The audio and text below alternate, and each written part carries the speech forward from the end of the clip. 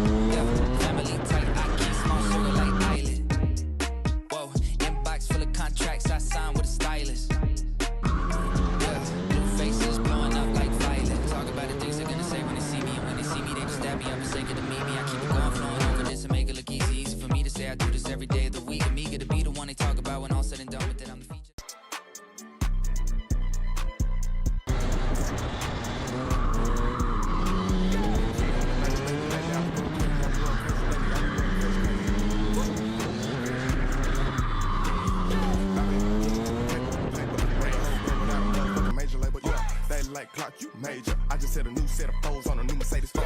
Bitches tryna have my baby. I can't go out like that, baby. No way. Big watch, big clock, play full flame. Got all the bitches feeling my full swing.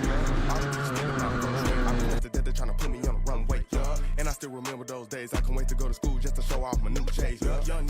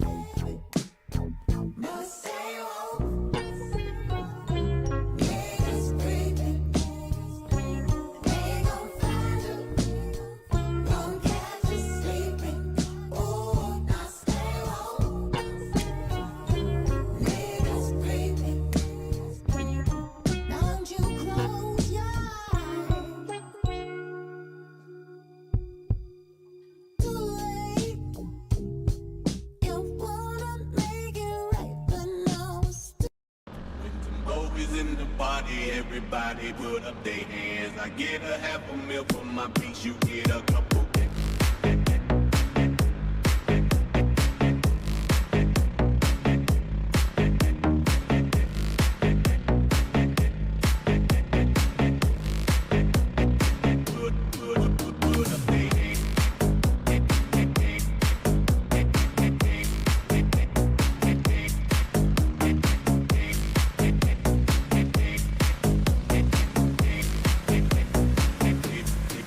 Put up their hands.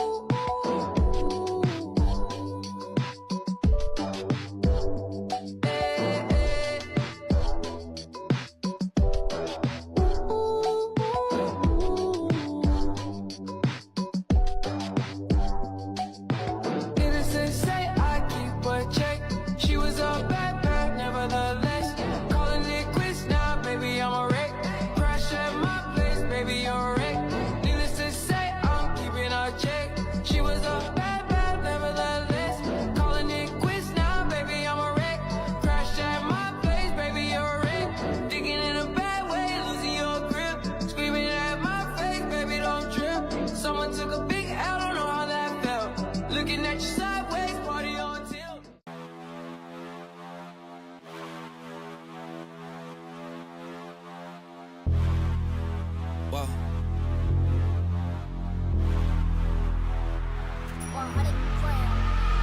Straight to the top, never going down, don't wait for the drop. Never stand still, that's the motto. Yeah, brand new bands for the auto. Whoa, foot to the ground, full throttle. Big energy for the night like lotto. Damn, y'all talk lots, never this quiet. Life like a Seinfeld plot. Vault full of songs, all of them bombs. Something like a minefield guy. Boom. Get it, tickets running out quick. Bet it, never get it outbid.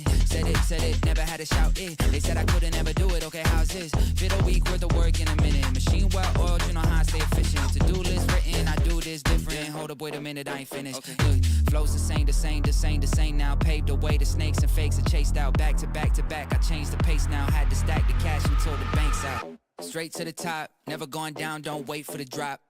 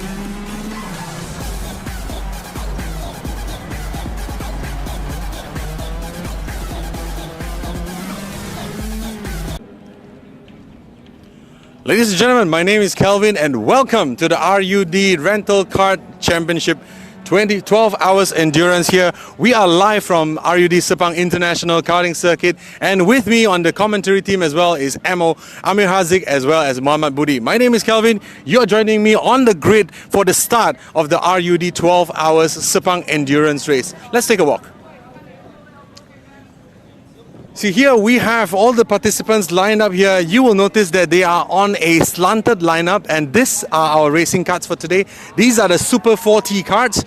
The drivers are getting fitted into their karts as we speak, and they will be starting their race from the other side of the track. So if you're looking at them right now, the karts will be started, but they will not go off until the main drivers on the right side of me here, they will run around and hop into the kart and start the race. So today, we have a 12 hours endurance race, and this is what's going to happen. The team at the end of the race that completes the most lap around Sepang International Circuit will win prizes. And today we have a multi-class race with a mix and match of international as well as Chinese participants from China as well. So as you can see here, we have a grid of fantastic races all ready to go. Everyone is getting ready, everyone is getting lined up. This is the track, and we will start with you shortly. Now, this being a 12-hour go-kart race, there's a bit of a special rules around it, and that surrounds the stints and the driver swaps as well.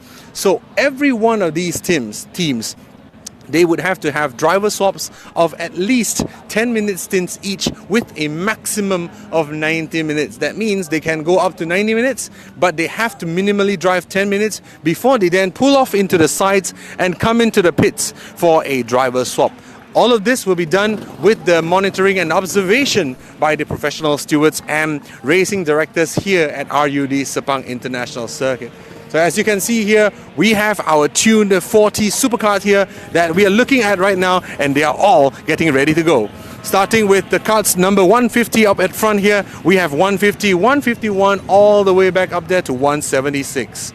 And that's a lot of karts today. So we are going to go live shortly. In another 2 more minutes, we will go live for racing, and I will pass you back to the commentary booth in a short while. But until then, stay with me as we take a look at this fantastic Le Mans start. Our drivers are ready on my right side and on your right as well. As you can look and see from the camera side, drivers will run over to their karts, hop inside, and go off into the race. So we have a motley of drivers here today.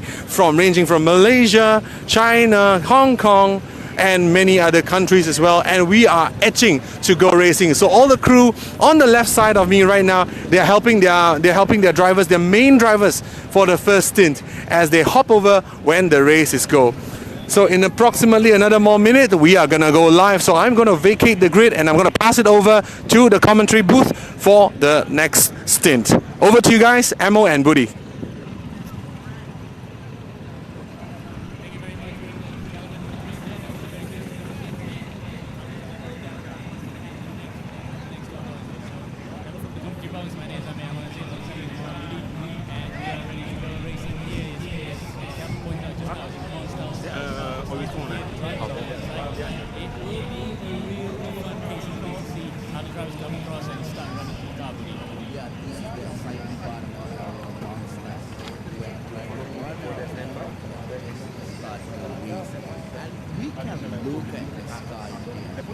It's gonna be a very good race, and it's gonna be a really hot day, I think.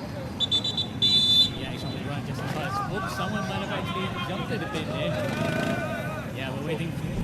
They probably were hearing the whistle to actually get back into the grid slots, but you can see they're itching to go. They're raring to go here right now to start the 12 hours because it will be a long day for us involved in all concerns. This is one of the times that you say the fly in the stomach will be flying around because they are really nervous, but at the same time, they are excited that the race is gonna start. This is a 12 hours adventure for all the driver in the grid right now.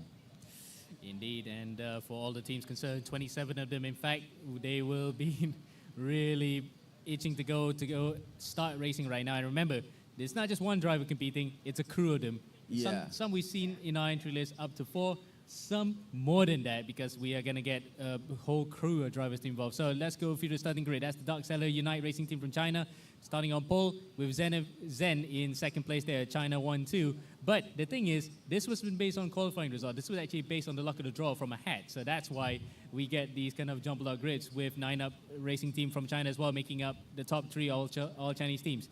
AGI Racing Team in 4th, the first of the Singapore contingent. And then in front of 2 more Chinese teams, OKA and Yidong. And then we have Dark Seller Racing, another team from Dark Seller. And then Hansai for the 8th place. And then we have Kaizen on the 9th grid. And then ACC on the 10th grid. Aero ACT and the 11th grid. And then we have Indus from Malaysia with his 12th grid. Next up, there's the other page here, row 7. It's T-Power Team 1. With Team AVR. So it's a Malaysian 7th row with another Malaysian team behind there, sister team to the car starting in 3rd, Team T-Power Team 2. Kaleidos Racing Team from China in 16th. We'll just run through the teams according to class after this when they go and start. Then the rest of the field here, Budi. It's Rainbow Motorsport and Downforce with this in grid 19 and 20. We have Team Y2X from China in the 21, and then 22 we have SDT Team EKR Racing on the 23rd. And then we have 24th Huanan Racing. And the final 2 rows of the grid here, Pending Racing from China starting in 25th, Katayam Team Malaysian team in 26th, and running up the entire field, incidentally, is the homeboys of this entire team, RUD Motorsport, riding at the back. As we hear the horn ready to go, then we're underway. The cars are going to get started and the drivers are in their vehicles. We're off here for the 12 hours of Sepang and we are underway. It's a good start from the front of the grid for the 3 Chinese teams then coming through turn 1 and 2. It looks as though everybody has gotten off the grid. A couple of drivers maybe a bit slower than the others, but looks as though, Budi, everyone's gotten away very cleanly. Yeah, that was a good start for the first of the grid. You know, he took off like way before everybody else can get back to him. Right now, he's in a bit, I would say that was a really comfortable place for him to sit at the start of the race. Yeah, that's the ACC team. We saw just now one of the drivers limbering up, coming into the karts. He was really ready to go, and he has gotten a 1.2 second lead as we come through the first 2 intervals. Yidong in second place and 9UP Racing in 3rd. So the Chinese contingent maintain 1st, 2nd, and 3rd in their class and in the international field as well, because remember, they're fighting for overall honors as well. T-Power Team 2, the best of Malaysians in 4th, and Team AVR in 5th. So Malaysians 4th and 5th here as we now come up to the end of the very first lap. The karts will stream through our camera and pass our commentary box right now. So there we go then. The first lap is done. but still plenty more to go, Budi. Yeah, it's 105.156. That was a good time, but this is the start of the laps. So I would say it's not that the tire haven't warmed that up yet. So we might see a faster time from this from this. Oh! There's a bit of a slight kerfuffle there coming through the Mickey Mouse section through 4 and 5. Not sure who's that because we will get a closer look of that after this, but it was 4 or 5 cars plowing through, but luckily no one got spun out here as we see second and third going at it. This is the Yidong team versus the 9UP team, as we got a couple of drivers as well fighting for positions behind there. The T-Power team actually has gotten ahead of Downforce Racing, and Downforce, what a start they had, because they were starting all the way back in row number 10 in P19 and 20, something like that, managed to make it all the way up to the top 5 early doors. That was a really good start for Downforce Racing. From 19, as you said earlier, from 19 or something, but right now in the 4th place. Wow, Downforce Racing is going for the win right now. Yeah, I mean, I would say that earlier I say that maybe they have to push at the first 15 minutes just to make sure that they have a good position. You know? Yep, and now we get to see there's the timing tower. Thank you there, broadcast managers behind the scenes. We get to see how it looks like right now at the front. So it is the ACC team by 2.9 seconds now, as we have a car stopped on track. So that is the residual action coming from that incident just now we saw coming through the Mickey Mouse area. So looking through our timing screen, that was unfortunately the Huanan team. So the Huanan team have actually stepped out of it, as well as induced. So 2 cars already on the sidelines here, early doors. Yeah, that was unfortunate for the Huanan team and the induced. But right now, we are still going back to the action. What happened between ACC and 9UP and the top 3 contenders right now? It's 3-second gap between ACC and 9UP. That was a really comfortable place to be. Yes. A brilliant start from the ACC team. Oh, and there you can see a driver doing the secret Team America signal there, trying to find a marshal to restart the car, but unfortunately he is still in the sidelines there, so that might be the Huanan team, because we saw just now they were actually starting way up through the field. Slightly further behind, but not too far to actually be a bit of a nuisance for themselves. But unfortunately, they're on the sidelines right now, so the Hunan Racing team then, we're going to have a very long day right now as we look at the battle further behind then. It looks as though it's a battle for P9 and 10, the Dark Seller team, one of the 2 Dark Seller teams coming through. And, it's battles all over the place right now, and we won't see the rest of it. 1 car goes on the grass, luckily, didn't get collected by anybody there.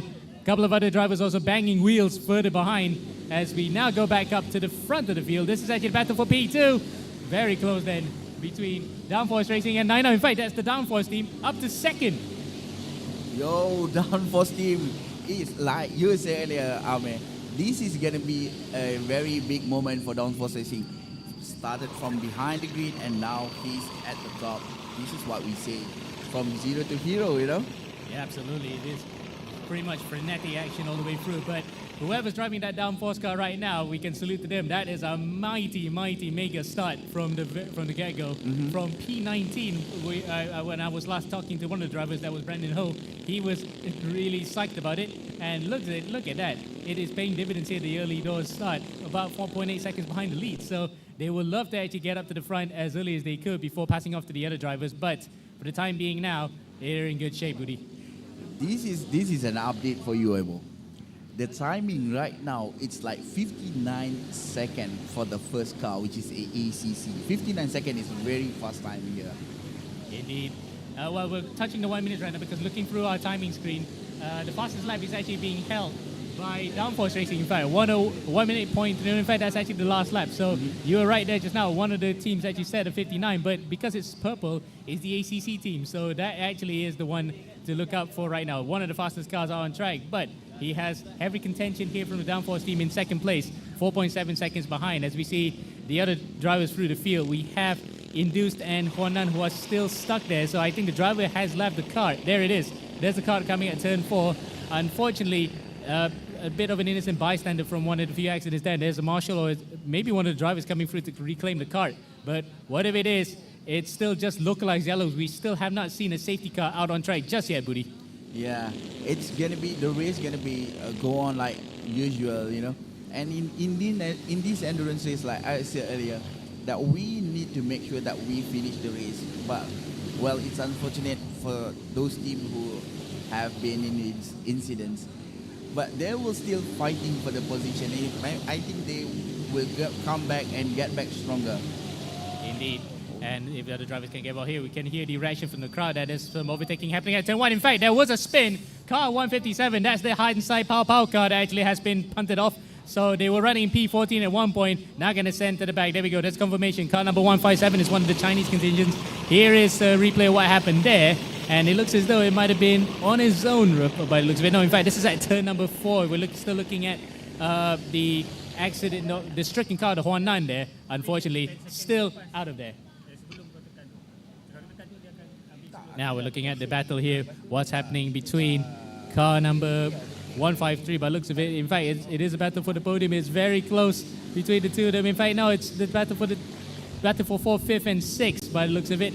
It is very close in the mid-pack, but up in the front, still 4.4 seconds between ACC and Downforce. And, well, the 9-up team still in P3, but losing touch to Downforce. Yeah, right now, what ACC can do, just maintain the pace.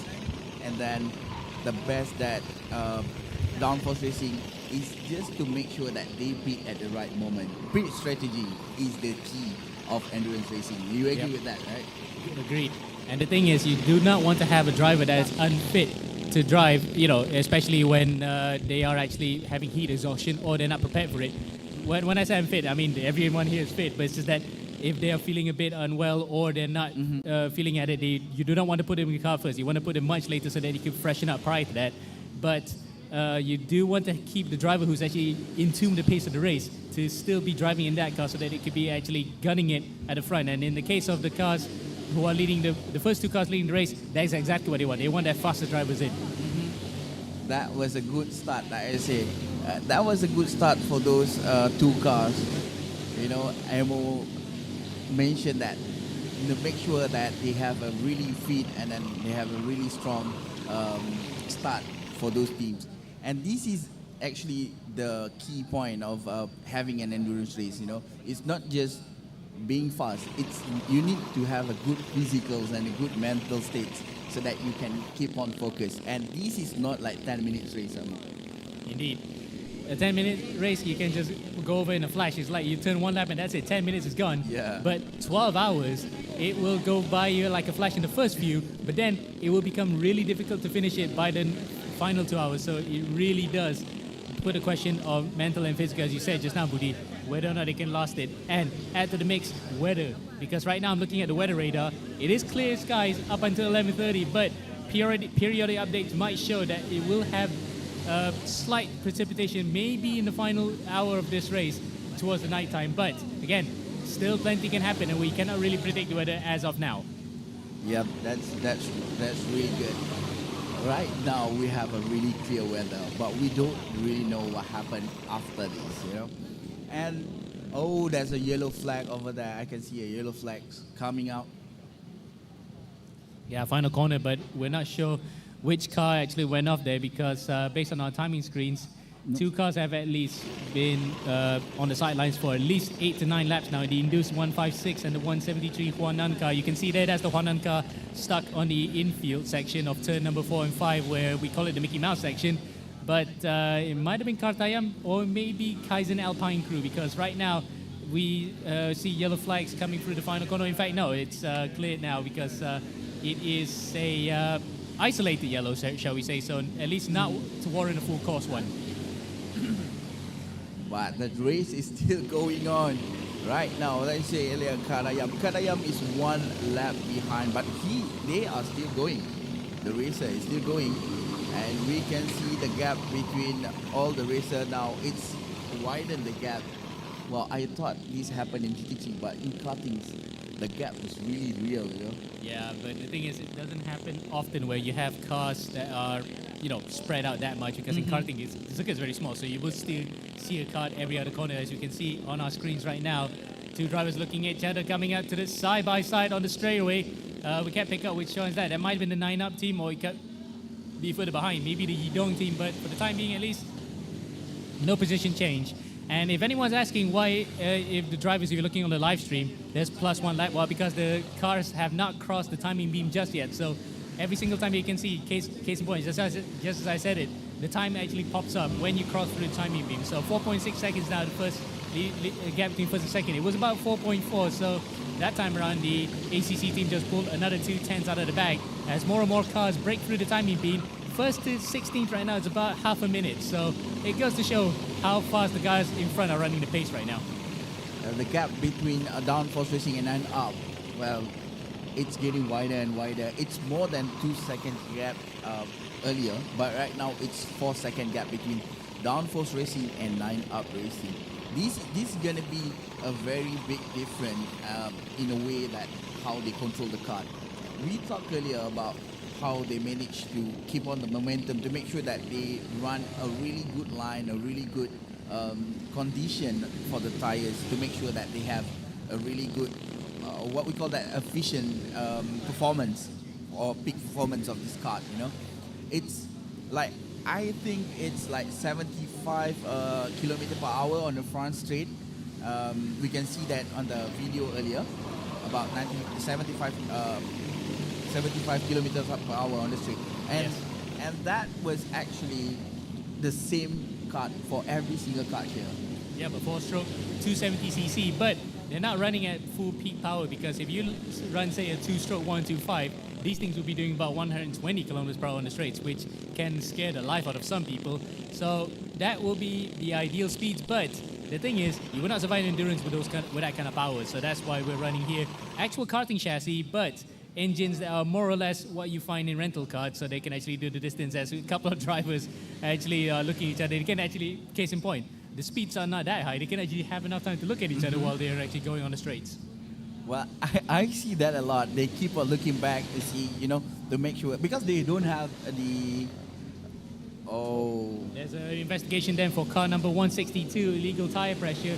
That is the OKA touring group with 163, unsafe release at race start, where the crew were illegally crossing the track. So 162 and 163, that is a, 163 is actually the car that's now pretty much at the back of the entire field. That's the Dark Seller Unite team, the sister team to the other Dark Seller car, but a couple of instances where infringements have happened. And remember, if you were to actually have the car that you did not like, you had to use it, so you cannot change it anymore. yeah, that is how it is, you know. This is one. It's some kind of one-make racing, I think. It is, but Yeah.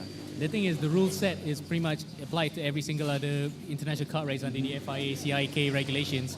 And the FIA CIK stewards here under MAM will be looking at these things very closely. And case in point, we already snared 2 completely unrelated teams together, but for two different infringements: illegal tire pressure change and unsafe release at the race start. So again, safety has to be at the utmost priority. If you were to have a messy start, then, well, that will be quite a messy affair to actually clean up afterwards if someone were to have a big crash and we have to delay the race start. So luckily, despite the illegal infringement at the start there, we are still going racing right now. We're about 18 minutes in. It flies, doesn't it? It felt like we only just started a couple of minutes ago. Yeah, exactly. I was like looking at the clock. It has gone 18 minutes. Wow, it's like 16 lap right now, I think, for the race leader to go in. Oh, yellow flag then. We have yellow flags. The marshals are actually waving, and it's through the final corner, in fact. You can see there's the pit lane. So the start finish straight. We might have had actually a car going off there, but the cameras unfortunately cannot pick up who's that. But with that kind of isolated yellow through there, means that you cannot overtake through that corner. So one of the best spots to actually go side by side. Maybe the one that could catch you in infringement.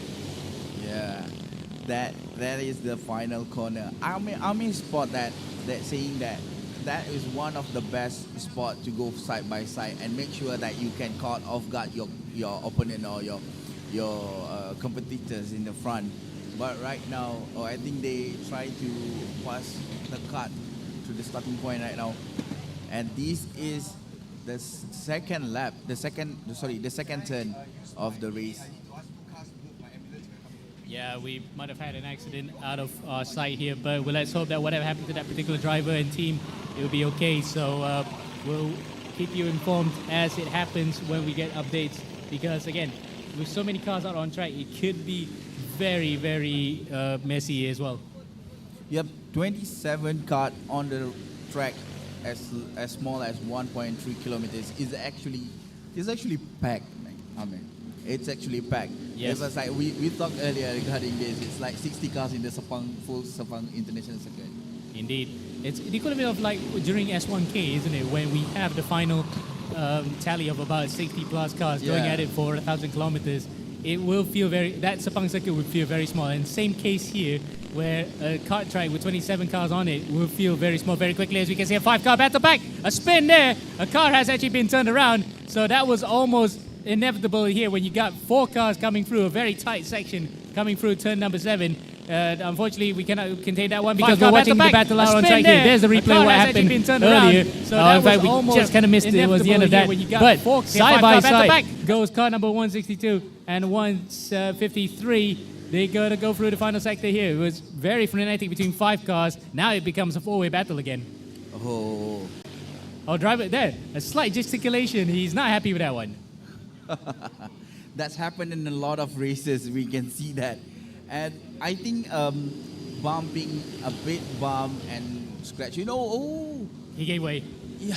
You can see his hand. Yeah. It was not it was not a gesticulation. He was actually giving way. Oh, that was actually a good sportsmanship here. Indeed. And that was actually the UKR and AVR team coming through. So they were battling for the fringes of the top 10. As that was a very close battle for...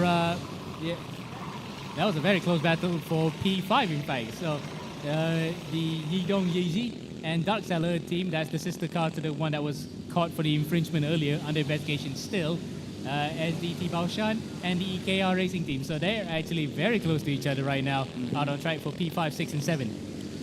That was a mid-pack battle.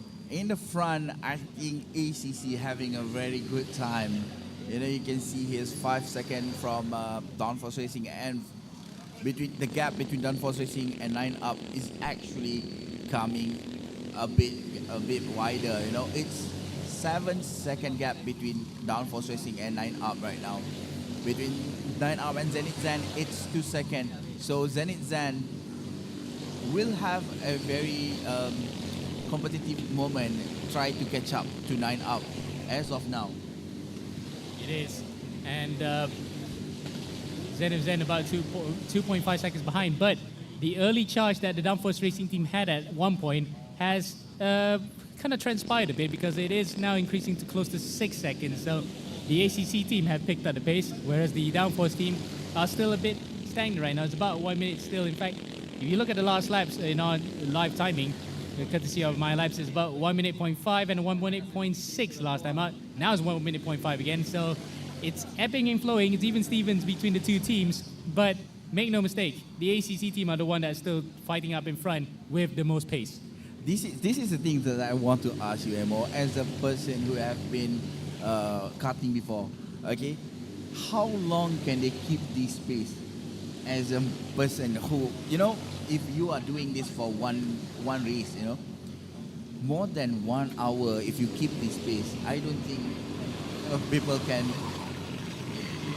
You know what I mean, right? Yeah. It's really hard to focus for 1 hour driving this car. Highly doubt it. You do not want to actually drive that hard for that long. You want to give the pace early on, but then back it off just slightly so that you can actually give yourself some breathing space, because if you push yourself too soon, you're going to run out of steam, especially when you're going to have to come back to the car after this. As you can still see that a couple of teams have been actually given penalties now. 163 with the race start infringement, 3-lap penalty. So that is going to put them on the back burner here. The 163 Dark Seller Unite team are now going to be playing catching shadows at the front, with the number 162 OKA Touring Group having been cleared, no further investigation. That was a great for OKA Racing, but a bit unfortunate for 162 just now, for the 163 just now for the 3-lap penalty. But race must go on. They still have to go on the race and finish the race. this is a 12 hours endurance race. You need to finish it no matter what happened, you know? Yeah, exactly. Speaking of the team that needs to start the race, Hunan actually are back in it because they were stopped at one point at turn number 4 and 5 in the Mickey Mouse section. They're now back on track and they have actually cleared Induced Racing, who are dropped to 27. So at least Hunan are in the race still, as you were talking about keeping going regardless. Yeah, regardless what happened, as long as your car is alive, you need to finish this race. Yep. That is the spirit of endurance racing. Indeed. There you go. Four-way battle over there. Well, as we were waiting to that four-way battle, here we go up in front. There's a car spinning around. That was probably as a result of that four-way battle. Car number 175, and that is the Kartayam car. So that one was already involved in an incident prior to that. So he's been sent all the way to the back. Alexander Kwek, Eddie Noramin, Ikma Arif, Muhammad Amirul, and Vignesh Rajendran in that particular unit. Well, they got their 15 seconds of fame in that regard, but unfortunately, not for the right reasons. Oh, that was a bad moment for Kartayam over there. But it's okay. They still can continue the race. No major repair need to be done to their cars. They just need to make sure that they make less mistake right now. Yes. This is the thing that we tend to make when we try to push ourselves so hard. And you know, like we said earlier, that this karting styles is actually taking tolls not only on your physicals, but it's also taking tolls on your brain, on your mental state itself. So when you push yourself too hard at the early of the race, you tend to make a little bit of mistake, you know? Yep. It's either you make your own mistake or you actually get helped around by another driver. But whatever it is, the Kartayam car at least kept it going, because you do not want to have a big one, especially this early into the race, because we're not even half an hour in yet. Well, look at the sky in the background there. It looks bright on the camera, but if we're actually here physically right now, we can see clouds are rolling in, and I'm looking at the weather radar right now. We're not even expecting any sort of showers, but yeah, dark clouds are hanging overhead. So we might just have another element being thrown into the mix here. Yeah, that's gonna be another added element, as you said earlier. This is an adventure for the old racers that will be racing for those 12 hours of the race today. So it's not just the kart condition, it's not just the track condition, weather condition gonna be another variable. Oh, sorry to cut you off there, because you were talking about the weather just now, but a car just literally looped it around. I was trying to look at the number there just now. It looked like car number 163 that was in the pits earlier for a slight penalty, but that definitely was not the one that we're looking at just now. But whatever it is, that car got it. In fact, it was the Dark Challenge Night car that just about held on to that. Yep, now we're still going on the yellow flag again at the end of the track. That was the turn 11. Having goes right now, we are trying to see if there's any action that we can catch towards the track. Well, here's some action right now at the front here. We can see the car number is 155 right there. That's the Dark Sailor Unite car with EKR right behind them, but they cannot overtake through turn 11 because the yellow flags are still being waved right there. So they were coming through that final sector. They're coming across our screen right now. There they are, coming through our commentary box in that little tent over there. To turn number 1. Ooh. And to very close, but no way through. Just he might try his luck coming through the Mickey Mouse section. Yo, that was so close. They can even read the names of the stickers on the bumpers itself, you know, that how close it is. But at the meantime, I don't think they're gonna make any move. They just make sure that they have a really close, a really clean air just to go by, you know. Oh, he's waving his hand there. that Dark Sailor driver, that EKR car was actually waving his hand to the Dark Sailor car. Maybe he wasn't happy with the prior block when we were jumping through some of the takes. But the thing is, it is very close between the both of them there for P6 and P7. They're coming through the final sector now. Yellow flags are still being waved at 1.9. In fact, it's gone green again, so they can still go through side by side coming through there. We're looking where they are right now. There they are. They're still neck and neck here coming through the final corner. It's nothing in it between the both of them. The gap's still about the same. You can see there, 8.7 and 28.8 between the Dark Sailor and EKR cars. They're coming for turn number 1 there. Side by side they go. And is it going to be a position change? No way through just yet. And they go for the switchback, but It looks as though it's the Dark Seller car that might have gotten ahead. That was actually a brilliant defensive movement over there. It's not blocking, it's just make sure that they have a really good line to make sure that it was considered defensive, you know. But this is the best part. The timing for EKR and that seller is actually identical. It's 1 minute and 1.227 to 1.225. It's identical, bro. 2000s. Yeah. A 2000s difference. That's all there is in it between the both of them here. And I think they're still battling at it out on track. We're trying to pick up where they are right now in relation to our cameras here. We're looking at the battles out on track. But it's about 3 tenths now. There they are. That's the battle that we were paying attention to. Car number 172 EKR Racing in 7th and 155 Dark Seller Unite Racing Team in P6. 29.3, 29.6. So 3 tenths of a second here between the two of them. And last time out, the lap times were just as close. A 10th in it between them, but it was the Dark Seller car that was faster that time. Well, this is the thing. This is the moment that we are looking for, you know. They have been fighting more than 5 laps right now, and they are still trying. You know, the EKR Racing drivers is still trying to get past them.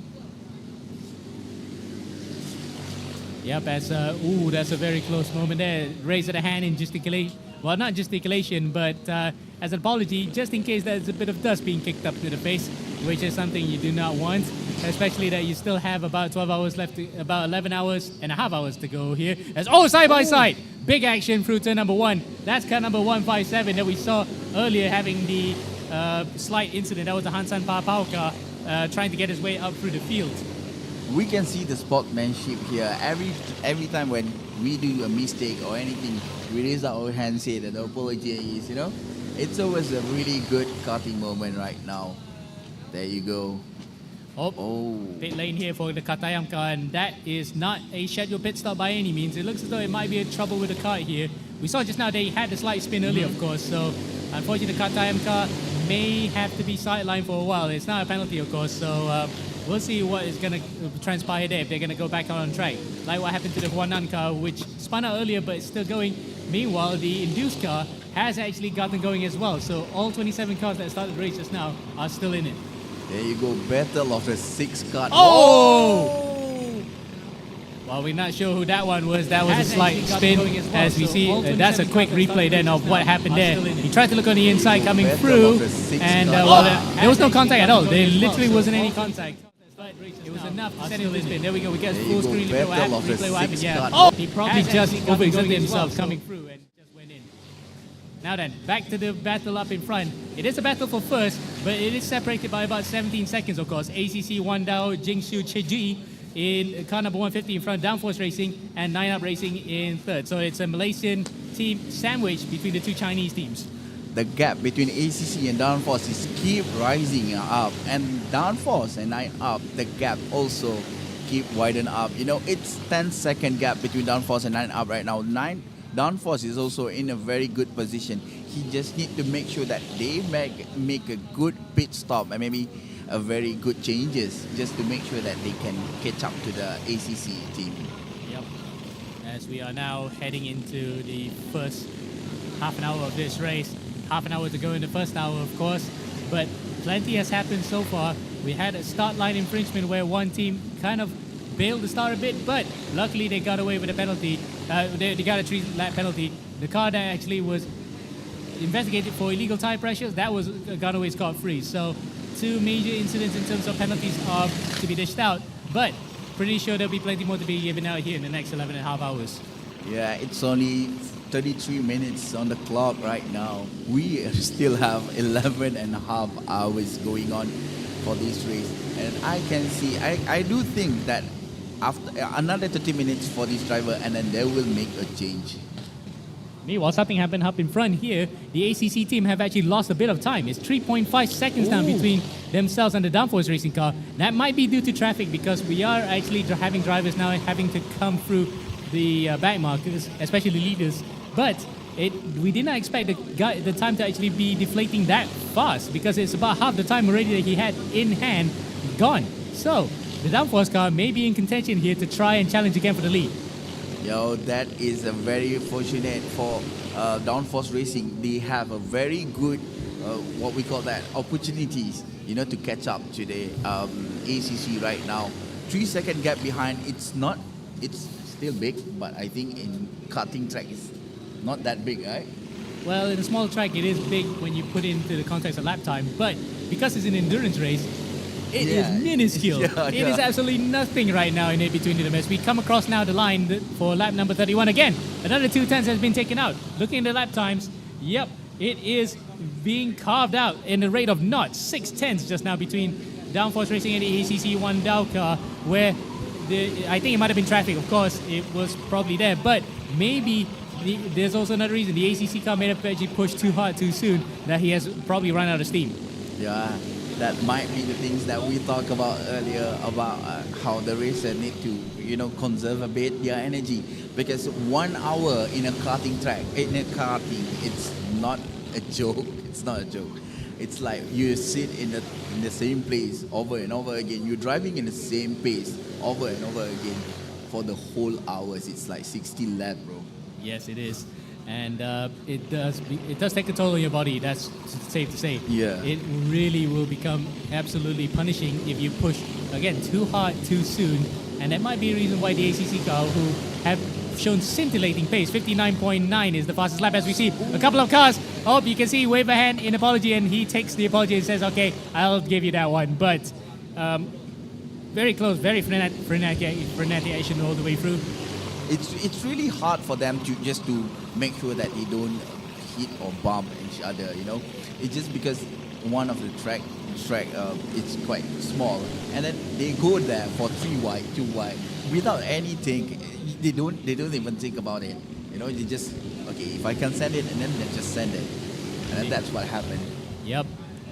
But there's a degree of sportsmanship that has to be adhered to, because sometimes when you overstep the mark, some driver may not take that lightly, or crew might not take that lightly. They will come for you afterwards in a later time. So again, everybody has to keep their powder dry. They do not want to actually go completely crazy that early and carry a grudge throughout the entire race. And we saw a couple of drivers, a few instances where they raised their hand up in apology, and that is great. That's good to see, especially in a field this eclectic, as we see an overtaking move coming through turn number 1. That might be for position just now. Yes, and it was actually for position. So good move there coming through turn number 1 and 2. But the gap up in front, 1 second now was actually taken away that time around. The Downforce car within 2.8 seconds. The Downforce car might have a chance. They might need another, maybe around 10 lap, just to make sure that they can, shorten the gap a bit. But right now, they are still fighting for position. This is not a joke, Usually when we say that the first car and the second car, the gap is widened, it's rarely that you see that they can catch up back, especially in the kart race. Yeah. But again, endurance racing is completely different from the normal sprint car racing that we have, because once the gap is there, it's almost unassailable to catch. But because we're looking at a battle between 2 cars right now, that the gap is decreasing in an endurance race, it becomes even more evident. As you can see there, 2.9 seconds that time around. So at least the ACC car has actually picked up the pace again. 2.9 seconds, as you can see on the gap right below. They were the only 2 teams that broke through the time limit that time. That's how fast they are. Whereas second and third, the Zen car now in third place up. They have actually overtaken the 9-up car, 16.1. So 14 seconds behind. Second place is the Zen car, and third place the 9-up car. Well, they had early pace as well, but unfortunately it has slightly faded a bit. This is what we can see from the timing. I think, like you said earlier, the traffic is there. You can see that 9-up is doing 102.8. So you can see that might because of the traffic itself. It's not really that easy to maneuver around the traffic. Yep, and there's always a case of a driver probably not being that cooperative when it comes to traffic, because they might be battling for positions themselves, they do not want to lose track position. But at the same time, when we don't have blue flags being waved right now, but when the blue flags are waved, they have to adhere to it. So it becomes a battle of wits, whether or not you can actually get by the driver and resume your battle to the guy further up in front. As a couple of cup chairs on track there. Oh, that's very, very close between 2 cars there. Not sure which one's that. Side by side they go through. the Mickey Mouse chicane, and it is a car number 161, but looks like it's 7-1. The SDT Shanghai Rabbit Drivers team against the Pending Racing team coming through. No, in fact, it's the ROE Act. Side by side they go through. Can see the number 161 there. We had a small replay, but that was a good maneuver from the ROE Act car, getting by the AGI Racing team. You can see he tried to fishtails. He tried to have a bit of slidey moment over there, just to make sure that he came in at the right spot. He just came in at the spot at the peak of the apex, The way that driver initiate that is actually really good. And we can see that they have the skills to make it happen. Indeed. And speaking of skills to make it happen, 3.1 seconds now the gap. So the ACC car has picked up the pace again. And it's proven the lap time. 1 minute. Okay, so last lap may not be the true story of it. 1 minute 0.5 versus 1 minute 0.3 for the downforce car. But the ACC car has actually eked out a bit of a gap again. So maybe the ACC car has actually picked up a bit of clean air, and that's why it is leading the way. Yeah, that might be the case. Downforce right now is still stuck in the traffic. When it's traffic, like we said earlier, you have to maneuver around it. It's either you try to overtake the car, or the car gives a way to you just to make sure that you can overtake them. But in any way, you still have to maneuver around the traffic. Yeah, and not lose that much time, which is important. So that's why the ACC car may have actually bled off that much time, because he was actually coming through big traffic as many cars were right in front of him. But regardless now, it looks as though the gap has stabilized up in front, 3.2 seconds, with the Zen of Zen car in third. No, the ACC car, we can see that they are getting back to the normal pace. 1 minute 3.5. It's actually back at the pace. It's 10.1. Yep. And you can see the battle gaps here. That's the difference between the cars themselves is the interval. So 14.2 between Downforce and Zen of Zen. Up in front is 3.2. Then further behind, Zen of Zen to 9up, 8.8 seconds. So whatever pace that the 9up car had earlier has actually faded a bit, because now they're falling into the hands of the SDT Team 2 car. Just only a couple seconds further behind, and it will be joined by the EKR team, 2.6 seconds. And to add more battle cars to the pack, the UKR team are just right behind it by about a 10th, and the SD team as well for the Pending Racing car. So really then, apart from the guys in front which have ebbed and flowed a bit, the rest of that top 10 is very compact. Yeah. Well, do you think that the mechanical things like the tires and all the mechanical things, is it taking tolls right now after 1 hour of the race? It's like 40 minutes of the race. So like you said earlier, maybe the tires can conserve around maybe 2 hours, right? Yep. So right now, maybe that was the things that happening on the track. And then another thing is the air here. It's a bit cooler than the start of the race. Yep. Right? Pace might be faster, but having said that, the fastest start of the race was a 59.9 set early on by the ACC team. So maybe the driver was already in tune with it from the get-go.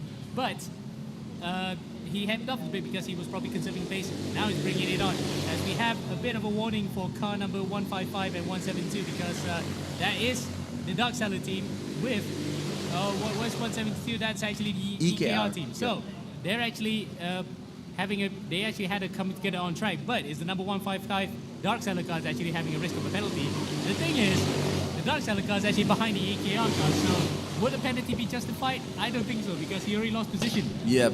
That also a true story over here. Maybe that happened when the EKR team, the Dark Seller team, trying to overtake the EKR just now.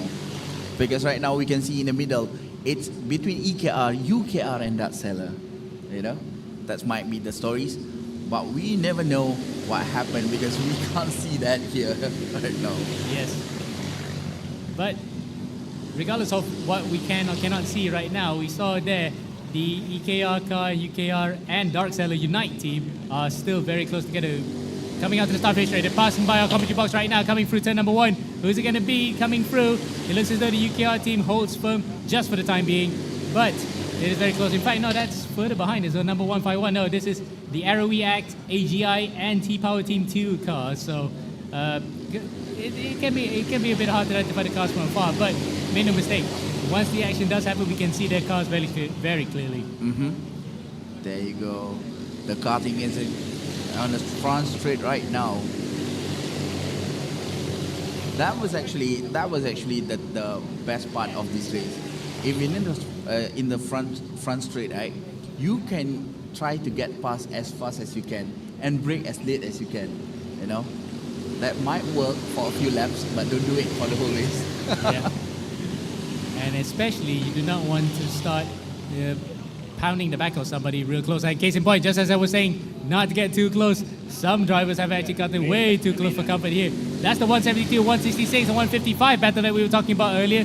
So EKR, UKR, and Darkseid Unite, they have been united as a trio for a better part of quite a few laps right now as we now come through the start finish straight, through the final corner, the sweeping turn 11, across the start finish line now, as we see coming through our timing screen and through our camera at the start of the finish straight here.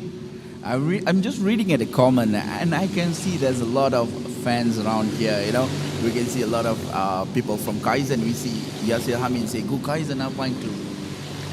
Yep. We can see a lot of Kaizen, UKR, and EKR just now. Yes. And of course, the fact that the Kaizen Alpine crew are a mix of Malaysian, Singaporean, and United States drivers. So it's a multinational team in that regard. A very good collaborative effort, but so far, we have not seen them in the top 20 even. In fact, where they are in the timing sheets here. Oh, It's in 24th. 24th, yeah. Unfortunately, not the best of starts. But let's hope that they can actually make it through for the next 11 hours and 20 minutes that we have remaining here. But battles all around, we were looking at 4th, 5th, and 6th, 7th, and 8th. There was a close battle here at one point, but it looks as though it has stretched out just slightly. Yep, 45 minutes has left at the clock right now. Wow, in a flash, man. In a flash. Like we said earlier that, it's like 20 minutes, 60 minutes. Now it's already been almost an hour into the race. But this racer, it's still trying to push as hard as they can. Yep. And the action's still running quite hard on track as we look at two cars battling here, coming across the start finish line. Let's hope that they can actually keep it clean. As coming through turn number 1 there, that's very close. Car number 170, that's the Y2X car and the RUD Motorsport car. So that's the homeboys that we talked about just now, being overtaken by the coming through turn number 1 there, that's very close. So that was very close to come, but it was for track position, not for position overall, but the ACC car literally just hung its neck out there, just about made the move stick. That was a nice maneuver around the corner, the first corner actually there. And right now we can see that they are still fighting for position. The ACC never back down. They don't slow down their pace. They are doing 1 minute and 1 right now, just because of the traffic itself. Yep. And the downforce car behind has gained about 3 seconds that time, 3 tenths that time around. We're still 3 seconds behind here as there's a bit of a slight battle between car number 157. That was the Hansai Pao Pao car that we saw having a bit of a slight spin earlier, but overtakes, by the looks of it, I don't know, it was actually not for position, or that was actually a back marker coming through. But they're still soldiering on from the back of the grid here after that slight spin earlier. So we can see then in the top 13, they are actually fighting for position, but underneath that 14 is from ROE ACT up to AGI, it's 1 lap behind. They are really hard to make sure that they can get back to the point where they can, just to make sure that they are in the same lap. Yeah? 1 lap behind is actually quite a big gap, unless, knock on wood, if the car in front have something happen to them. Yeah, like a penalty. Yeah. A 3-lap penalty that we saw just now that was being given to the Dark Seller Unite car, number 163.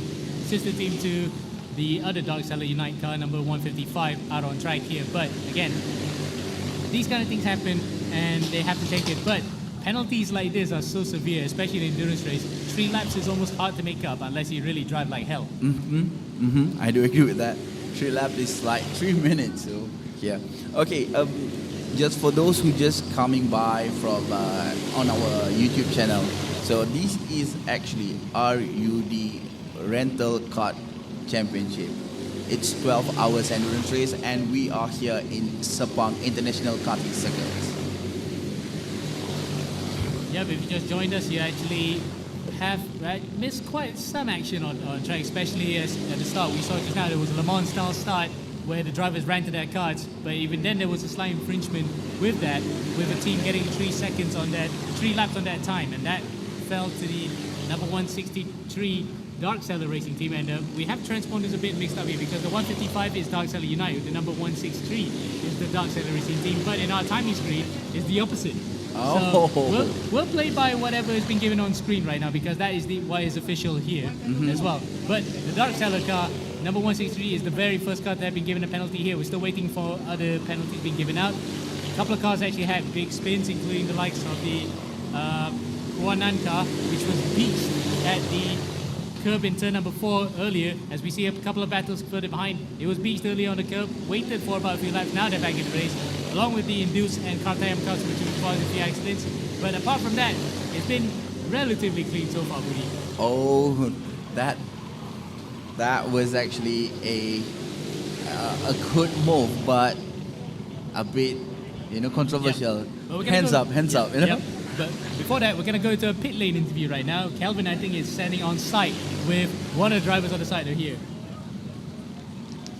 Okay, so we're waiting for the interview to come by at any time right now, but key point to note here, action on track is still running hot here. That's car number 150, 160, right? That's the ZFZ car, maybe being caught up here. Further behind. You can see the sunlight is coming now, I mean. Yep, Yeah, the track gonna be hot again.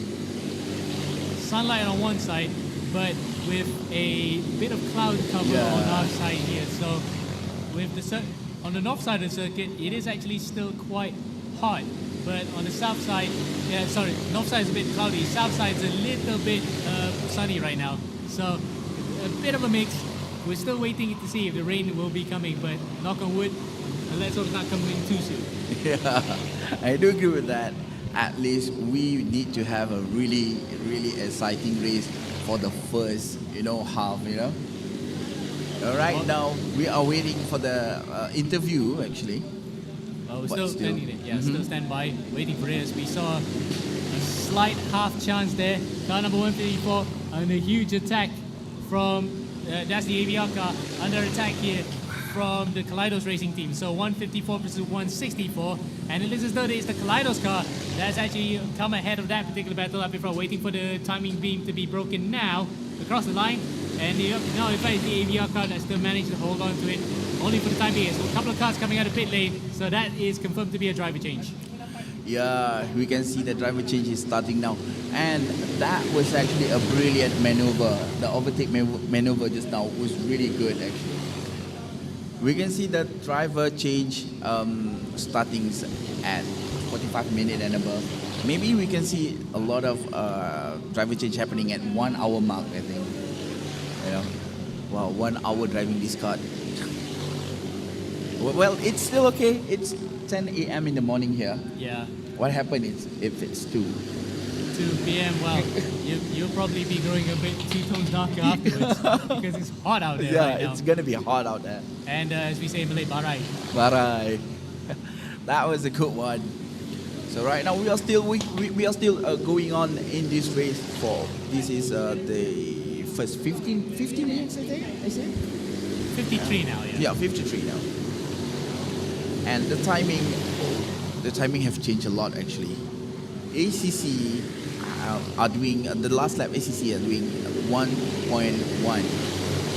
1 minute, 1.046 seconds. And, well, yep. I think he need to get back to the pace.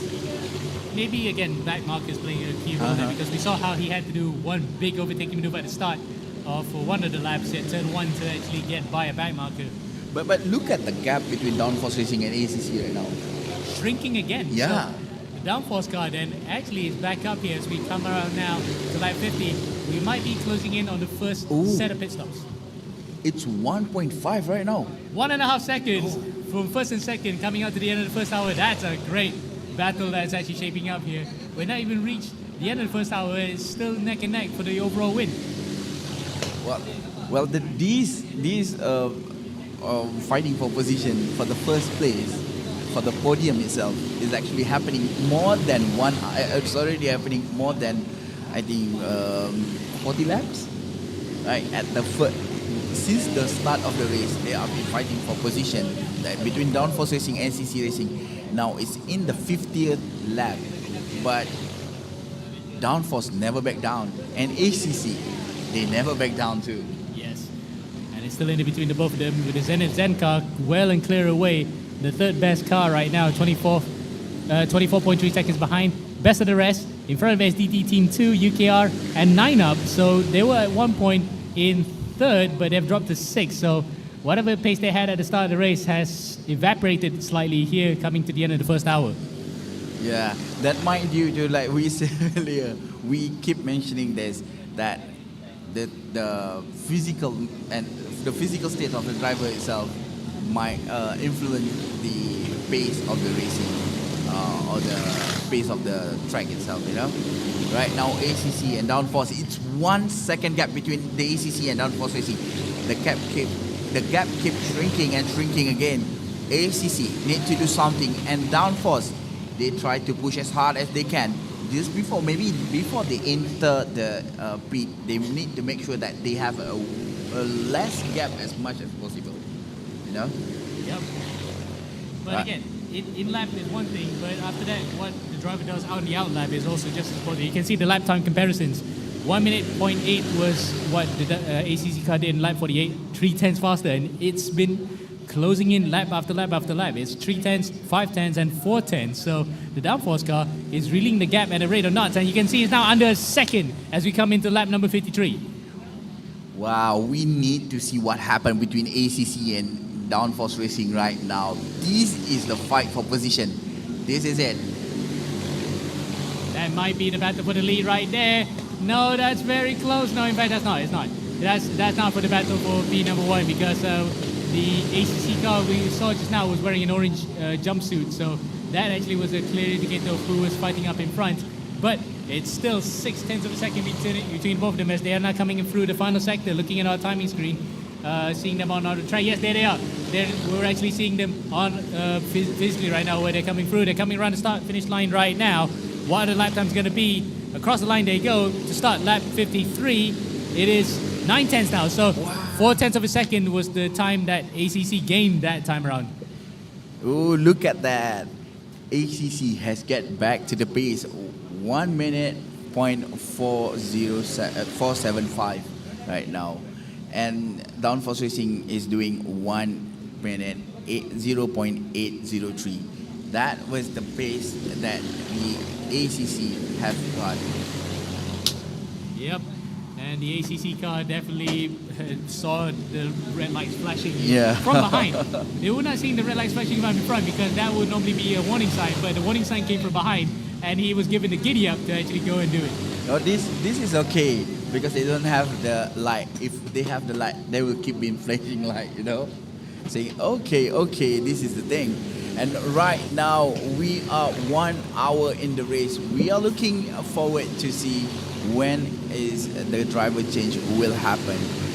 Initially, I was thinking that they might start doing it in like maybe 45 minutes or maybe 50 minutes. But I can see 2 cars have done the driver change right now. Just now, I can see the car was just passing by us. Yep. A couple of cars already into the pit lane. It looks as though the Kaleidos car was in, and the for the behind it might have been a Bentley car because you can see. In fact, it was also the Rambo Motorsports car that came into the pits as well. So both cars have actually did their driver swaps, and it's by the hour. So I think that is pretty much the tactic if the driver can last that long. Yeah, if they have more than 4 drivers, I think it's gonna be good. But we can see that. Some team have only 3 drivers. That might be hard for them. Yeah. Whoa, that was very close as well for cars for the behind. Oh, there's a spin! Slight spin there. Luckily, no one got taken out. And it might have been the Downforce car actually trying to go through there. really, really close. 6/10 was the gap here. We'll wait and see how that transpired as we look at car number 151. That's the T-Power Team 2 car against the number 163 Dark Seller Unite car, or Dark Seller Racing Team car. We just call him Dark Seller just for the sake of simplicity. Fighting for P13, but again, different cars on track here. Now we're going to get ready to cross over back to Kelvin in the interview. All right, hi, I'm Kelvin here. With me on track next to the pit lane here, we have 158. It's Timothy. Timothy, tell us a little bit about yourself and where you come from and how was your first stint? Hi, I'm Timothy from Singapore. We are from AGI Racing Team. The first thing was pretty tricky. I think when we are out there, we get to see the different pace that everyone have.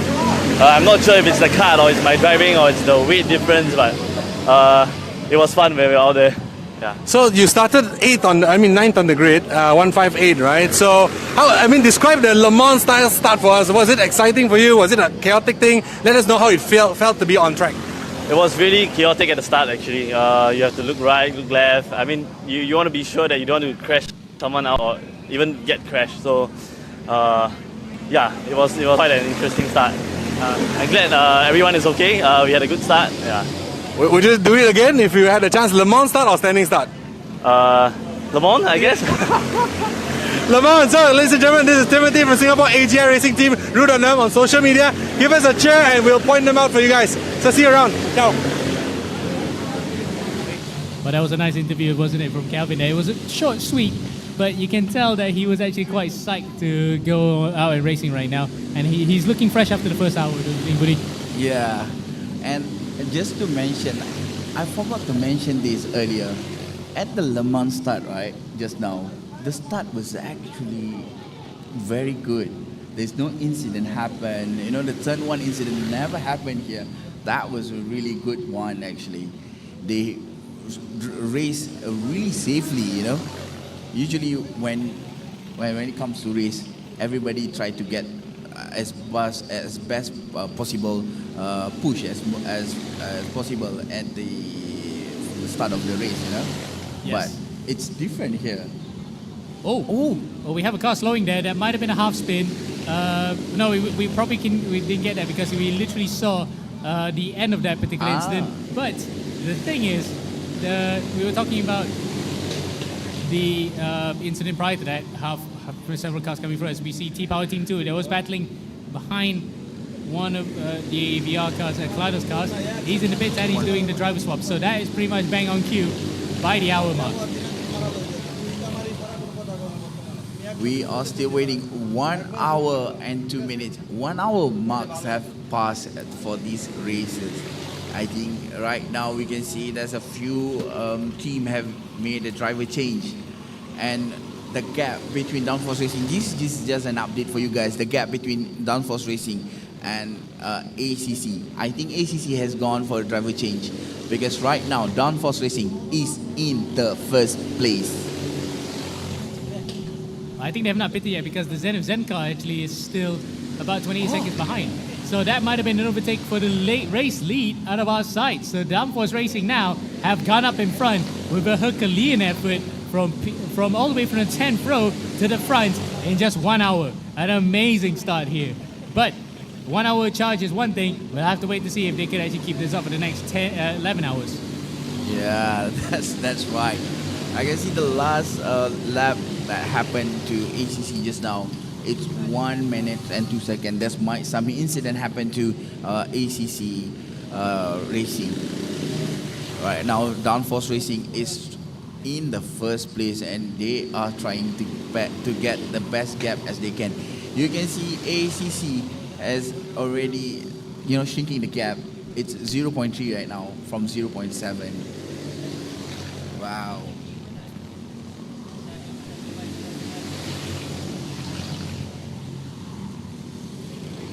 There you go.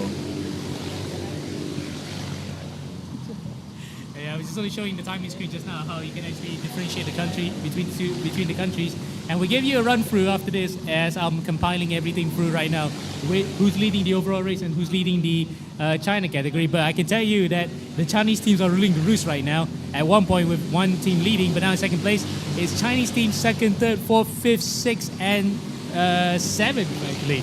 So they are really lighting up the charts and holding on to the overall positions. Yeah, we can see that the difference between the Chinese team and the international team right now. This Chinese team is actually in the top of the league right now. But not to mention, Downforce Racing is actually from Singapore, is on the top of the pack. And 4-second gap between ACC and Downforce right now. We are still waiting for them to make sure that they can hold on as long as they can. So the maximum stint that they can make is actually 90 minutes, right? So as long as they can hold for 90 minutes, I think they're gonna be good. Wow, 90 minutes for a driver. Wow, they have a very good physique and a very fit, you know. Yeah, I don't think I can last that long in a kart. I can do that in a car out on track right now where we have the MCS race going on, but I definitely gotta do it in a car. It's way too physical. Yeah, it's way too hard. You know, it's extreme. When you say it's extreme, it's really extreme. This is an open wheel kind of race, and you race with like less, with a lot of vibration. You have less suspension. You know, you need to move your body here and there. Oh, that was an incident over there. Big one into the catch fencing. We're trying to identify which car is that, but the driver's actually gone under it. Number 158, and that is driver's actually further behind here. But big accident, it's the AGI car. We just had an interview with Timothy Young just now. One of his teammates actually went under the pit. It is a big collision here, and he went sailing under the catch fencing. Luckily, he is actually walking. The driver's actually gone under right now, but it is a massive accident. You can see what happened there again. Got tagged around, and I think that might have been a downforce car.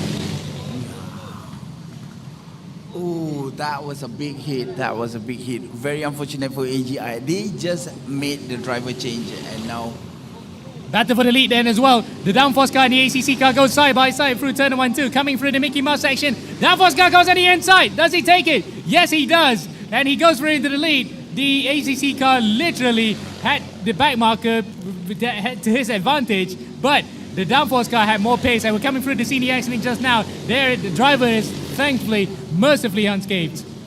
wow, that was a very good maneuver by Downforce Racing. They managed to,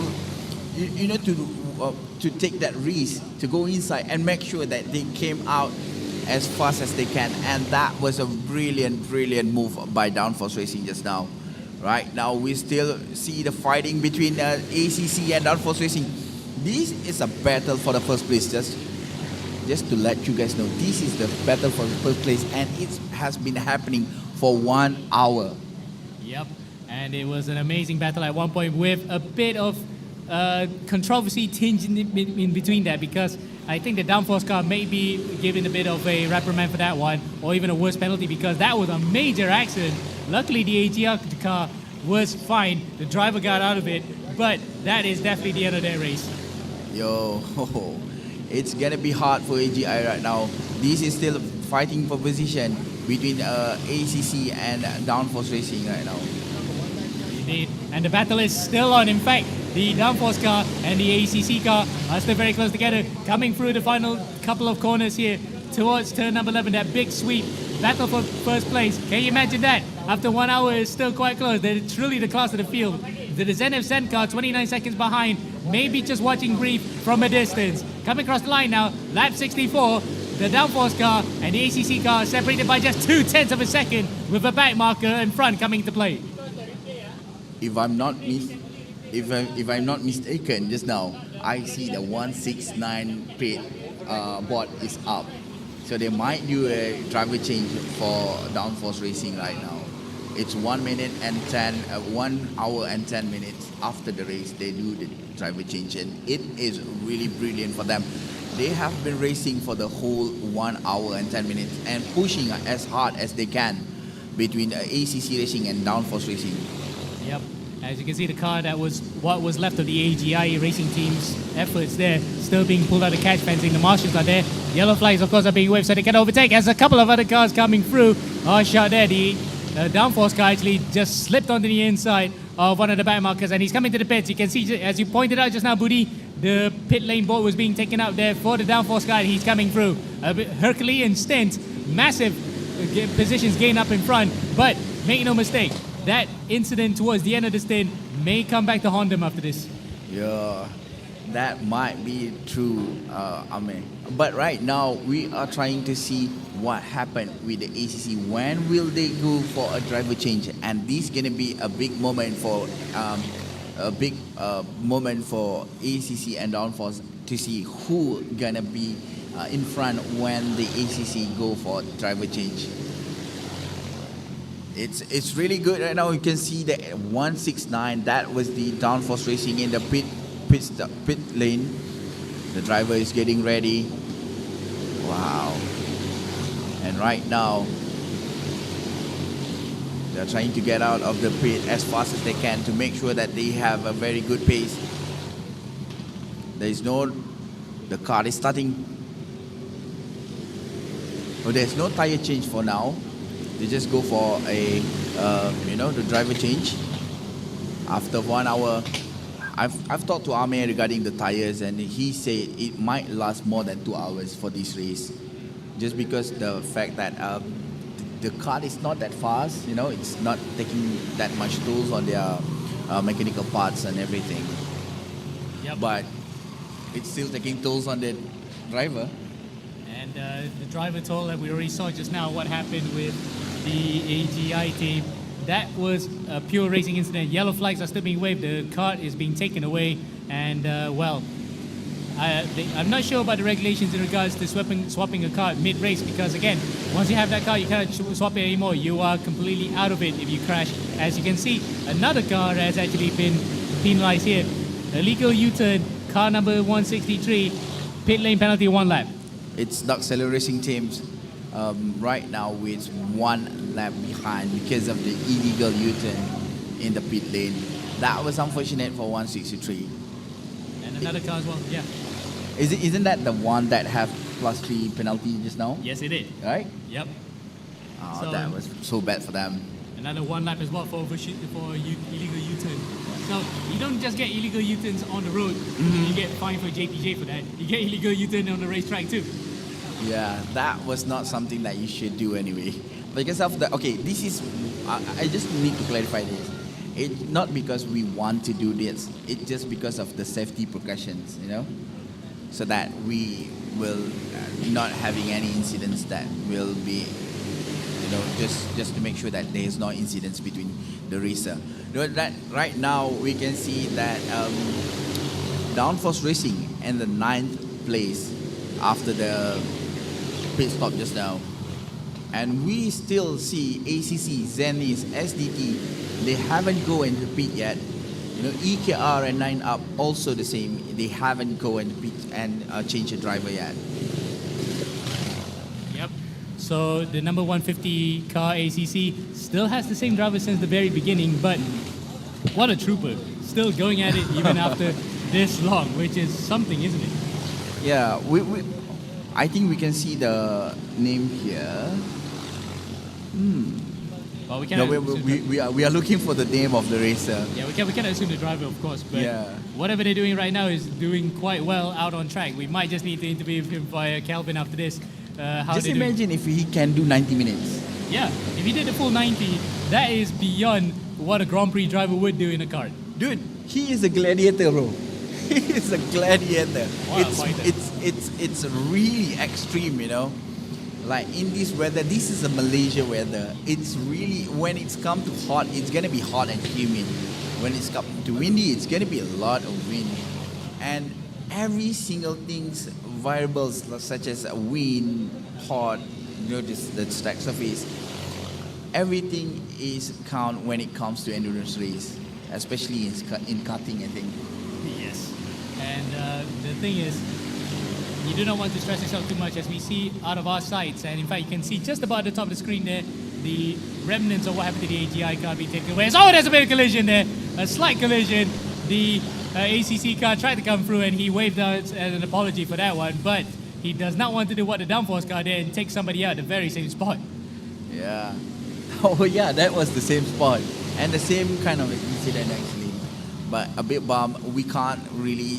Well, sometimes the driver can't really see what behind them, and that might happening.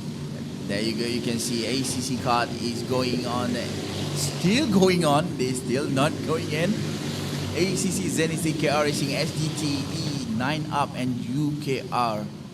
Wow, they are really a gladiator. I think they might want to do the 90 minutes straight. That was actually extreme. And right now we can see the weather. Oh, it starts to be cloudy again. Yes, and it's getting a bit cooler, so at least that's quite nice for us in the commentary box and the drivers out on track. But again, they have to complete a certain amount of time, about 400 minutes or so, to make to declare the race official. Just asking about this. Do you think if the temperature change between the environment change temperature ambience here, do you think it will affect the racing line for this car?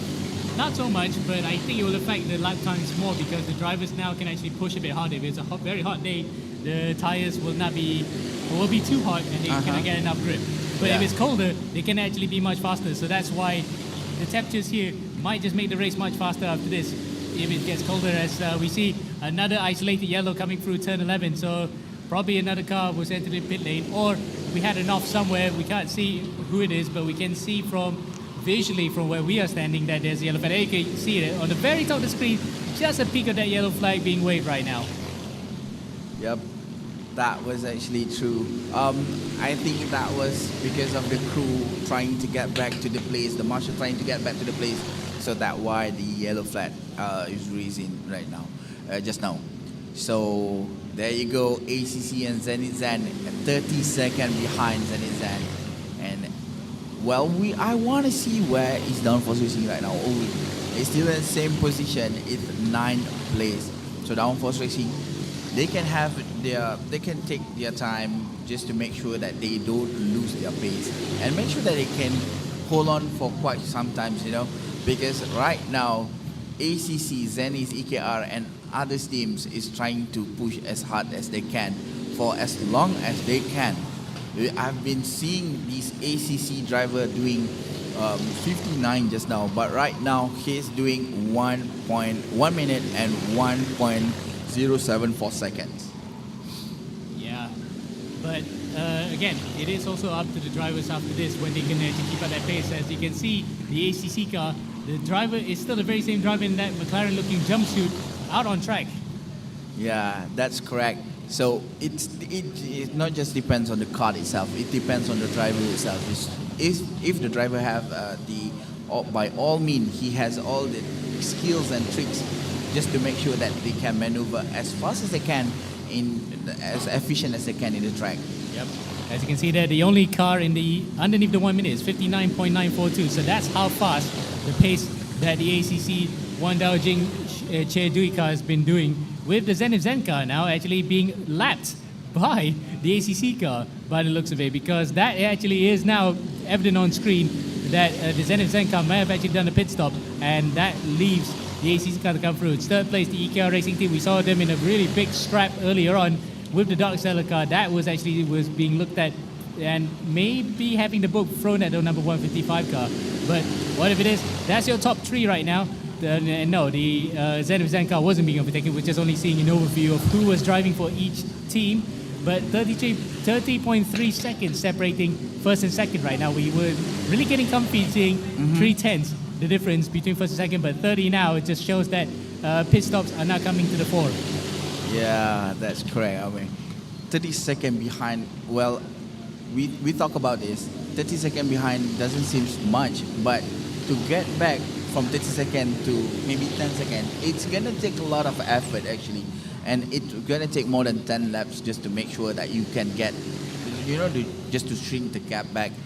But right now we can see that the driver is still going on. We are 1 hour and 20 minutes into the race, and the action has never stopped since the start of the race. Wow. Since the first minutes, now it's 1 hour and 20 minutes in the race. And we still see fighting here and there. Yep. Car number 152, the Yidong Ye car against, I think, the Kaleidos car right in front as well. This is actually 4th position, but no changes yet. Oh, there's a collision! Cars being spun around into the tyre barriers they go. Might have an isolated yellow right there. The driver in front who was asking, what the heck happened there? I had 2 cars behind me. Now they had to look behind. And a couple of drivers also waving for pit lane, pit board for the pit lane coming in. As there you can see, the end of the incident, what happens. Luckily though, the car in front didn't actually get collected by that. Yeah, that was also another unfortunate event for the car behind, the 2 car behind.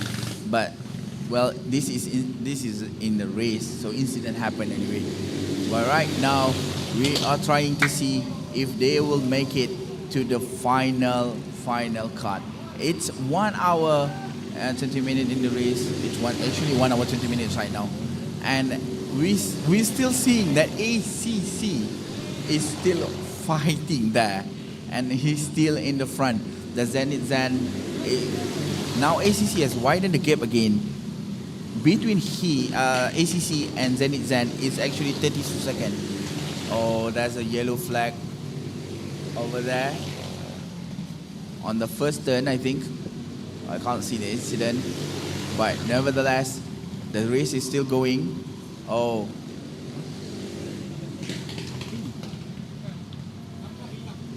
Okay. Yeah. Just now Kelvin told me that the cloud is getting darker actually. Yeah, our producer Kelvin and also commentator after this, he is actually pointing up to the sky right now as we see multiple yellow flags. He's pointing up to the sky that there's possibility of rain coming in, and let's hope that the race actually reaches that halfway point about 7 hours and 12 minutes in so that we can actually put it as official. So let's hope it holds on here as we see more yellow flags being waved. In fact, we can see on the gantry right now, it is at the first sector, so a car has gone off there somewhere. And then 2 cars have gone off as well. Big collision, and the drivers are not happy with that one. One of them, number 159, that is for the Kaizen Alpine crew, not happy with that. It's Leo Ng, Jackie Leo, and Brand Miller in that car being involved in an incident. And well, 2 cars coming together then, that was actually quite a commonality, but not in the way that it would have wanted. Oh, more cars coming through the Mickey Mouse section there. Brand mounting the curve. Wow, I really love the way that that turn flow. You know, it's really good. You can see how how the racer try to get as much space as they can, just to make sure that they can maybe overtake on the corner there. That was really good.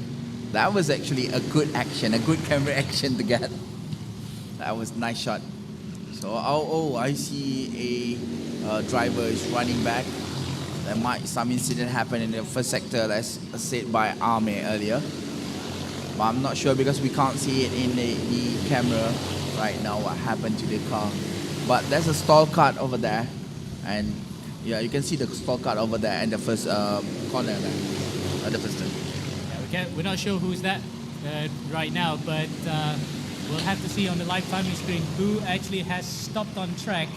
That might have been a Rambo Motorsport number 168 because the car's transponder has not clicked a single digit on our timing screen. So that might have been a car that stopped on track here, Budi. Yeah, let's see between Rainbow Motorsport and Oka Touring crew, because I can see the Oka Touring group also doesn't, you know, the transponder doesn't beep, and I can see that Rainbow Motorsport place is going down to 19 right now, and Oka is going back to 20th. So right now we are still in the race. The race is still going on, so there's no major incident happening. Just to make sure that Oka Touring Group is going back to the race, but Rainbow Motorsport, yeah, that might be the Rainbow Motorsport. Yeah, because we can see transponder. Okay, Calvin, you can take it away now for the onside report. The track. We are looking at the kart being recovered as we speak here in the middle of the track. It was actually yellow flags on first sector and no longer now. The kart has been recovered. The kart that we are speaking that has unfortunately lost itself in turn 1 has since then been recovered and is in the middle part of the track now, clear of any obstacles. So as a result, the track has now gone full green again, full green. Back to you guys. All All right, thank you for that, Kelvin. And it's a bit like Ted Kravitz right there. We'll see. Hope we can get more of you after this. But the thing is, that yellow flag actually did not cause anybody position, but it has caused the Ram Motorsport car quite a few laps. So I think they might have to consign themselves to the history books here as well. Yeah, that's correct. But well, the first turn was actually if you push yourself too hard in the first turn, you actually can't turn your car. That might happen there. It's really about, because yesterday I see a lot of people who just renting a car and do the same mistake, and that mistake was actually it's easy to make that kind of mistake because we try to push as fast as we can, especially in the first turn, because that was where the front straight end. Right now it's 1 hour and 25 minutes in the race. Well, ACC have gone to the pit, I think, because I can see ACC going down. Let me check in the timing screen. Yep, ACC and Downforce Racing is back-to-back action right now between ACC and Downforce Racing. Yeah, we have to get used to the new overalls for the two drivers because it is different this time around. Of course, swapping as we see more yellow flags being waved coming into turn number 11. That was probably for another incident right around there. I don't see a cut stop, maybe because it is for drivers pitting in. So it's just as a precaution as well because you do not want to have a car colliding coming into pit lane. Yes, that's correct. So whenever it comes to safety, that will need to be the priority of this race. So right now, EKR Racing is still going on. Zenit EKR Racing, RUD Motorsport is still going on with the same driver, I think, because ACC and Downforce Racing is right now getting back. Oh, ACC Racing is actually getting back position. Is in the second place, waiting for the EKR Racing to go to the pit stop. Yep, and more and more of their crews actually waving by. You can see drivers actually putting their hand out in acknowledgement that they're coming through, as the EKR team now take the lead of the race because of the pit stop for the ACC car. The Downforce car is also right behind, but well behind actually compared to where they were at the start of the stints, where at the end of the first stint, where we saw the gaps were about 2 seconds, I think, in it between the both of them. Now it's actually beyond 12 seconds. But the best part of it is actually, for the last lap, the ACC and Downforce Racing, they are making an identical timing. It's 1 minute 2.314 seconds and 1 minute 2.35. It's really close, the timing between the pace between these two racers. And we just to make sure you guys understand that this is different racer from the first start of the race. So the first start of the race, maybe they have a very fast racer, just a very fast driver, just to make sure that they can get the best position as possible, and then they change to a different racer, the different driver that is just as good, but maybe that can just conserve their pace to make sure that they have a very good pace on the second stint. Yep. And again, we did talk earlier about the drivers that come in for the start of the stints, or rather the start of a new stint. They may not be in tune with the race compared to the driver that actually started the race itself. So that's why it's key that you want to keep the same driver behind. But again, karting is a completely different discipline because in a car, you don't feel that tired, so you can continue to do 2 hours. In this case, this one, you will feel it even after just the first 10 minutes. And then once you stop for your first stint, and then maybe you can go and rest for a while. But when you get back for your second stint, you actually getting a lot easier to get tired, because you don't have that much rest that you get since the first stint. So right now we are seeing ACC getting back to the top of the field. ACC and Downforce Racing, 10-second gap between ACC and Downforce Racing. And Downforce Racing need to do everything that they can just to make sure to shrink the gap between them. Yep. As speaking of gaps right now, we're actually now seeing a 10-second gap. So it was around the estimation that I said just now, about 12 seconds between the ACC and Downforce car. But now we get to tell you what was the overall and the international and the China leaderboards right now, because I managed to actually put it together here for for everyone to know. So the ACC car from China is leading overall and in the Chinese category. It is in this multi-class race between different nations, with Downforce Racing the first of the international guys, but second overall. So they will still finish second in overall as well, because the Chinese teams also eligible for the overall win. Third place and second in China class is the Y2X car, with the Zenith Zen car fourth overall and third in the Chinese category. Fifth being the EKR team and fourth in the Chinese category as well. Lineup team is sixth overall and fifth in the China class. Then we look at the other class, of course, international in the top five.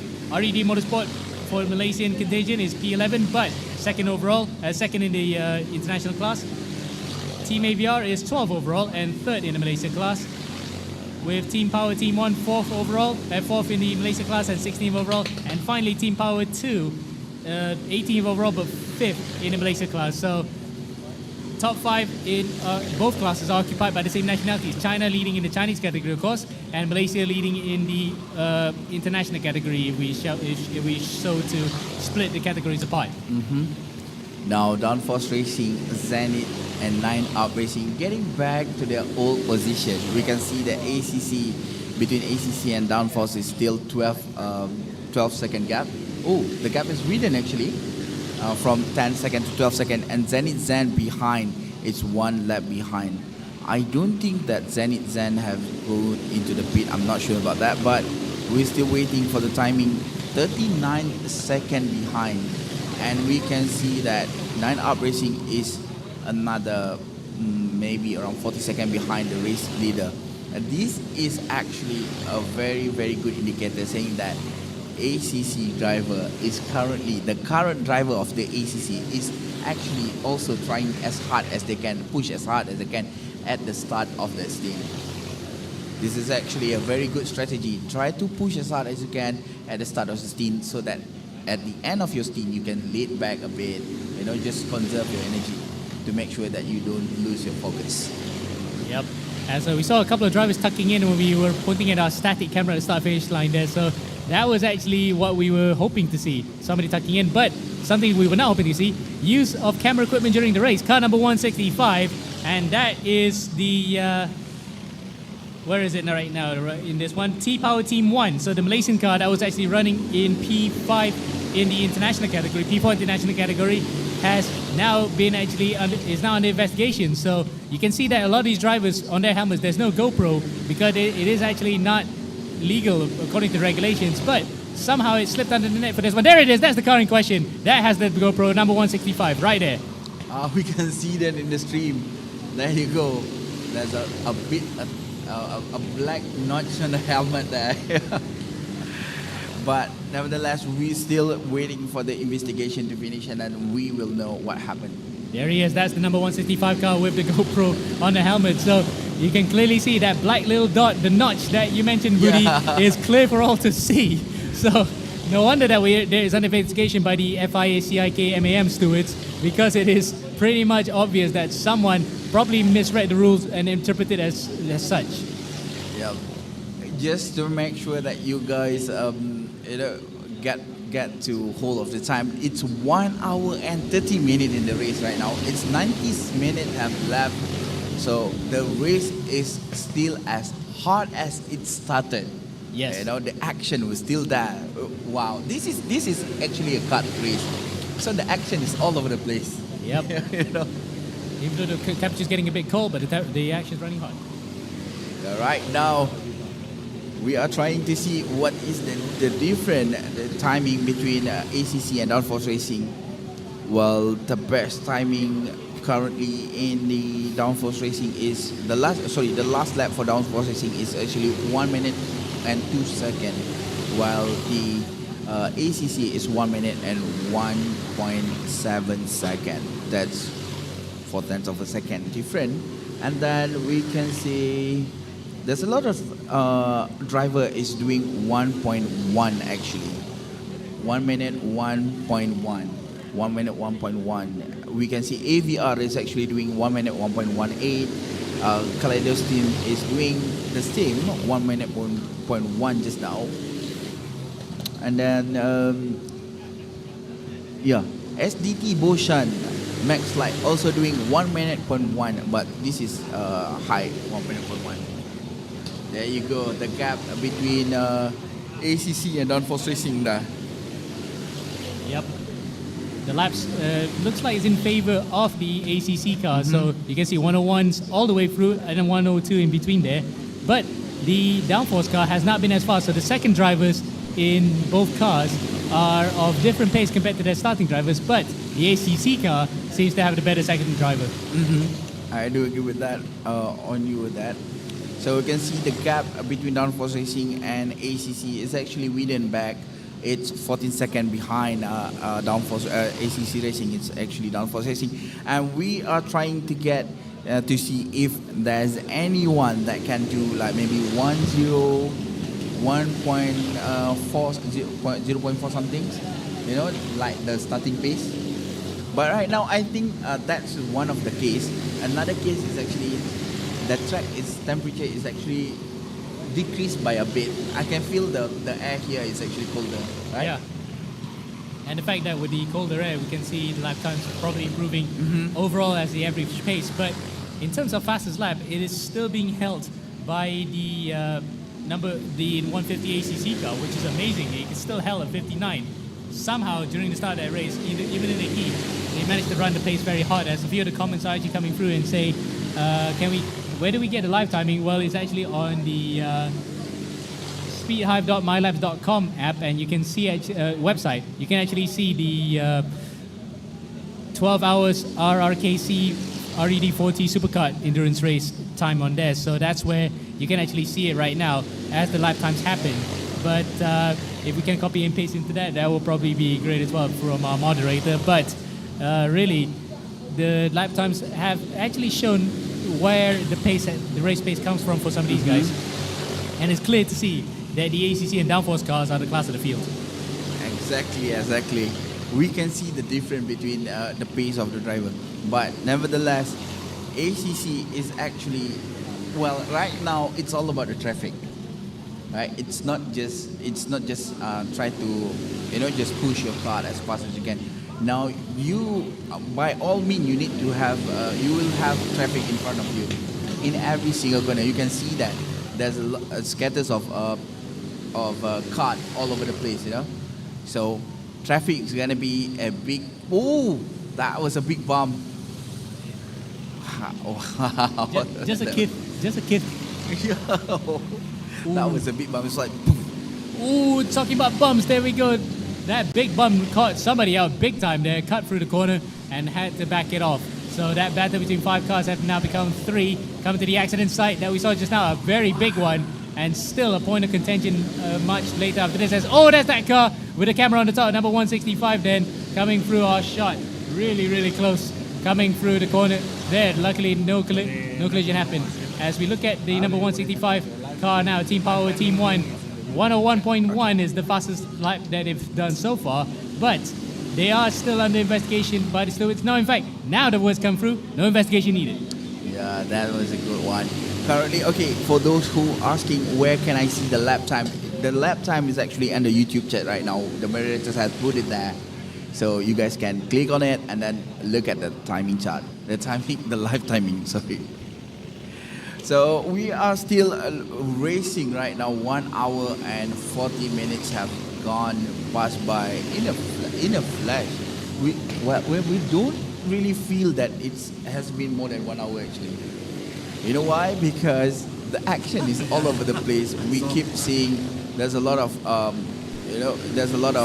pack with action. You can see here they are still fighting for position all over the place. I say there, and right now we are trying to see which kart is trying to overtake which kart. It's a bit hard to see the numbers, Yeah, from afar here, but it might just be a battle for the positions outside of the top three is concerned, as there's a big dive on the inside right there. Luckily, the move was clean, but it's still that battle between the five of them have actually rejoined, because the two cars that were actually coming close together just now actually have cut it back to play, because how hard those other guys were battling as the sun is now breaking through the clouds here. So we've been getting intermittent scattering of dark clouds overhead, but make no mistake, it is still bright and sunny in some places here, Budi. Yeah, it's bright and sunny, and the hot air is coming through. We can feel the hot air in the environment right now.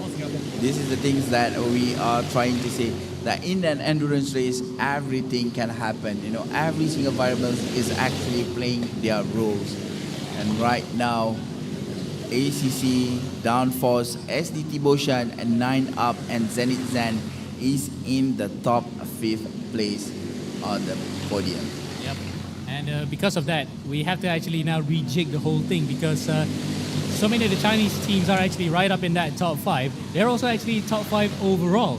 So the only non-Chinese team right now is the Downforce racing car from Singapore in P2, leading the way for the rest of the other contingents. So remember, the Chinese teams are eligible for the overall win. So they're winning in their class and they're winning overall. So that is really good showing here from the boys that come up from Far East.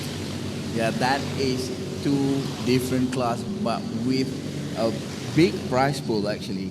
You know, if you get both overall and Chinese, that was a big buck of money there. Yes.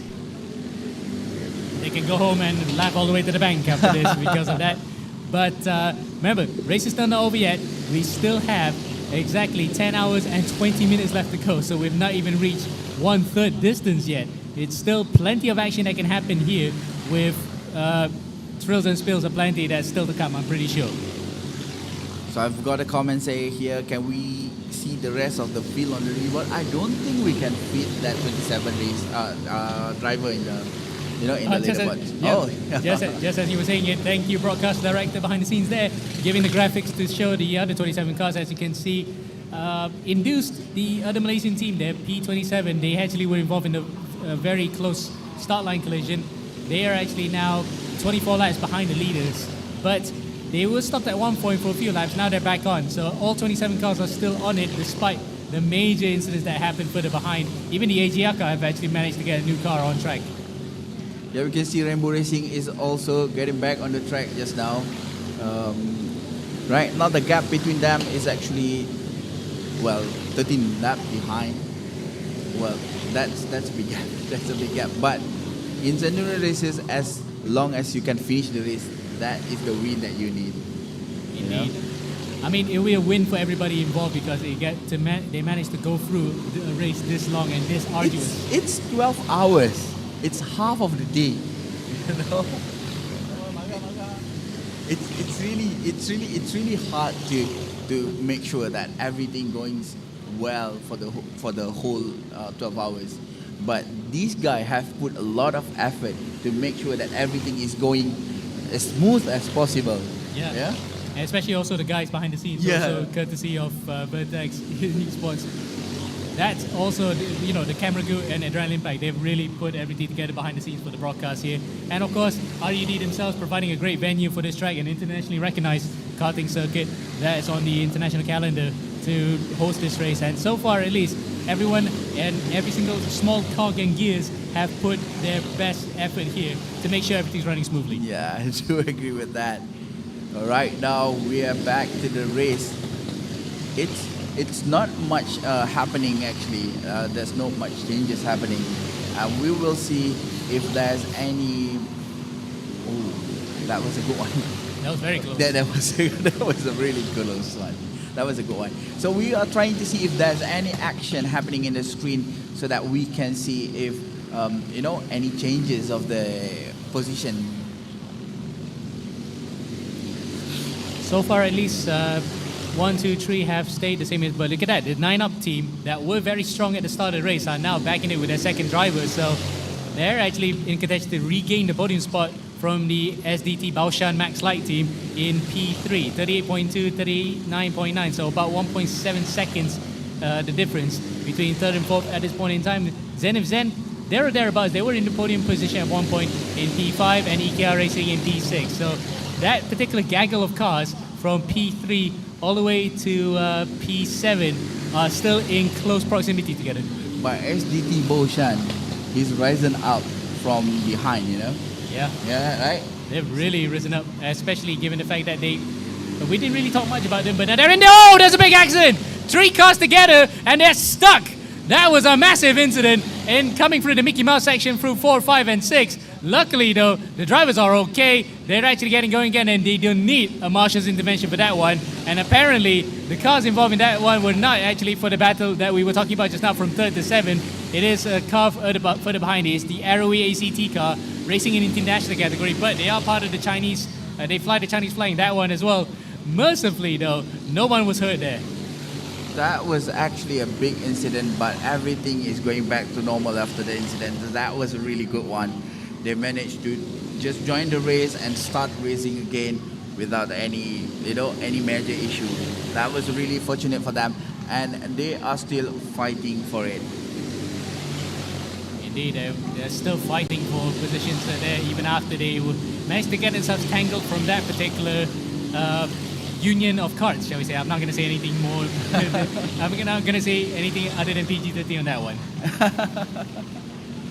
But yeah, if you start there, it's going to be a big difference if you start there, right? Yeah. We're going to see the intervention of the safety car for sure, because that would not just be an isolated yellow. It would be a full course yellow needed for that one, because it was a big accident coming through the literal Mickey Mouse chicane where you have to actually try to find a line through, fitting 3 cars together. This is the interesting part that I see after almost 2 hours of the race. The car sliding even more. At first you can see it's a little bit creepy, but now there's a lot of car has been sliding like happy tails over and over again, you know? Yep, you can see also driver mistakes creeping through as we see a car entering pit lane, car number 173. That is outside of the top 20 that we see right now on our screen. It's Huanan Racing. Yeah, Huanan Karting. Yeah, Huanan Karting, the car that was actually beached earlier, remember, when they actually got the car stuck at turn number 4. Now they're doing a mandatory pit stop behind them, car number 153. Also in the pit lane, that is... 9 Up Racing. So 9 Up actually have gotten through a second driver as well. No, if not a second, a third driver here. So that was a very early pit stop, all things considered. Well, you know, when we say that maybe one person can last for 90 minutes, but another person maybe can last for 30 minutes, right? That might make sense. Yep. And besides, everybody have... Downforce Racing is going to the pit, I think. You can see he's going down there. And they're heading out of the pit lane because we saw just now in the pits. But I think because of the pit stops coming through, it's a good time for us to actually head into a short technical break for about 50 minutes. But don't go anywhere. We'll be right back after that short period of time, after a short word from any sponsors that come on screen.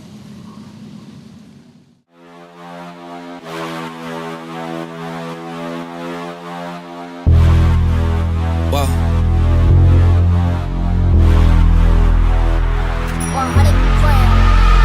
Straight to the top, never going down, don't wait for the drop. Never stand still, that's the motto, yeah. Brand new bands for the auto, oh. Foot to the ground, full throttle. Big energy for the night like lotto. Damn, y'all talk lots, never this quiet. Life like a Seinfeld plot. Vault full of songs, all of them bombs. Something like a minefield got, boom. Get it, tickets running out quick. Bet it, never get it out big. Said it, never had to shout it. They said I couldn't ever do it, okay, how's this? Fit a week worth of work in a minute. Machine well oiled, you know how I stay efficient. To-do list written, I do this different. Hold up, wait a minute, I ain't finished. Look, flows the same now. Paved the way, the snakes and fakes are chased out. Back to back, I changed the pace now. Had to stack the cash until the bank's out. Straight to the top, never going down, don't wait for the drop.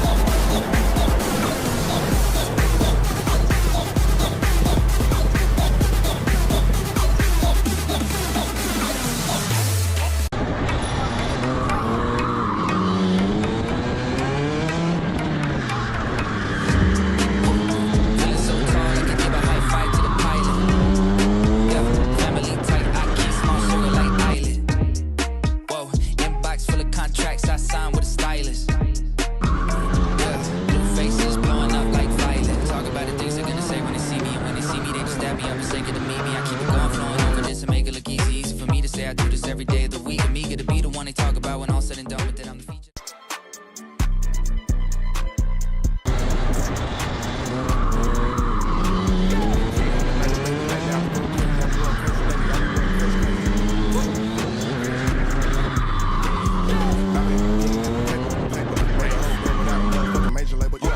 Like clock, you major. I just hit a new set of foes on a new Mercedes car. Bitches tryna have my baby. I can't go out like that, baby. No way. Big watch, big clock, flavor, flavor. Got all the bitches feeling my first way. All the bitches feeling my first way. I'm just dead, they're tryna put me on the runway, yeah. And I still remember those days. I can't wait to go to school just to show off my new J's, yeah. Young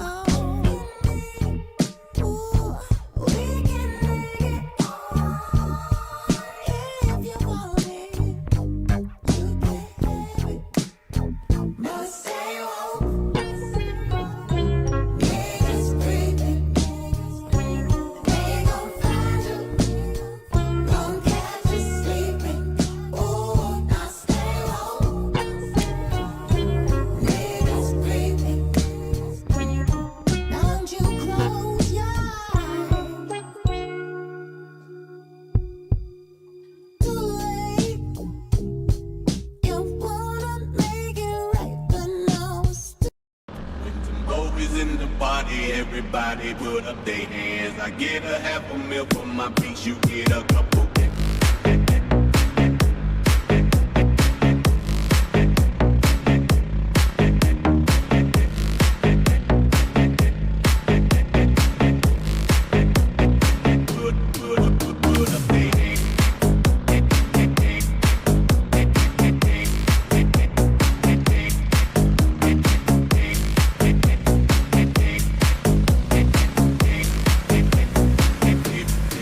Put up their hands.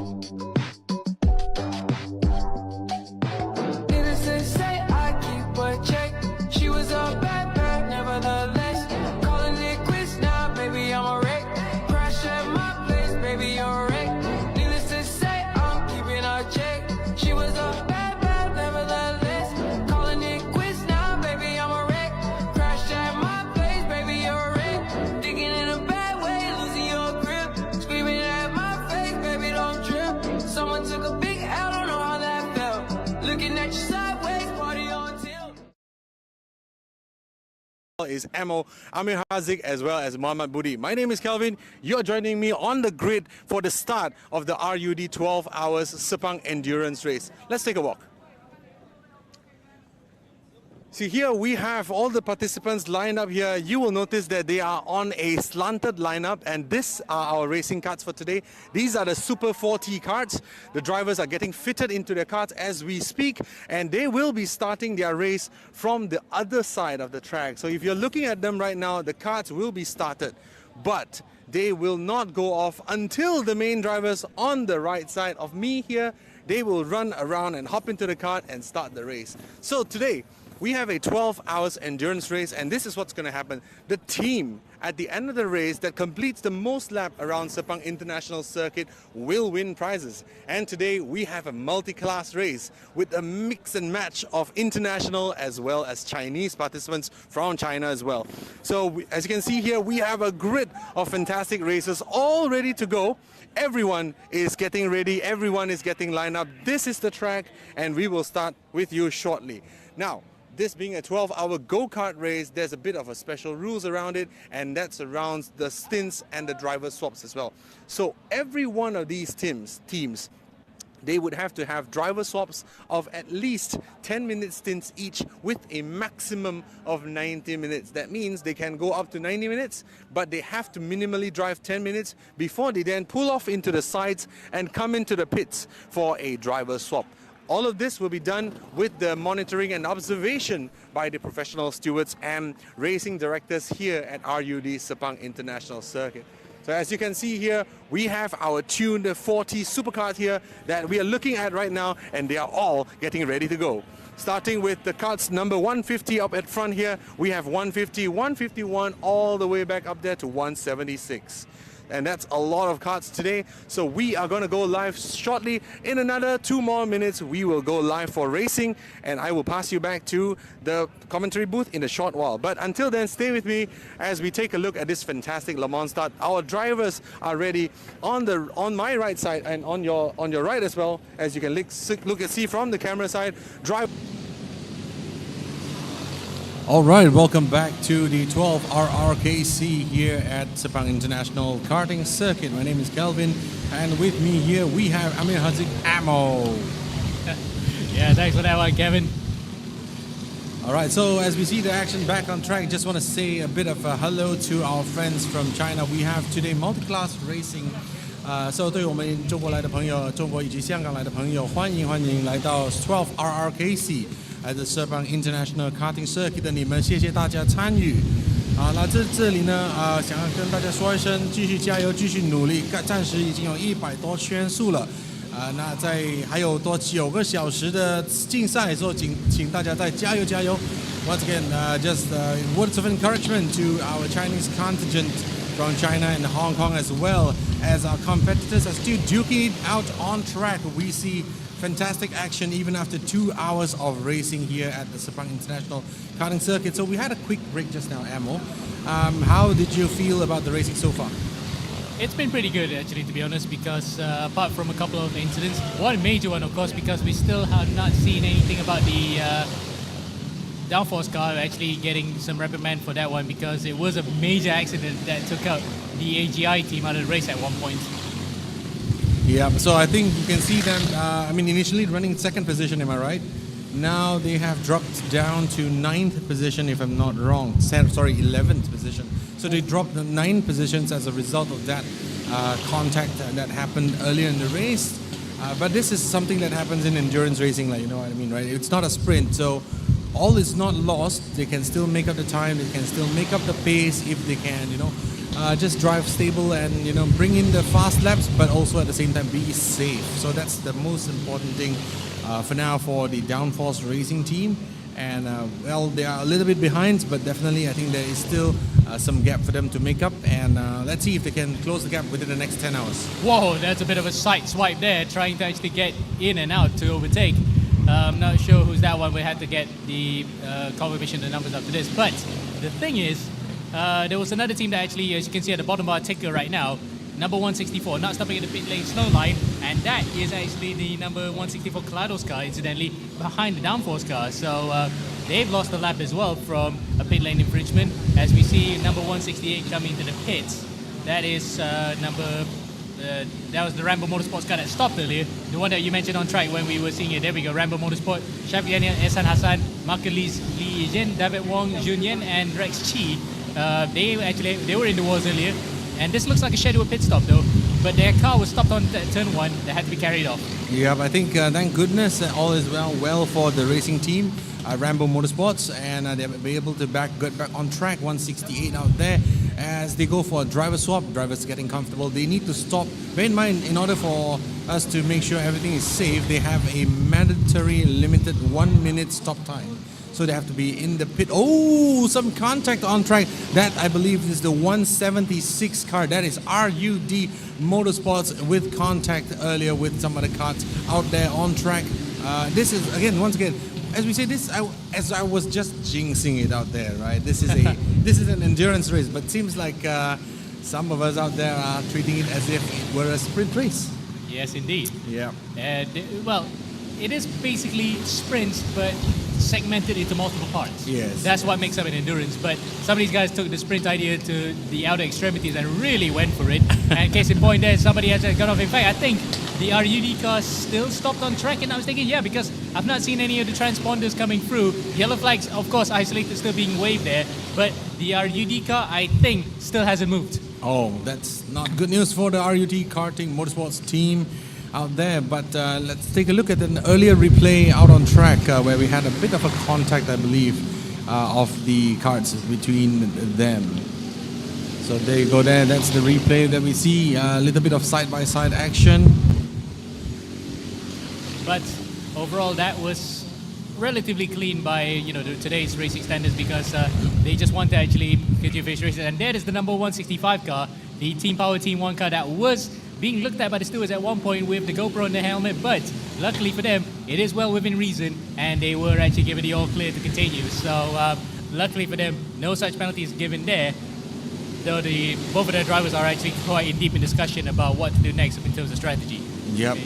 And here we can see the 165 and the 169, both Downforce Racing as well as the 165 of Team Power Team 1 coming into pit at the same time. Oh no, not just two, there's actually two more behind them. The pit lane is a bit of a kerfuffle right now as the drivers struggle to get into the karts and get off without blocking the other karts as well. But I think there we see a kart behind being wheeled off to maintenance. I think this is the result of hard racing, and as this is only 2 hours into the race, I think there will be more incidents to come, and definitely keep your eyes out for more incidents on track as well as in the pit lane as well, as 165 gets the go ahead and kickstart, literally, right? Yes. Literal kickstart. Kickstart, it's hard, shall we say, on that one. But the number 169 Downforce car, we were really touting it for giving a good battle up in front, has come to the pit lane once again, and the driver that was coming in just now looked as though he was slightly injured. It looks a bit, maybe just slightly... discomfort? Yeah, a bit uncomfortable in the car, but apart from that, the 169 car has definitely been taken out of the running for the race win, because the Downforce car, having started way behind because of the luck of the draw in qualifying, have actually now needing another comeback trail. That's right. So we look at the front now. We have ACC still up there in lead. 119 laps completed in 2 hours, so an average lap time of approximately 1 minute plus. That's incredible pace and consistency from the leading team, as expected, from the leading team as well. So, ooh. Yeah. Ooh. Look at that. There's a lead change as I believe the 150 ACC team might have been called into the pits or have just not crossed the racing line for some reason. They're not moving as well. And for comments as well, those of you who like to find the lap times on Speed Hive, if you would like to just check into Speed Hive for the lap times, Mingwei can't find the lap times on Speed Hive. All you need to do is go to My Laps Speed Hive and search for 12HRRKC. I repeat, 12HRRKC, or you just can type in RUD 40 Superkart. But I think it's easier to just click on 12HRRKC and you'll be able to find the lap times for our competitors of today. As of now, SDT in the lead. We have a new race leader at the moment as ACC trundles down the grid and falls into 6th position as of now. I can't see a yellow flag being waved right now, but the ACC car's transponder has stopped clicking. So that means that something happened to the race leader. Would you believe it? We might have jinxed a second consecutive team that was out for it. No, in fact, he's actually in the pits. Luckily for them, they're actually back now, but it looks as though that might be cut. It might be cut trouble. And, misfire. Yes. Huge. Ooh, look at that. Look at that, will you? Wow. That's a shot and a half. That's the money shot right there. Well, great job to the cameraman on site to capture that one. But the exhaust literally was spewing back-burning fuel coming out of there. So that might have been a normal part of the process. Or that engine may have actually combusted himself. I think so too. I think that's a literal sense of a pop and bang. Oh, here we go again. I wonder if we can get it started somehow. That would be quite interesting if it just, if it's, on fire for one entire lap. I wonder how much, liquid will it spill on track. That's interesting for the 150 kart out there. Yeah, if they have an oil spill on track, that we might have to bring out the yellow and red flag for the first time ever for this race, because we only had 2 colors as of now, which is the yellow and green flag every time that we have an incident and then it's being cleared. But apart from that, that was a major problem for the number 150 car. And that takes out yet another competitor at the front of the field. So it's open season now. Anybody's race here today, Kelvin. Indeed, Amo. So anyone's race now here. We're just looking at some action out on track. That's the kart in the front. 165 opening up the gap to, have side-by-side racing into turn 11 now to complete the lap. Yellow flag still waving around the track somewhere. So there might be some action still out there on track that is not cleared out. But as we enter now the 122nd lap, we have a new race leader, which is SDT Baoshan Max Light in the lead right now. And making it China 1, 2, 3, 4, 5 overall and in that category, with SDT Baoshan Max Light first, EKR Racing second, and the second of the 2 SDT cars, this time is Shanghai Rabbit driver in third, Zenith Zen fourth, and UKR in fifth. So really then, it is a massive onslaught right now of Chinese teams up in front. Let's see how we can keep this up for the next 8 hours and 9 hours that we have left here in today's race. Here we go. Some hand signals being signed out there from the drivers in the mid-pack in turn 7. Ooh, as it dives on the inside line for the next turn 8. We will see some action as they come across. Now we cut back to Mickey Mouse as we see this track layout right now. Being open just now, this track, the Mickey Mouse corner, we've seen our fair share of action earlier in the day. I think so we will hopefully see more overtaking, clean moves down into Mickey Mouse. Yep, as we see the Dark Seller Unite team. Of course, in the transponder says Dark Seller Unite, but the TV graphics, we actually see it as Dark Seller. So for the sake of consistency, we just call it Dark Seller for simplicity's sake. Sure. So that's the number 163 Dark Seller car into the pits, and that looks more like a routine stop. Back on the track he goes. All right, as we go into Mickey Mouse, we have 6 go-karts there trying to fight for positions. Of course, not all of them on the same lap, not all of them in the same battle as is an endurance race, but all of them looking to stay and become the first kart to come out of that turn. Sometimes we just have to be safe not to take out, any faster car or karts that are not in the same race as us, as we go on to lap 124 right now. Incredible endurance from these teams, and I think some of these teams, they have quite a number of drivers, but some I see have only 3 or 4 drivers. That's incredible endurance, right? Absolutely. And compared to some other teams that have a complete roster of drivers, and by our count, Budi actually made a count just now, we have over 130 drivers here. Oh wow. So among the 27 cars, you can almost make out at least on average, each team has about 6 drivers as a car on the outside. Somebody goes off track there. we are seeing the battle for the lead right now, 6.2 seconds. Oh, that's Give a me spin. Yep, as in fact, I thought there was some specks of rain coming through just now through our commentary box, but so far at least the weather's held back, but it is much darker compared to when we started. Just having a quick replay. Oh, take a look at that. That's just a spin at the turn number 3 right there for that car. Unfortunate, maybe could be a result of changing weather, but the track is definitely cooling down a lot. Not that we're complaining, of course, but it will make the conditions more challenging for drivers out there on track, of which I think this is something that we are actually secretly looking forward to.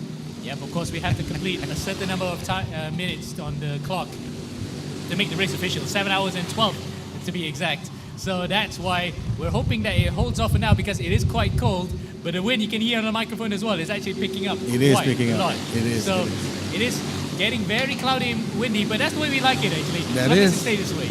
All right, here we go into turn 1 on the outside with the cutback. Our kart now securing the position as well into turn 3. I think they're both adopting different lines, but in front, if you look out there, there's a big battle out there into Mickey Mouse as well. Each car taking a different line. I think they also have different conditions on the karts right now, especially on the tires. As you can see them dueling side by side, doing switchbacks over switchbacks, and finally into turn 7 with the kart still in front. That is number 154, dueling with the karts in front, which is 171.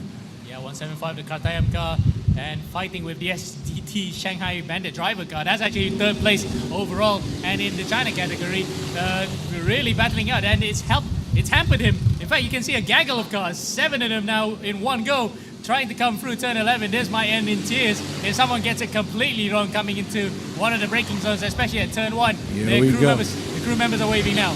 Here we go. This is the money shot, money chance into turn 1 as they all clean. Ooh, just a little bit of sideways action there. Now into turn 3, and they come out relatively unscathed. And I think there is a fighty driver at the back there. He's a bit impatient. Will this cost them something dear? Oh, look at that, into Mickey Mouse. They're taking an inside line. Everyone has a different line through Mickey Mouse right now. Different tire conditions, of course, but just accelerating action all over the track right now here at Sepang International. Absolutely, Kelvin. You can see that, well, we have, Kelvin is actually a meter to measure temperature. The racing is quite hot right now. It is quite hot. It is quite hot, yeah. Incredible action. So just flashing a little bit of our on-track replays as well. If you can just see the full track replay of our earlier action, really hotting up in the mid-pack, mid-track side there. Ooh, a little bit of contact as well. This is how all our drivers have been fighting as we come back to the live action. And the drivers are signaling something. I think communicating with their teams as well. This is a long race, another 9 more hours to go. Ooh, wow! Pushing it really wide into turn 1 and 2 complex and securing that position into turn 3. They do touch, front to back contact. And mercifully, they all walked away from it that time. And I think that might have been the ACC car trying to actually carve his way back up to the lead lap. But it's got about 5 laps to go. Now that's something I want to see. Well, let's see if we can do that. We saw just now how the downforce car came all the way from row number 10 all the way up to the front. Let's see what the ACC car can do 5 laps behind the lead. Yeah, so I think just to remind some of our viewers out there who has just recently joined us, previously the race leader is in position 14, car number 150 ACC with 5 laps now behind the main leaders because of a kart issue and also driver swaps. And they're trying to chase down who was once P2. Downforce Racing, the 169 car now in P11 as we look at a congested pit lane once again. Yeah, that's the Shanghai Bandit driver SDT car coming in the pit lane. That is also looking like a routine stop. Maybe slight adjustment for the driver with the pedals and the wheel itself, because some drivers are not the same size. Plus, they have ballast put in here to balance everything out. Some drivers can be light, some drivers can be heavy, and they have to change positions as well as they go up. That's a routine stop. Back onto the track, Kelvin. Yeah, back onto the track, and that's a very congested pit lane on the outside there, onto Mickey Mouse and securing the inside line. Now these are 4T's karts. They are not as peaky as the 2T's running around here, but definitely they are running on a race kart chassis. So these karts handle extremely well, but put down the power a bit differently compared to the 2T's as well. As you can see, they take different lines across into Mickey Mouse. If you are a fan and an aficionado of the Rotax racing series as well, or any other two-stroke racing series, you'll notice that they're taking different lines, but these karts have the torque to pull them out of it, definitely. So you can see there are different lines into Mickey Mouse, but same results with the leader still in front, even though he chose a more shallower, tighter line. Yeah, 167 still ahead by about 6 seconds as he comes across the line just now. It looks like it's going to be 2-3 seconds. So half the gap now. That might have been a cause because of back markers. The reasons why the lap times were so slow that time. 1 minute 3.004 for the SDT Baoshan car. The EKR car 101.1. So clear 1.9 seconds that was taken away. So let's see if we can try to see if we can focus on these two karts on track. 3 seconds away. We are looking at the leader right now, 167. This is SDT Baoshan, followed by EKR. If you just squint, you can see the EKR racing car 3.2 seconds behind, and I think closing with every single lap, because the SDT last lap was 103, followed by EKR 101. The EKR kart is the fastest kart on the track right now, and this 3 seconds gap is already not 3 seconds. Yes, it's actually going less than that. In fact, looking at our tracker, it might just be under 3 seconds by the time they come across the line again, as a couple of cars go side by side through turn 11. You do not want that if you get someone understeering into you completely wrong. Across the line they go, 3.1 seconds. So it was 3.2. Another 10 has been taken out. Yep, so EKR definitely putting the pace, definitely putting the pressure on SDT Baoshan. But as of last lap, SDT has increased their pace as well, perhaps feeling the presence of that 172 kart behind, as 170 Team Y2X comes in for a regular pit stop and refueling, as well as the driver gets ready to slap into the kart and power away once again. I mean, it is quite incredible that these karts can run for 12 hours with just basic maintenance, but this is a testament to how good quality and how well they're built right now, you know? Absolutely. And of course, it has to give it a testament to the 4-stroke engines that it lasts that long. Compared to a more volatile 2-stroke, these can go all the way. And yes, your eyes aren't deceiving you. That is a race car, but with a slightly different engine to what people will be used to, and slightly slower speeds for the sake of endurance. Yes, but slower speeds through the main street, but definitely not through the bends, as they still are on indeed a race car chassis. So lap times are still within 1 minute, and which is still incredibly quick around these tracks here, as we see SDT and EKR now clocking similar times, with the gap now down to 1.9 seconds already for this coming lap. Okay, a penalty has been given out once again. This is plus 1 lap for the number 163 car, and it's been in the wars before. It was given for an illegal U-turn in the pit lane. This time, it's a full car not stopping in the pit lane slow line. So, number 163, that is the dark seller car. And once again, another lap lost due to a slight infringement of the rules. That's right. So we're looking at the, if you're joining us online, on stream, if you like to support your friends and your family and your favorite driver here. Hang on just 1 second here as we go into turn 1. I believe this is the fight for the lead. That is 172 and 167 SDT Baoshan versus EKR Racing. The gap is now down to only 0.1 seconds as they cross the last lap this time around. 133 lap. The black driver in the second kart that you see on camera right now, that is EKR Racing's 172, followed by the race leader at the moment in front, which is SDT Baoshan in the blue colored suit. You can see that we have also a third driver joining the fray as well. There we go, EKR Racing now, 172. Now about to lap a back marker. Yep, as we have another car being given a pit lane slow penalty for overshooting the pit lane slow line. That's number 158. And that car is actually further behind in the field, isn't it? It's not a factor here right now. But yeah, the AGI racing team, the one that was taken out by the Downforce racing team earlier, is now going to serve a 1 lap. Is going to be given a 1 lap penalty here, as out on track, battle for the lead of the race.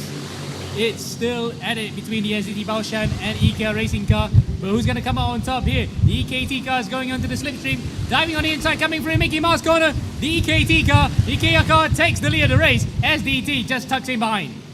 All right there, what a great move down there. As we can see, this is our new race leader that you're looking out on stream right now. Our new race leader, EKR Racing, as they come across the back of the circuit. You now see 172 EKR Racing racing the hand here.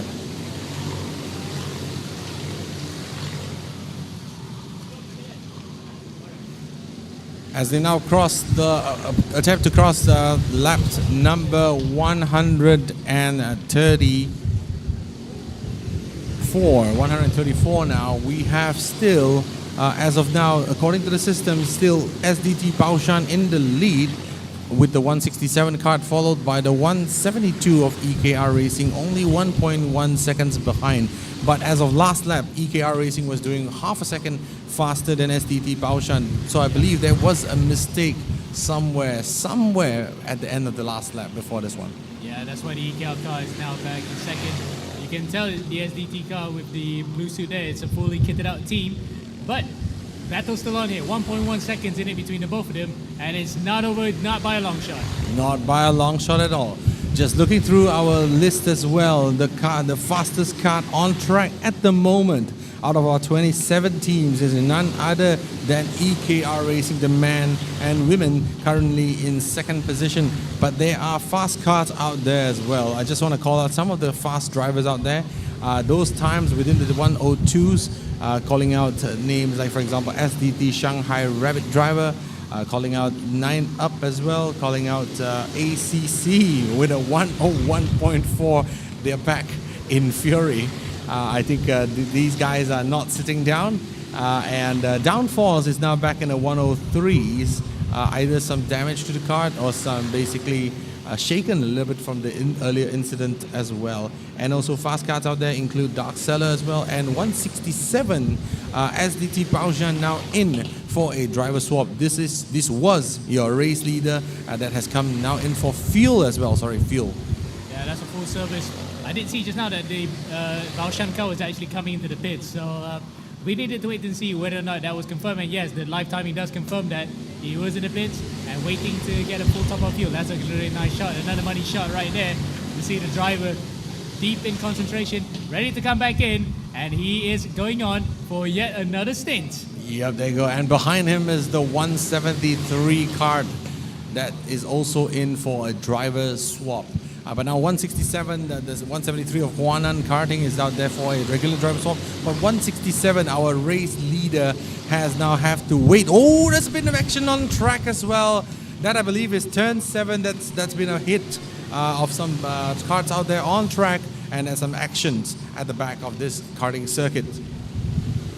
Yep, and a couple of drivers actually coming a cropper there as we look at the battle between two cars, and a driver with a Fernando Alonso type helmet. Driving like Fernando Alonso, that's some gutsy driving right there to pass through, and he does make it. Yep, sweet maneuver there coming through turn number 9 and just takes the position away. And channeling his inner Nando. Yep. Channeling his inner Nando. That's a great move. You know, that's one of the, just want to call out as well, one of the fastest karts there is definitely the leaders. But one of the kart, I just want to call out the team with the biggest support on social media. None other than Alpine, Team Kaizen Alpine. We're going very fast. Let's go, Team Alpine. Oh, there's a car stop. Oh, on track. On track as well. 154. That's car number 154. That's Team AVR. So the Malaysian team have actually stalled it here. We're waiting for the marshals to come by. No wonder there was actually a couple of cars. The marshals actually running through. We were seeing a car stop on track. Localized yellow still. We have not seen a safety car at all. That might actually budge the grid up, but the AVR car probably stopped because of a mechanical failure. Yes, and halfway through Mickey Mouse as well. Not a great location to stop, as before that turn you are blinded by the tire barriers on the right hand side. So definitely not the great place to stop, and the driver has hopped out of the kart now in the middle of the track. So this is something that will have to be looked at and will be addressed shortly. Still under localized yellows yet. We do not have a full course yellow at the moment. We'll just keep an eye out for this incident as it develops. Indeed, as a couple of more cars making maneuvers there. That's actually not for track position, just for position on the track, but not for position in the classes. But that was quite a scary moment, isn't it? The marshals were running up to the car in question and managed to pull it off to safety. So that is one less car to worry about, but they have to carry back to pit lane if that car wants to be out here. It's still quite dangerous though. It's on the racing line. It is sitting on top of the chicane. I mean, I shudder to think if what would happen if someone actually clatters into the cart out there. Not a great, definitely not a great sight to see on track, but definitely something happened to the AVR team. Our wishes go out to you to hopefully see you back on track soon again once all those things are sorted. As we see, like for example, Rambo Motorsports coming back on track, although some laps behind. But this is a very long race. This is a very long day, and we want to see you back on track as soon as possible. So all the best to the team involved. Now we're looking at a couple of other drivers here on track. So far at least we have not seen anybody clatter the barrier big time, apart from the fencing we saw just now when the downforce car hit the side of the AGI car. Both cars are entirely still in the race. It happened right about here where he was caught into the catch fencing. Mercifully though, it was a slightly hard impact, but not too shaken. Right now, lap 140. I mean, basically, based on the trend that we're seeing here, I think we'll be looking to complete around 700 or 800 laps by the time we complete this race in approximately 9 hours and 31 minutes after. So without looking at the slight contact, I think this is what we call bump drafting, right? Yes, it is. Just the old bump and run as well. If you want shake and bake. Shake and bake. Shake and Yes. bake. Actually, we're getting confirmation right now. It might be the pending car because it was number one. There was number 1 and 4 behind, but the pending car is also actually now has its transporter stopped on track. The AVR car is still going, so we might have mistaken the car just now because we were seeing a 1 and a 4 behind. But whatever it is, the timing screens have confirmed it is 174. Pending racing. Yes, pending racing, pending to get back on track. Pending racing, pending to get back on track. So hopefully they come back on track. So Team AVR, we are so sorry for that, but we hope you have a good, successful race. Slight scare as well, but again, we really have to spare a thought for some of these guys because they're racing so hard, and sometimes small incidents like that happen. As you can see, the car is going to be wheeled away back into the pit lane to be reserviced and go back on track because they cannot choose a new car again. Yep, that's right. Unless the damage is terminal, which I don't think it is. It looks a bit repairable, is what I think it is. We'll see what happens there because the car is big slide, big move there. Luckily, he got it out of control. And the ACC car as well around the outside. That's the driver that started that car just now with a valiant move around the outside. Wow, incredible slide there that fortunately was caught just about in time. I think a little bit over-braked into the corner. Now, bear in mind, these cars run rear brakes and these are really slippery when you get them to lock. Yep, and of course no suspension to compress. It's all just hard front and rear. You really have to bring the car around to get through. As a couple of cars also coming through to number 1 and 2. Overtakes happening aplenty, but it's nothing to dent to what's happening in front because it's still the EKR team after the pit stop that the Baoshan team did are still well ahead of the UKR team in second place. Incredible action. 1, 2, 3, 4, 5, 6, 7, 8, 9 cars into Mickey Mouse in the short span of a few seconds. And the miraculous thing is that everyone seemed to walk out of the entire the corner unscathed and untouched. So, but wait, now into turn 7 here, we look at these cars dueling really closely. This is 8. You have to lift and choose the outside line if you have a chance to, keep the throttle pinned. But somehow they make it through, and everyone is safely through as well as they round turn 9 and head towards turn 10 and 11 to end the lap. Yep, as gap at the front is still being read as 1 lap because it is about a lap between first and second right now. Yep, as it is, because even without the transponders reading right now, there is actually the official gap as coming across. Number 1! Oh, that's a very close one between 2 cars there. You do not want to come a cropper right at that point because there's a huge gaggle of cars coming through as we were watching that.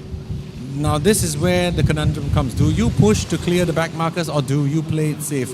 I think some of them decided, the more experienced racers decide to push and let you go just the cut through, cut back, switch back through Mickey Mouse there. A risky move from our third driver in the camera right now, but I think he is in a hurry to get past this group. And that's the Baoshan car. That's the Baoshan car battling with the Dark Sailor car. Side by side they go.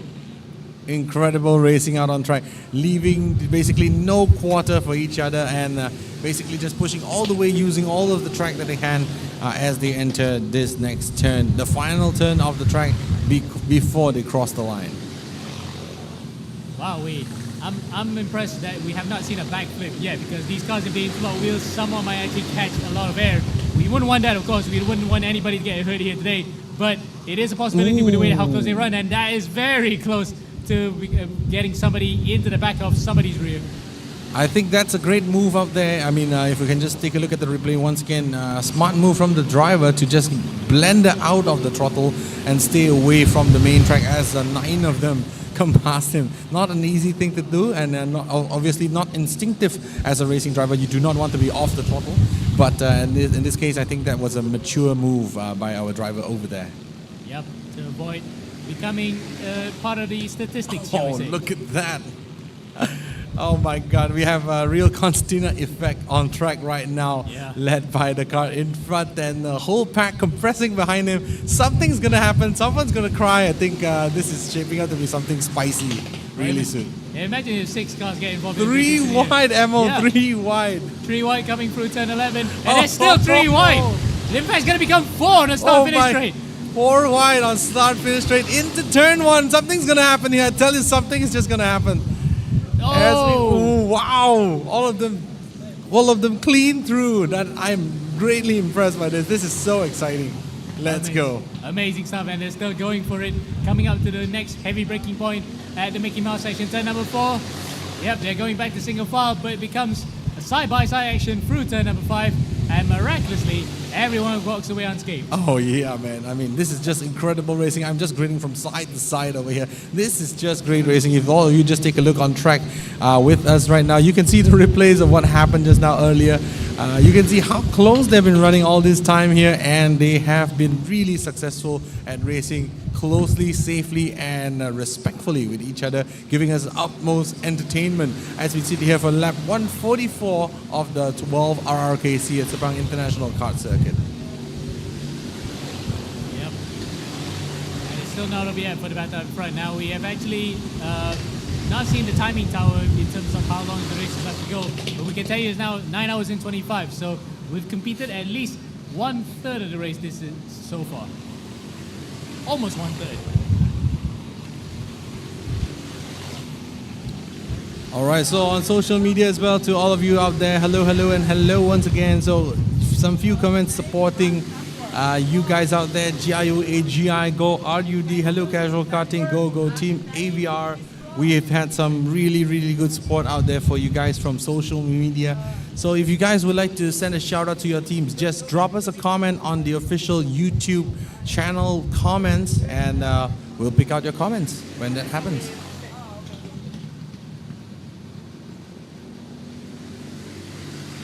Still even so that we're watching this battle between 6 cars.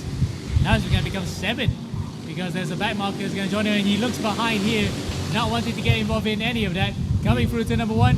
Once again, the professionalism shown by everybody here makes sure that everybody is still in this race. Yeah, I think it's important to highlight, right? I think Emil, you got that really right, in the sense that these are racing cars, open wheelers without the shield around, without the bumpers. So if you do touch, the results are, not great. Tangling of wheels, not encouraged. Hitting back bumpers, front bumpers, absolutely not required and absolutely not recommended as well. So these are race cars by all means and purposes, and this will be something that our racers kept in mind, and they keep racing room respectfully to each other, but still manage to race so closely. And this is not even the first few laps. This is already 2.5 hours into this race as well. Yep, 148 given by the race leader right now, EKR Racing, more than a lap ahead of the UKR car. In fact, the UKR car may try to unlap themselves here, because they're only about a couple car lengths behind as we're looking through our timing screen. couple of passes for track position further behind as well. Again, a couple of drivers wave in thanks as a couple of maneuvers also being made there. But overall, it's been respectful from everyone involved. Yeah, I think good communication is key. That I believe they communicated that it's going to go on the inside there, and he does just that. He's like, signal, signal, inside, inside, here I go. Yep, slide into the line like DMs. Oh, that's a bit of a gesticulation out on track. Two drivers having a bit of a committee meeting there. I think so. I think you're right. I believe, like what you said just now, Amon, I think that's the UKR car overtaking the EKR racing car to unlap themselves. Having said that, we are not sure have they made the driver change or not. EKR, I think eventually they would have to. But as of now, the UKR car, I believe, has unlapped themselves from the leaders. Yep. Yep. Oh, not yet, because they're still behind here. Still behind, yeah. But a couple of car lengths in it between the both of them. As once again, we're looking at a battle here between these gaggle of cars. How close they are in relation to each other. Well, it's all for position as well. Though they do not want to stay together for too long because it will waste a lot of time if they were to get stuck in a battle. Definitely there. 27 karts out there, and this is a really packed racetrack with 27 go-karts. And to those of you who think go-karts are toys, I would like to issue a personal challenge to invite you to come over to RUD Karting Sepang International Kart Circuit to try out for yourselves. These are the Super 4T karts, but I would recommend you start from the stage 2 actually, and gradually make your way up there, and maybe you can tell me how it feels after 30 minutes of racing. So all this interesting here. Hopefully that we can see a lot of you here out on track and join us in the next iteration of the 12 RRKC. As we see action into turn 1 again. Slidey, ooh, and caught it. He caught it. I believe that's the 161 card of Arrowy Act, sliding out into turn 1 and 2, but managed to just save it at the right last minute before the whole thing goes to it. Yes, as well, that was quite close to disaster, but luckily no one was behind him that time, so he managed to walk away for another lap. Yeah, 3 wide now, Ammo, 3 wide into turn 7. Off they go. Wow. Now shaping up to be a 4-card battle as well. On social media now, the team that is being flagged out there, Downforce number 169 for the win. Hopefully that comes true for you guys. Whoa, that's very close. That is a very close incident. In fact, you can see the driver in front raising, looking back, it's like, what the heck hit him there? Yeah, just take a look at that. Boink, boink, boink. Oof. Touch on the rear bumper and driver in front go like, what's happening? Yeah, what's going on over there? What's going on? And it's still going on at it here between these gaggle of cars. Incredible. Now we have a pack of 6 cars as they trundle down along the back straight into Mickey Mouse. What's going to happen out there? Are they going to keep it? Ooh, everyone is safe and sound. Washing a little bit wide on the entry of the corner there, managing to correct it mid-corner and hit the apex still, and they are still just gesticulating out on track there, having a committee meeting, I think. Yep, showing like, hey, I'm here. No, I'm here. Okay, let's go. Let's not have any more touches. But having said that, you can see this particular group, they're not afraid of getting a bit touchy-feely. Not afraid of getting a bit touchy-feely indeed. I mean, some touching, rubbing is racing, right, as some might say. But, ooh, the gap is disappearing on the outside there. I think the car in the back had to blend out of the throttle. But the gap was there and it was not. The gap was there until it was not. All right, into turn 1, I think he managed to make it stick this time around. What? With the switch around. Here they go into turn 3, sorry, my bad. And now, wow, still battling it out. Now it's 3 wide into Mickey Mouse. Someone's going to come out of this not feeling so happy about it. There we go. Well, luckily it didn't happen. Yeah. Just a slight touch, just a kiss. But apart from that, they're still going at it. Here we go. Mid-track committee meeting again, once again. Turn 7.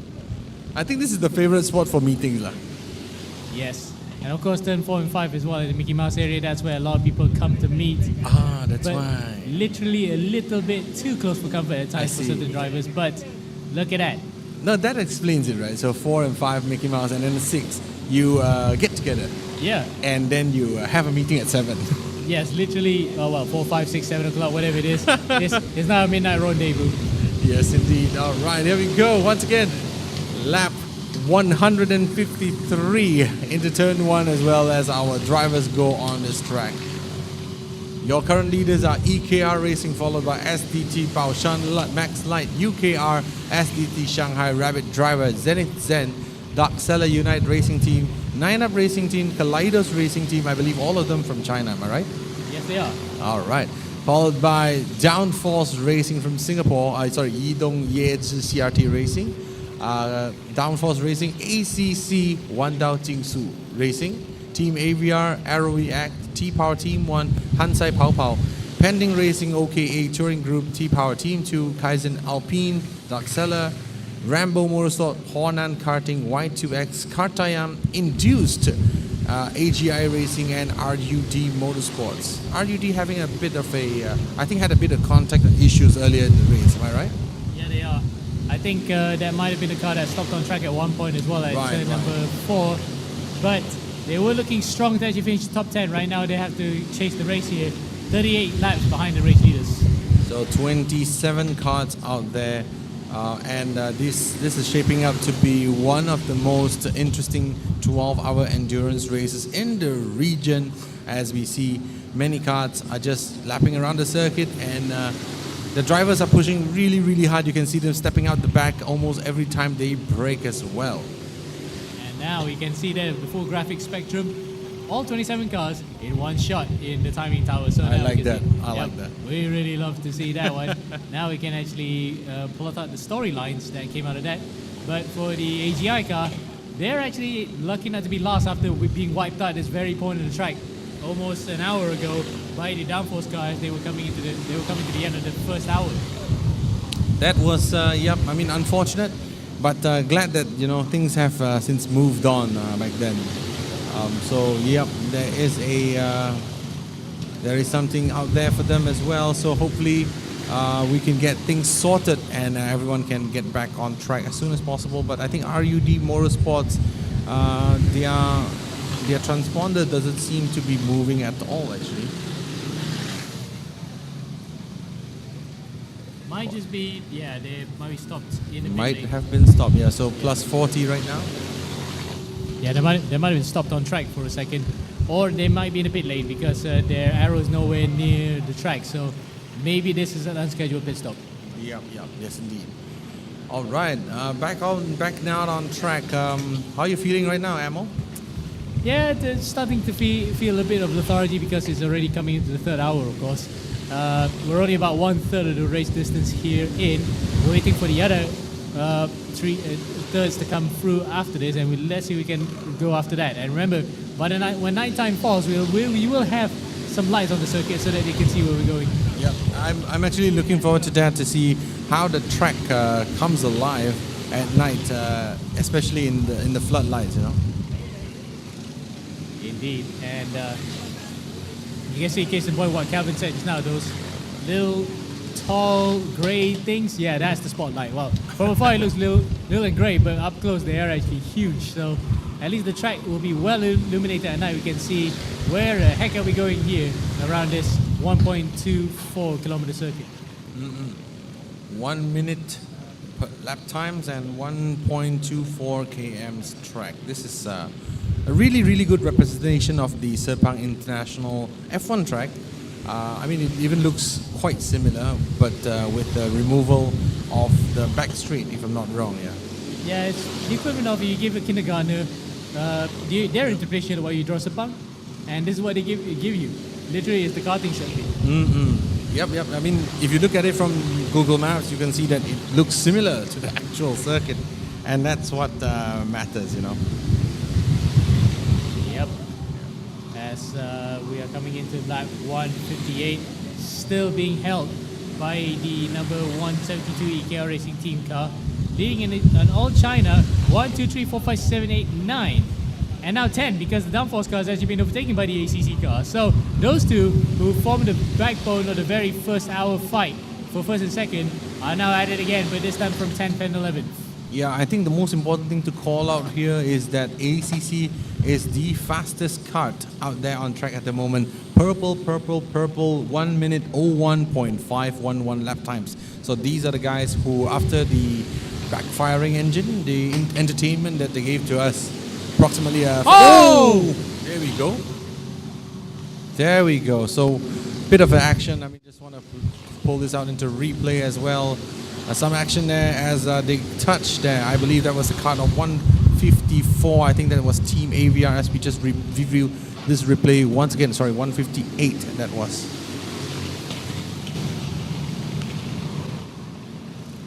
Bit of a contact there in Mickey Mouse between the karts.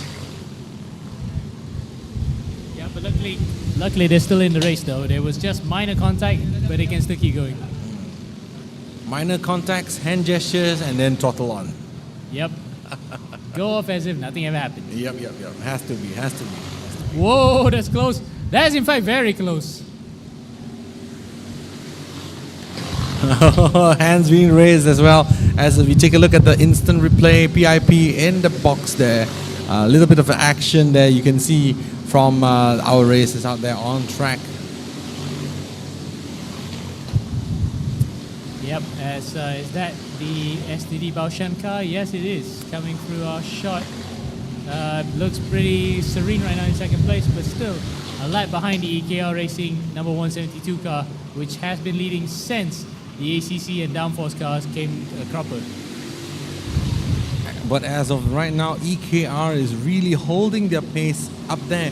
As the leader of the race right now, they clocked in the fastest lap, 101.1 the last time around, but as they crossed into 160, they have made a lap time of 103.193 at the moment. So EKR Racing definitely up there because of pure pace and not just only on strategy. I mean, they could just drag out their stints very long to prevent any loss of time when it comes to driver swaps, but bear in mind they have to have a minimum stint limit of 14 stints, and including the starting one that is 15. So definitely they must make the appropriate amount of driver swaps. So I think EKR out there definitely, although they really fast, we might just be looking at EKR Racing as they are the leader out there on track on pure pace alone. Last lap time 101, and now next lap 102.96 as well. So these guys are definitely putting the pedal to the metal.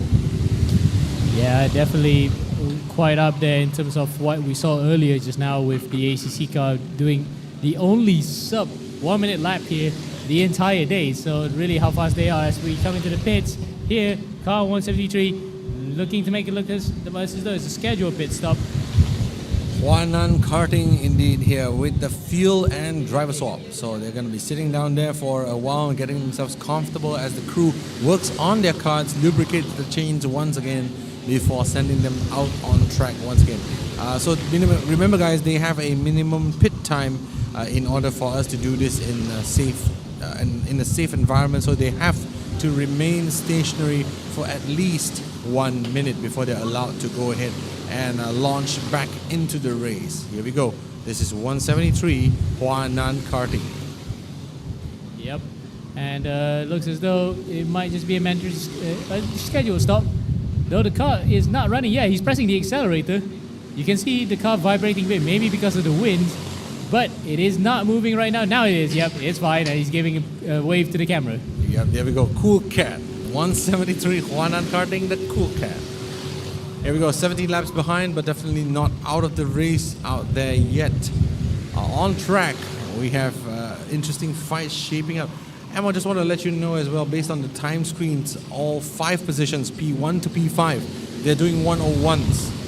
Only a matter of tenths separate these 5 cars. So the battle is definitely on for the race win at the front of the pack. Yep. And the similar pace out in front means that the gaps kind of stagnate a bit. Yes, there's about 1-2 laps in between them. But the more this goes on, if the pace stays the same, the more the positions will not change at all. Right, there you go. It's calling out as well from Poopbot, Alpine crew on the way to number 1 or close enough. I love your enthusiasm. Keep them coming. Keep those comments coming. And I think your team will really, really appreciate your support here. This is for team number 159, Kaizen Alpine crew. They're running 19 at the moment, but definitely on the way to number 1. Yep. But let's see what they can do from all the way in 19, the Kaizen Alpine crew.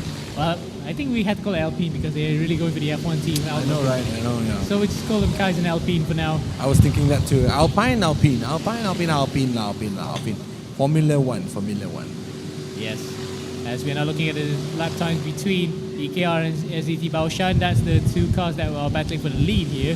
1.2 seconds was the difference between that in lap 160, but the EKR car is faster from the other 2 laps. So in terms of gaps, it is still in EKR's hands here right now. Definitely.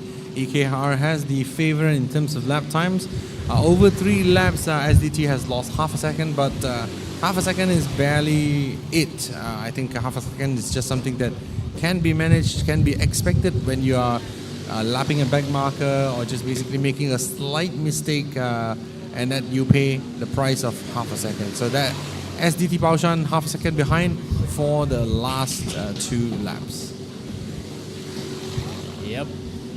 But the gap is still about 2 seconds, 2 laps here between first and second. Though again, we might not see much of a change because the lap times, as you mentioned before, pretty much similar. 101s all the way across the board between first and fifth.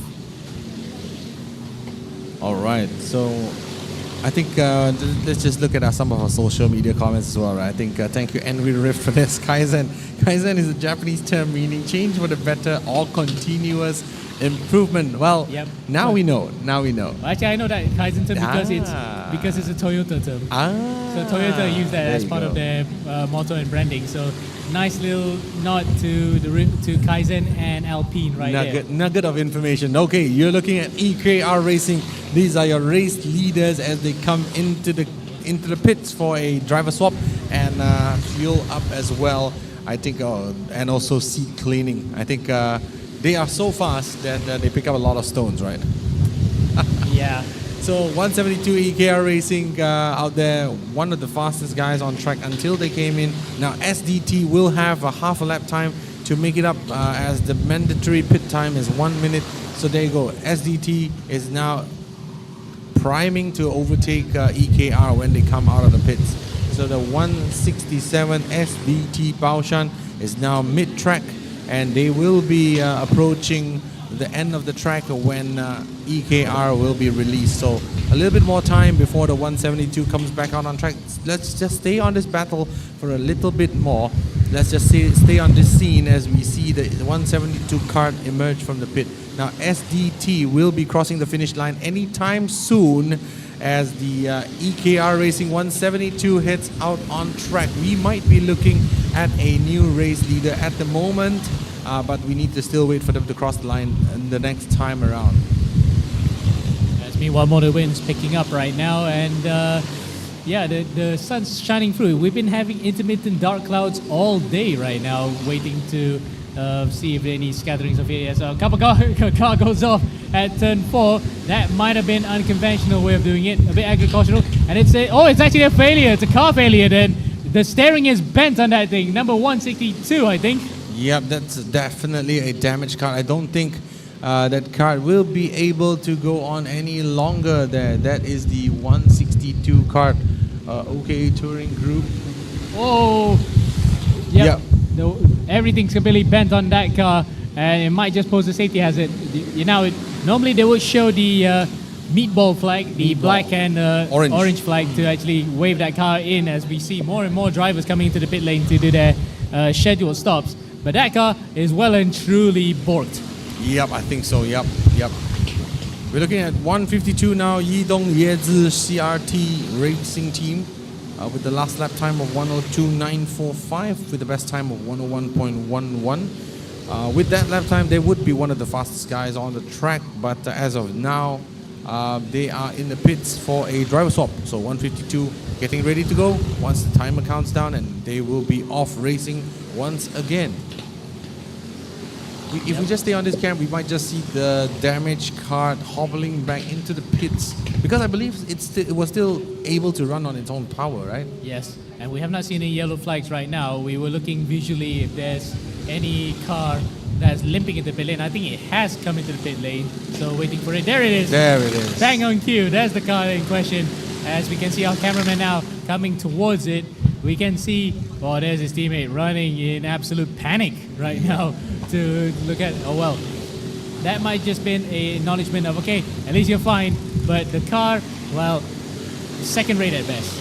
Let's just say that it won't be running very fast lap times. Yes.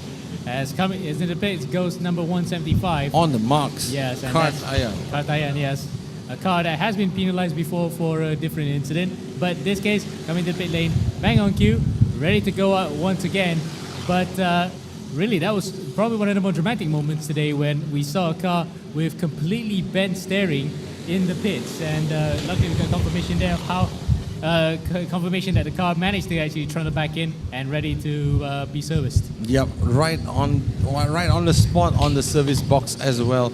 So that managed to limp right back into us. No, not that one. It's a different one. Yes. Ah, But the car in question is right behind there in the background. in the background. Yeah, car in the foreground right now is 175 is the KTM car that we're looking at.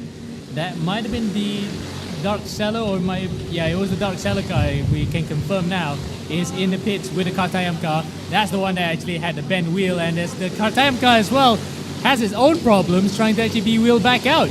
Unable to be started, I believe. Wow, wait. So Drama.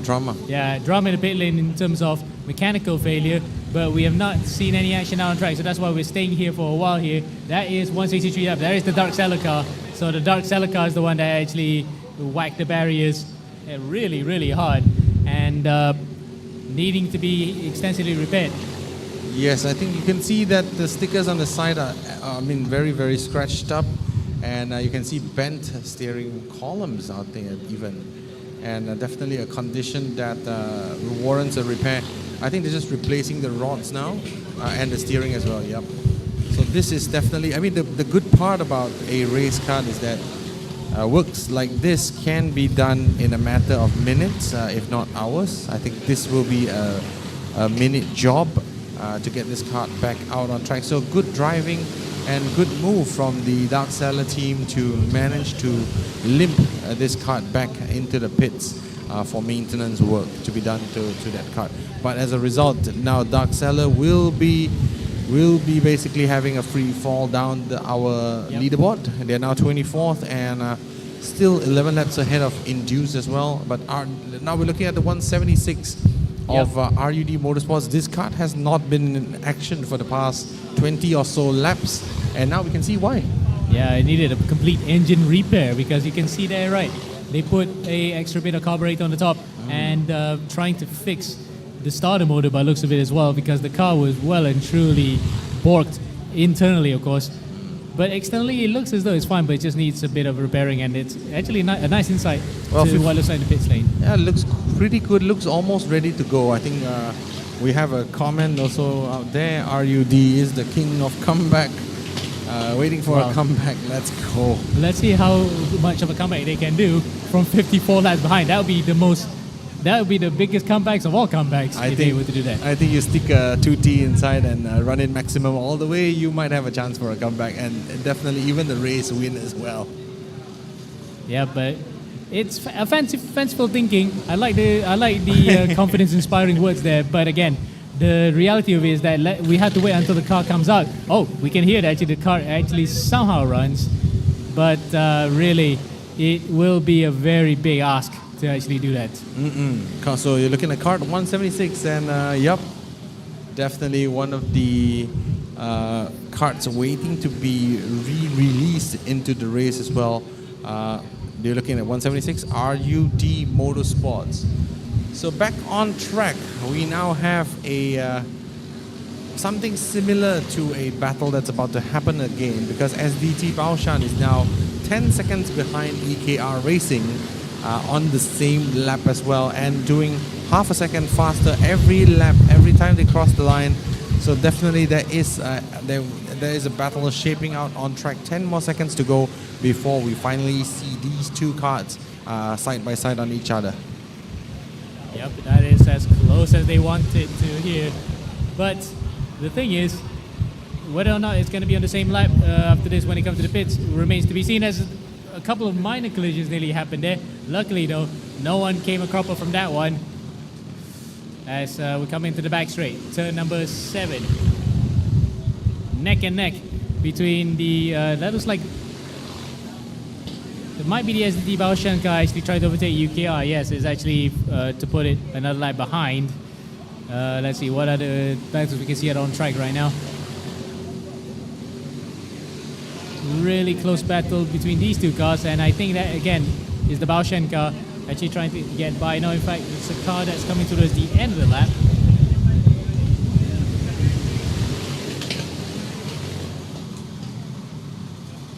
Really close side-by-side action coming through turn 1 and 2, and I'm not sure which car was that just now that came through.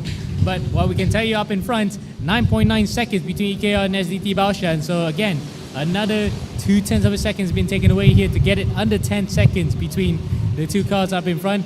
And we're coming up now to the end of the 4th hour, into the 4th hour of this race.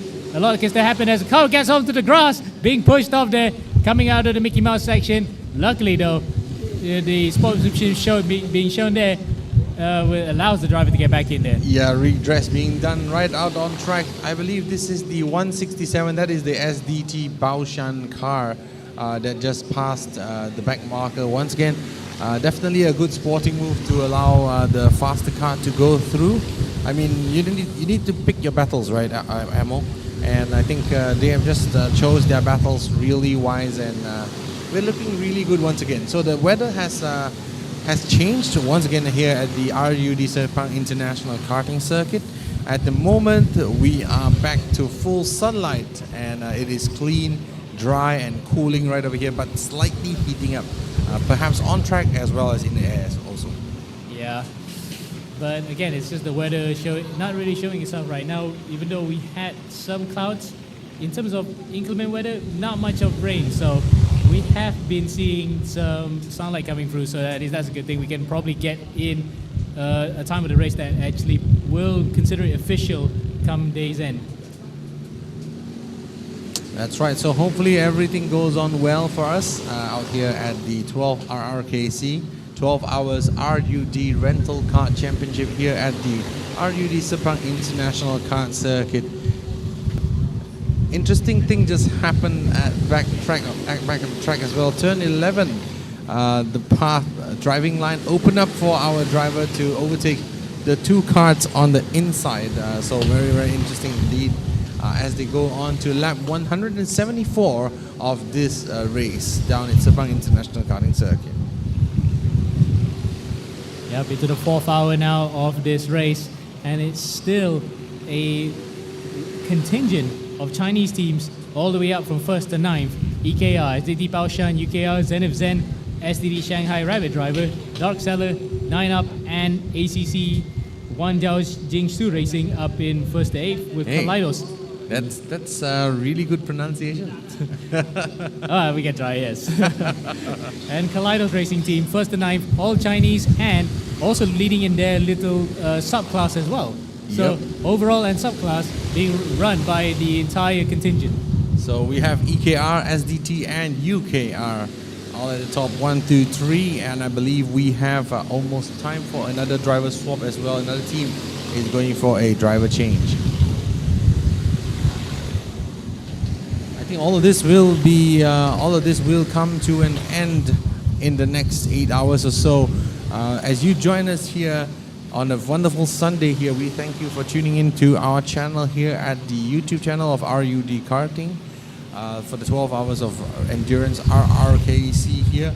Now, bear in mind that these drivers have only now been driving for almost 3 hours and 7 minutes as we speak right now, and there will be another 9 more hours to go. So whatever energy that they have left, whatever stamina that they have left in these karts, they will have to extend this for the next 9 more hours. It's not easy as you go. We are looking at lap times earlier in the day of around 1 minute, but now still within the 101s. We will see if this can eventually go up or down based on our drivers here. But definitely after 5 hours of racing, they will be allowed for one front tire change, not the rears, but the front. So it's very, very important that they do not fry their rear tires. The rear tires are not swappable, but they will have a chance to replace their front tires after 5 hours of racing. But of course, that is a gamble that the teams will have to make, because if they do swap over the tires, they will require, of course, a longer pit stop and also a good tire warm-up routine, as well as a mature driver to bring that tires out there on track and do the correct laps in order to get the tires up to operating temperatures before they then push really, really hard to take advantage of their new tires and of course the time that they lost during the pit stops. But tires are tires. That is optional for them to do after 5 hours. But one thing that they must do every time they come around, or every 2 times they come around, is that they would have to make sure that these karts are fully primed and ready to go. If not, you run out of petrol on track, that would be something quite funny indeed, right, Amo? Yeah, that would be rather embarrassing for the team involved, especially given the fact that no one does the refueling apart from the RED team here themselves. So you will definitely not get that here because they are all professionals. They will definitely fuel the car up to the top of the brim. No one will ask the car to be lighter than the others. So that will be a certain. We will not have someone stop on track unless, of course, it's actually purely mechanical, like what happened to a couple of cars that we saw on track already. Or, ooh, bumpy. That's a bit of a touch on the back of the cart down there at turn 7.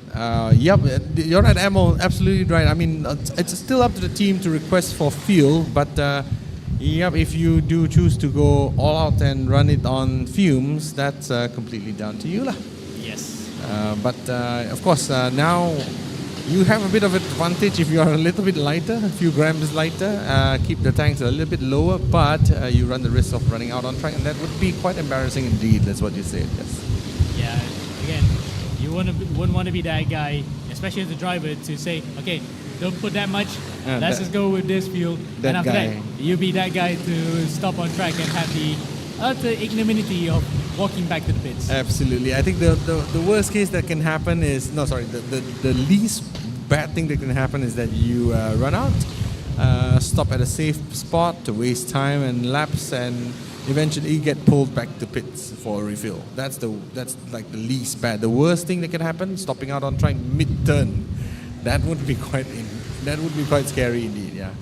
Yeah. And much to the chagrin of your entire crew after this, and say that, well, we kind of told you so if you were to be the one told off earlier. Yeah, so that's why, thank goodness they all have a team manager for this, and we hope that they all can keep their focus for the next 9 hours or so of racing, because this race is not won on one turn, this race is not won on pure lap time over one lap alone, this is not a sprint, this is not a qualifying session, this is not a sprint qualifying also.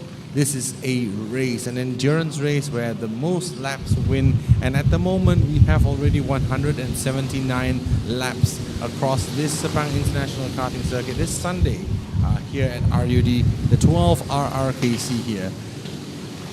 So teams up and moving is the position change. We have a Kaleidos Racing team overtaking Downforce for P9. Downforce is now into P10. I believe there is a driver swap. But if you just look at the lap times here on the screen, EKR Racing still holding that bit of an advantage over SDT Baoshan, which is the challenger, as this gap has grown from 10 seconds now into 13.8 seconds. And SDT Baoshan, over the last 3 laps, has lost about 0.3 of a second to the leaders at EKR Racing. So there we go. This is the battle for the front pack of the race. Yep, and 14.1 seconds right now between first and second. It was about 10 at one point, as the lap times really don't show the full story though, because you can see it's evenly matched. But I think it's because of back markers once again that actually caused the gap to rise between EKR Racing Team and the SDT Baoshan car. Yep, I think you're right, spot on. Oh, and the marshals are actually at turn 1 right now. You can see the bikes, the Kapchais are actually there in full force, drivers and walkie-talkies. Oh, there's a car off into the grass. That was very, very close to really becoming a disaster there. Another inner Nando being channeled here to recover that kart from the grass area. Right over there.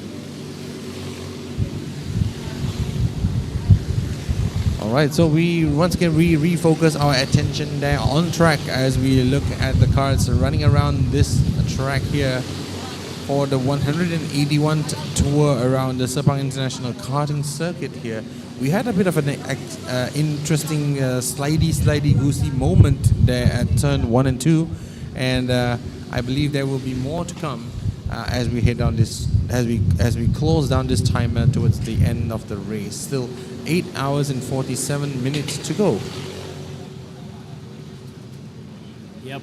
So now some movement as well.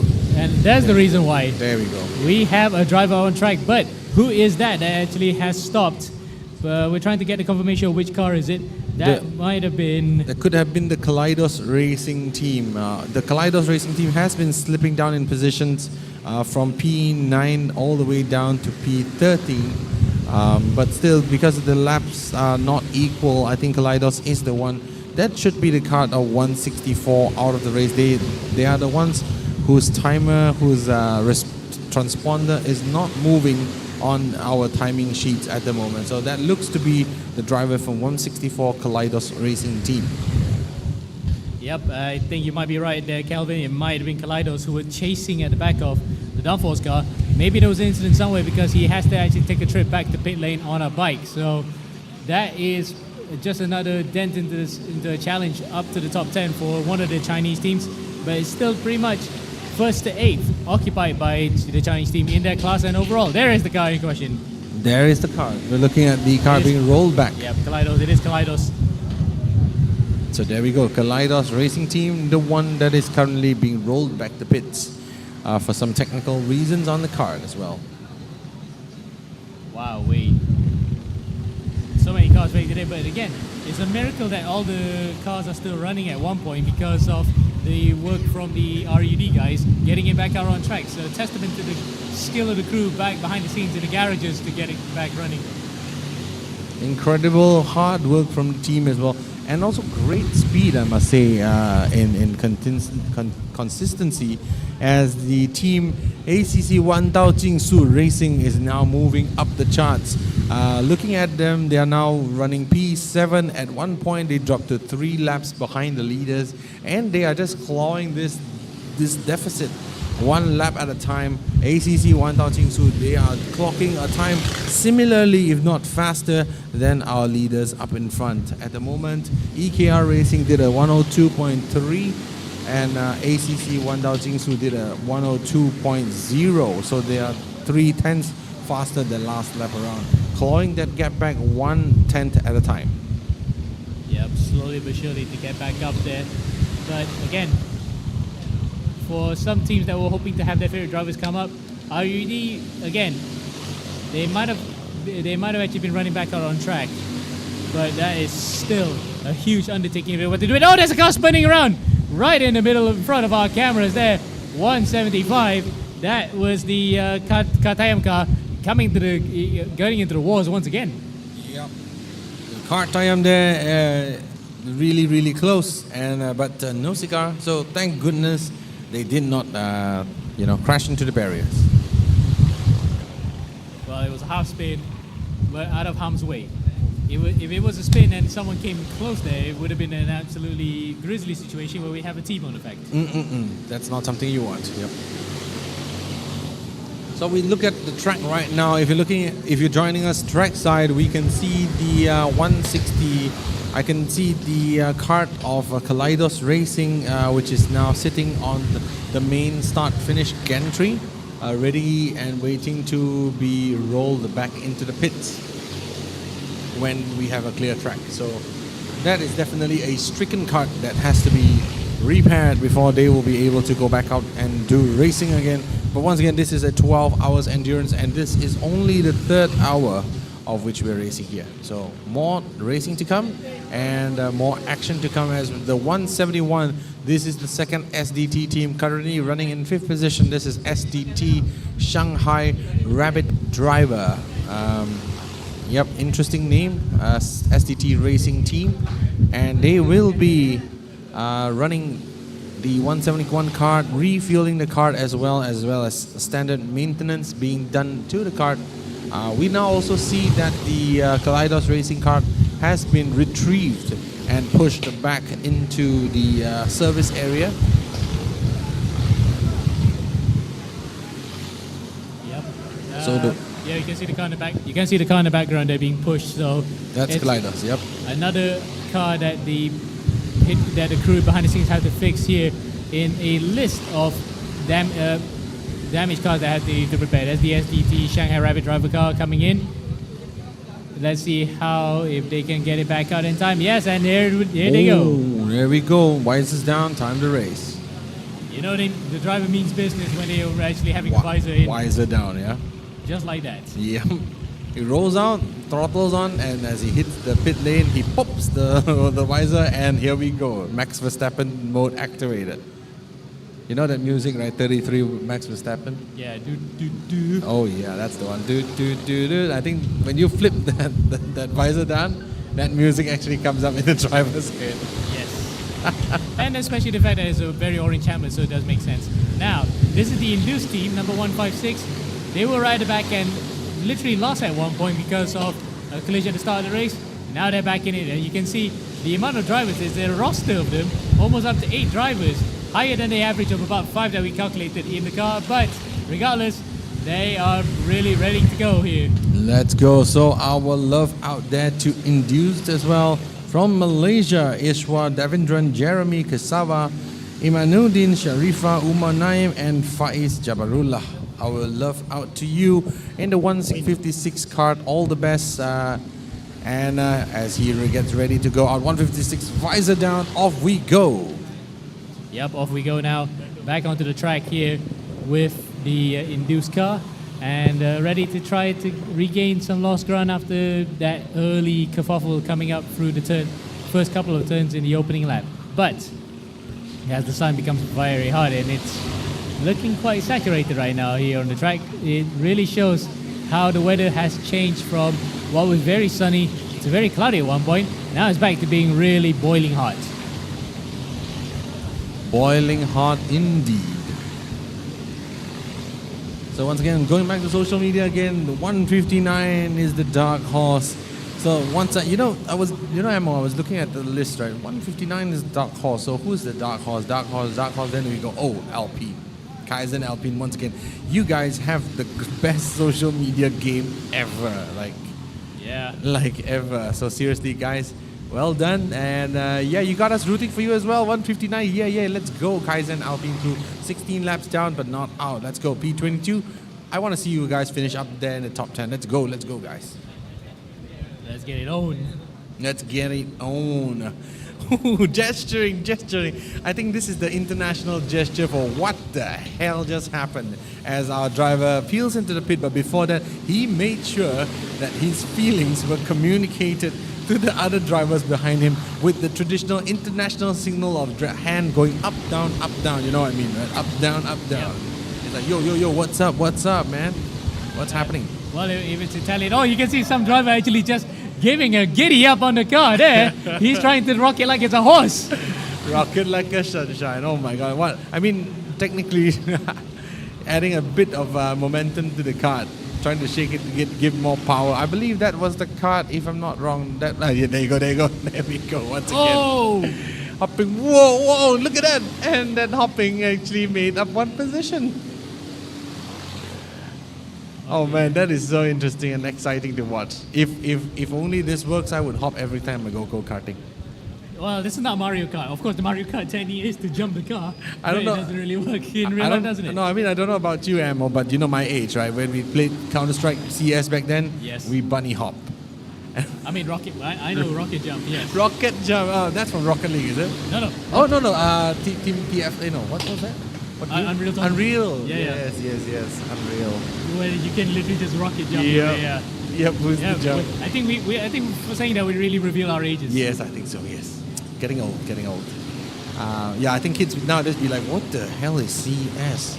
I know Fortnite, I know Valorant, but CS? Oh, there we go. That's a spin down and Mickey Mouse there. That is, wow, good recovery and quick recovery as well. As once that spin was done, there was a good like 5-6 cars swarming over. Look at that quick reaction screen. 1, 2, 3, 4, 5, 6.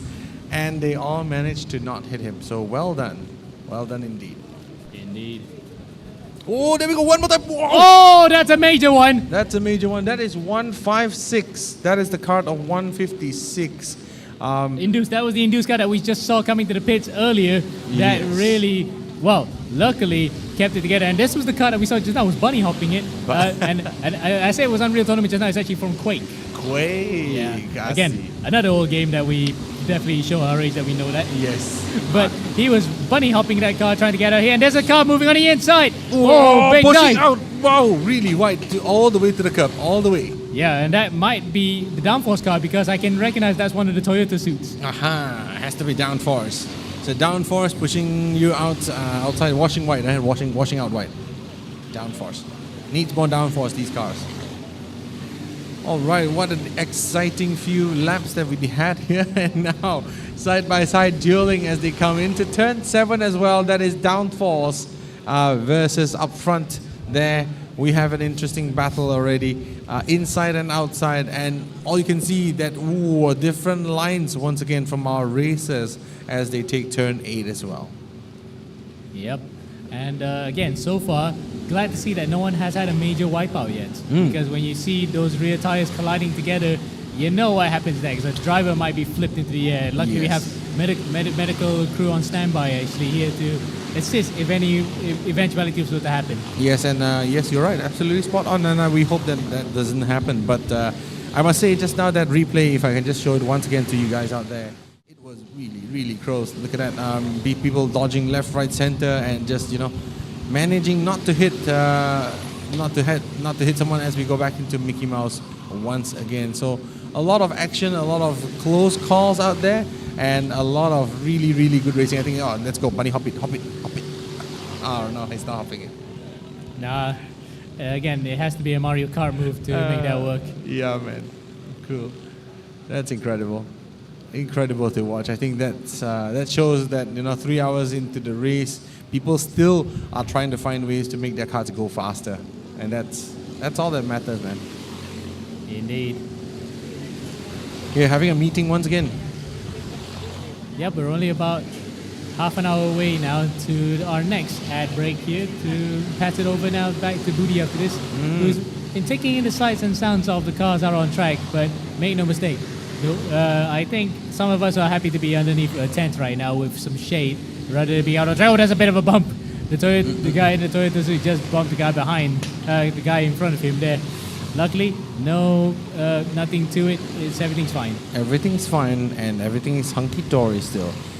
Just going out on track as well. We're looking at the timing sheets. SDT Baoshan has actually lost a couple of positions, so might be a pit stop right there. Yes. We're waiting to see if that is to be the case. We see their last lap, which is a 2:18.416. I think that's a pit stop for sure, 100%.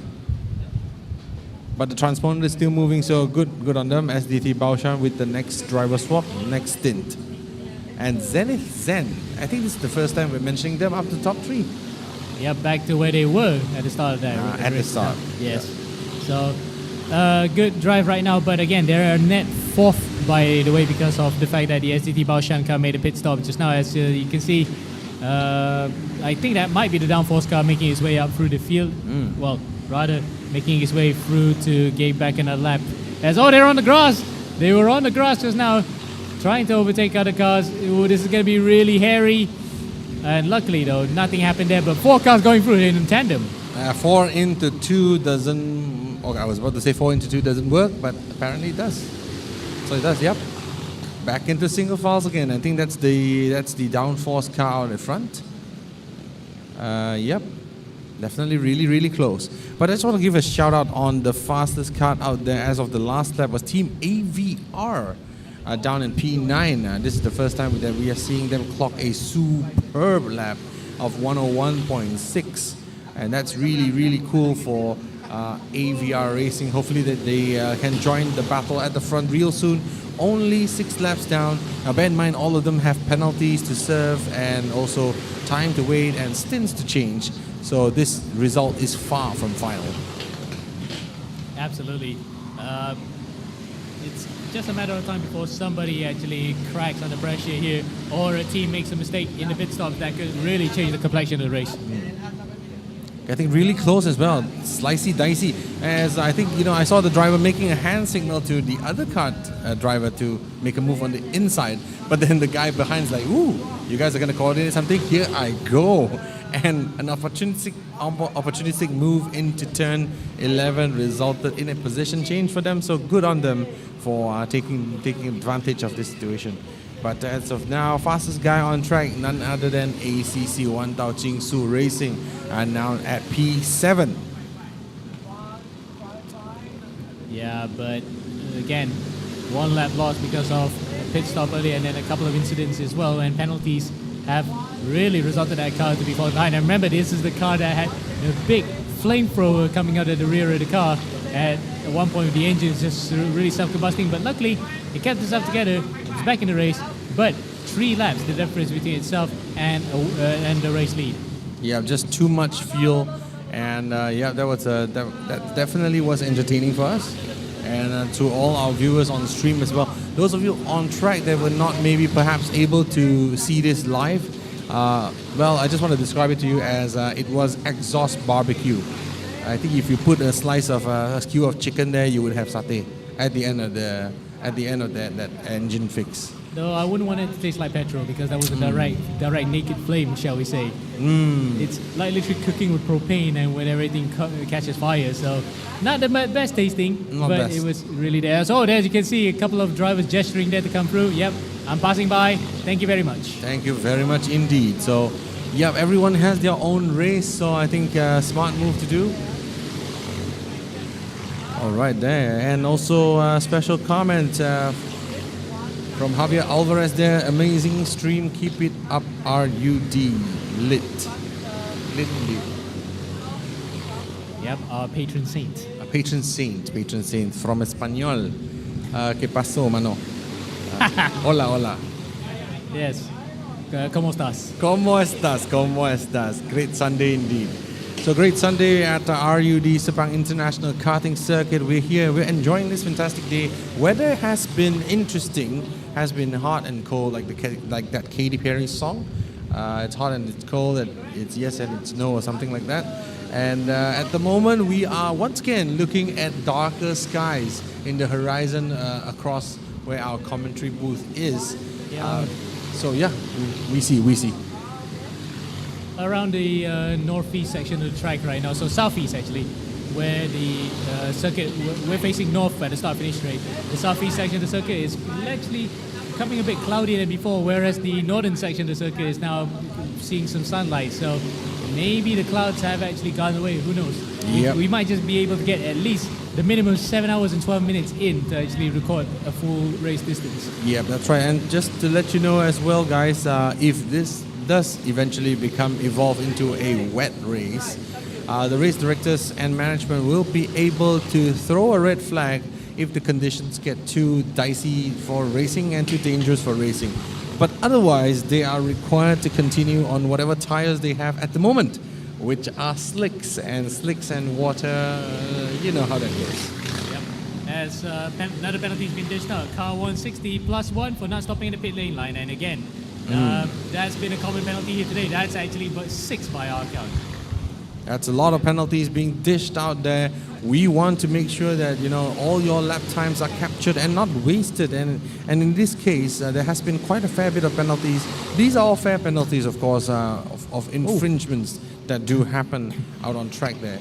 As our drivers go slightly into that first. But crucially though, the car that has been given the penalty right now, the most recent one, is the car in third place. The Zenith Zen car will now lose a lap here, and that will give the SDT Baoshan car, third place. Oh, there we go. That's definitely. They could even fall back into the clutches of the Dark Seller Unite racing team, which is one lap behind them. So definitely, this is a blow for Zenith Zen out there. So penalties are definitely going to come into place as our drivers drive hard into the day. So some comments here. Go Kaleidos, and Kaleidos is in fact one of the karts that were affected earlier as they stopped out on track.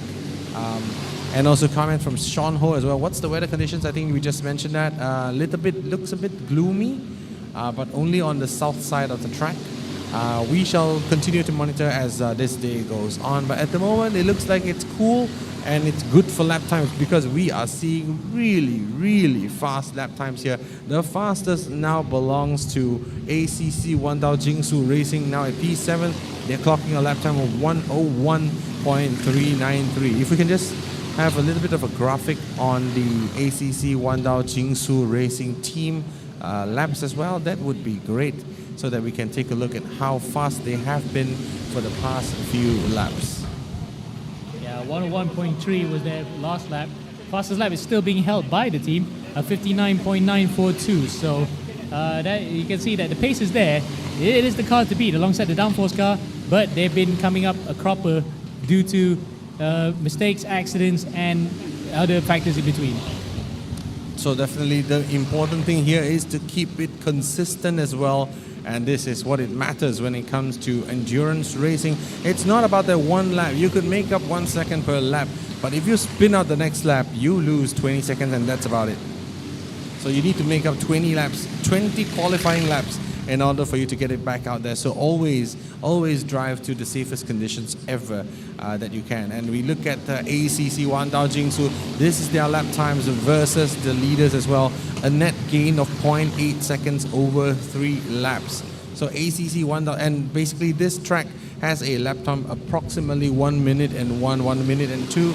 This means that it will take them approximately maybe around another 100 laps for them to catch up 1 lap, and for them to have another 300 laps for them to catch up to the back of EKR Racing at the moment. I mean, with the pace that ACC Wandao Jingsu is currently clocking right now. Tell me you didn't go to the Chinese school without telling me you went to the Chinese school. You can math on the fly just like that. Math. Yeah, that's right. You know, we have to learn mental arithmetic. Have to lah. When people were playing games, we play games also. But then our parents would say, you go and do your class first, then you come back and play. That's why we only play 20 minutes. Yes. The KWS. Calvin Web Services, where he can map on the fly. That was really fast maps right there. Oh, the camera shook a bit. That might have been a collision out there somewhere. But I thought for a second we might have had a car hitting the camera stand. I was thinking the other way. I was thinking, wow, they're going so fast that the air hitting the camera caused it to shake. Yeah. I mean, these cars do about 90 kilometers down the straights. Yes. So that's pretty fast. And I think maybe some of you are like, ooh, 90, not very fast. But I tell you, I challenge you to do 90 when you're not, having a windshield and your roof around you, So 90 doesn't feel like 90. It feels like 150. Yeah, that is true because you're pretty much exposed in the kart. So and imagine doing it in a 1.252 stroke. Yeah, then there's a different ball game altogether. You feel like you're doing 200. Yeah, there we go. There's a move inside, outside, probing, made the move stick. Good driving there, I must say. Putting pressure on the kart. Whoa!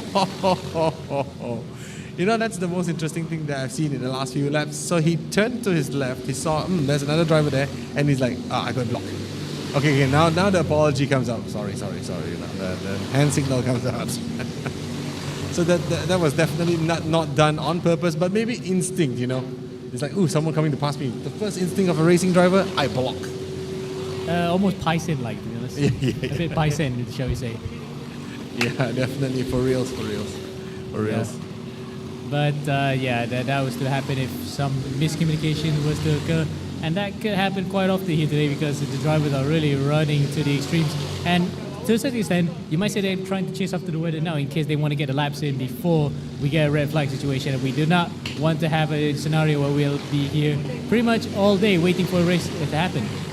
Yes, I think, yep, that's right. I think people are pushing really, really hard. AVR, definitely one of the teams that are in the top 10 that's pushing really strongly. 101.5 on pace and also faster than the likes of ACC and also EKR Racing as well. That's Team AVR. They're pushing really, really hard. Let's hope that they get in a clean stint and basically some good times out there, because they are really, really out there, pushing it out there. And fastest guys on track right now definitely belongs to the AVR team at the moment, but also focus on number 17 Kaleidos Racing Team. Just now we had a comment, Kaleidos, go Kaleidos, right? They had a bit of a problem and now they're back with the fastest lap as of the last lap. Wow, really good, 101.0. so Kaleidos, as we speak, they crossed the line with the fastest lap of the circuit as of now. Yeah, current, because of course the pace of the race is not really going to be the ultimate pace right now, because the cars are a bit wary, the drivers are also a bit wary. They just don't want to really push it, because we're not even past the halfway point, by the way, so not even one half there is still left to go. Yes, I think not even 1/3 actually. So I mean, another 20 more minutes before we hit the 1/3 mark. So yeah, definitely a lot of racing to go. But yeah, Kaleidos is definitely trying to make up some time. They are in P17 at the moment, 14 laps behind. But they have just set currently, based on the current pace, the fastest lap out of the entire grid at the moment. So that's Kaleidos Racing Team. Yep. Right, we're about technically 8 minutes away from the next commercial break here. It's 2 hours just fly by so quickly. In terms of the race, earth-shattering occasion of how the race has changed, the story is that up in front, it has been different leaders once again, but it is the EKR team that's leading the way in front of UKR and Zen, but that place is gonna have to be put an asterisk on it, because they might go back to they will lose a lap after this. Yep, they will definitely. Plus 1 lap penalty. If you're looking at our streamer down there, at the bottom of the live stream, you can see that 160 not stopping at the pit lane slowdown lap, and the penalty is plus 1 lap. So definitely not the best thing that could happen to Zen, but they have proved that they have the raw speed and they are on track, P3 at the moment. So that's Zen for you.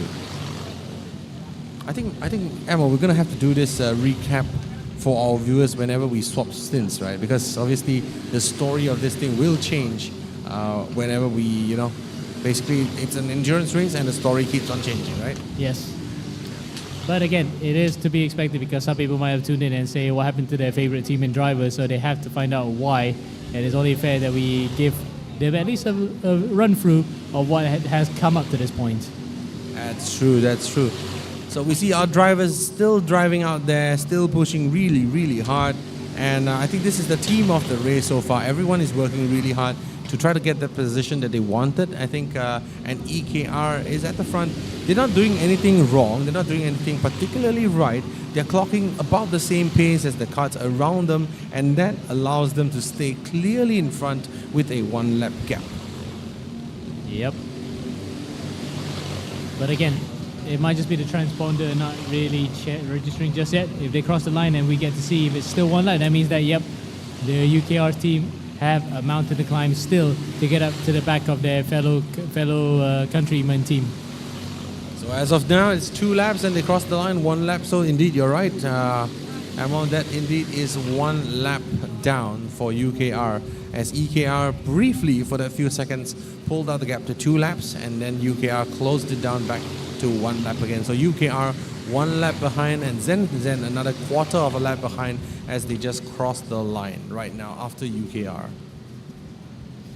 Yep. 5 minutes left to go here before we come out to our next break. And any big shouts do you think might happen? Yeah, let's take a look. I think very interesting to see drivers pushing really, really strongly, because obviously they have different drivers. Woo! Off-track tour, disadvantage to their particular kart, as we see an overtaking move outside and inside. Talk about being the meat in the sandwich. Yeah, you don't want to be there, especially in a very tight corner like that. But luckily, once again, professionalism being shown. Everybody gets through there safely. Side by side they go. And the car behind is the car 4th in shot here is one of the fastest cars out on track right now. Really doesn't want to be involved in any of this. Ooh, touch. Wow. That's a bit of a contact, yeah. Trying to get past this, well, I mean, with no offense, but trying to basically get past the moving chicane at the moment. Yes, and succeeding, taking 2 carts out within the distance of 1 corner. And we look at 174 right now in the pits. That's pending racing.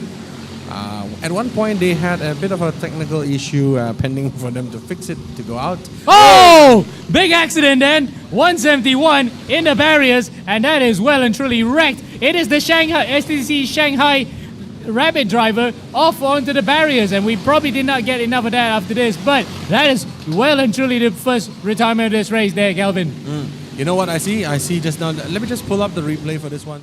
I think you can see that the rim of the kart is rolling across the track as the track marshals instruct the driver to remove himself from the track and go over. But you can see that cute little rim rolling down the track. And fortunately, no other driver has managed to hit it. So definitely that's a big accident from the 171 kart SDT Shanghai Rabbit driver taken out of the race. That is race over for 171. That's well and truly done, and it will place hopes on the second SDT car to bring it home here. But I did say earlier, no one has whacked the tyre barriers just yet. Well, that's the very first one, and it had to be a monumental accident. We unfortunately missed what caused it. Yellow flags are rightfully being waved at this section of the track that caused it, but really, that might have been a scary accident that caused that car to be plowed in.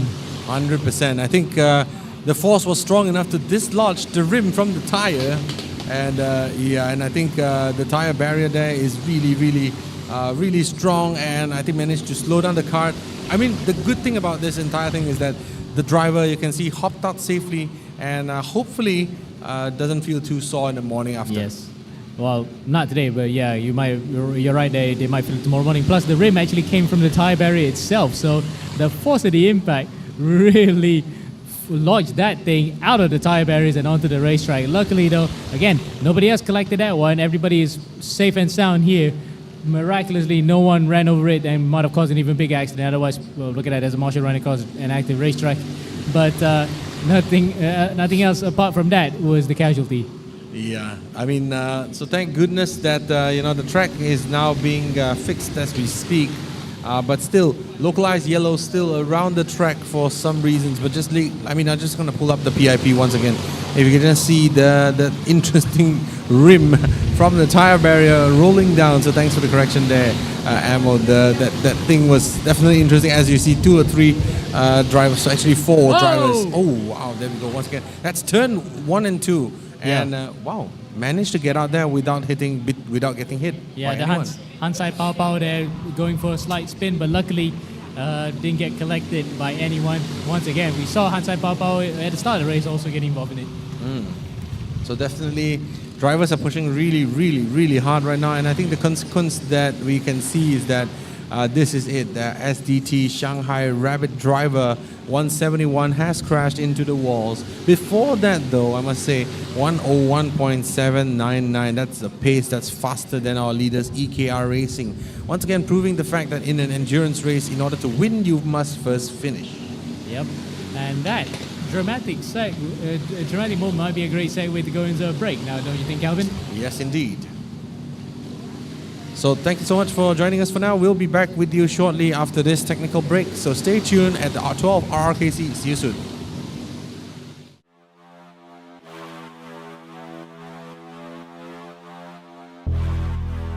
Whoa.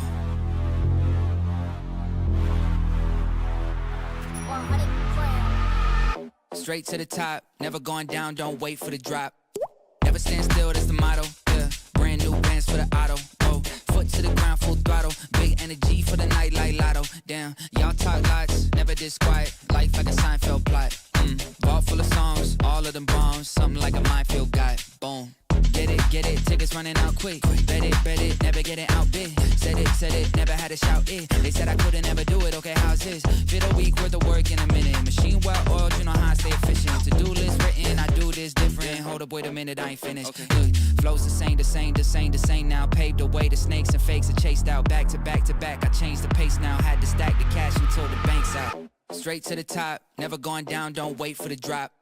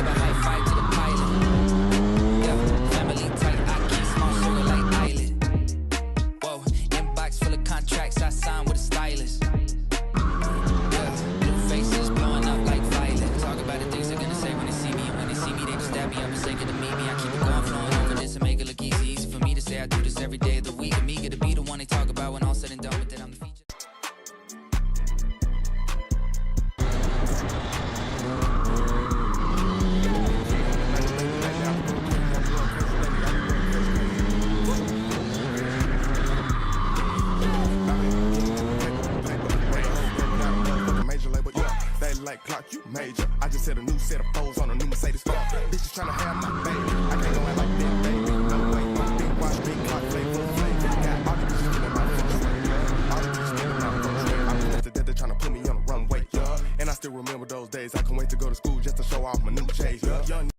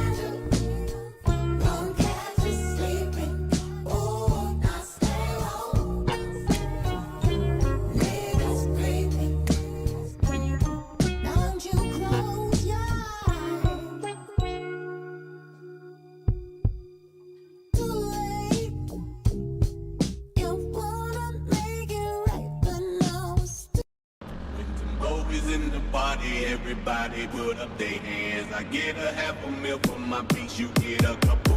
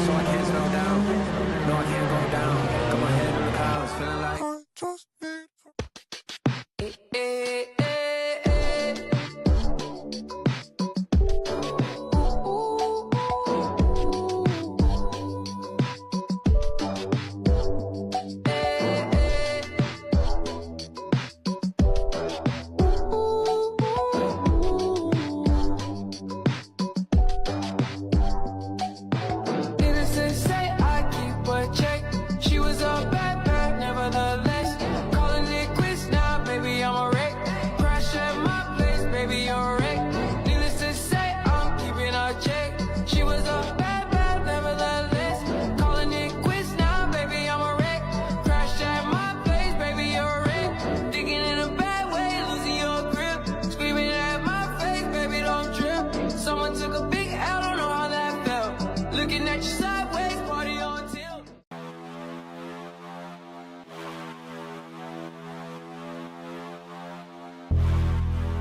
Whoa.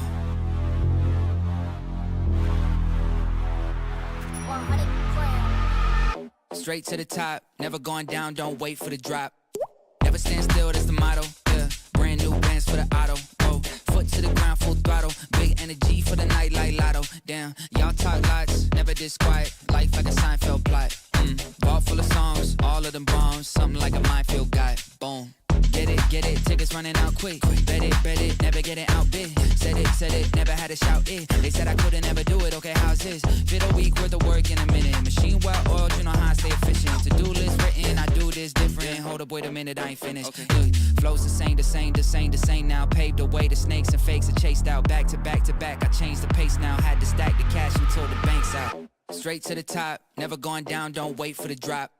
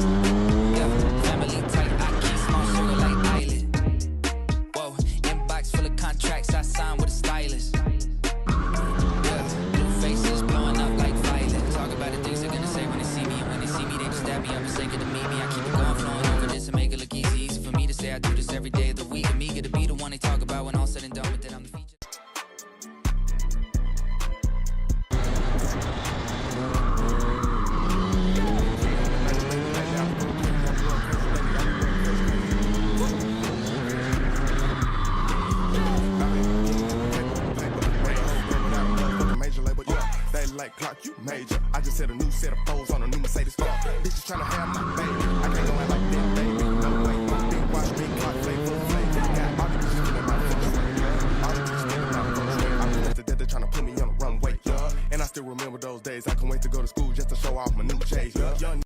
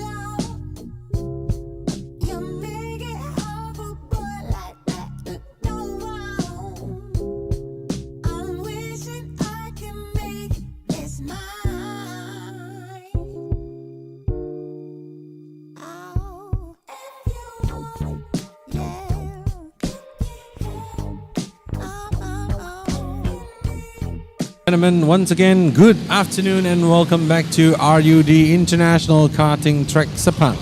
I am Kelvin here, and with me I have Budi. Say hello, Budi. Hello everybody. So I'm back right now for another 4 hours of this race. We still have 8 hours to go, Kelvin. Yes, indeed. I believe I'm also a little bit hurt there. I think you want to call me Max already, right? Yeah. Yeah. Because I always with Max. Now Max is not here. I know. Well, this is me and Budi, and we are your commentators for the next stint as well. Later we will have Ammo back as well, and we will also have guest commentator Max Palmer joining us as well on the track. But here we have another, as what Budi said, another 8 more hours of racing. Quad punya 8 jam lagi racing. Sorry, why did I add some lane inside? Yeah, 8 hours of quad racing. 8 hours of racing, yeah. That means very powerful racing, right? Racing Gao-Gao. Racing Gao-Gao. Let's go, man. So here we have the story of the season, the story of the race at the moment, which is that we had a big accident just now, Budi. I think you saw also, right, while you were trackside. Big accident from the SDT Shanghai Rabbit driver team. Obviously, they had a huge incident, and the kart is out of commission for a while. We still wonder and see if they are able to eventually make back out on track. But definitely, their kart was quite damaged from that accident. So it depends on whether they can fix it or they have to change the kart, is it? That's correct.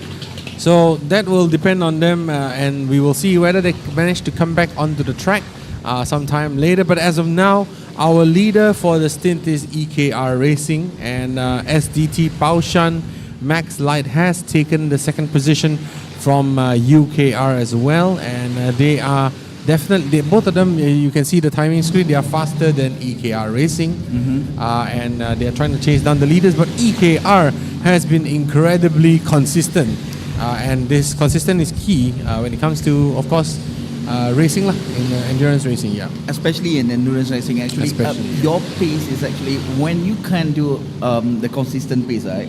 So you tend to make less mistake actually. If you push too hard, I've told you this earlier. If you push too hard, it's you tend to make a little bit more mistake because you will fatigue over time, you know, and things like that. But overall, for the past 2 hours, I've been seeing on the side track, right? There's a lot of incidents happening in the past 2 hours, and right now this is the peak, the extreme moment where all the weather is actually changing now. It's too hot around here, right? Yes, indeed. Well, I just want to add on to what you just said, right? Compared to the morning, it is slightly cooler in the morning, and now the weather is just hitting peak Malaysia. This is like peak Malaysia, top Malaysia. This is like Malaysia. Malaysia. This is like Sepang one. Sepang, Malaysia, yes. So the temperature is just incredible right over here. Definitely putting a toll on man and machine. And we've seen some guys crash out. We've seen some mechanical issues as well with the karts as well. We've seen a barbecue kart also. Yeah. This is the time of a hot seat. Like literal hot seat. Literal hot seat. Literal hot seat. The temperatures in the seat will be so hot that I mean, I understand what you're saying. Yeah, completely. This is just basically incredible times, and 12 RRKC. This is a challenge of man and machine together. You have to keep it on track. You have to keep it safe, but also fast at the same time. Yeah, Emo just told me earlier that if the tire is too hot, you will also lose the grip. For sure. So you can't push that much if the temperature is too hot right now. For sure, if you screw up 1 or 2 turns, you're still okay. But if you're constantly sliding the rears, then you are in big trouble. Yeah. You tend to spun. That is the problem. If you spun, you stop and you will lose like maybe 30 seconds, 20 seconds at most. Yes. You know? And I think I mean, definitely in this case you want to be really, really safe, because as of now, this will be almost near the limit of the tires at the front. 7 hours. I mean, drivers will be allowed to change their tires once when they hit the 5-hour mark. Now, when will they want to change? It is completely up to them. I mean, they could go on a 6-hour stint, meaning to say drive 6 hours, swap one set, drive another 6 hours, not too sure. But they could also extend the stint if the tires are looking good at the moment, obviously. It will depend solely on the driver, because the driver will feel is it okay to drive, or we need to maybe to fix the tires or change the tires, anything? Because at the end of the day, the driver is the one who controlling the machine right now. Completely right. Yeah. Completely agree. So right now we are still looking at our current leader, which is EKR Racing, who has been doing a good pace and keep that momentum over and over again. Right now with 236 laps, that was a big lap, and a gap between EKR Racing and SDT Boshan is actually around 1 lap or 2 laps. Yes, indeed. And I have good news actually. If you can see on our timing screens, SDT Shanghai Rabbit Driver, just now they had a massive crash. And I believe as of now they have managed to fix it and come back out on track. Let's just pull up the full screen as well, right? So you can see this is the 171 kart from just now. This is Shanghai Rabbit Driver. And they are now still back on track, 7 laps behind the main racing, the team, the main lap leaders as well. And Shanghai Rabbit Driver is doing a lap time similar to what the leaders have been doing. So still got the performance there. Yeah, if we look at the leaderboard right now, SDT Shanghai Racing, it's still on the pace to go for the win. I mean, 7 laps, yeah, it's a lot of laps, but we can see it's 2, 3, 4, 5, and 6 laps.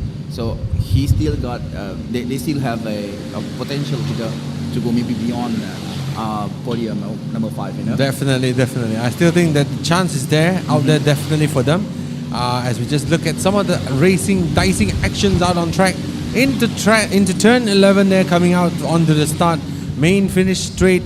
We have 3 karts dueling for positions, going side by side each other into turn 1, one on the inside, one on the outside. They are literally inseparable, and into turn 3 as well, doing the switchback.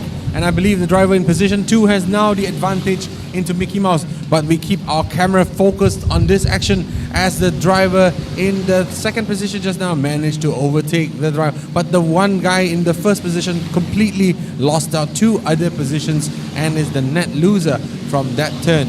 And that, I believe, currently in that lead of the front pack is we're looking at the karts number 167. I believe that is 167 SDT Baoshan Max Light. That's your second place.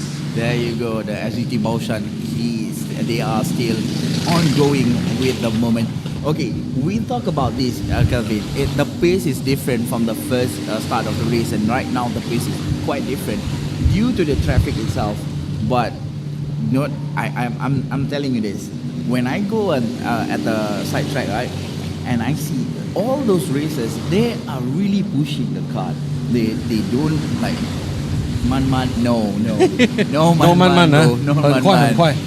I give you all out run. Right. Yeah, they give it all out. They take a all aggressive line. They try to, overtake all over the place. I agree. They do all the things that they can just to make sure that they can catch up to the front. Yes, but that's right. That's why I think enough practice is important, kan? Yeah. Because I think EKR, they definitely feel very seasoned when it comes to the track, right? Although they are a Chinese team coming from China, this is not their home track. Keep in mind, I feel that they have done enough practice around here to set lap times that are very, very consistent with their pace. And as of now, they have clocked around 39 laps. Yep. And they're still doing very consistent pace with the tires. The tires are pretty worn at the time now. I mean, they are, well used up, and they're still doing incredibly consistent lap times, and that's why they are at the number 1 position, EKR Racing. You just imagine if you have 6 drivers and all the drivers will clock the same time. And that is really good, actually. Like a robot. Yeah, that was really good because you can keep that pace and you can maintain your tires, your mechanical things, just to make sure that it will end at 12 hours of race. And I think these guys, they're definitely very well experienced with this because EKR, you look at it, they have only 3 guys. Oh my God. 3 guys to do 12 hours of racing. This is one of the gladiators that I told you about. Gladiators. I agree, man. They are not just a human, they are gladiators. Gladiators, bro. Because 3 people, 12 hours of race, and this is go-kart. This is not cars, okay? This is karting. it's a lot different. Yes, I agree. I mean, just wanted to share a little bit as well to those of you out there who, if you have not done karting or if you have done only electric karts and generally slower karting, these are rental karts. These are the F1 of rental karts. They run race chassis and they basically have really, really good handling. As you can see, there's 6 karts enter Mickey Mouse and 6 come out safely. So these karts, they can turn. They turn very fast. They have no suspension. You have to use your body weight in order to turn, and you have to use your body weight in order to control the karts really, really well. And doing this for 10 minutes, I guarantee you your hands will be sore afterwards. But doing this for 12 hours, good luck, guys. I bet when you go back, you go straight to your bed, you know. For sure. There's no such thing as I want to watch Netflix first. No, just go straight to your bed because it's taking tolls on your physicals and everything. You are mentally prepared for this, but then you're still tired for this. I'm sure, 100%. This is just incredible, you know. Oh, here we go. There's a pit stop for 167. This is our SDT Baoshan Max Light. This is our team for the second position, and their best lap is 1 minute point 20, 1 minute 226. Very impressive lap time indeed. There you go. So SDT Baoshan is, I think they are trying to.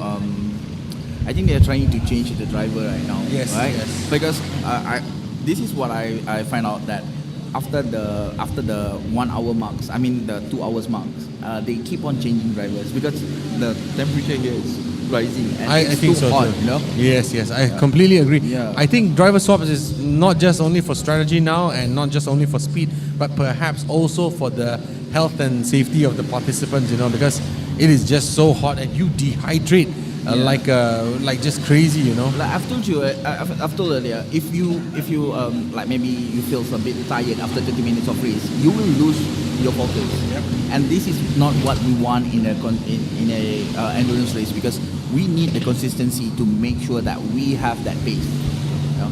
Yeah, it might not be that fast pace, but as long as you can consistent in a race like this, you can win. Lap after lap, right? Yep. Lap after lap. So, with 7 hours and 44 minutes to go, let's take a look at our pace on track. They have significantly slowed. Basically, most of our leaders are clocking within the 1 minute to 102s, but some are still in the 103s, and this is a clear pace deficit compared to when they first started. When they had 59 seconds, 1 minute. 1 minute. That one is like 1 minute. Everybody is like 1 minute, Yeah. point 2, 1 minute, point something, you know? Yeah. But right now, it's like 1 minute and 2 seconds, point something. Yeah, and so now we are also entering the 103s, 104s. Basically, everyone is slowing down ever so slightly because first, the karts are a bit more worn. The rear tires, you cannot change them no matter what. No matter what, you cannot change the rear tires. So rear tires are fixed. But the fronts, you can change them after 5 hours. And the driver, the most important component in a go-kart, the driver will have been petrol setengah half already. Half tank. Yeah, half tank already. Yeah, that's true, you know. Like you said earlier, if 10 minutes also, it's already, you know, it's pretty tired for 10 minutes. It is. And just imagine doing this at a hot weather like this for 30 minutes. It's, wow. Incredible. I think if you go out to go-kart, if you get like a rental kart package right now, you probably get like 10 minutes, 10 plus 10 plus 10, and then 30 minutes after you go home like you feel like you want to die.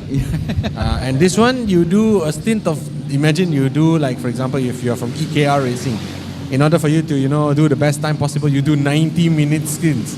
Oh, you cannot, bro. 90 minutes. Cannot, straight. bro. 80 minutes also people is like, no, 80 minutes. 30 minutes people also like, I cannot do it. So. Yeah.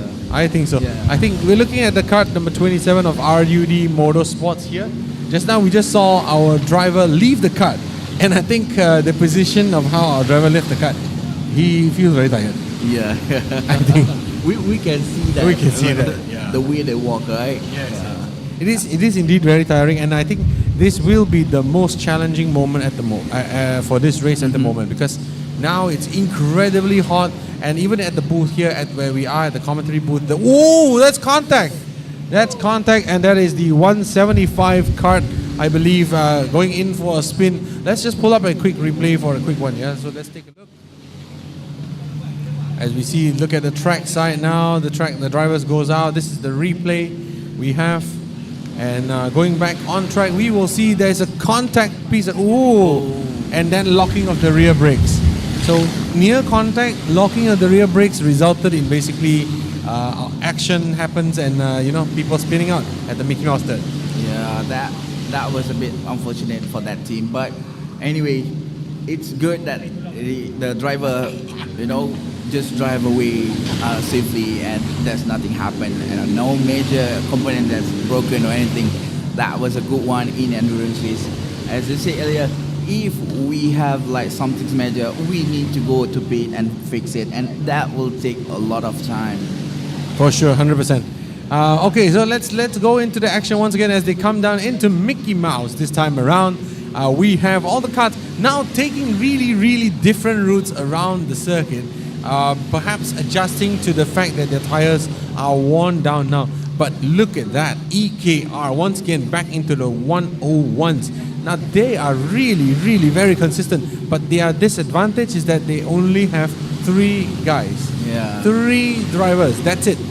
This is gonna be a heat-up moment. So we are here very hot, right? But the race heat is getting on and on and on, and it's getting hotter. It is indeed. I think on track it would be almost unbearable, and it would just be too hot. And just look out for those tires, because if you burn them out right now, wear them down, you will have the rears are not replaceable, so they will have a big problem if it happens. That's gonna be a big issue because there's a lot of sliding happening around. Yep. And if the rear tire doesn't work after 10 hours, maybe. So it's gonna be a big issue for another 2 hours. Yes. Just to keep control of the car. Very important, yeah. Yeah, very important. So important not to overuse them right now. You only have 1 set, but these guys are proving that they can keep the pace up and they can go into that evening driving scene. 7 more hours to go, but definitely they are still pushing on really hard. Look at that, 7 hours to go. They have raced for 4 hours plus, and as if they are racing the race start right now. Look at that grid. Yeah. We can see that even though the oh, there we go. There's a spin. There is a spin. Can we see that back? Yeah, let's just take a look at that in PIP again. So little bit of a spin, I believe. We had a bit of a spin just now, so didn't manage to record that scene. We will come back to that as and when we can. But we had a driver over braking into the turn and losing the rear as a result. That is over-braking maneuver. Over-braking maneuver indeed, yep. There you go. They are actually fighting for position all over the place right now. As you can see, they're taking a lot of aggressive line, a lot of, just going in and out, trying to get inside, trying to get outside. And that is what happened all the time in the race.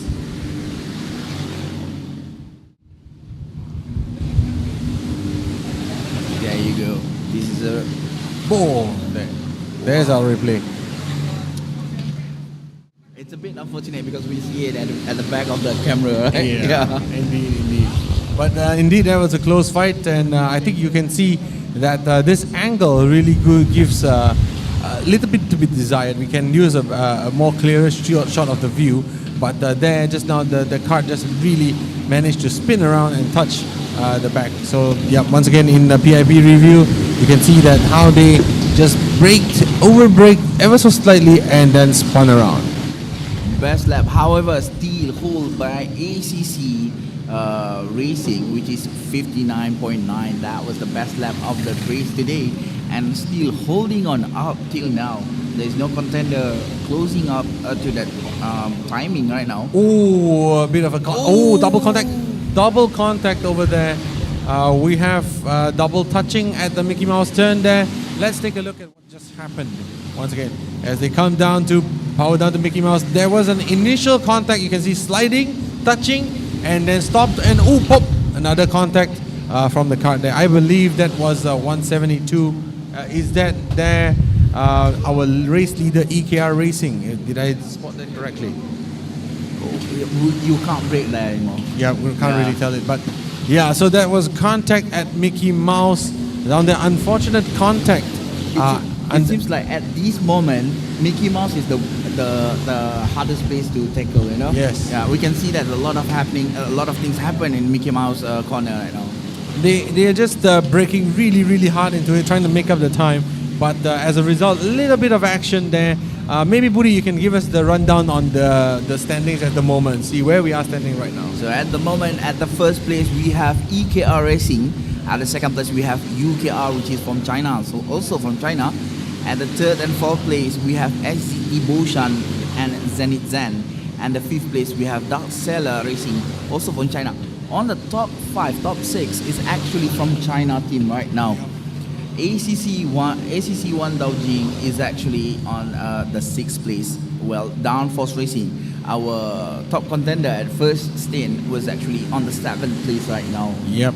Followed by Team AVR. AVR has been making up good time and good pace, and I'm looking forward to them basically making up that position up there with Downforce together, and hopefully ACC, Downforce, and AVR can give us a good chase to the teams at the front there. We still have they still have 4 laps gap to make up, you know, but well, this is an endurance race. It's not even half of the race yet. You know, we are still at the 4th hours mark. It's like 4 hours and 30 minutes only. So we still have 1 hour and 30 minutes for the half of the race. So it's still 7 hours to go, and we can't say anything before the checkered flags end. There you go. Looking at the action, it's all over the place. You know, it's like 3 wide, 4 wide. Even at the Mickey Mouse, they try to make it 3 wide. It's wow. They was just competitive. Incredible indeed. So right now we can see there's a lot of action happening on the screen right now. Still chasing. The bumpers to bumpers action is real in this case, Kelvin. Yes, indeed. I think, while this race has still about 7 hours to go, our competitors are treating it as almost as this were the final 10 laps of their life. So they're still chasing down each other, especially into turn 3. And now we go back down into Mickey Mouse once again. Mickey Mouse, one of the areas where contact is just so common among all these karts as they power down Mickey Mouse once again. 3 karts into Mickey Mouse as they barely clip the apex. And all is good, all is safe. But just keep an eye out on the red kart right behind them, the kart with the guy in the red suit, because that is looking definitely to attack into the next few turns. I really love the sportsmanship of these karting teams, you know. Whenever they hit someone, they bump into someone, they was like raising their hand. Sorry, I'm sorry for that, you know. That was a really good sportsmanship shown over here. This is a fact that I really love. The Mickey Mouse corner, or the Mickey Mouse turn, was actually looks like turn 1 in Sepang. It's really resemblance of that with the elevation change, you know, going downhill a bit from turn 1 going into turn 2 in Sepang. Right now we are in turn 2 in Sepang International Karting Circuit, going back to the back straight right now, and going into the Mickey Mouse. There you go, you can see there's a lot of people trying to push their kart as much as they can, just to make sure that they can carry a lot of momentum to go through the Mickey Mouse chicane over there. That's right, so a lot of action down there here at RUD 12 RRKC. This is the round 1 of the RUD 40 Superkart Endurance Race, the ASEAN Series, and we have a lot of contestants that are super competitive out here today, and with EKR leading the way, UKR 1 lap behind. I think we are reaching a point whereby both front drivers are slightly possibly starting to fatigue out a little bit. If you're joining us on My Laps and you're looking at the lap times right now, P1 is just done a 101.3. Back on pace once again. Back on pace. This is the fun fact about it. Dark Sailor is doing 103. Dark Sailor is pushing so hard right now. actually, just to get back to the pace and make sure that they can catch up to Zen Racing on the top of them is on the 4th place. UKR Racing, however, have to go through a lot of traffic just now. So the last lap that they do is actually 1.1 at 1 minute 1.9 second. That's a bit better from the past one, which is they need 1.04 1.4 point something. Yes, indeed. There you go. Just want to flash out the comment as well. Commentators, Leonard Ng is not in RUD Motorsport. He's in Kaizen Alpine Crew. Just want to let you know as well, this race is quite wide and a lot of participants. And we have 2 Leo Ngs actually. So Alpine Kaizen, we have Leo Ng. And RUD Motorsport, we have Leonard Ng. So there's 2 Leo Ngs in this race. As we take a look at the 175 kart just coming in for a pit stop, a fuel up. So the 175 kart of Kartayam. They are going to fill up the fuel. So what is the fueling method here? Yeah, I think, first of all, let me just take a little bit of time to admire the camera work. I agree with that. Best. Take a look. Look at this cart. I mean, Budi, just join me as we look at this cart, right? The sides of it, you can see on the number there, there's tire marks. You and I, we know what that means, right? What that means is that this cart has gone through its fair share of battles, and this is a battle cart. So 175 here. The fueling method, as you can see there, Budi, just coming back to you, right? They have a canister of fuel that they take from the barrel, and then they will insert that into the cart onto the fuel port, which is located in front of the driver. So the driver sits in the seat, and in front there's a fuel tank that opens up on the left side. Wow, look at that, 4 into turn 1. Audacious move from the kart 176 down there. Incredible, audacious move from contact. Contact as well. Wow, that was a brilliant save. Oh, wow. Let's just take a look at this in instant replay as well, right? So those of you joining on stream, here we go. Into turn 2, turn 3. Sorry, here we go. Slide, touch, and correction. Wow. And I think basically just bounced off the other cart like Skittles into each other. This is where reflex come to play. Yes. Yes, I think recently we've all seen the race in China where Fernando Alonso saved his Aston Martin. And I think a lot of people are inspired by this today. Yeah. So they're trying to, I'm going to do something like that. I am Nando. I am Nando. Not the chicken Nando, but the Fernando. Here we go. That was a good one. 256 laps have gone through with 4 hours and 30 minutes have gone. So 256 laps has gone with just one set of tires right now. So how many laps are we talking about if 12 hours? I think let's extrapolate, right? So now we have done about 4.5 hours of racing.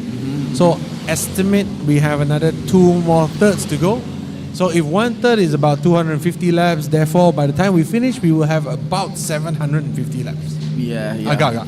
Betul. Because 250 laps after 4 hours, right? Yep. So half an hour is 50 laps. So thereabouts, and I think therefore we will surely have around 750 laps, yeah. assuming the pace remains consistent.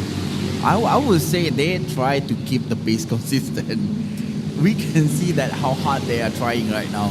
The driver. Okay, this is the best part about it. If they change a driver now, right, the new driver will try to push as hard as they can. Correct. Right? For the first maybe 15 minutes, 20 minutes, or no.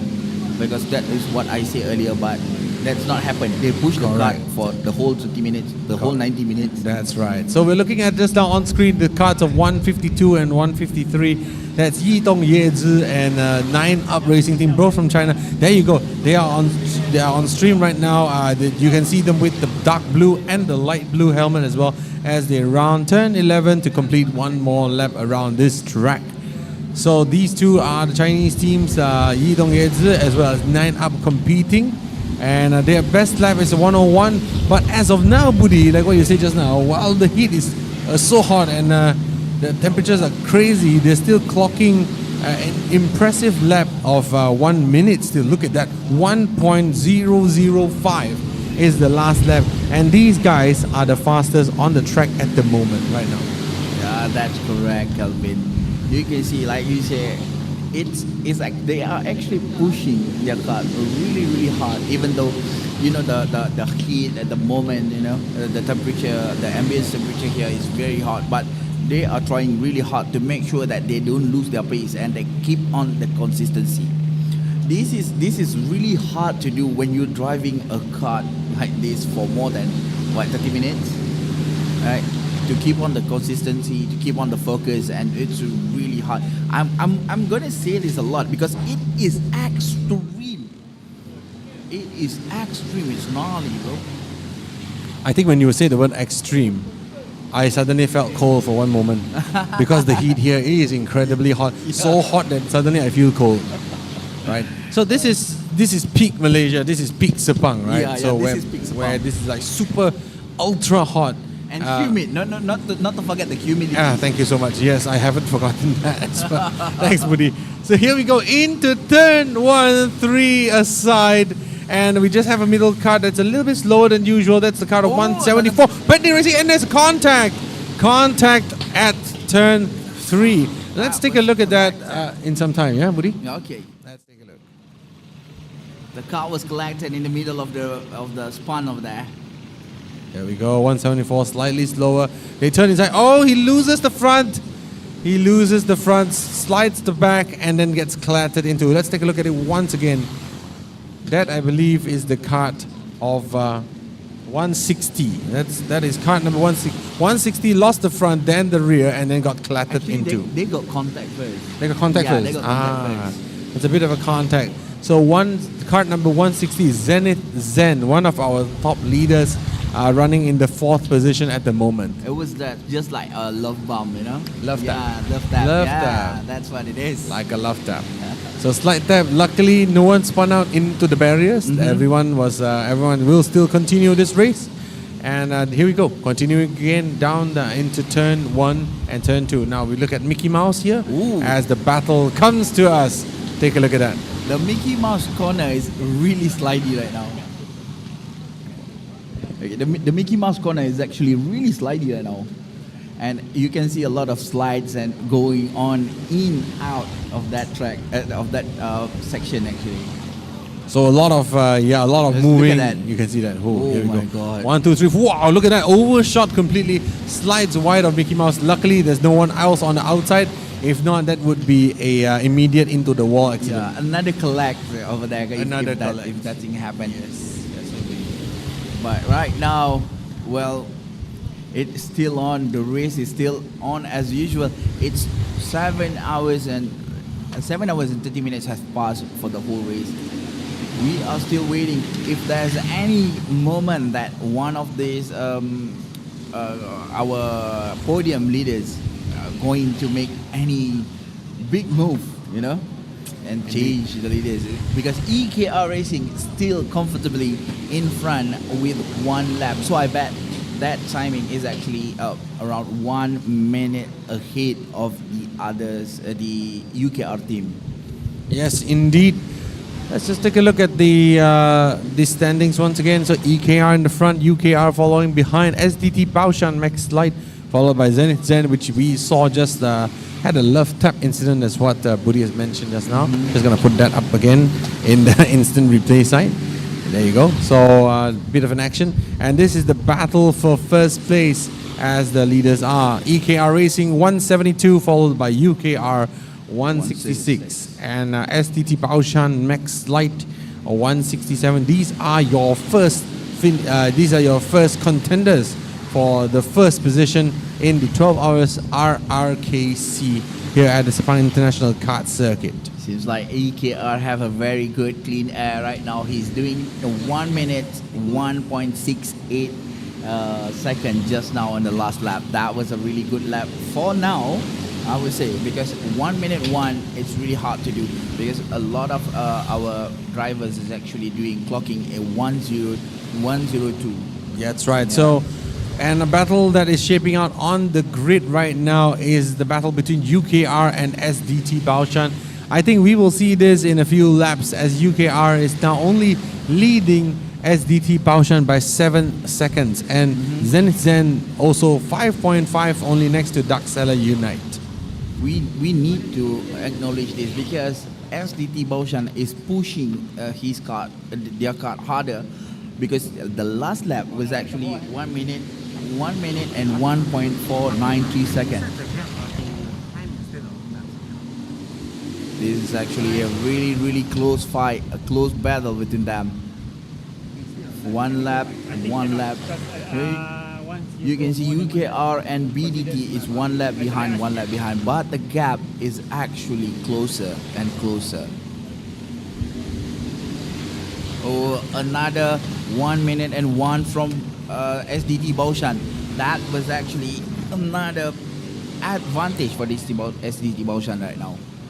So it might be, I need to check of the different of both of the driver. But anyway, the action is still on. They are still fighting for position. Remember, has been more than 4 hours. It's hitting 5 hours mark, and this guy is still fighting hard. Oh my God! For sure, and we're just thankful that there's no untoward incidents on the track at the moment. But basically, for now, we still have them racing around as if were a sprint race. And most interestingly, you can see them bending down, trying to catch the slipstream. Yeah, that was actually true. So bending down, this is what our Emo told me earlier. Bending down was actually try to push your car harder. So when you bend down, it's actually make a difference. So yeah, so they should do that. And we can see that a lot of in the stream. So giving way, that was a good one. Another inside take. It's a bit risky when they are doing an inside overtake, but it still works for them. That was a good one.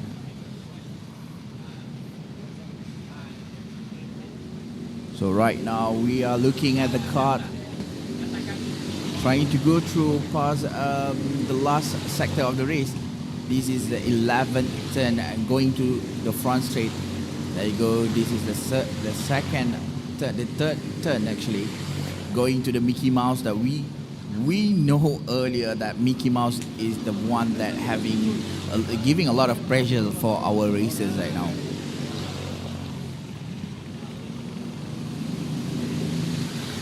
Another driver is actually trying really hard to get behind, to get at a good slipstream.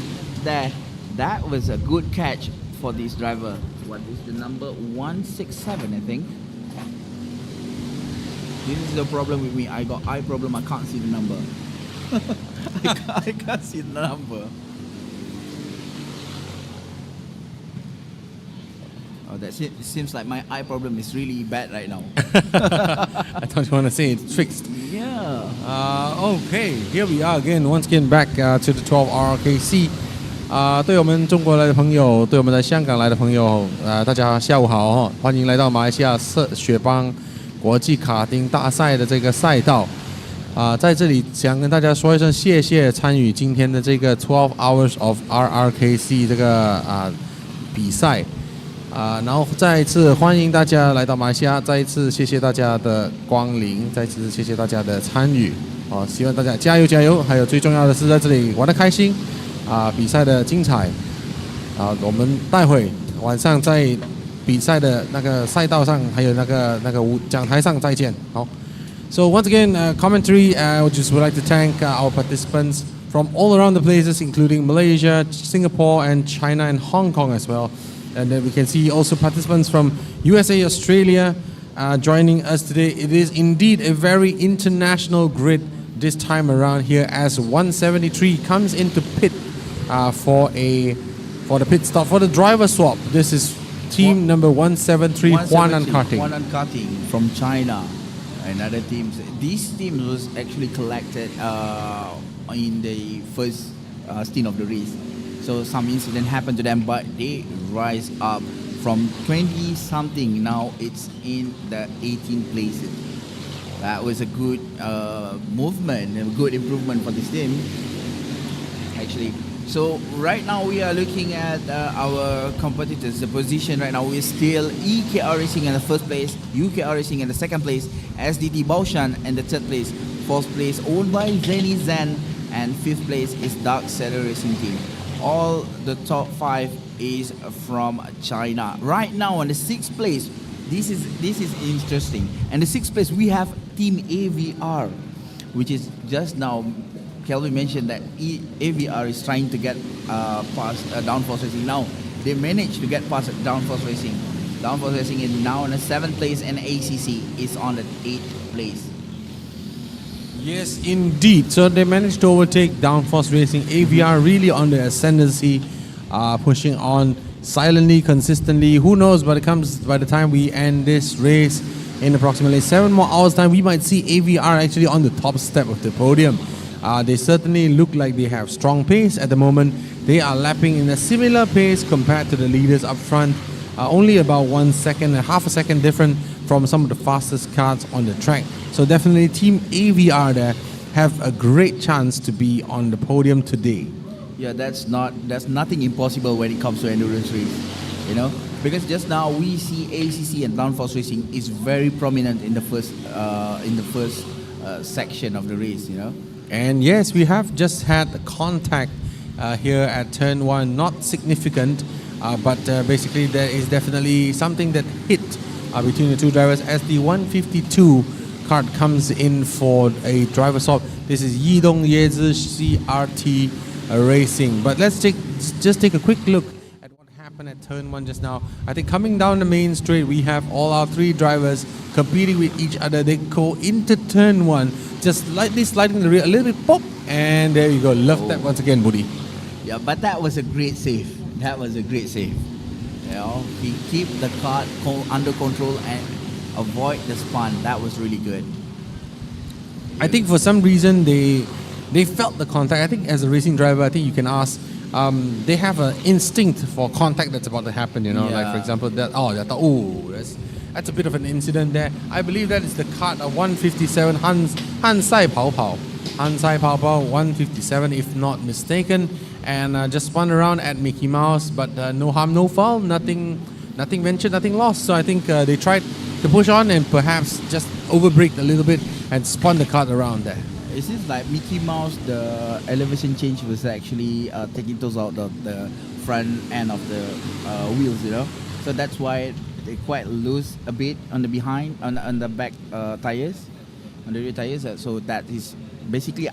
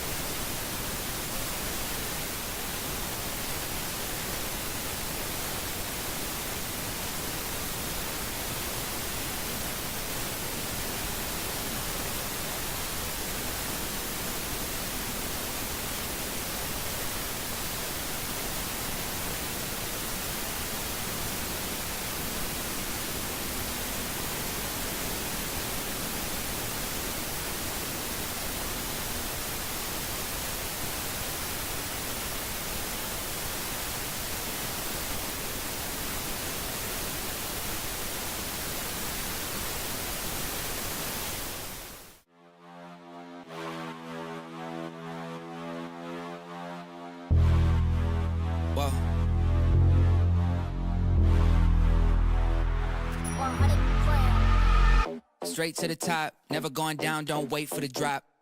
Never stand still, that's the motto. Yeah, brand new bands for the auto. Whoa, foot to the ground, full throttle. Big energy for the night like lotto. Damn, y'all talk lots, never this quiet. Life like a Seinfeld plot. Vault full of songs, all of them bombs. Something like a minefield guy. Boom. Get it, tickets running out quick. Bet it, never getting outbid. Said it, never had to shout it. They said I couldn't never do it, okay, how's this? Fit a week worth of work in a minute. Machine well oiled, you know how I stay efficient. To-do list written, I do this different. Hold up, wait a minute, I ain't finished. Okay. Look, flows the same now. Paved the way, the snakes and fakes are chased out. Back to back, I changed the pace now. Had to stack the cash until the bank's out. Straight to the top, never going down, don't wait for the drop.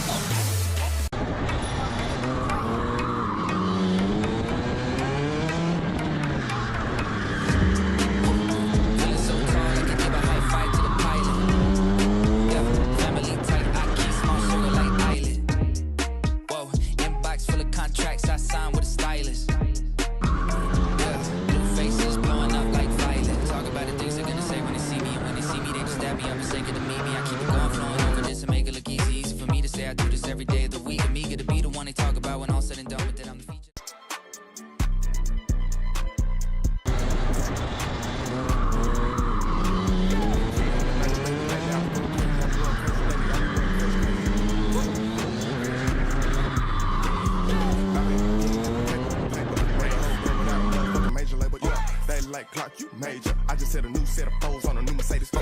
Bitches tryna have my baby. I can't go out like that, baby. No way. Big watch, big clock, play full play. Got all the bitches feeling my full straight. All the bitches feeling my full straight. I'm connected that they're tryna put me on the runway. And I still remember those days. I can't wait to go to school just to show off my new J's. Young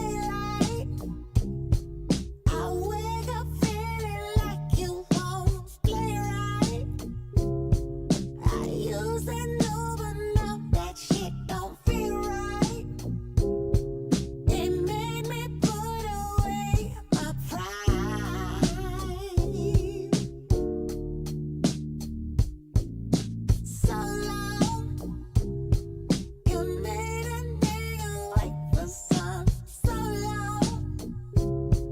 You make it hard for a boy like that to go wrong. I'm wishing I can make this mine. Oh, if you want, yeah.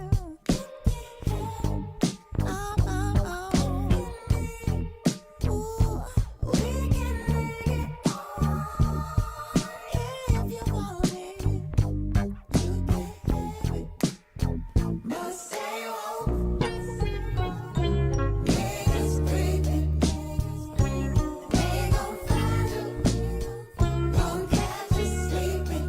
Ooh, now stay low. Niggas creeping, don't you close your eyes.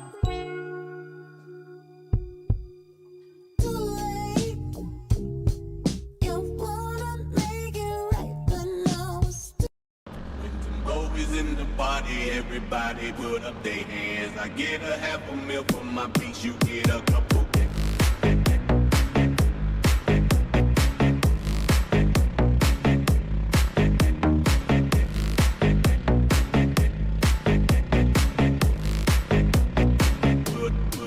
Put up their hands. All right, as you join us back on track here, we have an interesting battle right on track here between the carts of 158 and also the cart behind. That is, I believe, the downforce racing cart here. And we have a gap of only a few more seconds between them. But now what's shaping up on track that's very interesting is that the battle between UKR and SDT Baoshan is heating up. At the moment, UKR has slipped behind SDT Baoshan with a gap of 4.9 seconds. But EKR Racing is still 2 laps ahead of the entire competition. So it is indeed a very great time to be for an EKR Racing driver. But as what Woody and Amo has said earlier, right now, the first 6 positions, the first 5 positions are occupied by racing teams from China at the moment, which is EKR Racing, SDT Baoshan, UKR, Zenith Zen, and Dark Seller Unite, followed by Team AVR and Downforce Racing completing 6, 7, and ACC, and 9 up completing 8 and 9. SDT Shanghai Rabbit with the big impact is still in P10. In the 11th position, we have Pending Racing, followed up by ROE ACT on the 12th position, Yidong NZ CRT Racing in the 13th position. 14th position, we have Hansai Baobao and OKR Touring Group in the 15th position, while in the 16th and 17th are occupied by Team Y2X from China and Huanan Karting from China. That's right, then we have followed up by the 18th position Kaleidos Racing Team and Rambo Motorsports T-Power 1 and 2, followed by Kaizen Alpine, Kart Ayam, Dark Seller, AGI Racing Team, Induced, and RUD Motorsports. That was actually a fighting for position between SDT and UKR Racing have been happening for quite some time. But this is the fact that SDT has been driven a way better pace for throughout the whole maybe 10 to 15 laps, I think. Because as you can see here, the gap between them is actually getting widened up from 0.2. Now it's been a 6-second gap between UKR Racing and SDT Baoshan. Indeed, indeed. So basically, I think I just want to go back to social media once again. We have a question from Zanbolio. I'm just going to flash it out here. Is this normal in endurance racing to have gaps by laps instead of time because the gap is so huge? Answer to the question is that this race, 12 RRKC, 12 hours of RUD Rental Kart Endurance Championship, the winner is scored by how many laps they have made, and as a result, we are looking at the final laps because penalties and also laps will count towards the end results. For example, if you have at the end of the race, say for example 750 laps, but you have a lap penalty of 10, you get those deducted from your finishing results, and we have the racer with the longest amount, basically biggest amount of laps, will win the race today. So let's say, for example, if you do not have a penalty, then if you did 750 laps, you would be ahead of the kart that has done 750 laps but with 10 laps penalty. So this is how the penalty system works here at the 12 RRKC, and as a result we will be using the laps as a way for us to track the championship and the race results for the first round of the 12 hours RUD Rental Kart Championship here at Sepang International Karting Circuit. That's how it goes. Thank you for the explanation, Kelvin. That was a good one, actually. Just to add up to it, the gap between driver is actually not that big. One lap is actually not that big, but when it comes to maybe 7 laps, 8 laps, they still have a chance to go through to catch up to the front pack. You know, in endurance races, usually 7 laps for this track is like 7 minutes. Yes, indeed. Right? Just 7 minutes behind.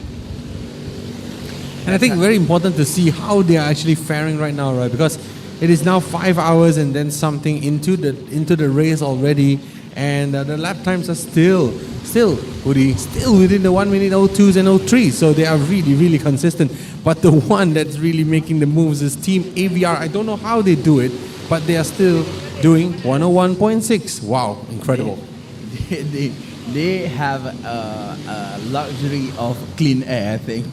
You know, yeah, the luxury of clean air is actually something big in this, making a big difference when it comes to, you know, lap time. Indeed. Yeah. I have to agree with you. I think so. Team AVR is only 7 seconds, 7.3 behind Dark Cellar Racing Team. As we see some action there now on track, we have these are the carts of 164, and that belongs to team number 164. That goes to 164. Kaleidos Racing Team. Kaleidos Racing Team There from we go. China. So this is a fun fact about this kart. This kart is actually 270 cc. Yep. And it can goes up for the front straight. It can goes up to 80. Yes. At most. 80 plus Yeah, kilometers 80 per hour. plus. Yep. And these are tuned 270s. So these actually output more horsepower than the normal 270s. Yes, for sure, 100%. So how about the weight of the kart itself? Because this chassis is actually a race kart chassis, is it? Right. So Yes, indeed. So it weighs quite less than the normal rental kart that we always use. Yes, and the most important, biggest difference between these. Whoa! Look at that.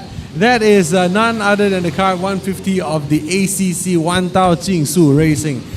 They were our leaders in the first phase of the race, and unfortunately had a bit of a technical issues with their engine, and now they are pushing on to basically try to be up there. But that was one epic mega slide out of turn 7. When you say pushing, they are really pushing. Pushing. That was all the way, all brother. the way. That's all the way. All the way.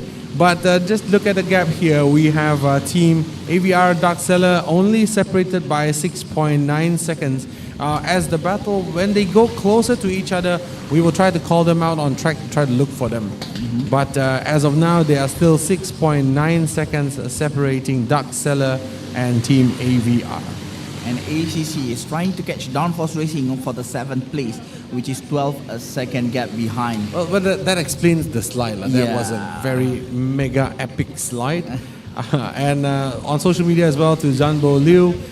Thank you very much for the question, and we appreciate your thanks as well. So hopefully you stay with us through the entire stream and enjoy the show on basically enjoy the show here at the 12 RRKC here with us.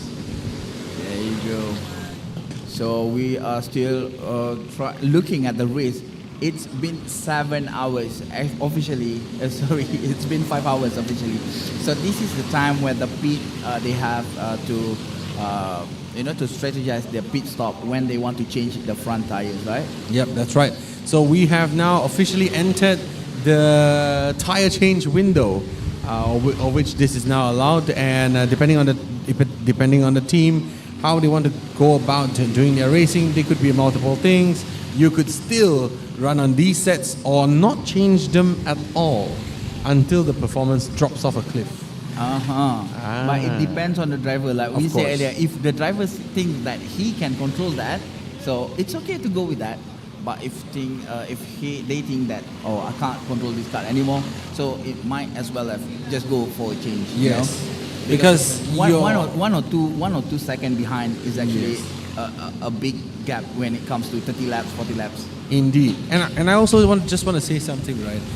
Based on the carts that we have over here, if you do change the front tires, you will obviously have a grip difference between the fronts and the rear.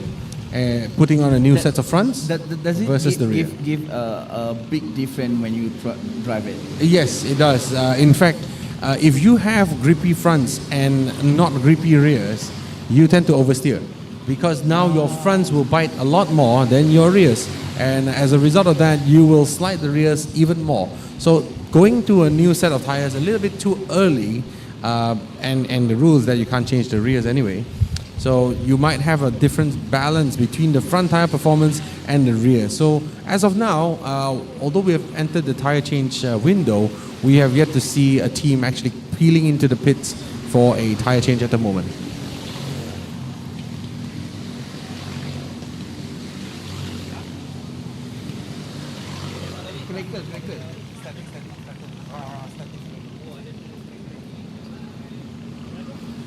Yeah, so that's what happens when you really talk about the performance of the tires, and I think that's important for us to highlight for these drivers as they enter turn one. Giving a big berth and staying out of the way is the kart back marker, and the rest are still fighting on for the best positions that they can get as they power down onto Mickey Mouse for the umpteenth time. This will be lap number 291. So almost 292 laps completed before then, and now we are in lap 292. So a lot of laps have been run for sure, 100%. And now we still have a big gap from the front to the end of the grid, and that's about 1 hour. And that basically correlates to how long RUD Motorsport have been stuck in the pits due to a technical error, right? Not error, technical issue is more correct, yeah. Because some of the kart was caught up earlier due to the technical issues, you know, and then some incident happened. But yeah, that makes sense why the gap was like that. Actually. Yeah. Yes, So, indeed. Another fun things that I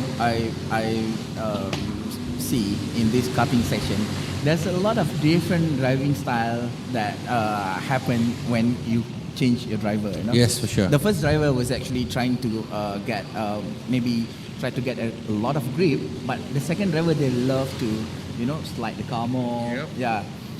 Maybe it's fun, or I'm not sure about that. Maybe you can give us a bit of explanation if your slide, because some car, I know that some race car, when you do the happy tails kind of things, you can get a better performance. Yes, you can. Well, it depends on what kind of race you're doing, right? I mean, obviously in an endurance race, you want to have maximum performance over 12 hours, right? In this case, right? So I'm not sure if sliding the tires is the best idea ever, because obviously you destroy the rears, and one thing is that the rears are not replaceable. So that is a problem that you might have down the road if that continues to happen. I think, over to you, Max. Max pula, Budi. My turn for the same thing. Who currently has? I think we all miss Max. We miss Max. That's for sure. Who currently has the fastest lap time? Currently, the fastest lap time is actually 59.942 seconds, which is held by ACC Wandao Jingsu Racing from China. Not bad, man, Budi. Wan Dao Jing Su. Wow, quite accurate. Wandao Jingsu. Yes, we go. So ACC Wandao Jingsu Racing has the current fastest lap time of 59 seconds. 59.8? 59.9. 59.9. There you go. Barely breaking into the 59 seconds, but they are the only team to have managed to succeed that so far. So definitely 2-digit lap times are possible with our 4T Superkarts. So these karts are incredible racing devices. They are good to look at. They are based on the racing kart chassis, and more importantly, they have engines and gear that allow them to run consistently for 12 hours without failing. And this is why these karts are selected for this particular race this time around. Yeah, maybe if they use the two-stroke karts, it's a bit it's a bit hard. Because Yes. the two-stroke kart, it's a bit fragile, right? For sure, 100%, yeah. 100%. So as we see here, there's another driver change here. This is for Kart Ayam. Kart Ayam, again another driver change for Kart Ayam. 266 lap have been done by Kart Ayam right now, with a 29 lap gap between him and the front pack, which is the leader. So they have been the Kart Ayam kart has been pushed back into the pits. I believe some work is going to be done to it. If not wrong, tire pit window has changed. We're not seeing it on stream right now, but we might have our first tire change as of now. So 5 hours left. Then you see pit window is open, tire change is allowed. It's been 5 hours and 20 minutes right now. Oh, that goes like a flash. When I was sitting back there, 2 hours is like long. Yeah. But when I'm here, 1 hour is like nothing. That's because we are looking at these races going around and around all the time. Okay, we have another driver being called in for a driver swap as well. More interesting things about the weather today, it has not changed. It has remained unpredictable, has remained the same way as how it started before. It's a bit windy. As you can see, it's a bit windy, but it's still hot. It's still hot. And make no mistake, this is Sepang. This is peak Sepang. Yeah, this is peak Sepang. I remember one time that the MotoGP time. Yeah, that's hot. Yeah, This is how it is. So many stories of motorsporting legends and stuff happening here, right? I mean, not just hot, but Sepang being Sepang. You also remember Kimi Raikkonen hopping out for ice cream, changing into pants, short pants, and then he's like, "Okay, I'm done today, man. I am waiting this rain out, and I'm going home." Yeah, that's what it takes. In Sepang, it's more than just the driver skills. Will be, will be the factor. It will be challenged as be well. challenged, Yeah. The weather, the condition of the cars, the condition of the track itself. It's going to be a lot of variable things that make sure that you can lose your focus. Yes, for in sure. a way. 100%. So, well, this is now lap 297. We count down to the 300th lap of the RUD Sepang International Karting Circuit, and EKR is your current leader. But here we have the on track. The closest battle is between Team AVR and Dark Cellar Racing Team. So we can see SDT Boshan, I think they have gone into the pit because 3 laps behind, the gap is 2 laps behind the UKR Racing just now. So there you go, SDT Boshan. The gap is 1 lap behind UKR Racing. So they need to wait for the UKR Racing to go back to the pit to do some changes before they can get back to that pace, I think. Yes, so I think in a short while we'll be looking at one of the closest battles out there on the track right now. In a short while, we need to find the cards of 155 Dark Cellar Racing Team and 154 of Team AVR as well.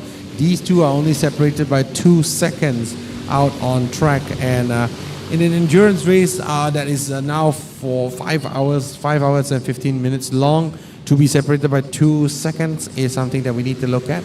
So we will be in a short while looking for the cards of 155 and 154 so that we can show the battle that's about to happen on track for you. Yeah, the best part about this is, well, at one point, Dark Cellar Racing Team do a bit, have a bit longer lap time, but at one point, Team AVR catching up with a shorter lap time. Yep. So now the gap is down to 2 seconds. We will have to find these teams out there very shortly. And a question from Noor Shakila as well at the moment: is RUD Motorsports team still in the race? Let's take a look there. As of now, we are looking at their transponder. It looks like they are still clocking in the lap times. So as of now, 176 RUD is still in the race. So now let's take a look at some close action on track at the moment as we see, right? There you go. It's going. This is, I think, the back sector, the third sector of the track. That's right. Before reaching the last corner. That's right. So we are looking at the carts of 154. We've managed to locate Team AVR. They are only they're only basically 1.6 seconds behind Dark Cellar Racing Team. And this is the battle that we really, really want to see right now. Look at that, 154. Yeah. That's 154 and 155 in the yellow suit and pink helmet, if I'm not wrong, from my screen. And the red helmet behind as well. That is Dark Cellar versus Team AVR. We have our first on-track battle that we are tracking at the moment really closely right now. So there you go. Behind them, we have the red cart. I think this is the card. Yeah. There you go. So Dark Cellar and Team AVR. So let's look at 154 Team AVR, and behind them now, I think there's a position change because Dark Cellar seems to have been overtaken by Team AVR the last time around. But this is the closest action that we are seeing on track at the moment right now as they enter turn 11, powering down the main straight. We have the race is on between these teams. There you go. Into turn 1. It seems like Dark Cellar is still in front of. Still in front. Still in front. There we go. Oh, Little bit of contact. Everything's getting a bit more tensed up now as we go. yeah, they are fighting for position. Of course, they are trying to push as hard as they can right now. Correct. So You see, that is a big slide from Big Team slide. AVR. there we go. Big slide there. The gap is now down to 1.25 seconds between AVR and also Dark Cellar Racing Team. Please give way, please give way. He hands up, please give way. Here we go. We are looking at Team AVR versus Dark Cellar Racing Team, fighting for the 5th position right now. Look at them. Look at them race. They're basically looking behind to see where is the other person on track right now. Now, I just want to let you know that Team AVR has the fastest pace across the two cars at the moment. Exactly. And the gap is now down to 0.5 seconds. Wow, here we go. This is big. Team AVR gonna make a move at any moment right now. There you go. The red, this one, is it? Yes, the red one. Yeah, correct. The red suit. The red suit, yeah, the red suit is a Team AVR. We are still looking forward to it. Look at that. Team Dark Cellar trying to look at where the competitors is at right now. There you go, Team AVR. That's 154 AVR trying to chase down the 155 of Dark Cellar. Dark Cellar in the dark suit. Yeah. Oh, that's rhymed really well. Dark Cellar in the dark suit. And here we go. Team AVR. Here we are, lap number 297 for Dark Cellar and Team AVR as they power down the main straight. 0.3 gap between them. It's 0.3. Bumper to bumper now between Dark Cellar and also Team AVR. Dark Cellar have to do by all means. He has to do everything that he can to, just make sure that the Team AVR won't overtake him. That's right. So action is getting really close right now. We want to be looking at Dark Cellar, which is 155 and 154 Team AVR. Where is it? We are looking for it right now. That's right. Here we go, the red suit on the outside. Tries moving out of the way at the moment. Get past everything. That was a good pass. That was actually a good pass. Wow, it's the race has clumped up a bit. The driver has clumped up a bit. You can see all those cars here. It's more than 8 cars. I think it's more than 8 cars. Yep, that's right. This is also a good way to gain a bit of slipstream out of the front car. For sure, 100%. All right, so we're looking at the gap between Dark Seller and Team AVR, 0.1 seconds. It's really bumper to bumper action right now. 1.63 second. That's ACC that we're looking at. I believe that is ACC against Downforce Racing. Yep. That's behind us. Oh Yeah, we are currently looking for where is the ACR. Yeah, we're still looking at AVR AVR versus Dark Seller Racing Team. They're really, really close to each other. There you go. It's giving way. Still behind Dark Seller Racing, Team AVR. Seems like AVR going for... No, I think AVR is going for a pit stop right now. Yes. The Team AVR I think is going to the pit. Oh, Yeah, you can see the transponder at the beeping. all right. Right. So, well, they have pulled out of this battle and went for the driver swap. I think maybe because the stint limit is up. Oh, okay. So, like we said earlier, EKR Racing is still lead of this race. EKR Racing is a team with 3 racers trying to race up to 12 hours of race. They are the gladiator of this race right now. I've seen two teams that have 3 racers, I think. I see. Oh, there's actions on track. See, there's a bit of a contact between the two karts, and now they are intertwined between each other, locked and unable to be moved. There will be support coming to them. This is kart number 156, induced, stuck in together with 176. So yeah, this is induced and RUD Motorsports with a bit of a tangle together. Well, Induce has managed to continue moving on, but RUD Motorsports have pulled out to the side to perhaps inspect the kart before driving off back to the pits. Yeah, that might be the issue here. The contact just now is just stuck. It's not bad. So right now we are trying to see if there's any action on the track, so we can catch it on the camera, so you guys can catch with us. So currently, Huanan Racing is actually 11 seconds behind Hansai Baobao. Hansai Baobao is on the 289 lap right now with the pace of 1 minute and 5.926 seconds, with RUD Karting is doing 1 minute 3.442. With the gap between them is 11.437 seconds between Hansai Baobao and RUD Karting for the fight for 15th position. Yep. I'm trying to find a fight that we can find right now. Yep, at the moment, I think the closest on track right now, we will be looking at a few seconds between the OKA guys and also the RUD Karting guys also at the back there. I believe I saw a gap of just 4 seconds earlier, but unfortunately that gap has since disappeared.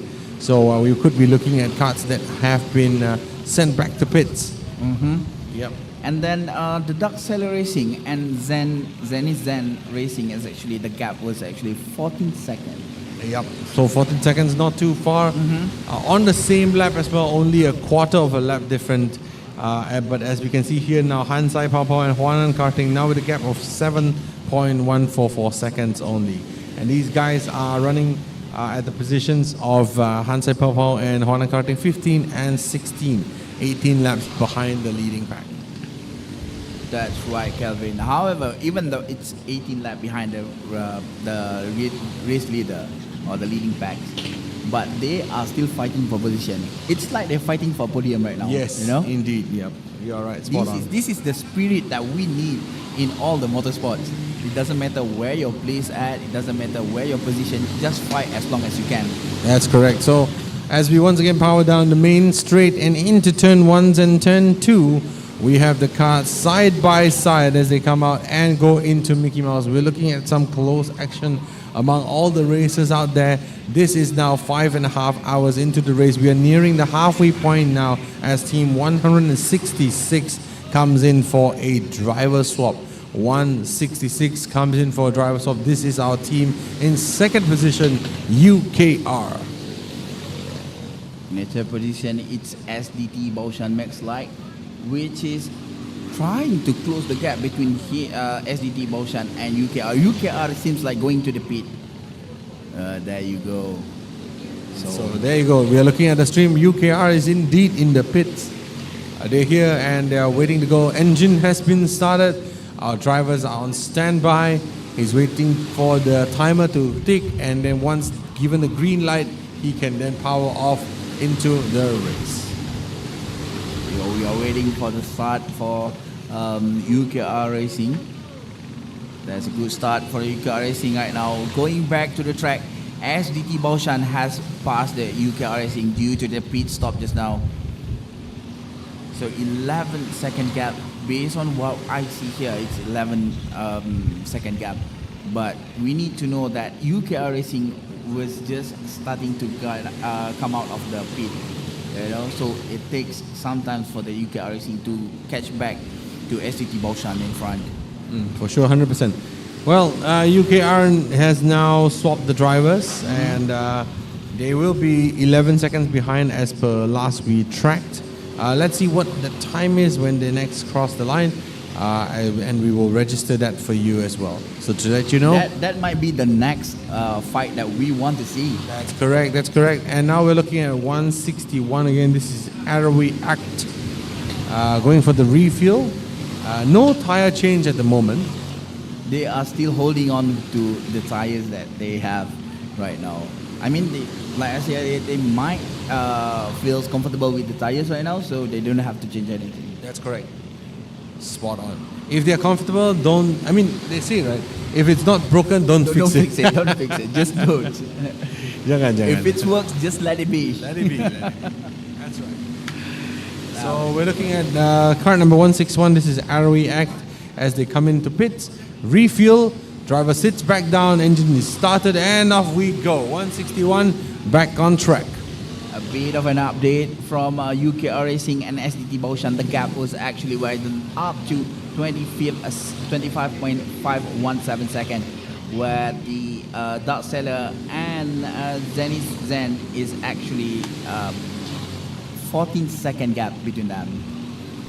So now Team AVR, who was fighting with Dark Seller just now, Dark Seller has a bit of clear air now.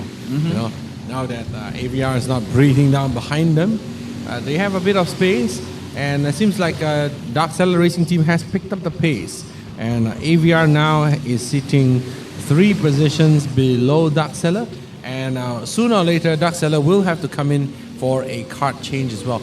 As we look there, I think we have a kart that is out of commission. If I'm not mistaken, that would be the 176 of RUD Motorsport. Yeah. That a bit unfortunate for RUD Motorsport today at the home. This is their home base, their home ground, Yeah. But however, nevertheless, the fight is still on between all the driver, all the racer, all the teams. They are still trying their best to finish the race of this 12 hours endurance race.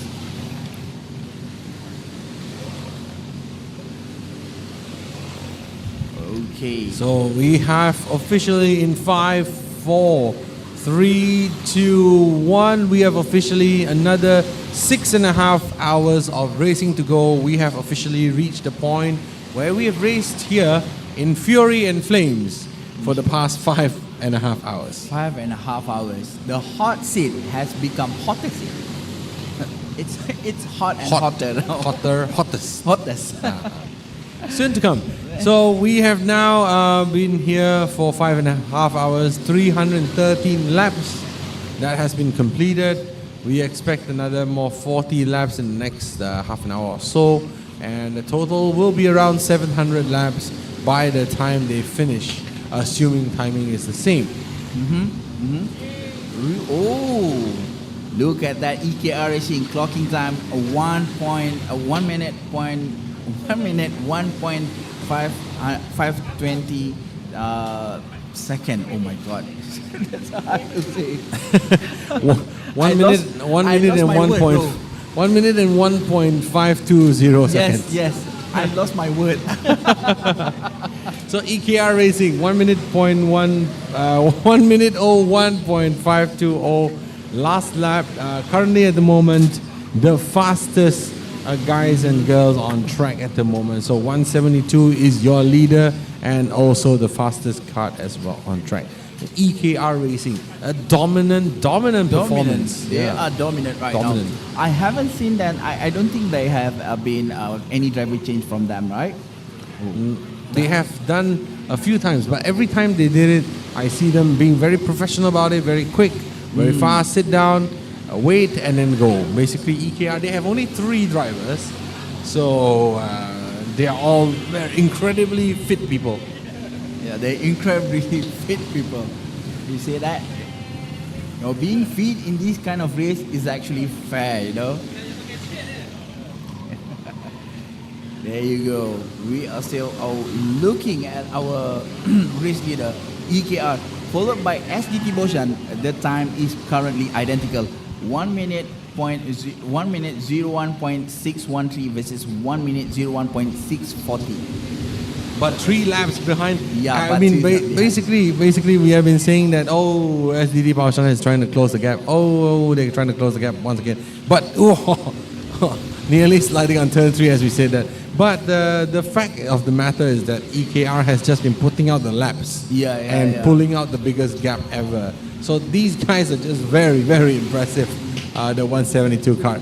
They never. Let me say earlier. They never man one.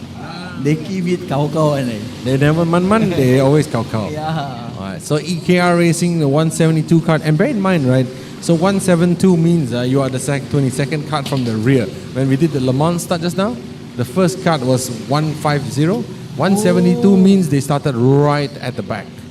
Oh my So god. look at that, EKR Racing started right at the back, together with Downforce Racing as well, together with SDT Baoshan, UKR, they all started in the back because they are the karts in the 1X7s, 16X, and these are the karts that started from the back. So they have made their way to the front and also managed to hold the lead, dominant over the entire pack. Dominant, yeah. Dominant. This is the fruit of being consistent and being what we call that concentration. You know, full concentration, full on concentration on the track itself. Put yourself on focus and never forget this is an endurance race. So concentration and consistent is a key for this race right now. Indeed. But also, rooting out there for basically the fastest guys and girls out on track also. And that belongs at the moment to SDT Baoshan once again with a lap time of 1:01.5. So they're really, really quick out on track, SDT Baoshan. But the problem is that EKR Racing is very, very consistent. They hardly make mistakes. Yeah. And they are just so consistent on the track. Okay, since they are like, there's a big gap between EKR Racing and currently SDT Baoshan. It's like, 3 laps? It's 3-minute gap. So they have a very, they have the luxury of just let it go, you know. Being Elsa, things let it go. they have the luxury of like, okay, I don't need to care about people behind me. I just need to make sure that I don't make mistakes. Yes, that's right. They just need to finish in the shortest time possible.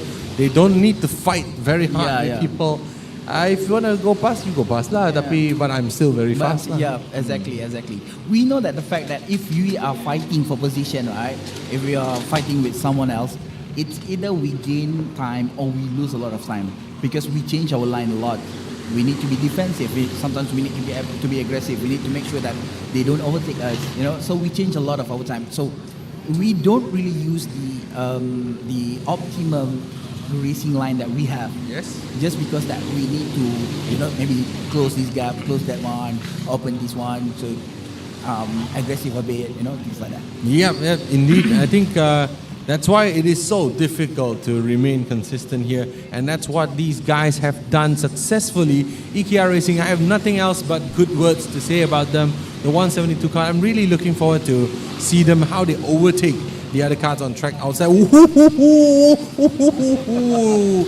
That is a slide and then some into, that's turn 7 and 8 now. Wow, that is some incredible slidies out there. Yeah, we see a lot of big slide coming out and in of the corner recently, because it has been more than 5 hours. Yep. So the tires it won't be that punishing. Yes. But still, it's gonna be sliding. Yes, it Yeah. is. So, 6 hours and 23 minutes to go. In another 8 more minutes, we will have a short technical break as well before we come back for more racing. But just another 8 more laps, that will happen. But until then, stay with us as we go through the exciting race here at the 12 RRKC, the 12 hours of RUD Rental Kart Championship, ASEAN round number 1 here in Sepang. And this will be something to look out for as we see the very, very aggressive karts trying to cross each other into the Mickey Mouse complex next up. So here we go, turn left, turn right. Look in the, oh, there's a touch, touch, one more time. That is a few contacts in a row, but combo. Combo. That's not a love tap. That's more like a kiss. Yes. That's a kiss. That's a kiss. And it's a negara Perancis one. A bit more, a bit more intimate, if you would. So that was a lucky save, Yes. It's gonna it can be a bit aggressive around that, and it's tend to make the kart, spun. Wow, look at that! I just want to capture that again and show it back to you guys, because that is some incredible action back there. Just gonna pull it out on replay as well. We can see how they come into Mickey Mouse 4 karts. Looks normal, wash out, cut back. Whoa, look at that. That was a good initiation, bro. That was completely good initiation. I was about to say, are we looking at drift or go-karts? Yo, that was a good one. That is incredible action in the mid-pack of the track there, down at the Mickey Mouse. Like what you said, Woody, I think Mickey Mouse is where everything happens. Yeah. We need Mickey Mouse more. Yeah. We need more Mickey Mouses as they go once again into turn 1 on the inside. Like, wow, really pushing, really wide there. It's too wide. But still they managed to recover from that. Still managed to recover, but did not gain the position as they really ran too wide out onto turn 3 and nearly ate the curb, I think. Yeah.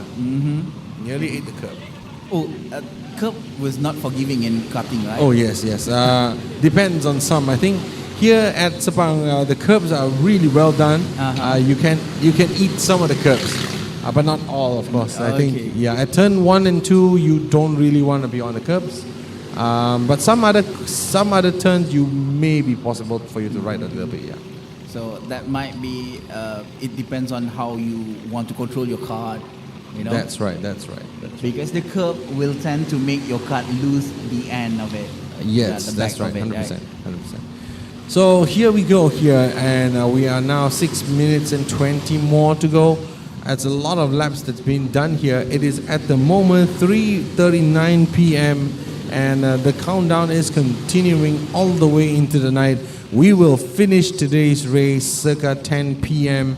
and when we do, the track will be majestically lit up in all those lights. Yeah. The things that I really want to see is the sunset here. Yeah, at this track. Because that was the iconic moment of every endurance. Sunset and sunrise. That's a bit of a spin. Catch that. Yes, we caught the spin there. Down at Mickey Mouse once again. There's a lot of action down at Mickey Mouse. Let's just go to the replays once again. We have a little bit of a slidey moment there. Zoom, turn in. There we go.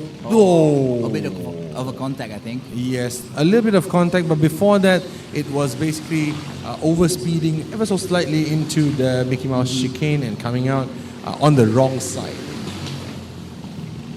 You know, currently at the Mickey Mouse chicane, you need to make sure that you have a better line, your best line. For sure, So that you 100%. can have a full control of your car. Yep, I think that was pushing a little bit too hard, pushing a little bit too much, carrying just too much speed, and have to brake mid-corner. You know, in a car, when you brake mid-corner, that's precisely what happens. You swing the rear around and then stop in the middle of the track. Yeah, you transfer the weight actually in a not a good way. Not a good way. Yeah, not a good way. In the tube. Whoa, look at that. That's going to be tight.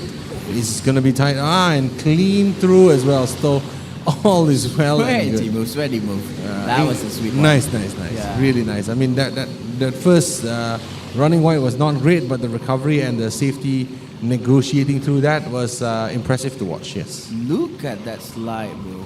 They are actually fighting bumper to bumpers. I'm not sure what is the position for these 3-4 cars, but they are trying to catch up from one and another. Yes. One of it because of the slipstream effect of it, you know. But you need to be really close because car doesn't have that flow, the airflow, right?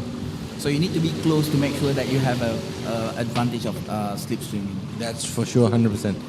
Yeah, I sometimes wish that we could have more wings on these things, but of course they would dilute the essence of what makes a go-kart. So definitely no.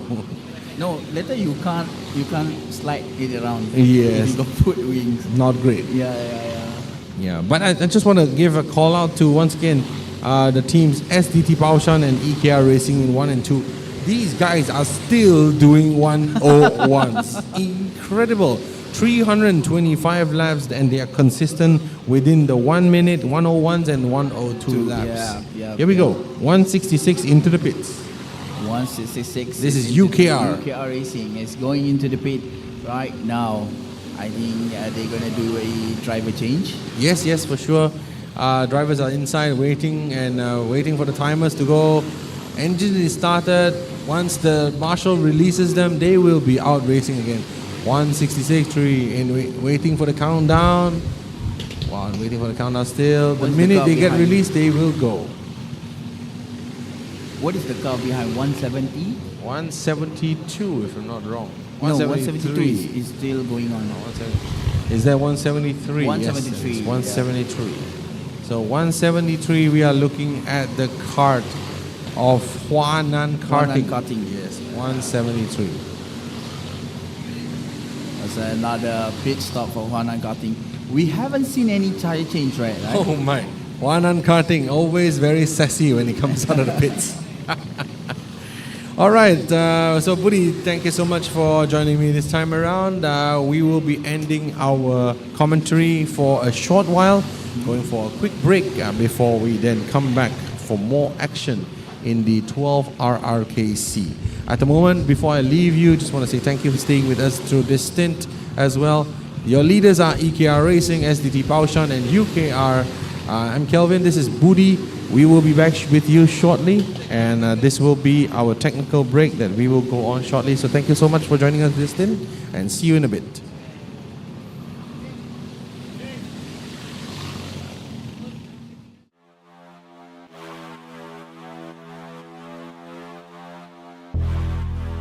Whoa.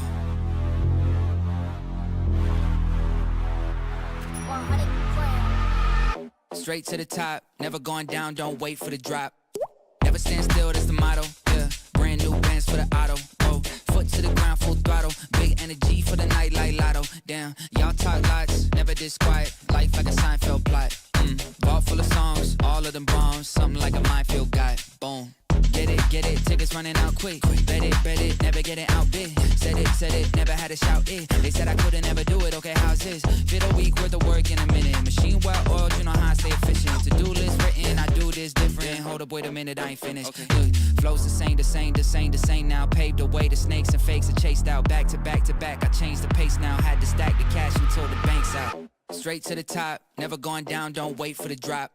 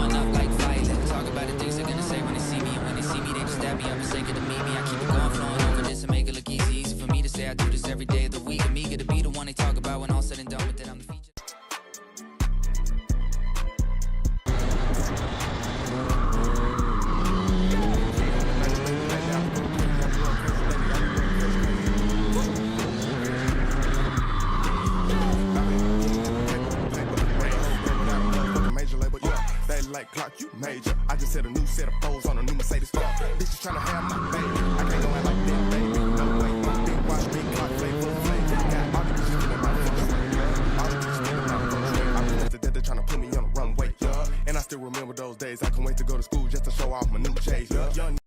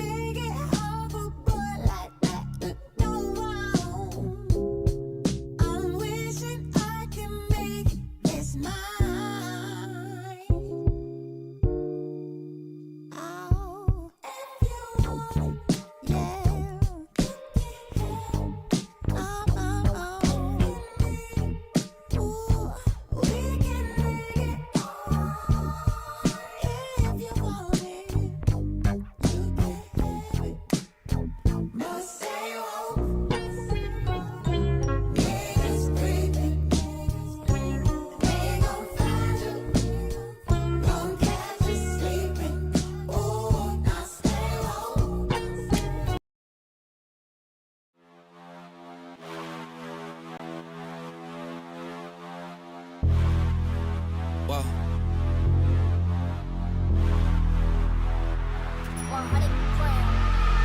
Straight to the top, never going down, don't wait for the drop. Never stand still, that's the motto. Yeah, brand new bands for the auto. Oh, foot to the ground, full throttle. Big energy for the night like lotto. Damn, y'all talk lots, never this quiet. Life like a Seinfeld plot. Vault full of songs, all of them bombs. Something like a minefield guy. Boom. Get it, tickets running out quick. Bet it, never get it outbid. Said it, never had to shout it. They said I couldn't ever do it, okay, how's this? Fit a week worth of work in a minute. Machine well oiled, you know how I stay efficient. To-do list written, I do this different. Hold up, wait a minute, I ain't finished. Look, flows the same now. Paved the way to snakes and fakes are chased out. Back to back to back, I changed the pace now. Had to stack the cash until the bank's out. Straight to the top, never going down, don't wait for the drop.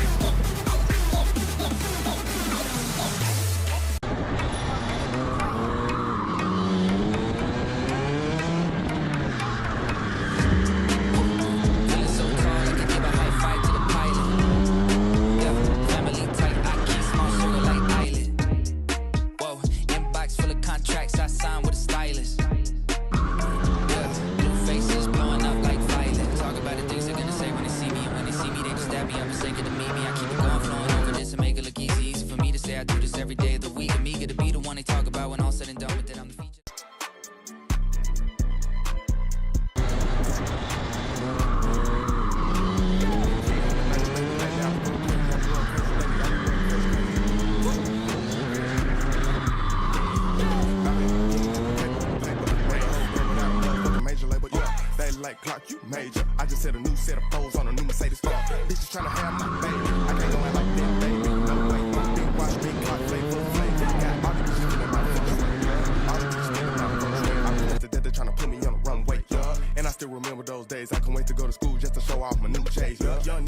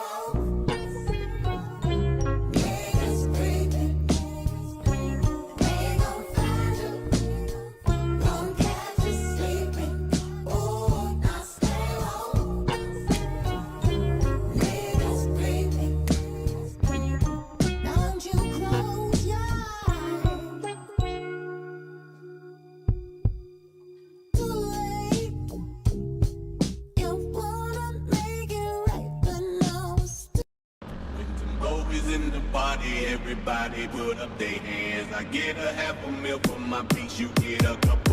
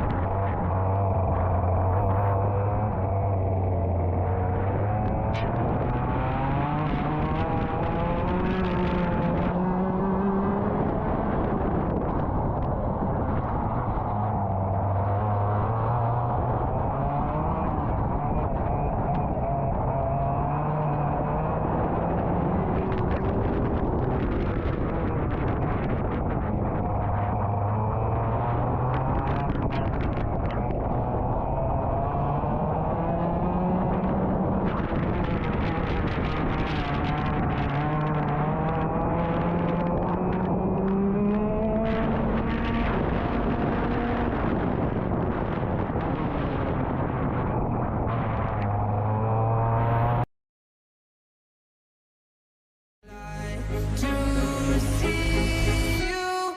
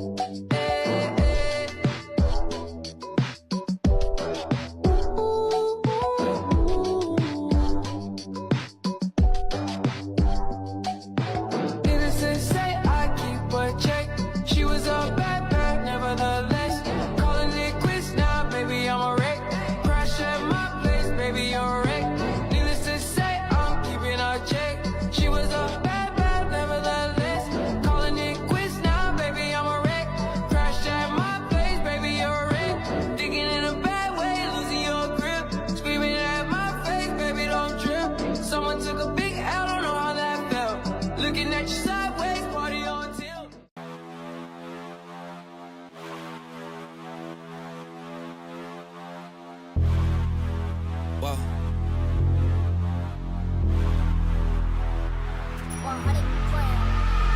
Straight to the top, never going down, don't wait for the drop.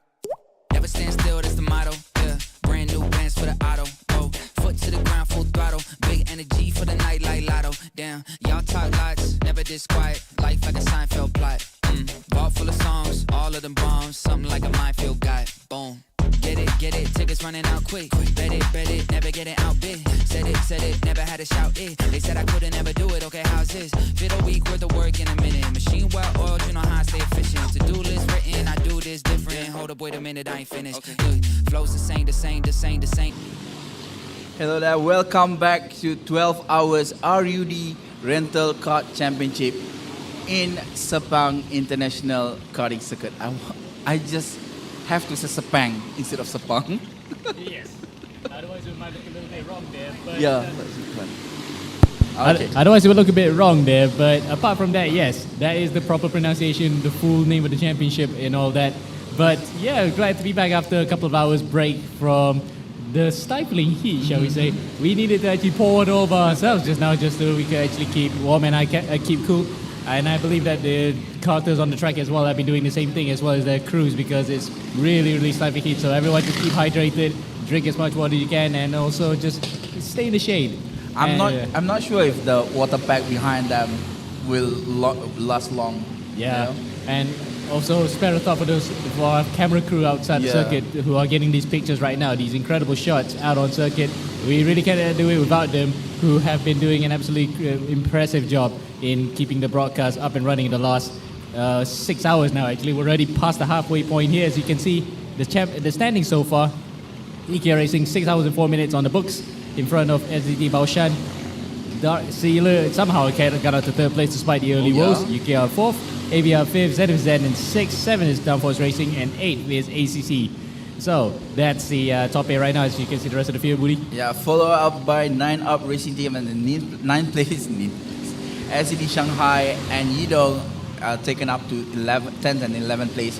ARUI, ACT and Pending Racing in 12th and 3rd place, and 14th place we have Huanan Racing, and at 15th place we have Team Y2X. And then running up the rest of that top 20, we have Hansai's Power. So we can see a car spinning there. Coming up to turn number 4, Kaleidos, Rambo, both T-Power teams actually, 20th and 21st. Kaizen Alpine Crew, the one with the fan favorite among the social media crowd. They really have been supportive throughout the entire way. And 23rd behind them is Kartayam, despite having their, somewhat crazy moments at times with the car, with any moments on track, whether it's in pit lane or they had to survive a spin in the middle of the road or bunny hopping their way through driving. But apart from that, I think most of the cars that actually started this race are still out on track. I do believe even the RUD Motorsports car that was behind the garage for about a good number of laps, 70 plus now to be exact, is out back on track again. Yes, indeed. So right now we are looking at the race for podium. One lap behind between EKR Racing and SDT Boshan. When we left, it's actually 2 or 3 laps behind, right? Wow. What do you think about the race so far? It's been the favorites we saw just now. It's been ebbing and flowing at the front, but then suddenly when the two favorites went back and they're trying to charge out to the front, we can see them catch back. So really, we'll keep our eyes peeled for Delphos Racing and ACC1 down Jiangsu, who can actually come up through the field here. They're still lapping quite fast, but let's see if they have enough time and laps to actually get up to the back to the lead lap. Like in the earlier stage, we don't see that much action from SDT Boshan. Yes. But right now, they are coming with full force. Yeah. And not to mention, we have Dark Sailor in the 3rd position right now. Yes. This is the one that have been hanging over for 5th and 6th position for the past few hundred laps, I think. Yeah, man, let's not forget the 6th team Dark Seller 163 car was involved in that massive accident where he went to the barriers. Somehow, they managed to get a car with a transponder, with the right transponder, and then put the number on it so they could get out racing again. So we thought they would have been behind the garage, retired, and end up, closing shop for the day for good, but they're still out on track as well, so that's a good thing. That is indeed a good thing. We have 27 cars on the track, and they has been racing for 6 hours. We have 5 hours and 50 minutes left for this race, and this is gonna be an epic race at the end of the day. So I can see from our social media, one of the supporters of Downforce Racing there, Keshita, say all the best Downforce Racing, 169 racer. Yes, all the best indeed for the Downforce Racing on the 7th place right now, 7th lap behind the leader, but just 1 lap behind Zenith Zen, which is they still can make it happen. Yeah, let's see if they can somehow claw their way back into contention for the win here. But again, 2 laps on a circuit like this is quite a lot. Even though it's a short circuit, it is still a lot to make up for unless something dramatic happens to EKR, BDT Bausch, SDT Baoshan and all that in front of them. We'll see how it pans out. A few more drivers and teams making pit stop there on our static cam in the pit lane. So far at least, nothing much in terms of inroads at the front of the field. I can see here that Zen, Team AVR and UKR is actually fighting for position. The gap between them is actually 4 seconds, 9 seconds, and UKR is leading the pack with 4th position. So that might be a upcoming action. We can see that later on. But 4 seconds behind Zen, and definitely they are trying to catch up to Team AVR in front, fighting for 5th position for today. Yep, but let's see how that will pan out here. Again, Zen have been in and out of the top 5 for the entire race. They were battling up at the podium positions, but then they dropped back a bit towards the end of that first couple of stints, and now they're back again in P6, but ready to just step it up a bit, as you rightly pointed out. 8 seconds separated. In fact, if you put it total, 12 seconds separating 4th to 6th. So that is battle for the outside of the rostrum for the time being. They can make it happen maybe in 20 laps if they have a better pace, Yeah, right? we'll see. Yeah. Possibility. Yeah, that's one of the possibilities. But if they doesn't have any traffic in front, Or an accident. Well, we're not wishing it on anybody, but we've had one major accident so far, which unfortunately we did not catch how it happened, but we saw the end of it. The driver scampering away, luckily uninjured, and into the waiting arms of the marshal on the other side. That would have been a high-speed one, lost control of it, but luckily for that number 163 in P24 right now, that's how it survived the incident and continue on the race as we see. Oh, there's an accident, there's a spin now, and that's car number 151. Yep. That's the T-Power Team 2 car, managing to recover that. So luckily, all's well that ends well. That was actually lucky. It doesn't caught up to any other racer behind. But nevertheless, that is the place that we said earlier, the Mickey Mouse, where everything happened. Yes, you can't script that thing, but it seems to be scripted that at least one or two accidents might happen there. And remember, we had the start of the race where the Hunan car actually was stuck for quite a number of laps, but the Hunan car has actually recovered, bounced back in a big way since then, up to P14. And because that we literally have the international and Chinese leaderboards come together, we don't even have to say in classes anymore. It's literally as is. So in terms of the China class, it's EKR, SDD Baoshan, Max Light, Dark Seller, UKR, and Zenith Zen, your top five there. But top five overall is EKR, SDT Baoshan, Dark Seller, UKR, and AVR in one go, with the AVR team being the best of the Malaysians so far. And despite also surviving some relatively scary shaves early on before the halfway point, are now up there in P5. So carrying the banner for the Malaysians here on home soil, about 4.3 seconds behind UKR, with another Chinese team, Zenith Zen, 3.2 seconds behind them. So 5.3, it's, like I said earlier, they can make it happen in a few laps if they have a better pace. But if they have a better pace and no incidents, if no incidents. But yeah, Team AVR cocking up, just shrinking the gap between they and UKR, which is 9 seconds earlier, I think. Yep. Yeah, now it's going down to 5.3 seconds. The tech crew then gives a thumbs up to his driver on the racetrack there, just to give some encouragement. And remember, it's not just the drivers on the track making the difference, to the crews as well, trying to give the giddy up for the drivers to still maintain that motivation to keep on going. And we are already halfway through, so the next half of the race is crucially just as important to actually bring this thing home and get the prize money in the end. Exactly. We have two racing teams which have only 3 racers. One of it is EKR Racing, and another one is Kaizen Alpine Crew. Both of these teams is actually a team up to 3 drivers.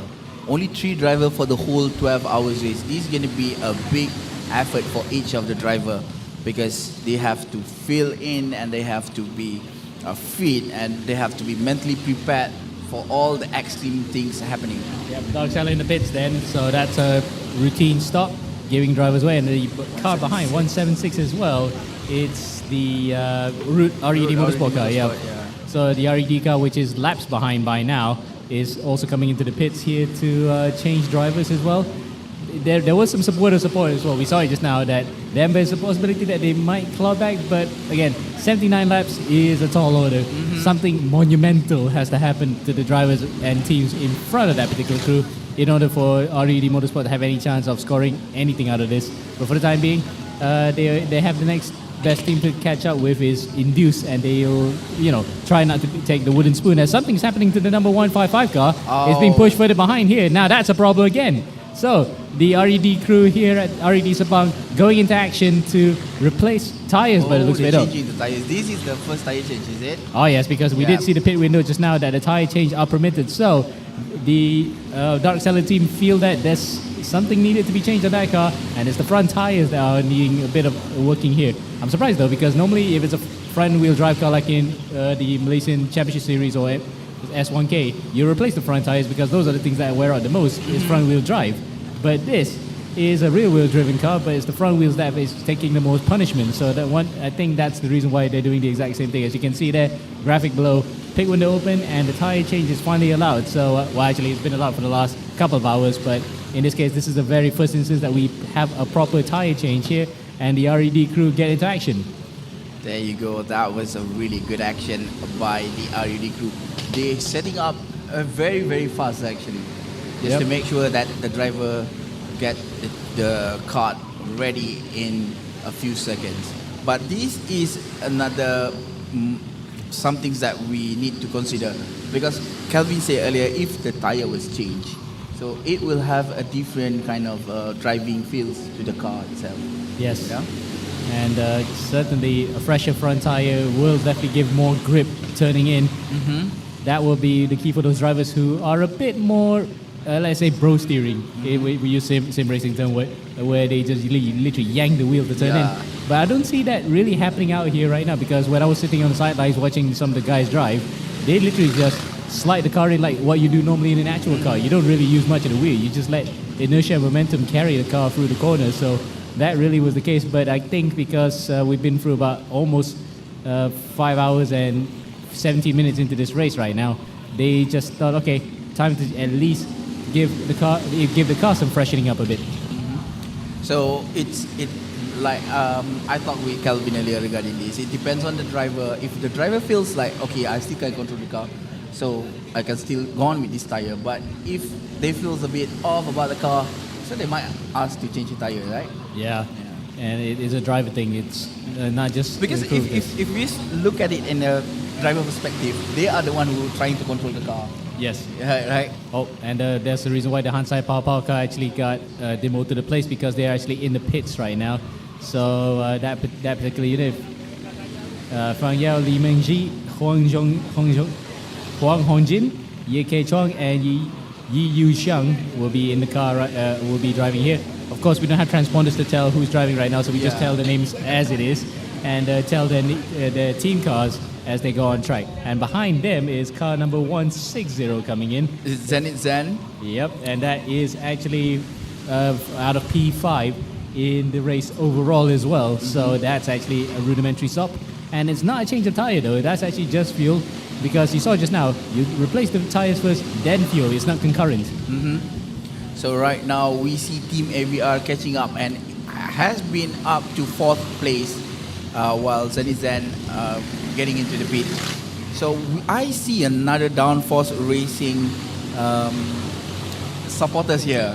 Go Downforce Racing, that another supporters from the YouTube for Downforce Racing.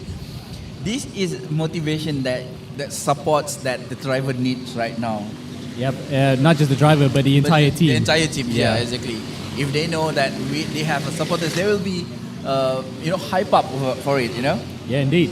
It's really good motivation to have, especially given the fact that it can be a bit of a lonely place out on the circuit. Yes, you have drivers around you, but you are yourself in the car. So at least if you know that there's some moral support involved in this, it really does go a long way in really helping your race. So the Downforce Racing guys are now up to P5 actually. So they're overtaking the Zen car that's actually in the pit. So they're the second highest non-Chinese team in the field behind the AVR guys. So that's 4th and 5th right now for the Malaysian and Singapore team.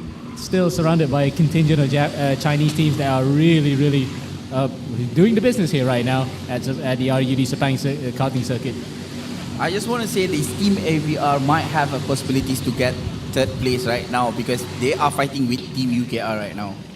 The gap between them, the gap between them is 4/10 of a second. Yeah, you won't see that on the main timing board, because this is for the overall standings in relation to the leader. But if you are actually on the live timing that we put courtesy of the moderators on YouTube, you can actually see that 3rd and 4th are actually locking horns right now, and they're coming through the 2nd sector here. Then we're actually probably looking at it right now, if I'm mistaken, because they're actually coming up to the midpoint of the circuit, turn 6 and 7 right now. Let's see. Is there any change for position? No, not yet, but it's looking very close for P3 here, Budi. Yeah, exactly.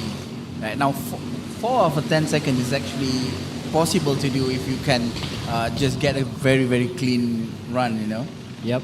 In this track. Currently, the timing for all the driver is actually 1 minute, 1 second, or 1 minute 2, up to 1 minute 2 something. And the AVR team has actually passed. Oh! Yes, the AVR team has passed the UKR team across the line there. So 1.9 seconds the difference. The overtake happened somewhere on the circuit that we couldn't really see clearly just now. But the AVR team are now running on a home soil up to P3. The UKR team relegated to P4, but the UKR team definitely will not give up the fight that easily because they have been fighting at the top end of that top 5 slot throughout the entire race so far. Throughout the half of the race, they have been trying to get to the top position, to the podium right now. And Team AVR managed to secure the 3rd position as of now at the 6 hours and 30 minute mark. 6 hours later. Yes, 6.5 hours in, and after this, we'll be going into the late evening. And hopefully the weather conditions might feel a bit cooler, of course, because right now the sun is setting in the west end of the circuit, right behind turn number 3. That's where the sun is setting on the west side, and hopefully by then we will definitely get a bit more shade as number 156 is back into the pits again by the looks of it. 156. Induced, it's the induced car. Yeah. So we saw it previously. Well, when I was doing the competition, it was coming into the pits that time around with a change of drivers, and this time it's another change, but same. It's a driver with pretty much a similar helmet. This is actually the default type of helmet that you get at a go-kart circuit. Oh, okay. But, like traction, for example, that you can get these. But looks as though Iswa, David Subramaniam, Jimmy Dinesh, Kasava, Iman Dui, Sharifah Amira, Umar Naim, Faiz Jabarullah are really having a good time out of it here. Yes, results may not show much, but again, it's all about really the camaraderie and the spirit of endurance racing that what really matters here. And they've been in the wars quite a few times, but still, happy to see that they're still going at it, and it is a scheduled pit stop. Out he goes again. That was a good pit stop. That was a good one. So changing from one to another, changing from driver from one to another, give a different pace, different type of feels of the car itself. When you change driver but you don't change tire, at the first few moments, it will feel the same, but once you change the tire, it will, just change the pace 100%. Yep. And we'll have to keep up with that car that actually changed the tire just now, which was the Zen car, wasn't it? That actually changed tires just now. Let's see how the pace goes. And we see the fastest lap tumble. That means that the change of tire has paid off. But again, conditions have been the hottest they've ever been throughout the entire day here. So it may not reflect much in the lap time. Yes, the air is slightly thinner, but the conditions being hotter, the tires will not be running at their prime because it will really be overheating easier compared to if the conditions were cooler. And then the worst part about it is they can't push that much because the back tire, the rear tire is actually one set. So you can't change the rear tire. So as long as you have to run it, if that tire can run up to 12 hours without, getting like wrecked, the tire without getting wrecked, or barai, let me say. Yeah. Yeah. So botak lah, tire celup. You don't want tire celup. Yeah. It was something like that, right? So once it's like worn out, like total worn out, if that is like the 10-hour marks, that's going to be a big difference. Yes. And that's when, the skill of the driver comes in, or the pit crew making the right calls here to aid the driver in their pursuit to go up right. And yes, there's plenty of guys and girls on the circuit because it's mixed teams all out here. And it's really nice to see, isn't it? Yeah. It's participation for everybody involved. It's not just a male driver. We have also a female driver. It's not just driver from Malaysia. We have driver from Australia. We have driver from the States itself. We have driver from China. And we also have a driver from Singapore.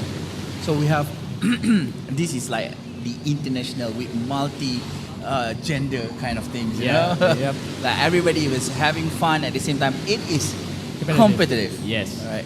And, prize money on the line. We can actually look back at what the winners can get out of this one. It is actually quite a doozy of a prize at the end of the day.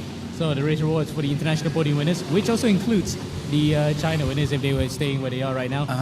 One unit 4-stroke supercar worth up to 18,999 ringgit, 19,000 of course.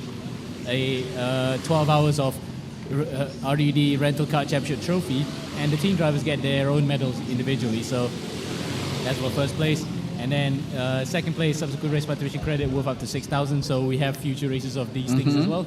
And same thing, trophy with a 12 RRKC medal, and third place 3,000 credit worth of presentation for the next round. 12 RRKC trophy and a medal. there's more. Yes, for the For the ones, China, for the China ones, they'll get about a cash prize of 25,000 ringgit, a trophy, and team drivers with the medals as well.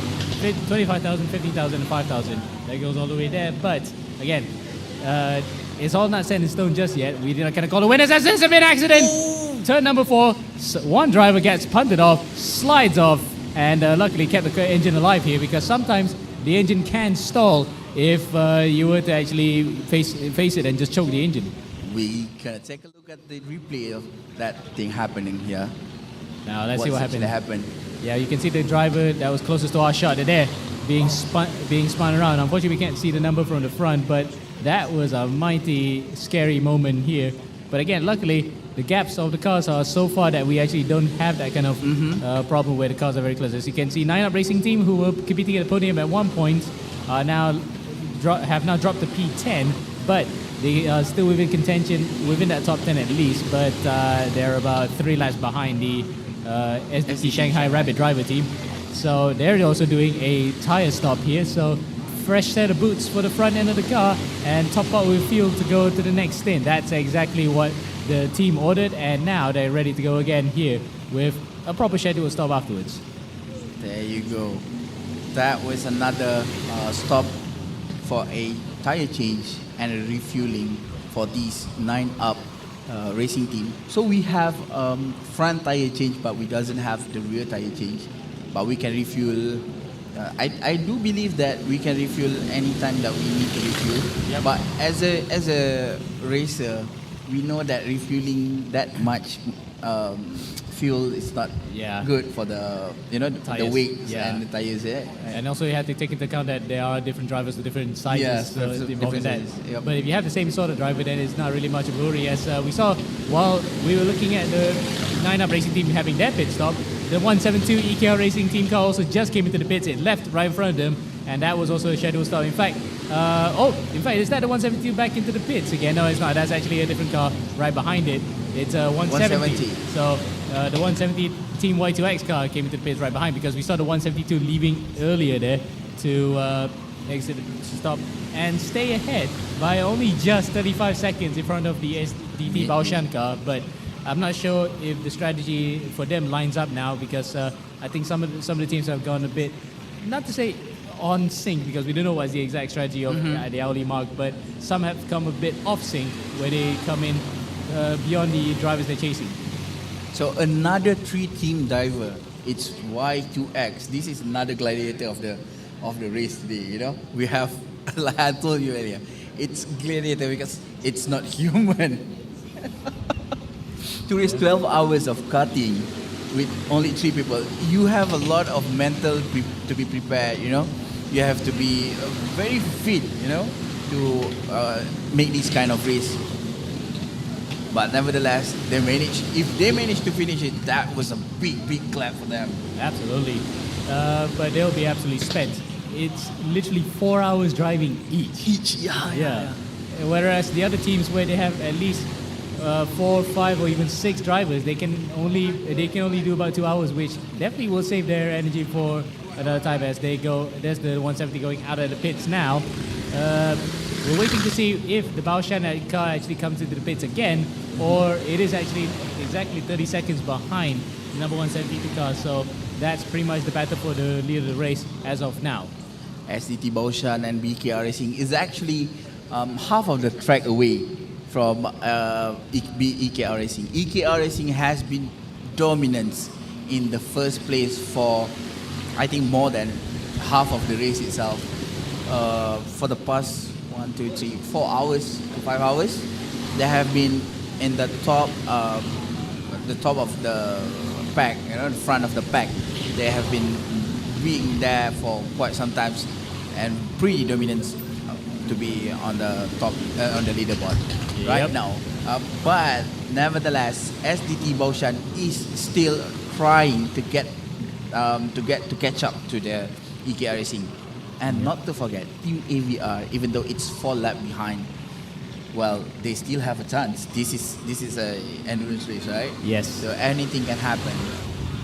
And even so, we cannot even tell for sure what's going to happen in the next 5.5 hours, because the story is still being written as we speak. So we'll watch this space if anything were to happen. My money's on the grandstand finish, a last lap, real dash to the line. That would definitely be making the entire day's excursion worth it for a lot of people, and especially for the spectators watching on the side as well, their team members, friends, and all them jazz watching it on. One thing that I realized after they have been racing for more than 6 hours, it's have less penalty now. Oh yes. Yeah, right? Yes, less penalty, even though they have a lot of collusion or incidents happening, but everything is safe, everything, they can get back to race without any major issue. Yep. Some of them still have a major issue since macam the RUD Motorsport earlier, but others is still okay. They can still just make up for the race, Yes, indeed.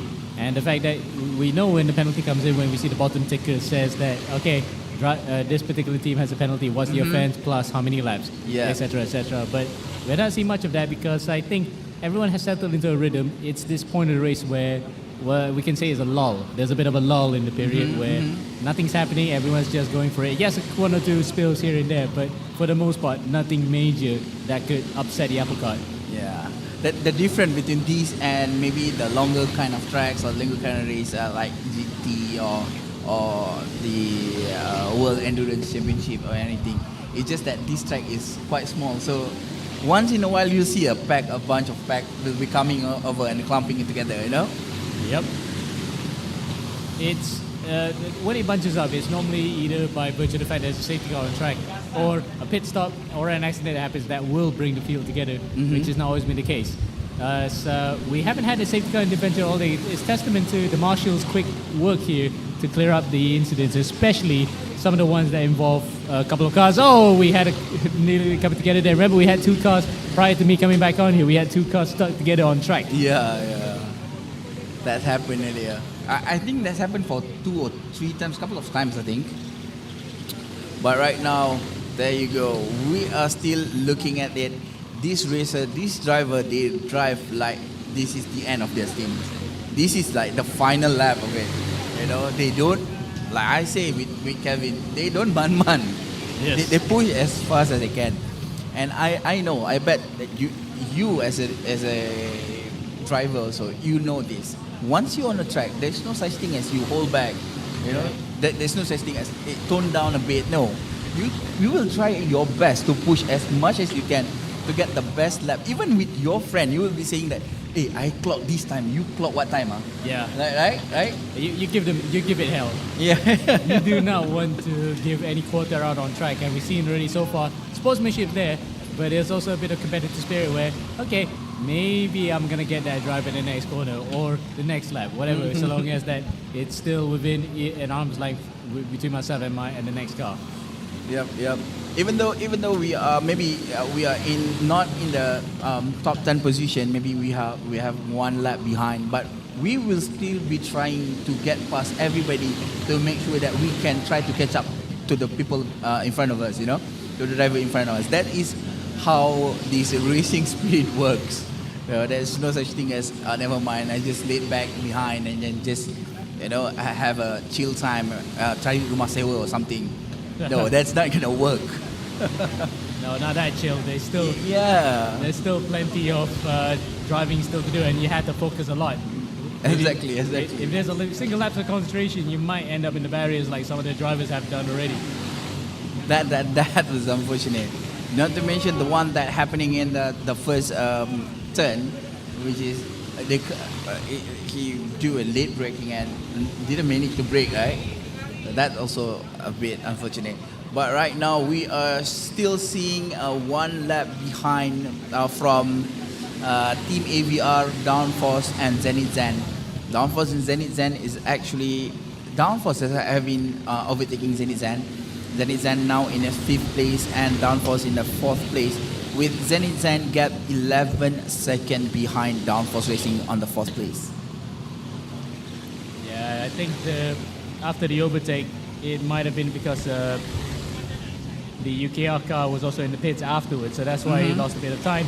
As the Downforce car's actually now in the pits, I think, or it might have actually had a bit of a mistake because no, it's in the pit. Yeah. we can probably see it coming to the pits by now. So the number 169 car drops a couple of places, which promotes UKR, Dark Sealer, Zenith Zen up one position, 4th, 5th, and 6th respectively. Dark Sealer and UKR is still fighting for position. You can see the gap between them is only 5 seconds behind. I was actually, we talk about this, 5 seconds, you still can manage to do it in a few laps, I think, maybe. We'll see first. We'll see how that kind of pace transpires, because sometimes when you gain MI's time to the car in front, it normally means that the car actually in front is having troubles, as opposed to you driving like a complete monster on the track and manage to just remorselessly get the gap back. And you need to remember that if you push that cut now, you still have 6 hours left. Now it's not just this is not the last hours of the race, so you still have 6 hours left. So you need to conserve the tire a bit, just to make sure that your teammates later on, the driver that next to you, that after you, or maybe at the end of the stint, they still have the capabilities to control the car. Yes. And let's hope that they don't lose the concentration, of course, too, afterwards, because it is important now that the final half of the race, try to press home the advantage that you have, or if you're behind the car and you want to position that position badly, especially for those on the podium, it's time to get into go gear. So I think the sun is still scorching hot, but the temperature is getting down a bit because it's actually 4:30 around here. So at 6 it's gonna be a bit cooler, but it's not gonna be that cool. It's just a bit cooler, but we'll see about that and see if they manage to push the cut further faster when the temperature drops. Yep. As we're now approaching the end of the hour, it's flying by so fast. I'm not sure what's the next directive, because I saw just now we had a commercial break by the hour, so we might just do it again here, aren't we? I'm not sure about that, but we'll see. Yeah. Okay, we'll see about that. First now, we're coming... Oh, this is getting a bit dicey, isn't it? That's 5 cars involved in one go. Oh, that's really, really close coming through the Mickey Mouse section. Look at that bumper to bumper in the Mickey Mouse. Yeah. And again, I don't care. I need this slipstream. Yes. But I'm still amazed that we have not had wheels interlocking that had people flip in the air, because I've seen that already in karting before, where wheels get interlocked and send someone flying in the air and falls over like a motorcycle. Thankfully, it has not happened just yet, and let's hope it stays that way. Yeah. Cross your fingers, and that is the best thing ever if that doesn't happen, Indeed. So, yeah. So right now we will be looking at which racer or driver is trying to find a way to maybe what we call that, to overtake their competitors. Now I don't see any, because the gap that between these drivers is actually quite big. The closest is actually between Dark Seller and Zenith Zen, which is 9 seconds, but that was 8 seconds earlier.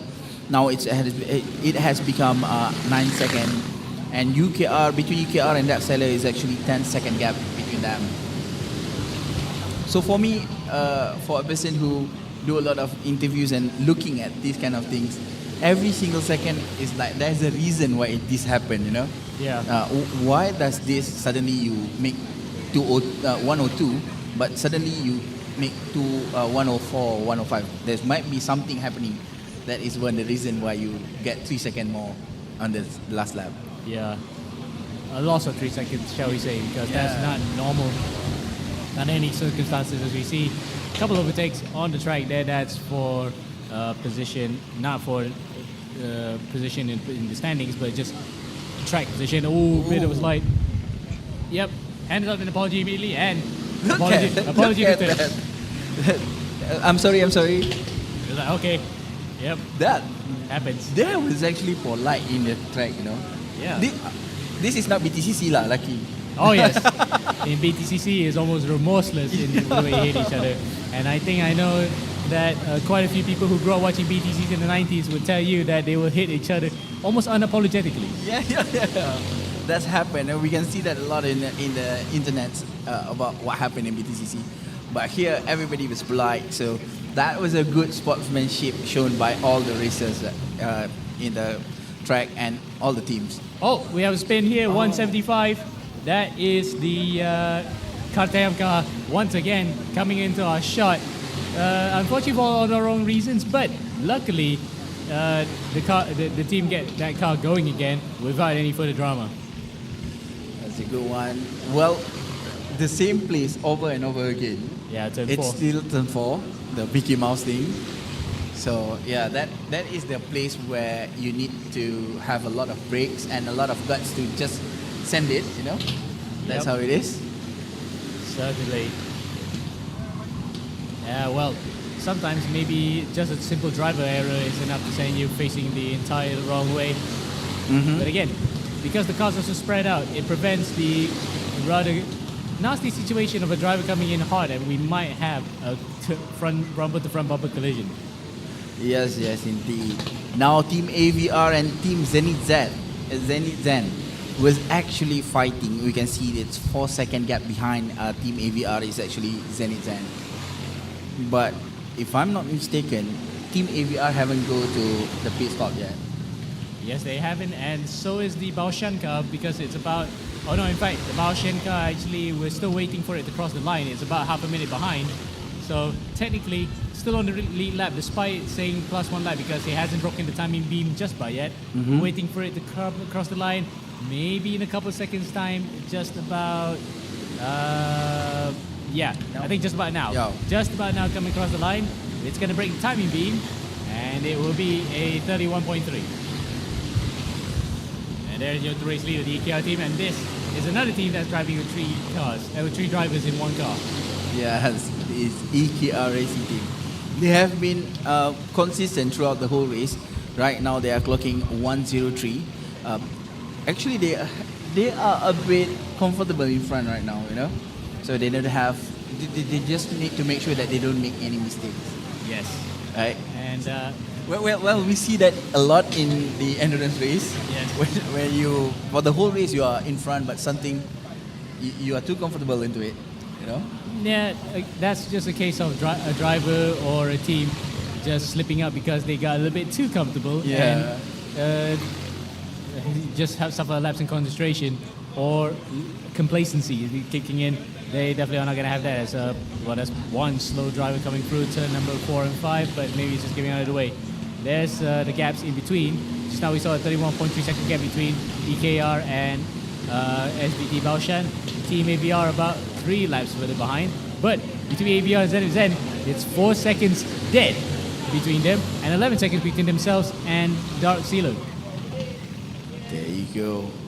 Another race, another fight that we are looking into, actually, other than EKR and SDT Baoshan. SDT Baoshan haven't go to the pit yet. Haven't changed the tire yet. We need to know that. Haven't changed the tire yet. Team AVR also haven't go to the pit or changed the tire yet. So we might have a leader change.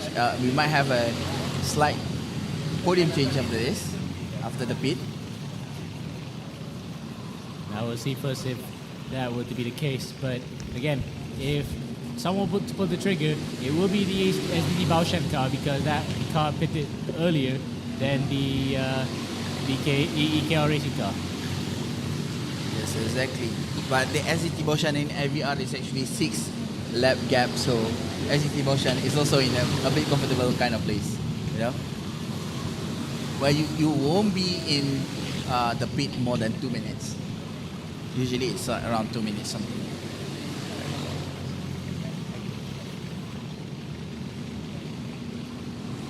Action on track here right now. A couple of drivers being passed there. That is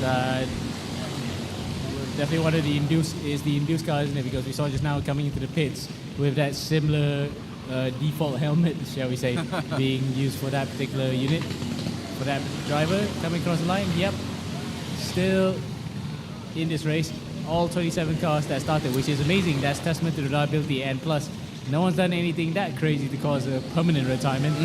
Even the Dark Steeler car that was involved in that monumental crash coming out of turn number 7 or 9, we're not sure because It was someone with a long flowing right-hander. Survived that one and are still in the race somehow. Yep. There is no such thing as stop here right now. Everybody was trying their best to just finish the race. Well, like we talk about this, in endurance, as long as you finish the race, you win the race. Yeah, it's considered a win. It's success for all concerned involved in the operation to just get that thing across the line, and that's exactly what every single one of us is doing right now. Is we have a marshal prowling the area. I think it might have been a slight off for one car there, but nothing that is appearing on our timing screens to indicate that a driver stopped here. As now we're looking at a battle between 3 different cars in our shot.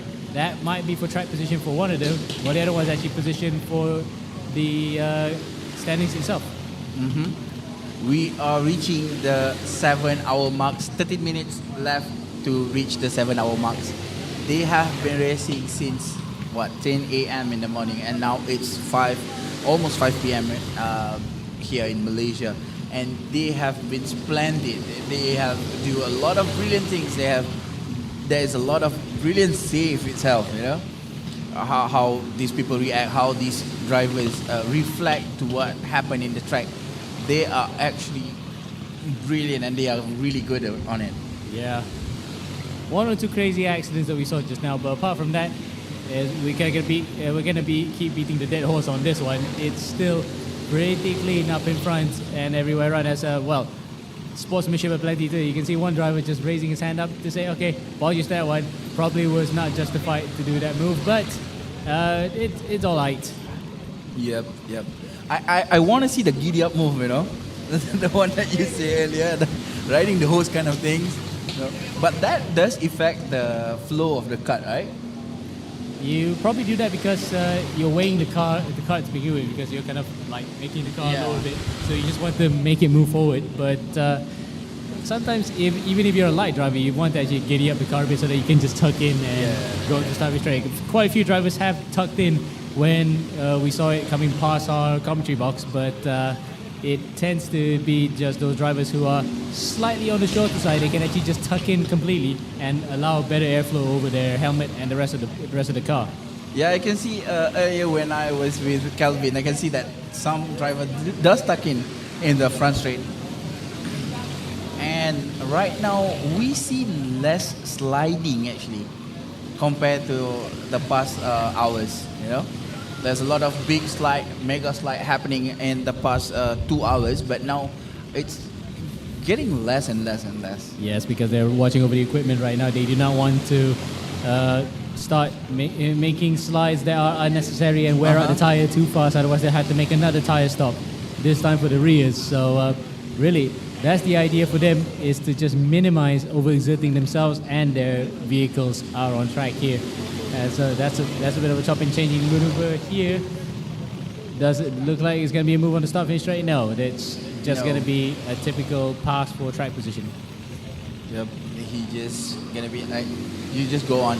So 159 going to the pit. It's Kaizen Alpine crew. This is another 3-driver race team. Another gladiator team here. We have the Kaizen Alpine crew. If not mistaken, they are from USA, yep. I think. As you can see there, the flag. Yeah. Leo Ng, Jackie Leo, and Brand Miller, both, all 3 of them driving that car. They are from US, Australia, States, Australia, and Malaysia. Yeah, it's a mix of all 3 nationalities there. But the main nationality of that team is from stateside. But that doesn't really, tell much about in terms of the way they're cooperating. Every single one of them are working together as a unit to get this thing across the line, and they're doing a good job for themselves. 22nd overall, and in their class, because we have to mix with the Chinese team as well. That's car behind them, number 1. Who was that leaving just now? I didn't quite guess the graphic there, but either way, multiple drivers coming through for their pit stops as scheduled. Now it's 163, the Dark Sailor team. This is the car that having issue earlier that caught up to the collision in the first sector of the race. And we have a Peter Hindle here. Go Rambo! Look at that. Rambo Motorsport, 18th overall. and about a lap behind the Team Y2X car, which they are chasing for P17. And nice to see again, multiple support for every single team up and through the grid. So we have quite a bit of support for Downforce Racing here by Jininja. And then 176. So 176 is a... Let me look at it. 176 is... RUD. Oh, RUD Motorsport. And 169, another Downforce. Yep. There's a lot of support from the media, from the social media, you know. Yep. As we look at 176, that's RUD in question just now. Still about 25 laps behind the induced car in 26, but still running. Just trying their best to now get the wooden spoon here.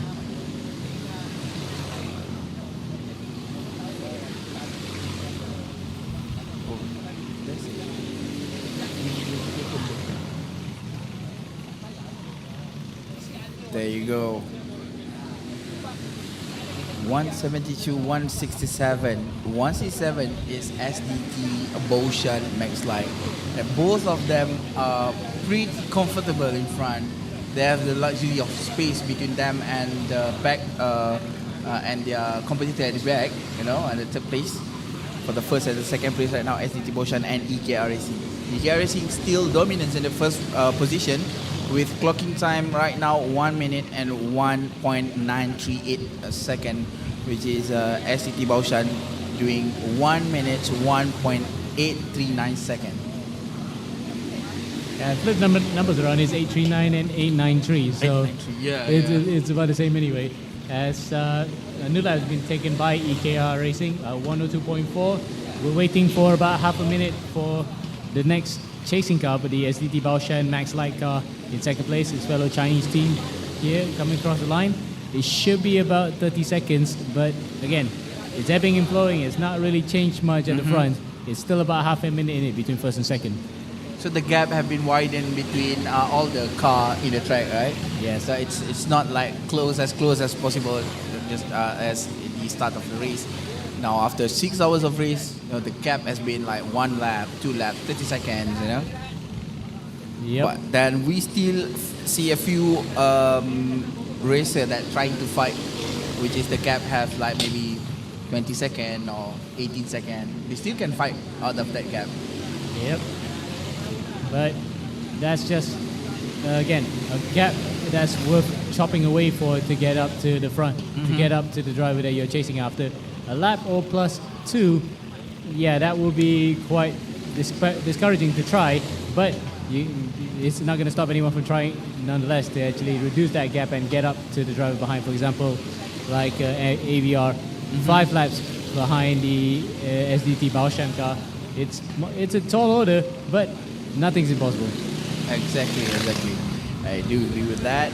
There's nothing impossible. This is an endurance race. We still have 5 hours to go. So they still have a lot of time actually. Plenty, yeah. About 5 hours after this, as we are probably going to get into an hourly commercial break now, because, you know, it really is coming to the end of the day time. Everyone's going to get really a bit drowsy and just need a bit of a break, as car number 174 comes into the pits. That's the pending racing car, pending a pit, pending some fuel. That was probably some tires. And now, car's going to exit the pits. Behind them, the number 155. That's the Dark Sealer car. Dark Sealer car is going out. Scheduled start for both. Dark Sealer car maybe left a bit behind of the Downforce Racing. Downforce Racing has gone to the pit, right? Yes, they have just only several laps prior to that, but the position swapped. Downforce Racing up to 5th, and Dark Sealer now dropped to 6th. With Zenith Zen also coming up to P4. 3 seconds behind Zenith Zen is actually Downforce Racing. Downforce Racing might have a chance to get to the 4th place and then try to catch up. Slight bump there. That was really nip and tuck between Dark Sealer and the Downforce Racing car. Let's see how they come up to the start-finish straight here. How is the gap going to be?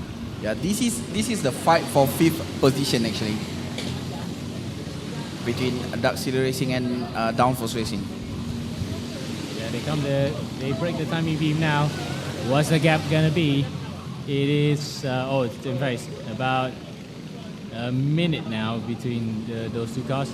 But the Downforce Racing and the Zen car is about a second, so that is actually closer. Yep. Zen and Downforce Racing now 1 second gap between them. Just now it's 4 seconds, right? Should be, yeah. It was somewhere around the lines of 4 seconds here. Now it's just over a second between the Zen and Downforce car. Let's see how this goes. Yeah, looking at it, we are trying to see if we can get the view of this fighting. Is this it? Yeah, that's the one. Side by side they go. And we might have missed that a bit, but it looks as though there might have been a change for position further behind. The ACC Wandao Jiangsu car has actually gotten up to P8 in front of the SDT Shanghai Rabbit driver. So that is the ACC car fastest of the entire race. Still holds the purple fastest lap here up to P8. I bet the SDT Shanghai Rabbit might go into the pit just now. No, they're still on track, yeah. Oh. But the Zen car and the Downforce Racing car are still battling, about half a second in between the both of them. They come across turn number 3 and 4 right now. It's nothing in it between the both of them. And they're not making any like overtaking movement or trying to do an attack. You can see that. So they're trying to just conserve the racing line, just to make sure that they don't make any mistake, because this is 0.5 second. They can make it happen if they have a very good clean lap. Yep. Just a couple of instances where the driver makes a mistake in front that could get the driver behind to close up, or conversely, driver in front makes a mistake and the driver behind actually tries to capitalize on that. Yep, exactly. So this is like I talked to Kevin about this. If you are in the front of someone, so you will be a bit slower because you need to try to defend your position. You need to have a very good defensive line and everything. So you don't really use that your optimum line for yourself. Yeah, you try to duck in and out, or try to go narrower compared to the other guy, force the guy into a mistake in front. Only then you can take the position away. But at this point in time, it looks as though the retaliation may not be in Zen's favor, because the car has fallen about 2.2 seconds behind. Ooh. That's gonna be a big move from Downforce Racing over there. Yep. And now it can set its sights on the AVR car running in P3 right in front of that thing as well. It's 2 laps in front, the AVR car and Downforce Racing. So are they gonna make a move or not? We need to see it. But as of now, we can see that Downforce Racing is making 1.16. Yep. 1 minute, 1.6, huh? Yes. 101.6. 101.6, yes. Oh my god. Yeah, you can do it like a radio station. Just remove the FM behind. Yes. So there you go. I lost a lot of words today. But nevertheless, the race is still full on hit. It's not going down any bit. It's still full competitive, even though the gap is widened there, here and there, but they are still fighting for position. We can see that happening on and off. Yep. Literally, the fight's still on here between some of the cars out on track, but in the immediate vicinity for the very important positions, not so much just yet, but a couple of overtaking maneuvers happening there. That looks as though 168 coming through, and that's Rambo Motorsports coming by. That's a good maneuver. Excellent move. So most of the driver have a bit of understanding of the rhythm itself. The flow of the kart, the flow of the track, the flow of other races that been racing with them. So they have a very good rhythm and understanding. So they have a very, very flowy kind of race here right now. It's been 7 hours now. It's official. It's been 7 hours of the race. Yes. Oh my god. A long time ago now, since the very beginning here. But we're still at it, going on strong. And we still have about 45 minutes left on this particular segment of the broadcast to go before we hand it over to... we actually bring in another guy along to do the broadcast after this. And a familiar face among the AI and Vertex Esports community after this. But we'll keep it on the rest for now, as battles are still going. They're raging on the track. This is also that, like I said earlier, this is also another kart racer. Yes. Yeah. We have 3 kart racer, and I am not the kart racer here. Well, technically I'm not the full-time car racer. I just do it for like fun rental carts. But yeah, kart racing is absolutely tiring, and I still can't believe that these guys are still going at it out on track, going full pelt. We talk about it. We say that. Whoa, that's very close. Turn number 4 once again. Oh my god! I think the crowd might have just seen that one as well. It was going side by side coming through to turn number 4. Luckily though, the wheels did not lock into each other and cause a massive one. That was actually scary. You can see my... Yeah, the hairs are standing on your neck. The hairs are standing on your arms there. You thought for a second you're gonna see the first flip of the day. Yeah. But luckily no. Because the inside driver, it has to tend to lock up into the apex there, you know, to the curbs there. So that might be a big issue if that happened. But right now, we see this 4 kart, the flow, of the good tandem out of this 4 kart. Yeah, but they're not drifting, of course. They're trying to keep each other honest and just drive normally as they come up now to that turn 4 that has seen quite a good amount of action here today. But in this particular instance, oh yeah, slightly wide, and that allows for a bit of a switchback. There you go. There's the overtaking maneuver done. It's a bit wide over there, but nevertheless, they are still going right at it and still fighting for it. You know, right now it's hard to tell which kart has which position and who are going to, you know, do the attacking move just to make sure that they can gain a bit more position. It's a bit hard right now, but we will see it better when it comes to the pit stop and everything, you know? Yep. Again, we'll still have to wait and see how that plan pans out here as we are now coming into the 7th hour of the entire broadcast. Wow. Wow. I see another downforce, guys. You see downforce, LFG, downforce, all the best downforce, downforce. I mean, put the comments on the stream and just, give them a shout out. Yeah, there you go. From JL Racing, downforce. So we have another from Quan Tian. It's also downforce guy. This is also all the best downforce. Downforce has a lot of fans right now. And they have every right to be a bit happy in this one because they're now running up P4, only a lap behind the Team AVR car. Yep. So if they were to be very, very gutsy, they might just stand a chance of actually snatching a podium away here. There you go. 168, 18th position. So nothing much happening on the track right now. They are still driving as it is. We are looking into maybe a kart or two that might try to, make a fancy move,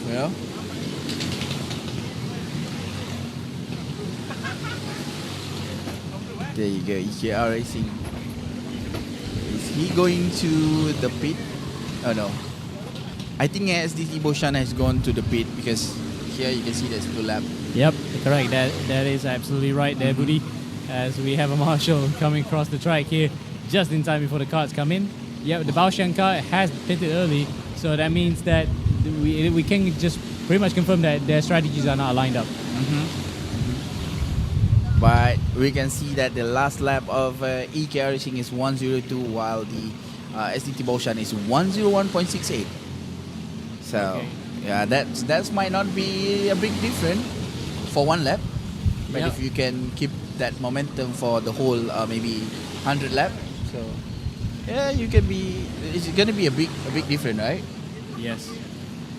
But it goes a long way in trying to actually make inroads to the guy in front. So there's another couple of cars there going through turn number 4 very tight. Whoa, they're still going at it, and one car managed to sneak through about the both of them. This worth to be in a highlight, you know. This worth to be in a highlight. It doesn't matter what position it is. It's just that the maneuver itself is really good. Yes. So that's one for the highlight reels after this. As now we look at the battle gaps between each individual car. It looks as though 5th and 6th, 13.7 seconds.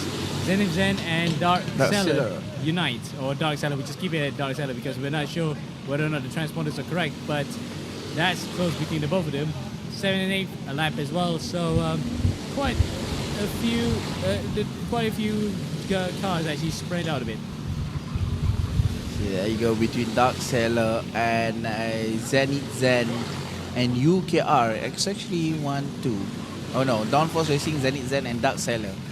Both are around 30 seconds behind. Between Dark Force and Zenith Zen is actually 18 seconds, and between Zenith Zen and Dark Seller is actually 13 seconds behind. So the gap is actually doesn't move that much, right? It's staying relatively samey throughout the entire field.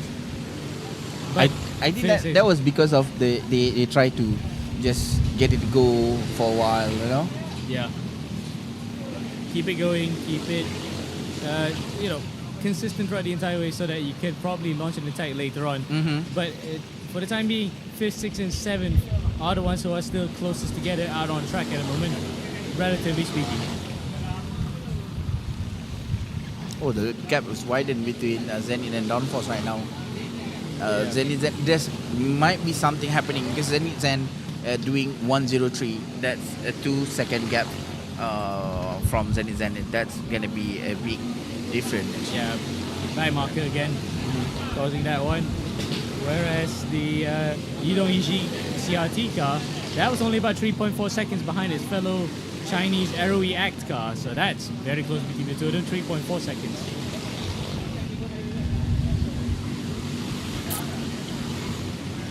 There you go. But this is the fun part of it. ACC Wandao Jiangsu Racing still hold the best lap, which is the 59. Amazingly, out of all that, 59.9. 9, yeah. It's crazy, isn't it? That they set that lap all the way back in the very second lap I of the think entire it's race. second lap or third lap, right? Wow. Very early in the race, and it still hasn't changed hands at all. Maybe we need to wait until the sun goes down and the track loosen up a bit, you know, the temperature rising up, goes cooler, and then we might see that kind of move or timing again. But remember, by the time that this race has been like the sun goes down, the tire is not the same as the first start of the race. Yep. They will be completely worn, so that's why you need to change the tires whenever they can. So some of these teams may be thinking about swapping over to new rubber so they can be fresh for the final attack. Yeah, usually that's what endurance racers do. So for the final attack, they will change to everything to a fresh one, so they can finish and then they can try to push the kart as maximum as they can at the end of the stint. Absolutely, and this might just be playing into the hands of certain teams that really have not made a stop yet for those fresh set of boots. Now, update on the weather. It might be pointless by now because there's not much rain coming, but over the skies above Kajang, there's been a bit of slight squalls coming in as well. That's actually quite big. So it's coming on the west side of east side of the track from the east. So it might just strike us very late in the race, but it may not pose too much of a threat in terms of getting people to switch into the wet weather tires because we don't have any. Well, yeah. And we have to stop the race if that's the case. That's the thing. If the race become a wet race, we doesn't have a wet tire for this race. So it's just they need to use this set of tires to just finish the race. And the crucial part of it is that might change the race pace, Yep. right? Not just pace, but also the complexion of the race. Yeah. Like, which team is going to be fastest here?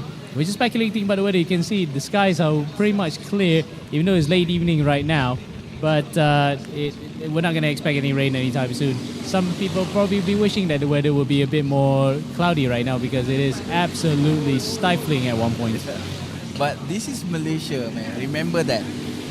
Sometimes it's like a sunny day and suddenly the rains come down. It's pouring like there's no tomorrow. Indeed. Yeah.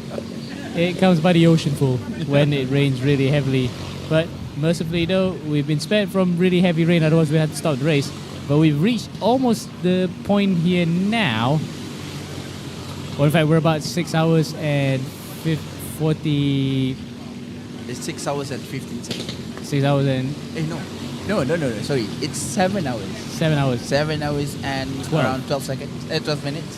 Which is 7. now. Yeah. That means that if the race was to be stopped now, it is considered official. Official, yep. Because we passed the 7 hour marks. Yep. Yeah. So we are actually past the safe spot now for the race to be cancelled in case inclement weather was to be approaching. But I don't think there'll be drivers complaining too much about driving right now because it is setting here. The sun is setting in the west on this side. It is becoming a little bit colder as the night is approaching. That will be meaning that the floodlights are on and the drivers will be relishing driving in the night. Do you think that there will be like what is silau in English? Well, too bright. Yeah. Blinding light there. Blinding light, yep. It'll be blinding? No, sometimes it would because you can see, well, we can see visually now, but here on the camera, if you look to the left-hand side of the circuit, that's pointing to the west, yes. It will become a little bit, it will become quite bright for certain drivers. So, not to say you're going to have to block while you're driving, but it does become a bit of a problem in terms of visibility when, the sun is shining so bright. Yeah. Because we know that it could happen that we lost the focus when the sun is so bright on our face, right? Yep, or the glare, the glare of the sun. Yeah, the glare of the sun. The sun's glare coming up from the west really will become a problem, especially going through turn 5, 6, and 7 over on the other side here, the west side of the circuit. This is the side of the one that you're seeing, right? Yep. So the glare may be the most potent around this area. As our camera now, we're a bit static here, so let's just focus on whether we can get every other pictures here. Yeah, there we go. A couple of cars streaming by on our side. But the thing is, you can see KLIA right behind there. That's the KLIA terminal. And of course, some jets taking off. It's been a tiring day, and I think the cameramen deserve a bit of a break after what has been a grueling 7 hours and 14 minutes that we've actually encountered so far. We are actually fortunate because we sit in this comfortable booth. We have the luxury of this air conditioning behind us. Well, not much of an air conditioning, but it's a fan that's blowing cold enough air to actually keep us and the equipment that we're using right now cool, as well as the broadcast producers on our side trying to give you the graphics that we are showing right now. But at this point in time, I did say before, the race is just about heading into a bit of a lull period where the drivers are settling in, they're ready to just hammer away the laps, winding out the time, ready to just head into the night after this when the action really starts picking up with points and with the positions on the line. Yeah, I bet at the night time, maybe around 7 or 8, that is the moment where they try to push all out for the race, Now it's official, it's 410 lap has been done by all these wonderful racer, driver. Yep. 410. Oh, that's not a small amount of lap. Yep, 110 in the books, 410 in the books, with plenty more still to go here. So let's see if we can reach 500 before the next hour begins. But really, the next couple hours begin.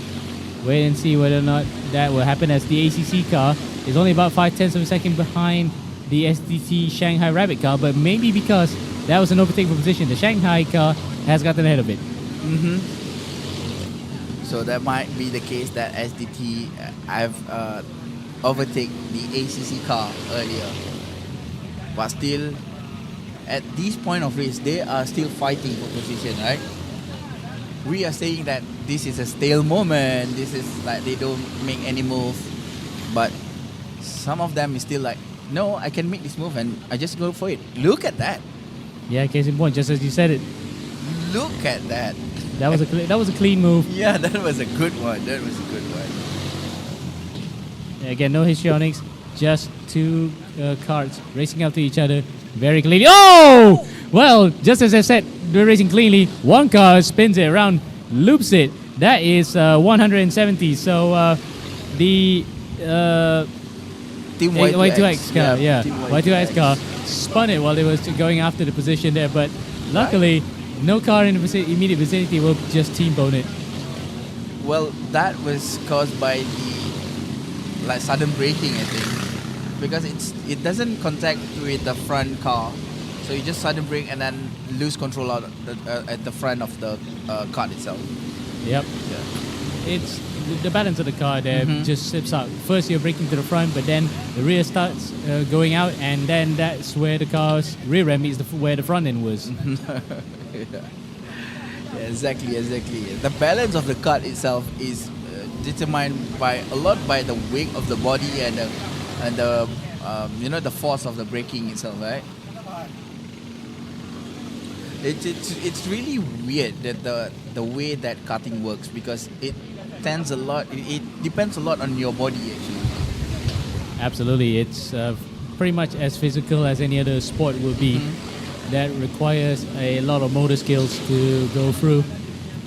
But again, fatigue does play its role in that regard. Yeah. I have another 176 by Afi Gaming. 176 RUD Motorsport has going for another. The gap between RUD Motorsport and the leader is actually 81 laps.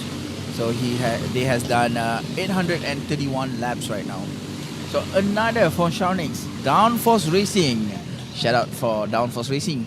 Again, we have Downforce Racing here on the 4th position right now, with 2 lap gap behind Team AVR, and behind them they have a Dark Sailor Racing, which is 39 seconds behind, followed by Zenith Zen 1 second behind the Dark Sailor Racing.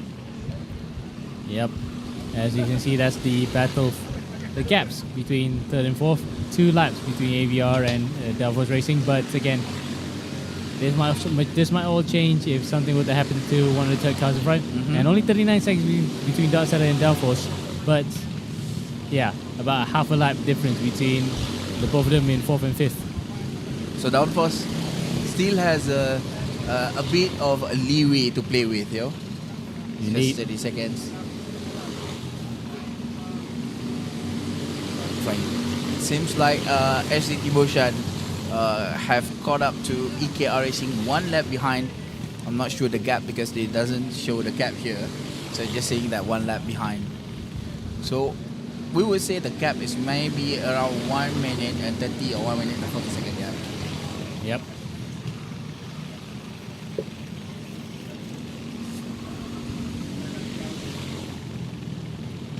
Couple other cars further behind that's close in terms of their battles between the Aero ACT car and Yidong Yishi CRT. 0.3 of a second between those two Chinese cars. 161 and 152. They're coming across the line now. Both together side by side, I think, because we can just see them. There we are. Pass our company box. Make that 5 tenths now between the both of them. This is a battle for 11th position. Ooh, a bit sly. I love when they throw the tail here, before the Mickey entrance, right? They throw the tail there. It looks very, very fancy, Yes.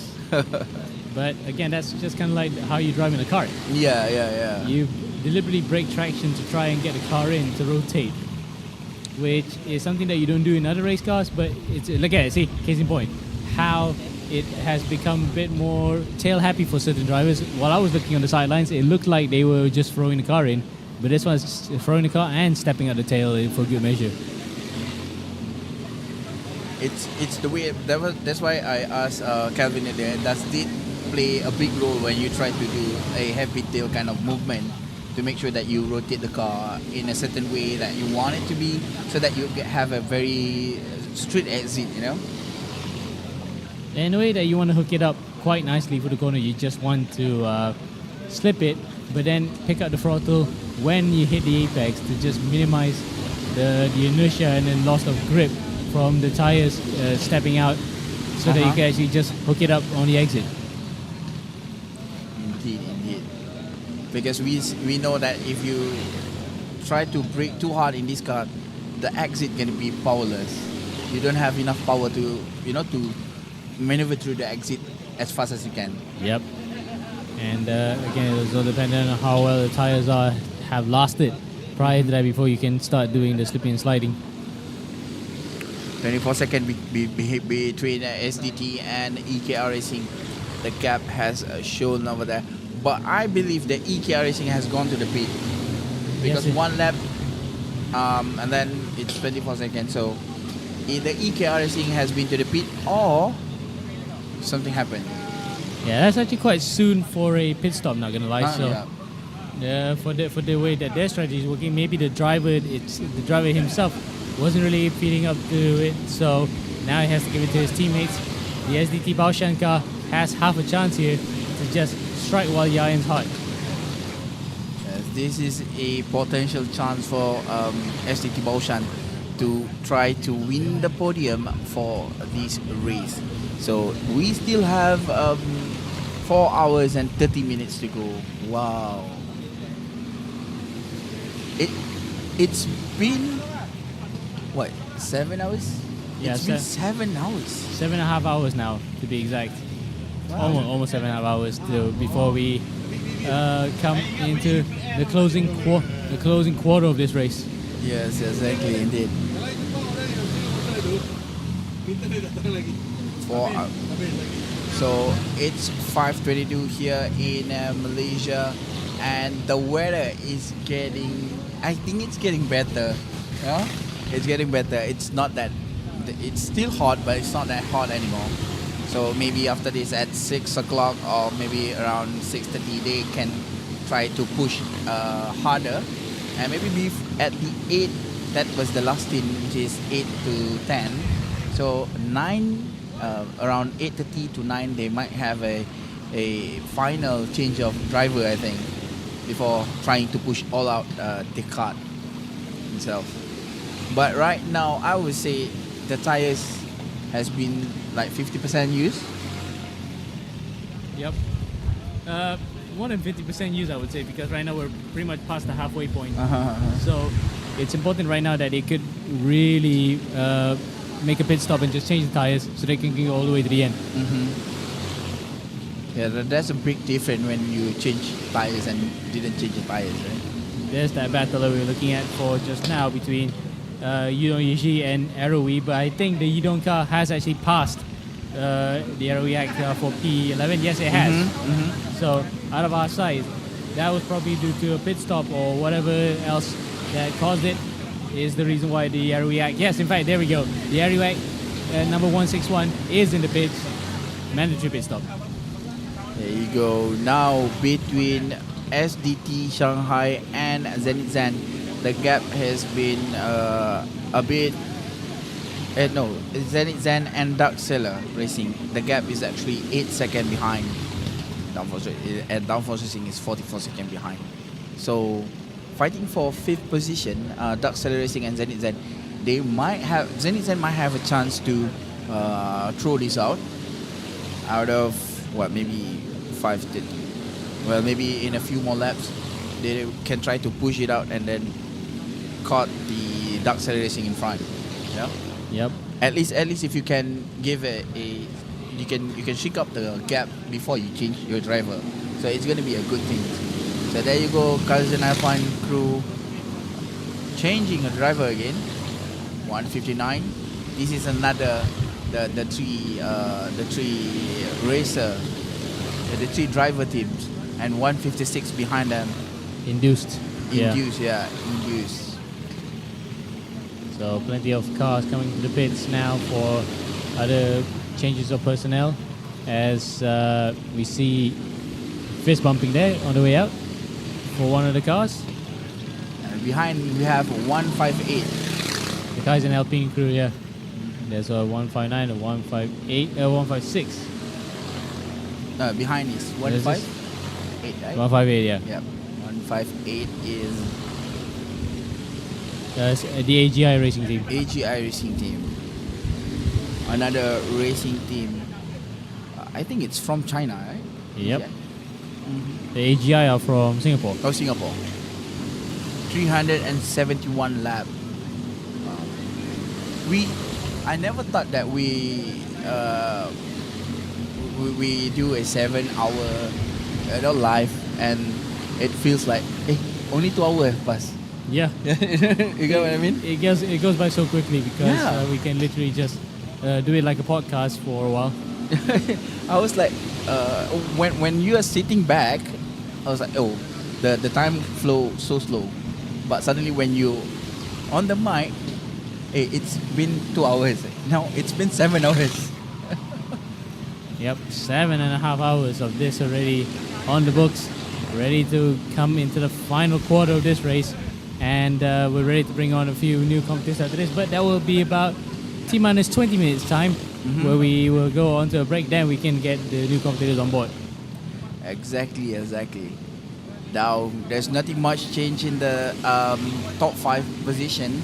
Daxela still in the top 5, followed by Zenizen in the 6th place right now. EKR Racing still standing proud in the 1st place, still the race leader, and SCT Boshan taking 2nd place right now. Team AVR on the 3rd position, and Downforce Racing in the 4th position, followed by Daxela Racing in the 5th position.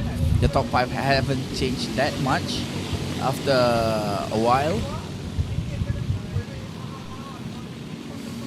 After quite a long while, to be honest.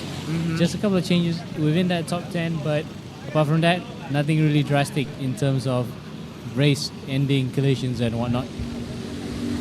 One thing that I found that changed quite a bit is actually the gap between Team AVR and SCT Boshan.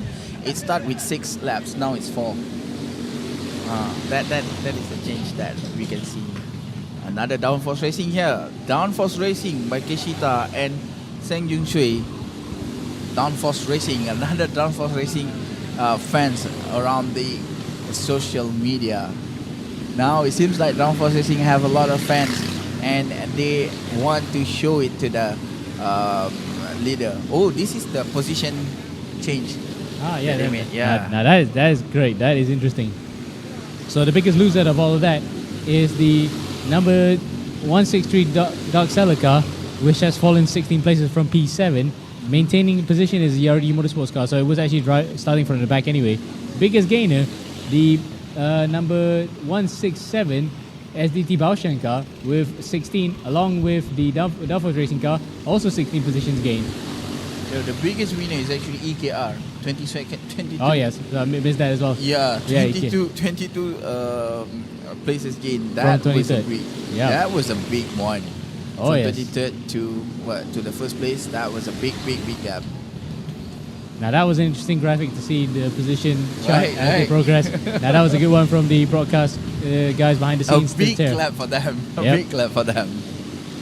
to show how some teams have progressed, and well, it's no surprise that the IKEA team are up in front with the amount of position they gain. But it's a surprising to us because we didn't really talk much about them being contenders. Exactly. But they came literally after a couple of teams falling a cropper and are just coming up there. And then suddenly, when I came back, I go off for 2 hours. And when I came back, I was like, what? EKR has been dominating this race for the past 2 hours. But now, they have been dominating this race for more than 5 hours. So at first we see ACC and Downforce Racing was fighting for position for the podium position, the first place for the race leader. But right now, EKR standing on the top and say, I'm gonna be here for all eternity. Well, they'll try to stay as high as possible. Yes, exactly. Without trying to crack under pressure for how long here, as we are now looking for the battle for first. Yes, it's a lap plus, but make no mistake, once the IKEA car comes into the pits or when the timing beam's broken, it is not that big of a gap. 30 seconds in it between the both of them last time out for between EKR and SDT Baoshan. So now SDT Baoshan, also another team from behind, 16 place, right? Yep. 27 second gap between EKR Racing and SDT Baoshan. That's not big. That's not big. One pit stop can change the result for this. Or one accident. Oh, Yeah. one accident. Yeah. So we're not wishing upon everybody, but that is in an endurance race not a comfortable gap by any means. I will be started over there. Right, Marshall, where are you going? Off There the you track. go. Yep. So Marshall going in and out the track just to make sure that everything is in place. Yep. Making sure that everything there's no cone out of place or there's no tie out of the place that will cause a snafu in between. But eventually, for these past 2 hours, that's not much action happening. That's not much incident happening, and that was fortunate for all of the driver in the past 2 hours. You know? Yep. They have tend to maybe tone down a bit their driving styles, but well, it doesn't make sense if they tone down the driving styles, because that is not the racing spirit, you know. Yep. I mean, you're telling a racing driver to slow is literally impossible because it's in nature for a racing driver to go as fast as they want to. Yep. Like I say, even if you are with your teammate, you will say that, oh, I'm trying to clock this time. What time you want to clock, you know? You will try your best to clock the time that you want. Yep.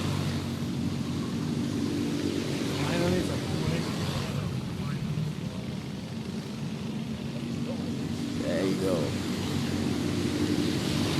Oh, the humidity hit now. Yeah. It's literally taking a toll on the drivers on the track, the crews who are doing work behind the scenes, the crews in RED, in the garages, making sure the cars are running. And for us as well, despite being in a more comfortable position, as you said before, it is still quite tiring because of the heat. Yeah. The humidity hits quite late actually. You know, at first it's just hot like that, and then suddenly when the hot gone, but the humidity hits, it doesn't feel bad. It doesn't feel good, you know. And this is for us here, sitting here. Just imagine what happened to the driver right now. Yep, the drivers, the crews for their teams, and the crew in the RED garages fixing the go-karts around the clock to make sure that everything runs. It can be quite stressful with the heat involved. Exactly. Right now, it's nothing much happening. We are trying to see if there's any fighting for position happen in the track. Seems like Team AVR Downforce and Dark Sailor are still fighting for position, but Downforce and Dark Sailor doesn't. Yeah, the gap is actually quite wide between Downforce and Dark Sailor. As you can see, that's the lap time comparisons between EKR and SDT Baoshan. It's pretty much in favor of EKR because you can see that they actually gained a lot of this. They gain more time on the SDT Baoshan car, and the gap is still relatively hovering above, just slightly under 30 seconds. Slightly under 30 seconds between both of the team. I would say that EKR is trying to keep the pace of 1-1 to 1-2 for the past through 5 hours, you know. Yep. They don't want to be above that. They're trying to keep that pace. And this is the good thing about keeping the pace consistent. You know, you doesn't have to push that much, but you need to keep it consistent. At least you don't lose things that you don't want to do. You know, you don't do a lot. You don't do a mistake because of keep on pushing. Well, we know that for sure because when we do like e-racing or sim racing. Oh, there's a spin. There's a spin right in front of us there. Yep. Okay, should we see what happened? Yep. It was a driving error, but we'll try to see which car was that in our big screen replay here. There goes one of the cars that was right there. Can't really see the number on that. But luckily the car went away with that one. If it was car 170, that was the Team Y2X car. Coming to the highlight reels, unfortunately for the not the right reasons. That might be due to the braking at the corner, right? Yeah, again, it was just the rear stepping out when they were trying to brake. But with the fronts were anchoring, the rear became light, and the car just spun around. And then that place is actually the elevation change is downward. Yes. Okay. The track surface does play a role in that regard. How bumpy in the area is, and you can see there, it just really encourages the car to step out a bit. And yes, some drivers really love to just flick the car in and go through, but some that brake straight, almost like a traditional way of driving, would probably find themselves in a bit of a pickle if they were to actually get the braking completely wrong and the car just steps out. We've seen that already all day, how that's been a factor. I can see that the Mickey Mouse sector is actually have a big bank in it, right? So that might be the cause of it also. Well, the big banks also come as well, coming in through turn 11. You can see how much the camber was made there, especially through the mid part of the course. They just encourage the guys to really lean on the carts to get through the corners. That interesting things to know why they how they try to maneuver the things, you know, because we see when we see they racing, we just see they racing, you know. We don't really know why they do this kind of stuff, why they do this kind of stuff, you know. Indeed. The EKR is so imba. I love this word. By Karting Frenzy. Imbalance, yes. Yeah. The EKR is so imba. This is a 3 driver teams, and they managed to pull it off. They are really good. I'm not gonna lie. They are good. To keep on the same pace as much as they can, they are really consistent in it, and they doesn't really lose that much of concentration throughout the whole race. And the new fastest lap of the race has gone to car number 150 as well. So the ACC Wandao Jingsu racing car, a 59.942. So it's still a 59.9, but they've bettered their time that they set way back at the start of the race. So it shows that the pace in that particular unit is still going on strong. Yeah, indeed. ACC Wandao Jingsu Racing has been doing great with the first sector of the race. Now they are trying back to get to maybe a better position, I think, you know. We are currently at the 8th position, while the gap between ACC and SDT Shanghai Rabbit is actually around 2 laps gap. So they can try. I would say they can try. They still have 4 hours and 21 minutes left in the race, and this is gonna be a last quarter of the race happening later on. Yep. Right then, so about 6 minutes left to go here before we go on to a 15-minute technical break. So this particular part of the race, again, it has to be stressed. Yes, we had a few crazy spills here and there, but it has come into a period where the drivers are settling into a rhythm. They are kind of trying to ease their way in to the final part of this race, the final quarter to go. So this is where they, just drive the way it is, not to make mistake, because this is where they try to keep doing less mistake so that they can try to push all out. Indeed. Well, it's not going all out completely unless you are the ACC team, where you say, okay, let's just set a new fastest lap, try to stamp the authority of, okay, we are the fastest car here, but just unfortunate not to be leading the way at this point. But again, 4 hours and 20 minutes left to go. Blaze it. We can still have errors or even great accidents that can happen in between. So just watch this space. Anything can still happen in this final quarter of the race. Yep, exactly. Before the race control, flag the checkered flag, anything can happen. Yep. The checkered flag is the way that's saying that, okay, this is finished. But then remember, they still have penalty. They still have maybe they have a what do we call that? Protest to do. Oh, yes. Yeah, things like that. Still- so they still still- have 30 minutes for protest, I think. Yep. Still plenty of stuff for the race control to do post-race, which can be quite, tedious. But that's part of the job. That they have to maintain fairness for everyone involved. Whether if it's a small collision or a major one, has to be looked over. No stones left unturned. You know what? When they pass through the front straight, I see when they have when they have the spectators there, they will raise up their hand and wave to the spectators. Yes. But saying that thank you for coming here, you know. Yep. Everyone's a best fan. There was a car spinning somewhere just now in that white shot facing from turn number 4. Unfortunately, we're not sure which car was that, but we did catch the car at the end of it. Luckily, though, no harm done. Everybody's still everybody's still in the race. The flow is getting slower and slower. Actually, the cut is not slower. Just the flow has been like rhythmic, you know. The flow of the race, I get what you mean. Apart from that fastest lap, it's still relatively boilerplate in terms of how everything else has been. Again, it's 101s, 102s, your standard fare, but not exactly close to the 59 or even 1 minute that we saw at the start race. As we saying, we can see a slight overtaking maneuver there. That's car number 171, isn't it? That actually got in ahead of the Zenith Zen car. No, in fact, it's 174. So that's the pending racing car overtaking another car for track position. Downforce Racing has gone up to 3rd position due to the AVR going to the pit just now. So now Downforce Racing is in the 3rd position.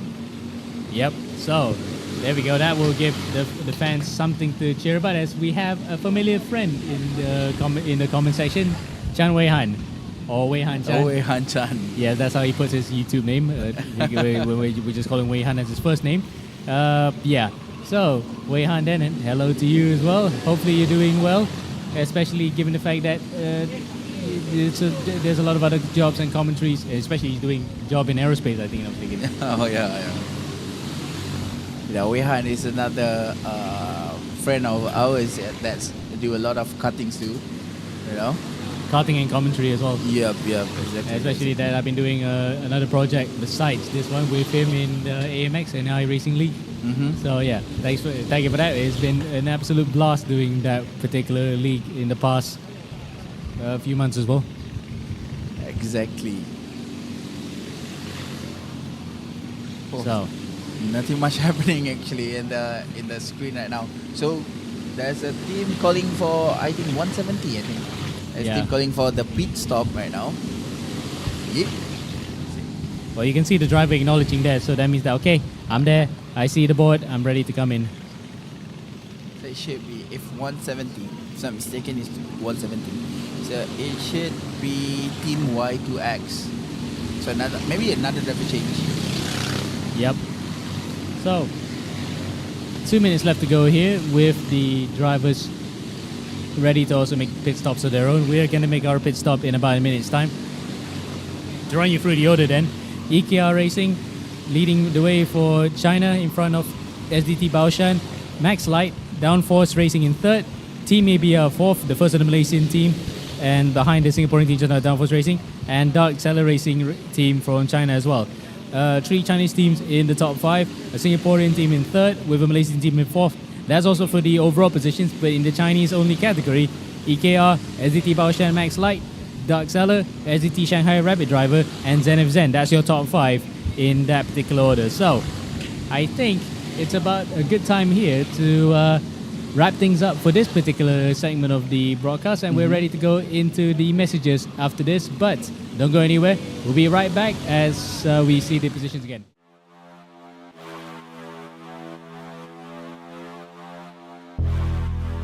Whoa.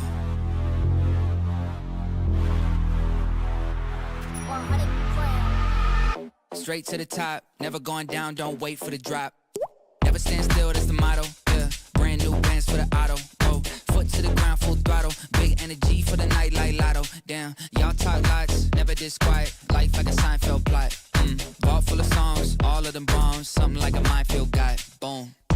Get it, tickets running out quick. Bet it, never getting outbid. Said it, never had to shout it. They said I couldn't ever do it, okay, how's this? Fit a week worth of work in a minute. Machine well oiled, you know how I stay efficient. To-do list written, I do this different. Hold up, wait a minute, I ain't finished. Look, flows the same now. Paved the way to snakes and fakes are chased out. Back to back to back, I changed the pace now. Had to stack the cash until the bank's out. Straight to the top, never going down, don't wait for the drop.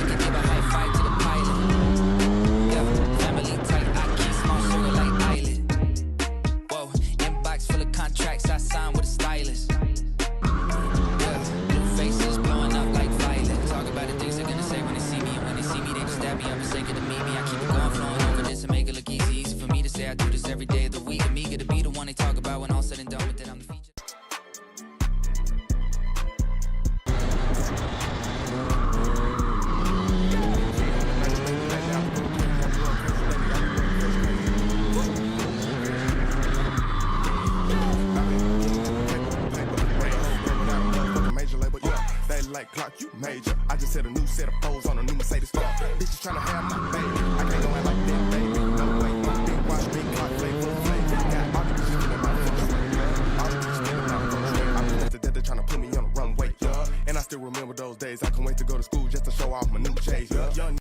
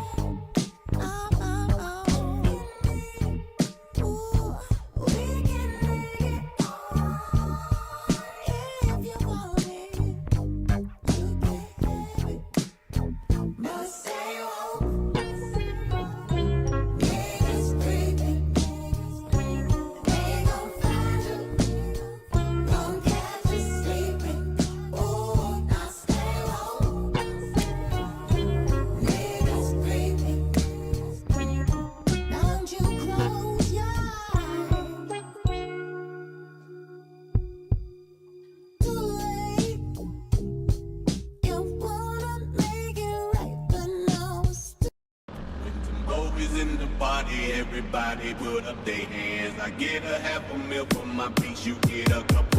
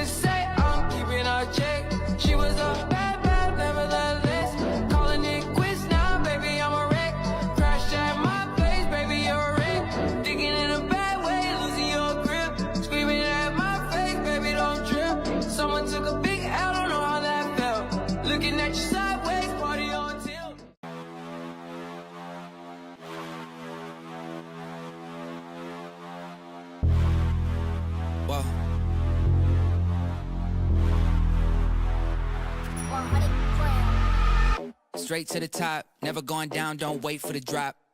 Never stand still, that's the motto. Yeah, brand new bands for the auto. Oh, foot to the ground, full throttle. Big energy for the night like lotto. Damn, y'all talk lots, never this quiet. Life like a Seinfeld plot. Vault full of songs, all of them bombs. Something like a minefield guy. Boom.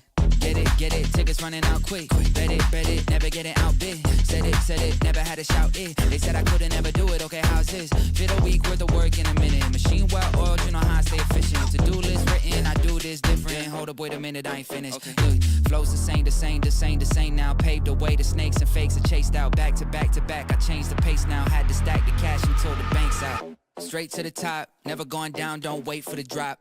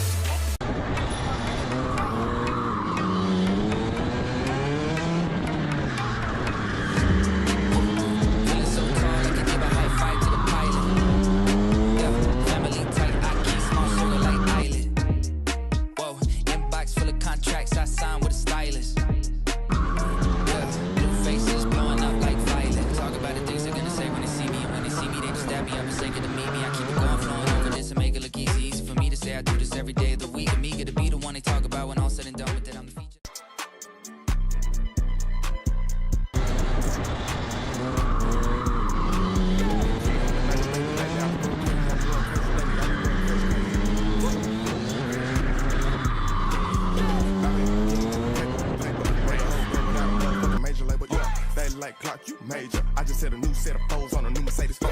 Bitches tryna have my baby. I can't go out like that, baby. No way. Big watch, big clock, play full flame. Got all the bitches feeling my full swing. All the bitches feeling my full swing. I'm just dead, they're tryna put me on the runway. And I still remember those days. I can't wait to go to school just to show off my new chase. Young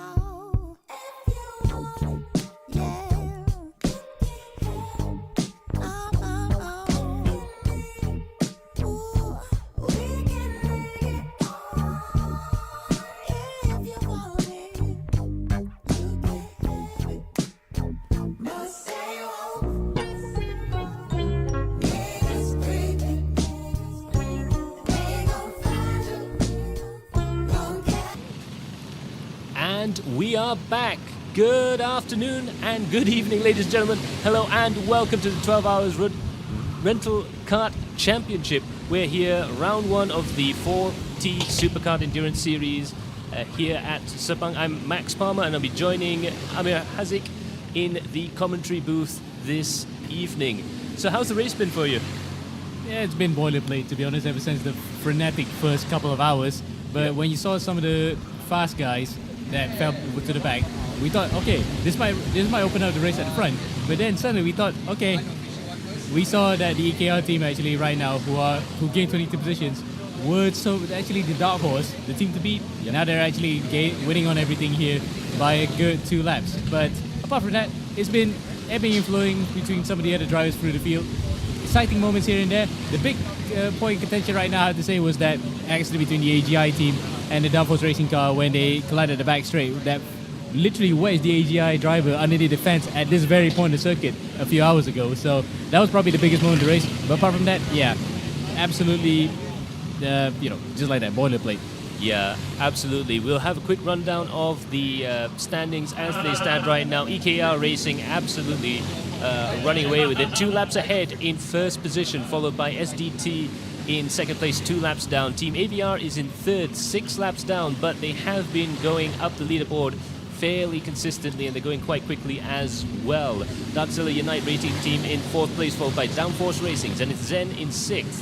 And SDT Shanghai Rabbit Driver in 7th place with UKR, 9up Racing and ACC in 10th.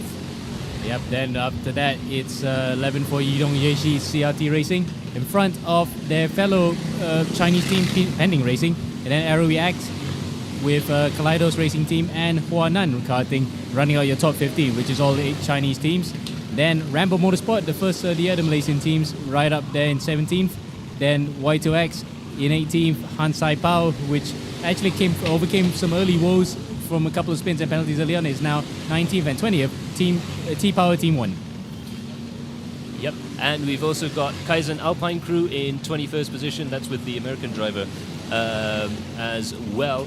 And in 22nd place we have T-Power Team 2, Dark Seller Racing Team in 23rd, followed by Kartayam, AGI Racing Team Induced, and RUD Motorsports in 27th. Yep. That's pretty much all 27 cars running on track right now, but it's such a shame that RED Motorsport, which is basically the home team right now, right here, not having the best of races. Well, sometimes they say it can be a blessing and a curse to have that home field advantage. Sometimes the pressure can get to you, and sometimes you just have bad luck. I mean, you can ask Mario Andretti; he could only ever win the Indy 500 once. Well, he wasn't a Hoosier. He wasn't born a Hoosier. He was an Italian American. Yeah. I mean, the closest thing I can say is the Brazilian Grand Prix. Yeah. Name how many Brazilians have won it more than once? Not that many. Not that many. Only Senna has done it more than once, and even then because he really was out to win it. Yeah. No matter the cost. Yeah, he virtually gave up the early part of the season to try and win the race. But in any case, so far I think it's been a fairly sort of spread out race. It's going to be a race of attrition if anything happens out there. We have seen a couple of guys spinning out, especially around the 6-hour mark. I think it's fair to say that the wear is starting to creep into the driving just a little bit. Yeah. Having said that, though, the top runners there, EKR Racing is just under 101, SDT as well, and a few of the other drivers are doing 102s as well. So the pace is still fairly high around here. Absolutely. So it's the median average of the lap times are just about where it is, but it's not as fast as we saw at the start of the race, for sure.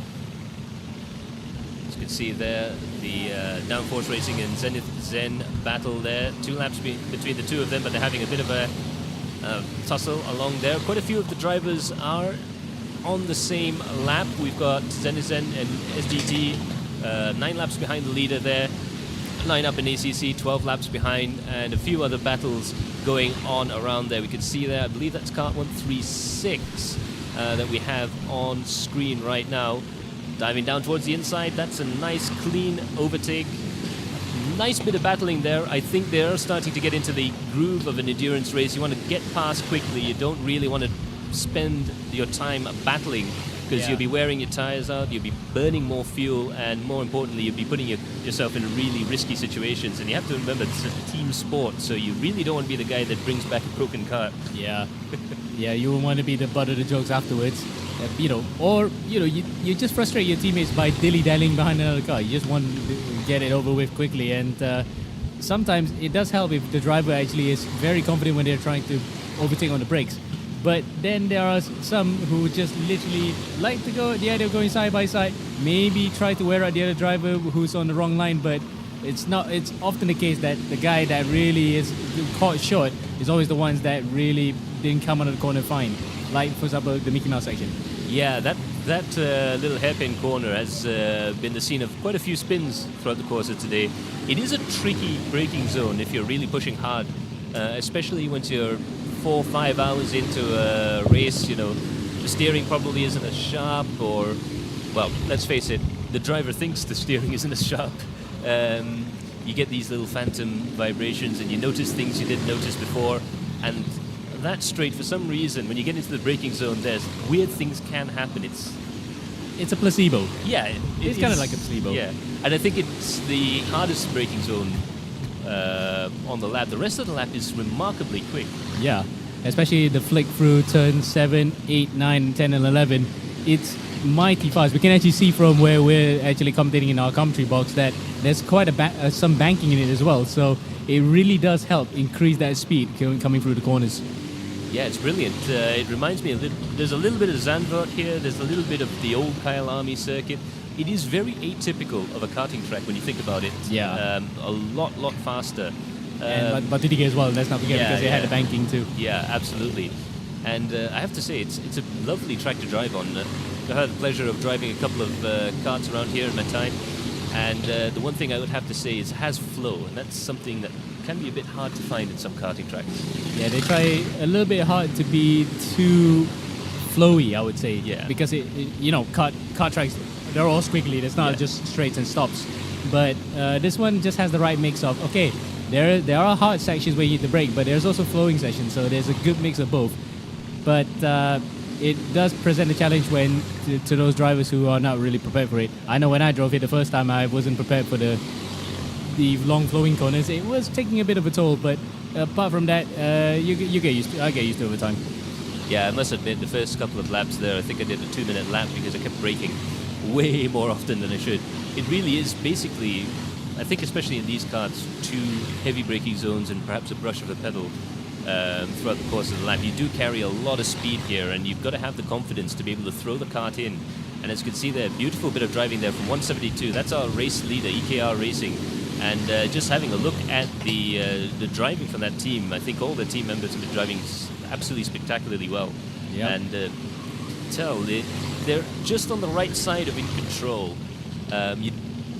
With a kart, you do want to slide the kart a little bit to try and get the thing turned in, but of course, being an endurance event, you can't really hang the tail out as much as you probably want to. Yeah. You do have to exercise a little bit of caution there. But the interesting thing here, as we can see there with the last couple of karts going through that Mickey Mouse section, is the racing lines. The difference in racing lines is absolutely staggering. Yeah. In fact, the most apparent is when you go through turn number 2 and 3, where you can actually see the cars literally going full pelt. Some drivers actually just literally step the car out, just like that. Or some induce that oversteer so they could get around. It's just difference in driving styles. But the same core principle is the same. You don't drive a car like you drive a normal car. You tend to just throw it a bit more because that's how you get more speed through it. Yeah, you need to get the rotation in, and you need to get it turned. As you can see there, a little bit of a friendly wave there. It's nice to see a little bit of gentlemanly going. Oh, look at that. Did you see? Punching the air. Yeah. I think that's what they call whiffing. Yes. He was whiffing there, unfortunately. But this is the hour that you start to see silly mistakes happen. You really have to focus as much, if not more, than the race start, because sometimes the silliest things will catch you out. You get into this rhythm where you've been driving for an hour or 2 hours. You might not have had as much rest as you like, and you might have gotten off the wrong side of the bed this morning. And a 10-lap race is not so bad. You can sort of power through it, but you really do need to have good sort of stamina, good focus, good endurance in order to just hit your marks. And I'm not saying that it might happen, but there's a possibility if someone, let's say, nods off while on a straight and swacks into the side of the barriers here at the start finish straight, that will be quite a severe accident, but I think it would be pretty much survivable. Let's hope it doesn't happen, because I think all these guys are more or less really in a good peak of health to drive these cars. And in fact, some teams only ran with 3 drivers throughout the entire stint. It really is putting paramount their physique. Yeah, absolutely. Even though these are 4-stroke cars, they're proper race car chassis, so they do take a bit of a toll on you when you're driving. In order to drive them hard, you do need to put a bit of muscle into it. You know, brace your body in the corners and really go for it. Quite a lot of G-forces, even in these 4-stroke cars. I mean, it's no joke. I think the Superkart tag really does fit here. It's got a lot of torque as well with the 4-stroke engine. You've got to be careful on corner exit. It's not quite a rental kart sort of experience, really. It's look at that. Thing. 159 there is in the pits right now. That's the Kaizen Alpine crew going in for a driver change. They're having a quick look at the mechanicals as well. And you can see right just now, case in point about the physique, that's one driver who's definitely been through the war and back again. Really, he looks quite winded, doesn't he? He tried to get out of the kart. But key point to note is that this is the part of the race where you can try to put in your fast driver and just finish it off. Yeah, absolutely. 3 hours and 44 minutes left on the clock here. We won't expect too many big changes in the leaderboard unless something happens mechanically or if there's an accident. Yeah, all going smoothly. We've actually had pretty good weather. I must admit, having looked at the AccuWeather weather forecast, it's been all doom and gloom for the entire weekend, but we actually got away with it this weekend. Very, very hot in the afternoon there, but the good point about this hour of the day is it's starting to cool down. The temperatures are starting to come back. The karts might actually get a little bit quicker here. We're still seeing 101s from EKR Racing. We might actually see them improve a little bit there. 102.1 there might be a little bit of a mistake there from EKR Racing on the very last lap. But the issue here is you're a little bit tired. You know, you're not at 100%. You're at 90% or 85%, and you've got the sun coming into your eyes here. There's not a lot of foliage around the track that can stop that. Yeah. So at some places the glare can be quite difficult to get through. This is almost as bad as the graveyard hour at Le Mans when you're fighting, just being tired and going through the dawn. But in any case, they're so far so good. Most of the drivers there, I think, have really risen to the challenge of driving these cars. Yeah, we're talking about the peak. We're talking about the cars just now, right? You say that they have a lot of torque, but they're not as peaky as a 2-stroke. Yeah. So that really does put the tightness of the drive into question. If they were to slide it or spin it around, that's probably because due to fatigue or simple driving error because they ran over part of a circuit that actually constitutes the error. Yep, as you can see, they're going through the Mickey Mouse section here. I think a lot of guys are going to be talking about this after the race there. It's been the problem zone. I think you're going to see more spins as the temperature goes down, because with a kart especially, you're going to find more changes. You're going to feel more changes as you go through. Right now, Team APR has been doing quite well. They're 6 laps behind, perhaps the fastest kart in the midfield battle there in the top 10. And we also got Downforce Racing and Zenith Zen up there. It's business as usual so far. Yeah. Again, I did say just now it was a bit boilerplate because nothing really happening up in the front. Just a few thrills and spills here and there, but let's hope that the action picks up. Though, there's one thing I'm brewing right now. We kind of missed 50 laps ago where it's about 420. Yeah. Blaze it. Oh, well. Yeah. There's a lot of people blazing it right now, but it's definitely not a sort of substance. No. We're definitely burning petrol, as we say. Yes. We'll, that's our story, and we'll stick to it. But yeah, so far it's been fairly boilerplate stuff indeed. As you can see, there's a lot of signaling going on. I think some of the drivers there have decided discretion is the better part of valor. You're seeing a few big gaps in the middle of the race right now. and towards the end. But what's impressive is all the drivers do still seem to be pushing it fairly hard. I haven't seen too many drivers that have backed off completely. And with these karts, that can be quite tricky. Doing a 20-minute session is hard enough. Trying to do a full stint, you can imagine. But going back to the safety of these karts, that's the prime reason why they're racing, why they're doing this properly in proper race karts at this circuit. There, I have to say the safety facilities here must be as good as anywhere else in the world. I think there's a bit of a gentleman's agreement among the drivers themselves, actually, to just not really outdo each other in certain areas, especially when it becomes quite tight. We saw already a couple of cars coming together and got stuck. 4 cars coming through a corner and it didn't really go well. So really, it's just a matter of drivers keeping it clean among themselves and just want to finish the race, because I just told Budi just now, we want the drivers to finish. It's an achievement in itself. Yes, absolutely, and that's a thing that a lot of people sometimes miss. Occasionally, when you see in endurance racing, you'll see a team that perhaps isn't as fast or isn't as competitive, doesn't quite have the latest equipment, and you think,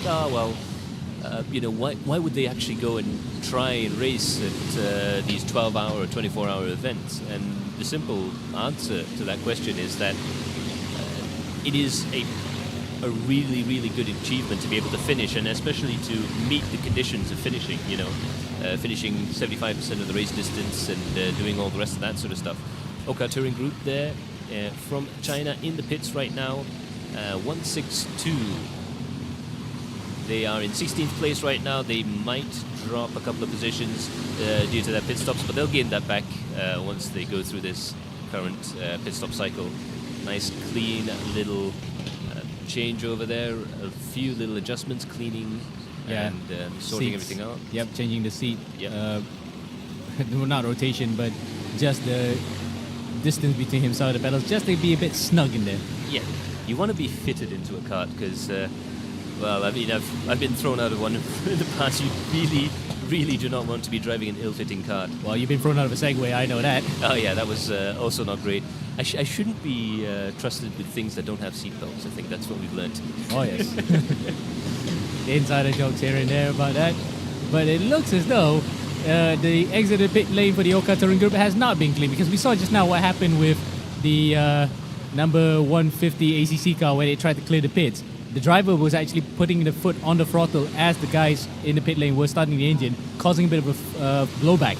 Yeah. So the engine literally was engaging fuel, and look at that, slap on the head for the driver involved there. He knows full well that he has done a slight rookie error in judgment. Absolutely. They managed to get it going again, but that's a lot of time lost in the pits.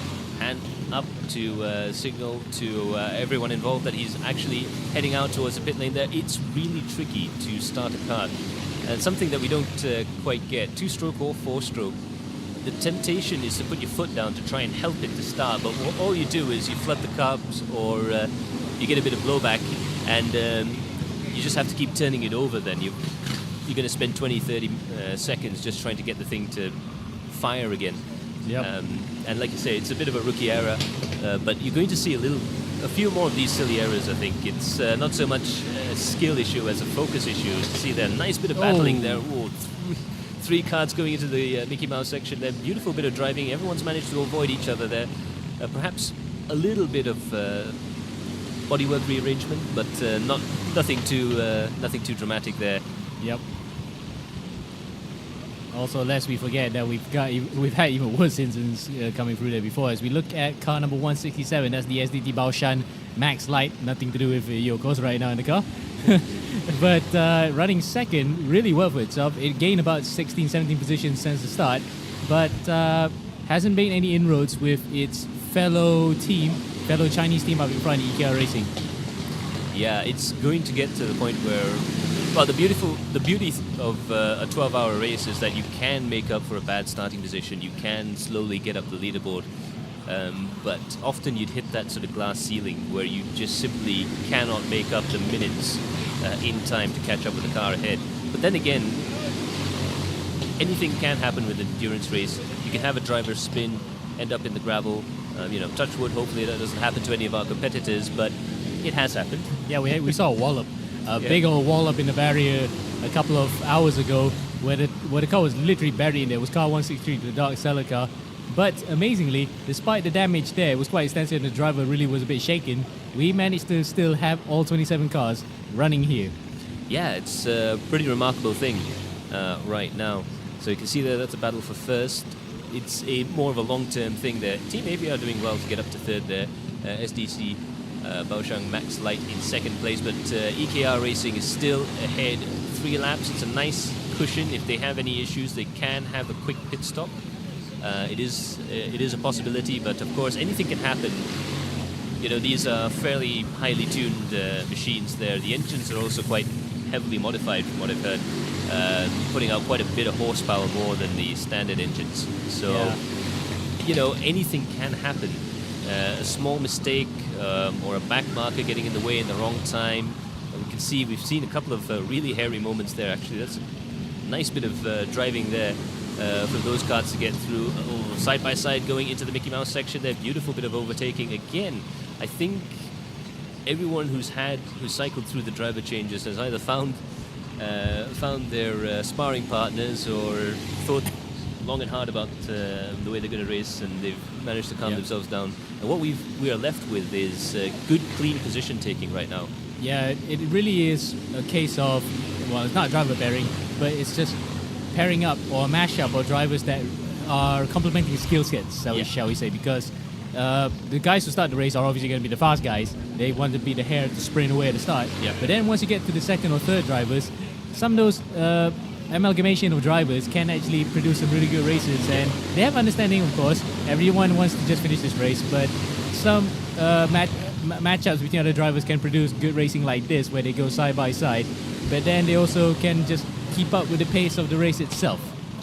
Yeah, absolutely. I mean, we've got a saying that a racing driver is still going to drive, going to race drive, or just as you were saying there, a beautiful bit of side-by-side driving going through the Mickey Mouse section there. That's a beautiful battle happening right now on track.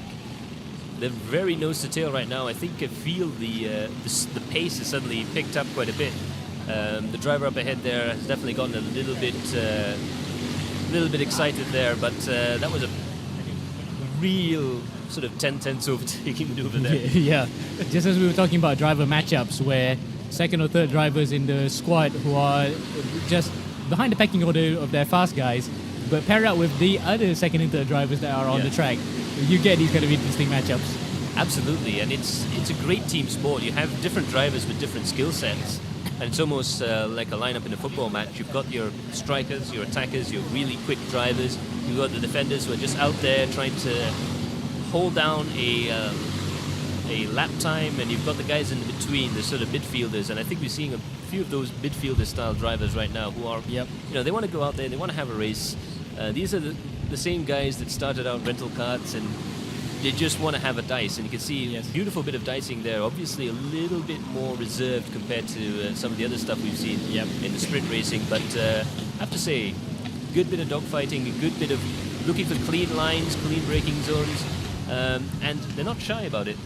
They are actually trying to make a move work. Actually, the best bit I was going to say to that one is that when you put on the substitutes and pair up with other substitutes, the pace of the race becomes different, or the pace of the match becomes different. Yeah, absolutely. You can see here the beautiful battle coming down towards turn 1 here, just going past our commentary position there. Into the braking zone here. There's a lot of different braking zones, braking lines you can take into that corner, into turn 2 there. And again, it's really, really tight on the inside there. So if you get stuck on the inside, you could actually get mugged around the outside. Now coming up towards this, the Mickey Mouse section here, coming into the braking zone. A few different racing lines. No one's tried to send it up the inside there, but going through the second section there, I think we have an overtaking maneuver. Nope, still side by side, trying to carry the speed. We're going to go 3 wide, it looks like, coming down towards the braking zone here. Who's going to yield first? Oh! Beautiful little pirouette there. A 6 from the Russian judge. No damage done there. It's a typical thing. You're coming down towards the braking zone. As you can see in the picture-in-picture replay, goes hard on the brakes, tries to outbrake everyone, but just has to take the L on that one. But the kart's in one piece. you'll still be able to go on. He didn't even lose too much time, I don't think. I think he just clutched the short straw, unfortunately, because he tried to brake early, Yeah. but end up just upsetting the balance of the car and completely just loops it around. Yeah, and that's the thing with karting that's different to car racing, is that sometimes you'll be braking at the same point over and over again, and when you choose to brake a little bit earlier, there might be a little bit less rubber on the track conditions might be just that much different. I mean, we've got a very, very good uniform track here at Sepang, beautiful track, but at the same time, it's karting. You're always going to have little differences in racing lines, places where some drivers might find grip and other drivers might not be able to do as well. So, it's 10-tenths driving. These guys are pushing, and that's just proof, as we say in karting, if you don't loop it once or twice, you're not trying hard enough. Yeah. It's explorative, isn't it? That's how you just kind of find your formative feet in racing. You grow a pair of legs, shall we say? Yes. Like, when we talk about sim racing, you grow a pair of VR legs. Yeah. You grow a pair of competition legs out on track, where you find your first real bits of how you race against other people in karting. Yeah. Not necessarily having the good habits, we can safely say, because when you take it to car racing, you don't really drive the way you do in karts. Yeah. But you would learn how you compete with other people. Absolutely, that's the main thing about karting. It is the school for learning how to drive wheel to wheel. Especially as the classic thing about karting is you don't have mirrors, so you have to be able to make a positive overtake. You can't just try and do these 50-50 moves there. Oh, a little bit of a wave there. Yeah, the gentleman's agreement that we talked about earlier. And plus, talking about your point just now, you need to feel where people are around Yeah. you. Not necessarily have to look back, but you can feel that there's a vibration on your left or right. Yeah. You know that someone's there. Yeah. It seems really weird, but I used to call it my spidey sense. Oh, yes. You sort of feel like someone's there, and when you look over your shoulder, yep, he's there. So, after a while, and I think this is actually one of the good things about doing an endurance race, because you imagine the amount of seat time you're getting and the different types of karts that you'll be racing against. You'll be racing against drivers faster than you, slower than you. Oh! That's a big spin. He's off and into the barrier there in turn one. He's lost it big time on the brakes. So, yeah, someone sent it to the barriers just outside of the tent there into turn number one. He's in the wall. That's the second driver today that has crashed it into the tire barrier. Luckily, he faced it backwards, not as opposed to being forwards and thrown out of the kart. But I think he may have gotten it completely wrong. Yeah, you can see there. Yeah. As we were talking about finding the braking points, he probably was braking one time too late there. Yep, and he was braking quite close to the curb, which some drivers reckon is faster, but of course, if you do have that lockup, if you do go a bit too sideways, that curb will pick that rear tire up and spin the kart right around. He should be okay. That's a fairly low-speed accident, but they will have to check the kart over. That's going to be a lot of time lost, and, we're not sure. He might have to be moved out of position there. We'll check. Yeah. Yellow flag will definitely be waved for that particular fracas. But we'll see as we go over from the static cam to turn number one. Is the kart still there? No, in fact, he's actually gotten going again. So, mercifully, no damage apart from just a couple of misplaced tires. Yep, that's brilliant news for that team. And I have to say, I'm just noticing now that the guys are starting to get a little bit excited. I think it's a concertina effect that you get in big endurance races, where you'll have moments of just pure bliss and calmness, and then you start catching back markers, or people start catching you, and the whole thing concertinas back up, and you start getting these groups of 5 to 6. And in kart endurance racing especially, that's when a lot of the action happens. And I think the important thing now is to just hold your nerve in these situations. Try not to overreact, try not to race the other guy too hard. It can be a little bit difficult because, you've got a racing helmet on, you want to go racing. Yeah. But you do have to be a little bit more circumspect, I guess. Yes, exactly. That was the word I was looking for to describe it, because I think he was trying to actually outrun the guys behind, but just misjudged the braking a bit and went into the tire barrier. But luckily, it wasn't anything too dramatic. It's not a complete flip. Otherwise, that would be the first of the day. As we learn, looking now at the race leader for the first time in a long while, the EKR Racing team, guys. 2 laps ahead of the SDT Baoshan car, Max Light. I don't know if there's a Max Heavy. Do not see them in the entry list, so I'm going to assume that's Max Light. I think Max Heavy is currently commentating on this race right now. Well, yes, if you're talking about airplanes, yeah, Heavy winning KLIA. Yeah. Or after a few rounds of Guinness. Yeah, absolutely. But yeah, you can see the ebb and flow of the race has been quite interesting. I think higher speed tracks tend to attract this sort of phenomenon more.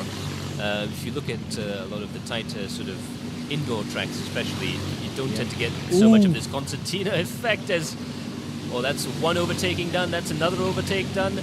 2 in 1. See there, that's another overtake done, that's 3 overtakes in 2 corners by 3 different drivers. The positions have completely changed over there.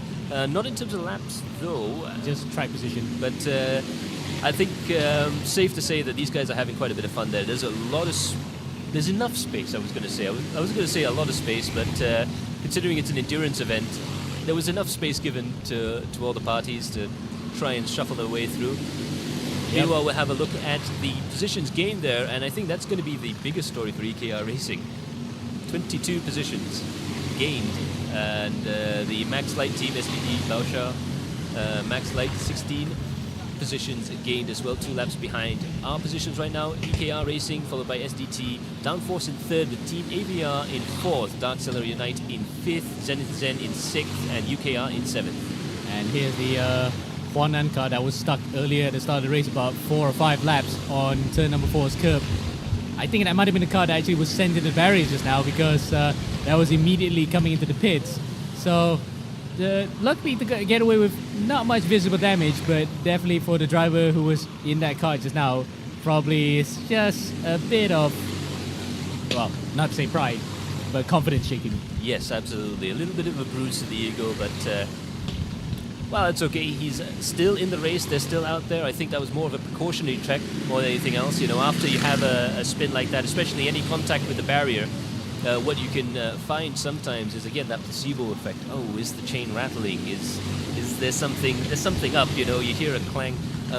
When I was driving the Rotax Max Seniors that I managed to borrow off of Kelvin, actually, around this track last year, there was a certain clang going through turn 2, and I had to keep telling myself, no, it's Rotax Max things. It's chain-driven kart things. But yeah. We've got EKR Racing. Our race leaders are now in the pits. Last lap, 101.621. Their best lap, a 1:10.402. They are really pushing the pace right now. Indeed, but in terms of the overall lap time, really not as fast compared to the ACC car. But nonetheless, they won't really care too much because they're actually out in front and they're going to really score a huge glut of the prize money that's actually on offer here today. Not only for the international field, but also with the Chinese field that is also here today. They're really going to be lapping all the way to the bank for this one. Yep, absolutely. A little bit of an adjustment there. A bit of work done on the kart along with the usual stuff, and they're out and racing again. Beautiful bit of pit work there. You can see the driver actually lifting their feet to do a little bit of that pedal adjustment that some of the drivers need during the course of the pit stop, and a little bit of bouncing coming out of the pit straight. I don't know what it is. I'm sure it does nothing apart from the really lightweight 125 karts where you used to jump up and down to try and get the wheel spin. Yes. But that's a long time ago. That's me showing my age. Modern karts don't tend to need that, but or you can cock a wheel up. Yeah, you can just cock a wheel. It's easier. Yes. But second place comes in immediately. Yep. I think they're almost matching their strategies 1-to-1 there. They are a little bit slower on their last lap, 103.5, but that's not going to be too much of an issue. Their overall pace has been okay so far. Again, it might look a lot, 2 laps between EKR and SDT, but it's a 1-minute lap. And any issues in the pits, as you can see, a little bit of double stacking in the pits there. Yeah, that's the Kaleidos team coming behind. So matching your best. Oh, look at that. That's a little bit of stiffness coming out of the car because you are seated in that kind of position for quite a long time. It does feel a bit sore when you come out of there. Yeah, and especially if you're pushing the kart, you start to tense muscles up. I always used to get stick from the mechanic for tensing up too much and sort of getting out looking a bit like a stick figure. That's so easy to do in these karts, especially, like I said, race karts. They're properly stiff. They really do move around like a race kart. The 4-stroke engine, 270cc, so it's not a slow engine by any stretch of the imagination. Mm-hmm. It is a physical thing to drive. It's not like driving the rental fun karts that you that you can get. Shout out to the RUD guys for a fantastic rental service. Yes, and they've been really on the ball all day. Even the cars that were absolutely wrecked from accidents or collisions, they still managed to get it out there. So that's a testament to how well drilled that these guys at the circuit are. As we see a bit of an overtake for position, that is actually to unlap themselves. The downforce racing cars actually gotten up another lap in front of the SDT Baoshan car. That's fantastic stuff indeed for them. They are slowly but surely trying to get their speed back up again. The Baoshan car, of course, just coming out of the pits earlier on, so I guess the downforce racing guys might have a little bit of heat in the tyres and a little bit of pep in the driver's step to be able to help them to go through. Yeah, here another overtaking maneuver. Beautiful stuff there. Clobbers it over the curbs there. Whoa! Another driver trying to overtake around the back there, but so far so good for everyone there. That's a beautiful bit of maneuvering there. I did not know you could take that much curb. Well, with cars without suspension, you probably just want to, take your chances on that. Yeah. You can get away with a bit of a sore tooth, but or a bit of a sore back, but you just want to actually get it over with and overtake the guy in front, so you don't have to worry about traffic. But the thing is, you run the risk of just now when one of the guys was actually quite close to the rear tire, you might launch yourself there. Yeah, that's the other thing. These are proper open wheel karts there, and even though you don't tend to have as many launching incidents as you used to have because of the bumpers that the CIK brought in quite a few years back. Now I'm really showing my age. But you still have that chance, especially under brakes, because you've loaded the front end up, you've got quite a bit more force going into that rear tire, and things can get very hairy very quickly. As you can see there, the driver's having a nice bit of relaxation. And, a lot of Red Bull and drinks. Yeah, an awful lot of Red Bull. This race brought to you by caffeine. Yes, and taurine. Oh yes. Lots of it to get you through the night as well, if you so choose. But we are gonna get nighttime pretty soon. It's just really sunset right now at Sepang, or RUD Sepang International Karting Circuit. 6:40 p.m. local time. It is close to sunset, so by 7 p.m. we might start to see darkness hang over the circuit and the floodlights begin to come on. Yeah, and this track, I must say, is beautiful with the flood tracks coming on. You will see that in the broadcast towards the end of the race there. And I must say, like I said, it's absolutely pretty. I think they really revamped the lighting here at the same time they did on the big track to bring night racing back to the Sepang International circuit. And I have to say, it does feel like we've got a little bit of that sort of Bahrain experience coming here. But yeah, the other thing to note as well is that it's gone a little bit overcast. It's really cooled down quite a bit. You've got the odd breeze coming through there and a little bit of cloud cover, which is actually, I think, helping the drivers a great deal. You're not going to get the sun into your eyes. You're not going to get the dreaded God rays that you get in modern games nowadays. Oh, yes. So I think that's going to save them a little bit here. And I'm pretty sure that most of the drivers are going to be quite thankful that there's a bit of cloud cover there. Absolutely. And given the fact that we had clear skies all day, they are happy to see at least the sun out of the way for a change. But the thing is, you also have the added challenge of driving at night now, which is completely different to driving in the day. They got 3 different seasons in this, if we call it seasons. Really absolutely bright daytime, slightly dim daytime, but we're in the late evening, and then nighttime. So a lot of adjustment needed to be taken here for the drivers to get used to different conditions. Yeah, and the other thing about racing in Malaysia as well is that, as we all know here, the mid-afternoon sun takes some beating. It's out there, it would be 40, track temperatures might be well over 45, 50 degrees Celsius in some cases. But when you drop into the night, especially here, we're on a peninsula, it cools down quite dramatically. You're never too far away from the sea, so you always tend to get a bit of a breeze come through as the sun comes down, and you can lose sometimes 10 degrees within a couple of hours. So that's going to change things as well. So if they're not really concentrating, you might see a couple of drivers jump out there and maybe overcook it a little bit, maybe slide around a little bit. That's another thing to think about in the sort of the grand puzzle of endurance racing.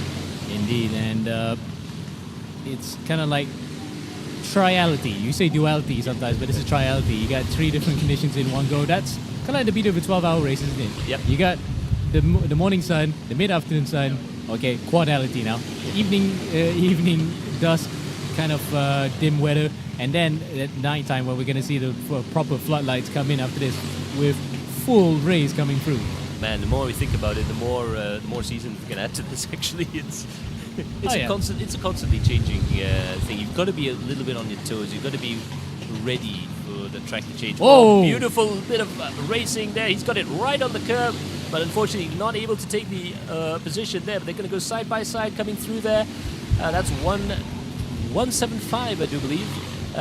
That is pushing her a little bit there, but backed off. The gap has opened up a little bit. It's that's a problem there. Oh, he's being closed up by a back marker, and that's given a chance to the driver behind to try and catch back up again. It's a nice little battle that's suddenly sprung up there. Yeah. Coming down the start-finish straight, coming into turn one. Let's see if they're going to do anything. Oh, there's a car entering pit lane there very slowly, in fact. So maybe a slight problem mechanically. But the battle we're watching just now, this is not the same battle we saw earlier. I think it might be a different set of drivers and teams. Yeah. It's a 157. Yep, against 167. And really two different cars there. That's actually the second place car, SBT Baoshan, with number 157 further behind him. It's the Hansai Pao Pao car. Yep. And 20 laps between them, pretty much. But again, with endurance racing, you are allowed to play around a little bit with that sort of stuff. The rule, I do believe, in endurance is the driver behind has to find a way past the car ahead of you. It's not like the blue flag rule in F1 where the driver ahead has to give way. Yeah, but here's the thing. Some people take that idea of the F1 blue flags into endurance racing and try to play the privilege card and say that, oh, it's my right of way that you be given the right of way to pass. But again, it's different series, different interpretation of the rules. Yeah. But generally, even in IndyCar racing, you have to make your way through somebody who's actually slower, regardless of blue flags. But F1 has made that kind of rule so public that literally, even in endurance racing, people think, okay, blue flags, get out of the way. Yeah. And well, that's one of the problems. But the other, and I think slightly more scarier thing is when they're at the receiving end of the blue flag and they jump out of the way. That can also be a little bit scary there. Ooh, beautiful bit of sliding going into that corner there. They're actually pushing quite hard. Again, with kart racing, sometimes you really just want to have a bit of fun there. Coming down, ooh, they're going to go side by side into the Mickey Mouse section, hard on the brakes. Beautiful bit of overtaking there. But will the driver in the orange suit there be able to catch back up? Coming out of the S's, and it looks like that's a track position gain there for 167, if I am not mistaken. In fact, it is the number. No, it's 150. 150. That orange McLaren type jumpsuit is the number 150 car. So that's the most recognizable feature for the ACC team. Yeah, one of the fastest cars out on track. Yeah, absolutely. They are actually in the 101s right now, even with that battle 101.9, which, considering they lost quite a bit of time, you do lose a bit of time going through these S's side by side because you just simply can't get the drive out. You can almost mess up someone else's racing line by overtaking them going through there. But I think we've slowly gotten to the point where everyone's warmed up, everyone's able to overtake. Yeah. And that's the thing, that's the secret of overtaking in endurance race. You need to do it in one. Yeah. Or you do it the first time, then people will be comfortable with you afterwards, so they can race each other. And it's great to see that every single crew in this entire field have actually gotten used to racing side by side each other, that we have fairly minor accidents, shall we say. Nothing too major. Even the major ones were just people going off on their own. Yeah. So far, we haven't seen anything too dramatic or too scandalous. Again, a couple of encounters with the barriers. There are a couple of really big ones earlier on. Yeah, I think so far it's been a very, very safe race. Again, I guess credit to the organisers for putting on a good race. Sometimes it's all down to the briefing as well. You really have to drill good driving techniques into the drivers there. And also credit to the karts. I mean, the RUD guys have been doing karting for an awful long time. They've got a lot of experienced people racing there. Ooh, look at that, 2 wide coming out of the final corner there. 3 wide coming down towards turn 1. Discretion, better part of valor there for the driver in the orange helmet coming down to the braking zone here. Big, deep braking zone there from the car up ahead. Still tossing, turning, changing positions. That's 3 position changes and 2 corners there. Coming down, that's 171. SDT Shanghai Rabbit driver coming down towards the Mickey Mouse section. Whoa. Trying to hold it around the outside there, not quite able to do it. Brave bit of driving from all involved there. Very, very close there. I'm not sure if there was even a touch, but they managed to get through in one piece. You can see there, they're just starting to get a little bit angsty. They want to have a little bit of a battle here. Nice bit of defensive driving there coming through the corner here. Battle for 6, Zen SDT, Shanghai, Rabbit Driver and UKR. And we can see the drivers going side by side. And they're all on the same lap. Yep, they are actually doing this 4 positions. So this is going to be quite interesting stuff. They're really going to push hard now because, okay, you could say that track position doesn't really matter until the end, but it's really, really useful to do it early enough. A little bit of signal, just letting everyone know that, yes, I'm going to go over here and overtake. And he's managed to get it through turn 1 there, and he's managed to claim the racing line for turn 2. That is a position gained. Coming down towards the street there, a little bit of a opening the visor, trying to get some cooling air into the kart, and I think that has resolved itself. Yep. Now that's actually a battle on track that we did not expect to see. That actually caught our attention real big time, but we are happy to see it either way. 3 cars all within the same light. In fact, make that 4 cars in the same light because the number 155 Dark Cellar car is also right in front of them by just only about 20 seconds, I think, because he crossed the line before the rest of them did. Yeah.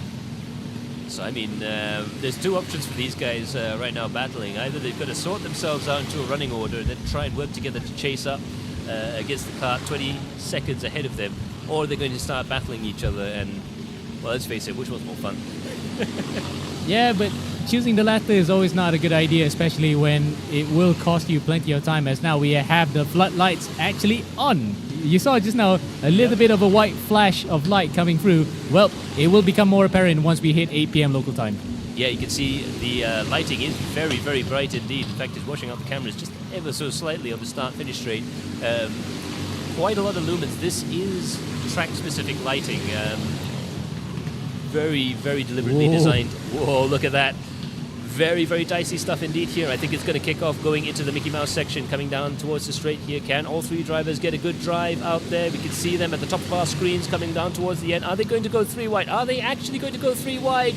Not quite. The driver up ahead managing to get the kart around the corner, around the outside, and keep their position. Meanwhile, that is a brilliant bit of outbraking maneuver.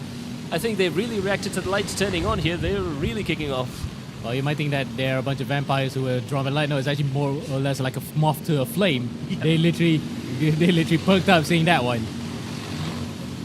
So that's the SDT Baoshan Max Light number 167 car on our screens. 2 laps behind the EKR Racing car, of course. We've mentioned that quite a few times.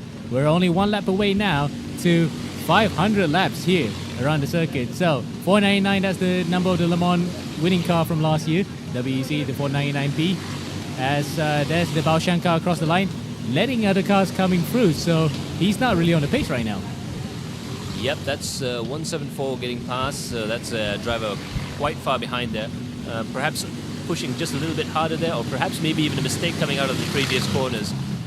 With single-speed karts as well, it's really tricky to gain back the time. If you lose speed going through a corner onto a straight, it feels like you've just lost about 15 horsepower. Yes. You know. It just really is painful because these cars are all about momentum. You just have to preserve that momentum through the corners and carry it all the way to the straight and until the next braking points. Yeah, the real essence of karting. Shifter karts are fun, and you can get away with a lot more, but this kind of karting is the kind of karting for me because it takes a lot of skill, it takes a lot of technique, and it takes a lot of knowledge to really get the most out of it. It's all about keeping your minimum speeds up the entire way through, and in something like this, that could be all over the place. We can see here the movers and shakers there. Again, EKR gaining 22 positions, Baoshan 16, Downforce Racing gaining 17 position, AVR gaining 10, Shanghai Rabbit Driver 15, and we have AGI Racing Team unfortunately losing 21, Dark Cellar Racing Team 15, Kaizen Alpine Crew 12. So there has been a lot of change from the start of the race there. There's been stories, there have been guys rising and falling all the way through here. that's a collision right there, and the driver immediately waves an apology, but I think that might have been the takeout. That's the 174 pending racing car.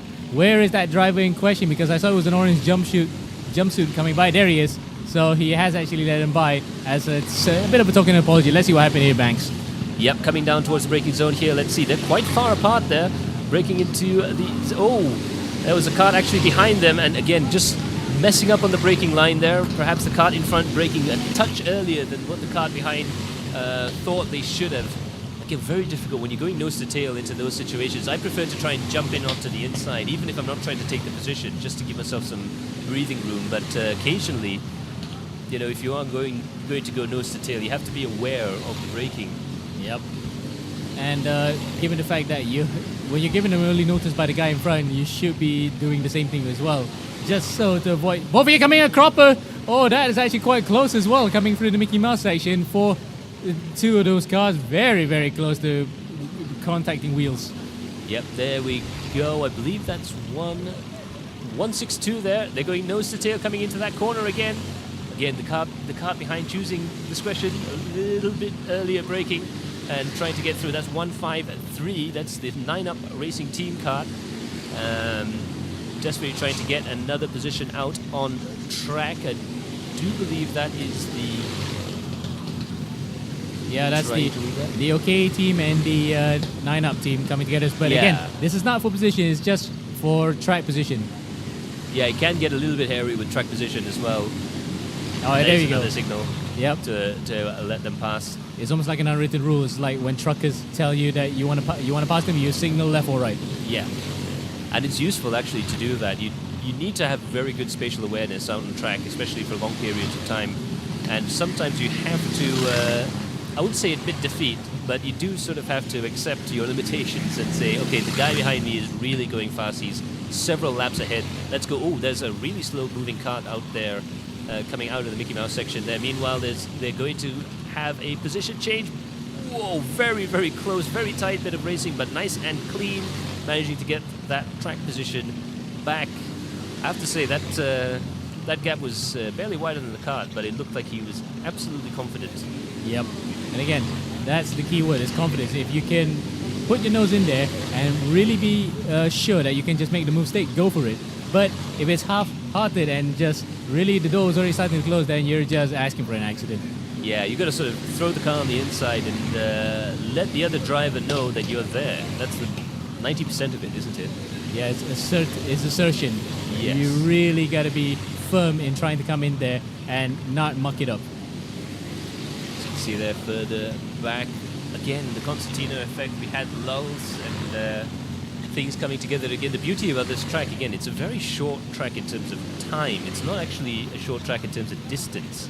Again, very high average speed there. You're going to get a lot of this concertina stuff going through there. You see a beautiful shot of the back half of the track. And KLA. Yep. And a little bit of the grandstand, I believe, and the background there. That actually is my favorite part of the track there, because if you get it right in a proper race car, you really are just messing with the throttle. You back off, toss the kart in, get back on the throttle and try and steer the kart with the throttle. Really, really exciting stuff. Again, you don't often see tracks that have multiple high-speed corners into each other. That sort of change of direction can be quite difficult to set up in a car.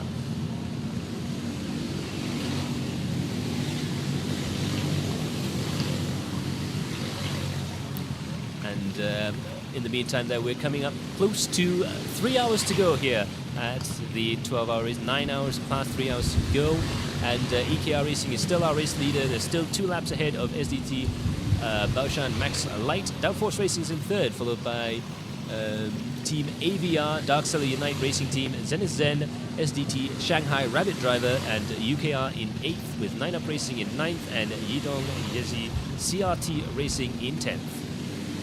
Yep. And, well, we're not queuing to a break just yet, because we'll be going by the technical hour by 7:45 local time after this. But, again, this lull period between battling and then what's the developments up in front really does put the question whether or not the drivers are actually pushing it. Yes, they are. Every single one of them are still pushing it on track, but the pace of the race just slows slightly, because it's just the nature of it. We're coming towards the end. It's been a few hours. In fact, it's been 9 hours since we started the whole thing in 10 a.m. It's just drivers looking forward to the end of it already.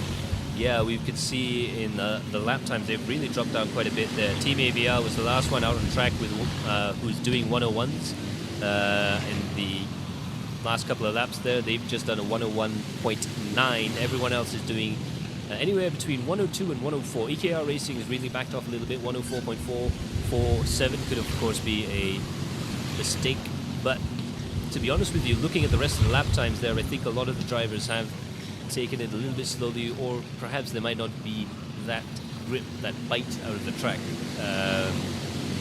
Again, it's changing a little bit right now, but also the gaps between all the drivers are starting to change. Oh, that's a nice little group there coming towards turn one. Let's have a look and see what's going to happen in the braking zone. Oh, that's really, really tight, but amazingly, some drivers actually gave way so that they could still continue on this battle. Absolutely. I think you can see a lot of these drivers there having a little bit of a play around. They know what's at stake, so they're not going to try anything too silly, he says, coming into the Mickey Mouse section there, but they are doing a beautiful bit of close quarter driving there. A sort of a bit of a tour de force for all of the guys watching the grandstands coming into turn one there. Yeah. 2 wide, 4-car battle.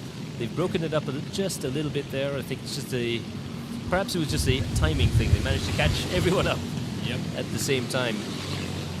That's the other thing. That's the big danger occasionally when you come to towards the end of the races. You get groups of drivers, and one guy's 3 laps back, the other guy's 7 laps back, the other guy's 12 laps back, and they're all trying to lap each other. Yeah. Can often get into moments of confusion. The thing is, it's just some of these guys don't even probably lost track of where they are in relation to each other. Is this position, or is this just trying to lap that guy? Yeah. So some become hesitant in doing that, and that's just basically the case there. Multiple guys in multiple positions with different laps among each other, just battling at it just for kicks. Yeah, I mean, I remember rather embarrassingly, I won't name the team or the driver, but we lost radio comms one year at the Sepang 12-hour event, and for the entire last hour of the race, our driver was racing against everyone, only to be told once he went into the pits and got up onto the podium, got the trophy, came back down again and said, well, last lap I had a really good battle with a lot of these drivers. And said, well, you're 3 laps behind the car ahead of you and 2 laps ahead of the car behind you. I'm not too sure why you were fighting with them so hard. But anyways, they had fun, and he didn't put it into the barriers, so that was the main thing, but it was very nerve-wracking to watch. Yeah. I mean, some drivers will probably be... we saw in MotoGP a couple of times already that riders lost track of the time and celebrated too soon. Yeah. So that sort of thing would actually happen to the best of us.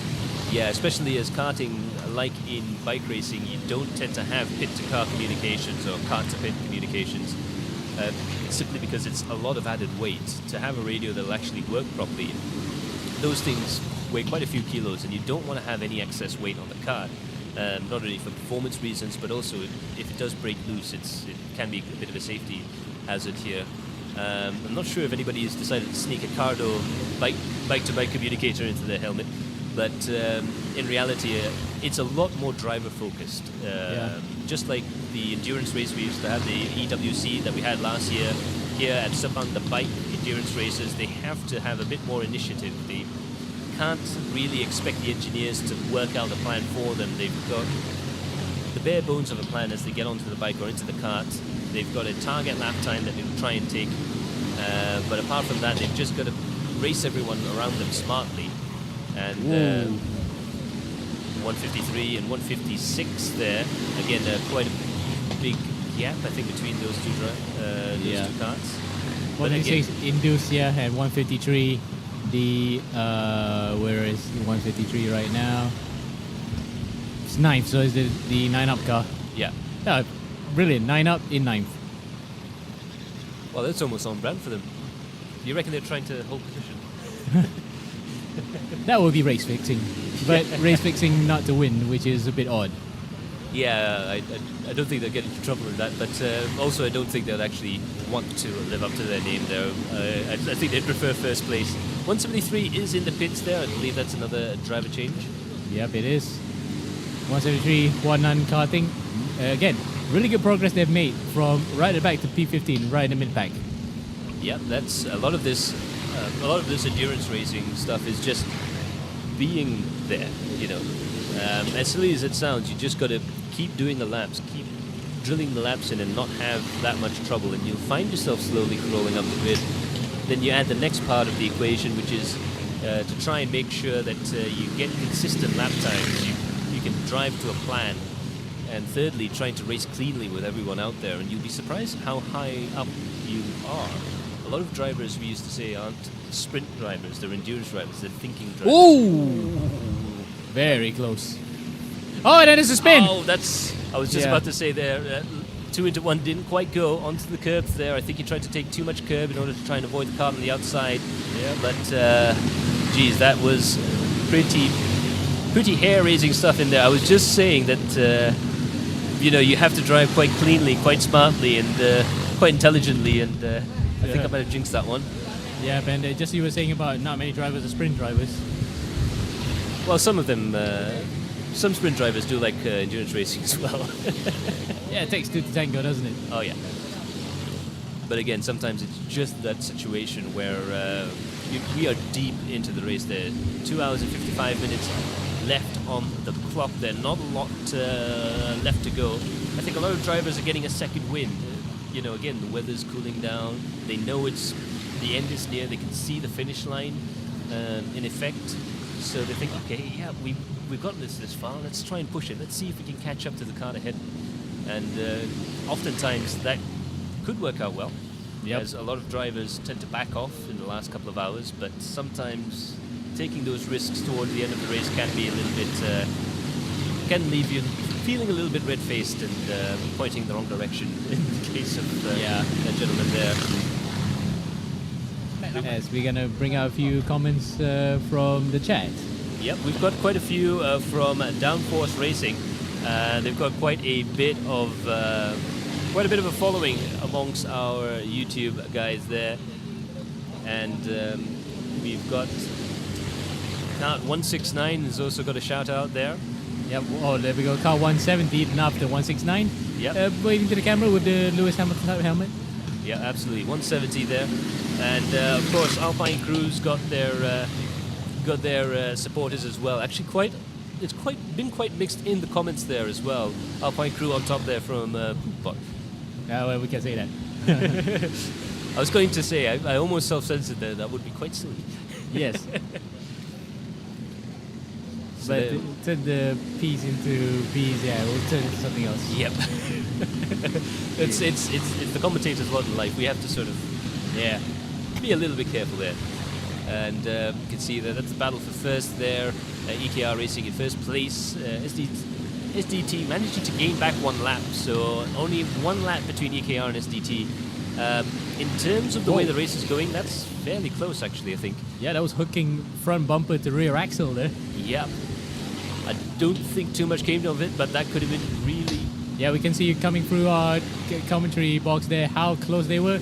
Managed to space out a bit though. Yep. RUD Motorsport in the pits. In the meantime, Adam Saufi, Leonard Kim Izu, and Lewis Chu. And again, they just haven't had the luck on their side. Yet more work needing to be done. They are... looks like they're switching tires, perhaps maybe even looking at the steering. Again, it's a remarkable thing. The RUD guys have been quite good at maintaining the karts and everything else, but occasionally, just to add to that little recipe we were putting up there of just staying out there, doing the laps, getting the lap times consistent, and staying clean out there, I think the fourth element, and perhaps the most important, is luck. Yeah. I mean, we already had the luck of the draw before qualifying because there's no qualifying session. Yep. The grid itself was sorted by the luck of the hat. So some of the teams that we saw just now were making their way plus 21, for example, like the EKR guys, were literally right at the back of the field. So maybe it was justified for them because they were already fast. But then for others who were just slightly on the slower end, they might have been shafted even more.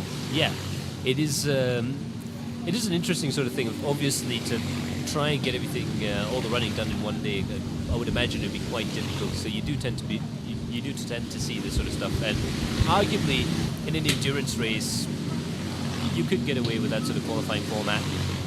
Obviously, the stats tend to get a little bit mixed up a bit, but also you do get to see guys like the EKR Racing boys find their way through the field, which can be, in and of itself, quite entertaining. It helps show a little bit. Yeah, and the class of the drivers in that particular crew really showed to the fore. Absolutely. SDT Baoshan was also doing quite well for themselves. They managed to gain a lap back. They were at 1.3 laps behind, and for the longest time 2 laps behind. Now they are 1 lap behind. Again, that's pending pit stops and the rest of it as well. Downforce Racing are 5 laps down in 3rd. Team AVR is a lap behind them in 4th, and Dark Seller United in 5th, with Zen in 6th, UKR in 7th. SDT Shanghai Rabbit Driver in 8th, love that racing team name. 9 Up Racing Team in 9, and ACC in 10th place. Got 2 hours and 50 minutes on the clock, and as you can see, the lights are just starting to get a little bit darker. The mood's starting to shift a little bit. There's more. We can see outside of our commentary position that a lot of the drivers and a lot of the crew members that were perhaps sitting in their cars trying to get some air conditioning in or sitting undercover, they're slowly moving towards the pit lane fencing there, and slowly starting to get a little bit more interested in the race. This is building up towards the finish right now, and you can tell it's that final hour feeling where everyone's just trying to will their teammates along. Yeah, a crescendo of sorts. Yeah, it is a little bit like a piece of classical music there. Oh, beautiful bit of driving there, too wide going into the Mickey Mouse section. I didn't quite catch who they were, but I think we're going to start seeing drivers. I think it's fair to say most of the drivers have gotten that second win there. Oh, going into the inside, that's 155 side by side through the fast corners, coming into the final corner there. Nice little wave there, going past 167. 155 there is the Dark Seller Unite Racing Team. They're doing quite well for themselves in 5th position there, gaining another bit of track position there. STT Baoshan, I believe, was the kart that they unlapped themselves from, in fact. And they are now in 2nd position. They again bouncing between 1 and 2 laps. They're trying to catch up to the AKR Racing. 1 minute is a lot to gain in an hour or 2 hours, but then again, anything can happen. Oh, beautiful bit of driving there. There's a bit of side-by-side action at the Mickey Mouse section. Just a nice bit of driving through there, and that is the Dark Seller Unite Racing Team. They've gained a position, and they've decided to celebrate by coming into the pits and getting their driver swap. Well, you can see, I think some of the drivers are also choosing to really push on their in-lap to try and minimize that time loss. For real, yeah, because a really good in-lap really sets you up well for your pit stop, and then your out-lap, you can just try to take it a little bit easier so you don't pressure yourself into a mistake. Well, yeah, that is the other thing as well. And also keeping some heat in the tires. You do lose quite a bit of heat in a pit stop on the tires, especially if you're choosing not to change them. With kart racing, you actually do want to keep the tires on the kart for as long as they can, simply because that keeps the temperature and everything, that keeps everything rolling quite nicely. But yeah, doing a really slow in-lap means that the next driver doesn't have the temperature, and he's going to have to try and push, and he's also not warmed up. He's not used to the kart. There might be a bit of a foible. Again, the placebo rattles might get to him, so you really want to give it in as good a position as you can. Yeah, but I think by this point in time, the drivers who they've driven all the drivers have driven the car, right? They're already in tune with the pace of the race, so it's not that one driver who's a little bit of a lackey compared to the others that probably was not used to it. No, everybody's already used to it by now. Oh, beautiful bit of driving there, going into turn 1, coming into the switchbacks there, turn 1, turn 2. Very, very tricky stuff indeed. You can see the drivers are actually really sawing at the wheel there. They are pushing hard right now, coming into the braking zone here. Are we going to see some heroics? He's going to try and go in on the inside there. That's 1 position gained. and one position lost perhaps, but nope, he does manage to keep that position gained, coming up through on the inside through the fast corner there, and he's gained quite a bit of speed there. He's trying to look on the outside, on the inside, on the outside again. Will he be able to try and go in on the inside, over the curbs, all four wheels? That's spectacular bit of driving there on the outside, trying to keep the pace up. Going through the final corner there, they're still side by side. This is absolutely amazing stuff. Team Y2X there in the 170 kart, going through the final few corners there, and the final corner here is absolutely spectacular, coming on towards the braking zone here. They're still going to try and go side by side, but they managed to sort themselves out through the start-finish straight. That was a beautiful bit of driving actually, and it's still going on. Yeah, and then the other car is number 169. That's the car in third place overall as well. So he's actually up for a bit of a fight. That's really nice to see. Yeah, I think between Downforce Racing and Team Y2X, I think it's fair to say actually with all of these drivers, and we can see Downforce Racing from Singapore, a couple of drivers that we could recognize there. Yeah, Brendan Ho being one of them. Yep. The recently elected Toyota rookie. Yep. And you can tell that these drivers, they're in it because of the passion. Some of these drivers might have views on the future there. A lot of these drivers will perhaps move on to great things in car racing, and some of these drivers are just out there to have fun. Yep. I mean, David Sura has not had such a long career in karting because it's a difficult sport. It's a unpleasant thing to do, really. Karting is really, really fun. I know Formula One drivers who still kart as a form of training. I know former Formula One drivers who are still into karting, and even guys like Fernando Alonso, who perhaps should be doing something something else at that time. Well, 169 and 170 battling there for track position. That's again Team Y2X, and they're trying to crawl over the back of the downforce car. Yeah, the downforce car again. Yep, they nearly ran up each other's chuff there quite a few times, but that's an entertaining battle if it was for position, but it was just for track position. Well, looking back, I think he wants a bit of afters. Yep. He's not quite pleased with how that went, so they're going to try again. And Downforce Racing, they're still in third position, quite comfortably ahead of Team AVR and Zenith Zen. And I think for Downforce Racing, their main priority is going to try and lock onto that third place. But with the gap being so, I would say large, I would say medium, you know, one lap ahead, one lap behind. Again, anything can happen. Any mistakes can change that with a drop of a hat. But if everything was to stay the same, they just need to hit those lap times. But having said that, if another driver wants to come out and play, why not? Yeah. I mean, as long as that they all play ball with each other nicely, it'll be fine. But some drivers will probably be thinking, yeah, I'm just going to have a bit more fun than I would really anticipate.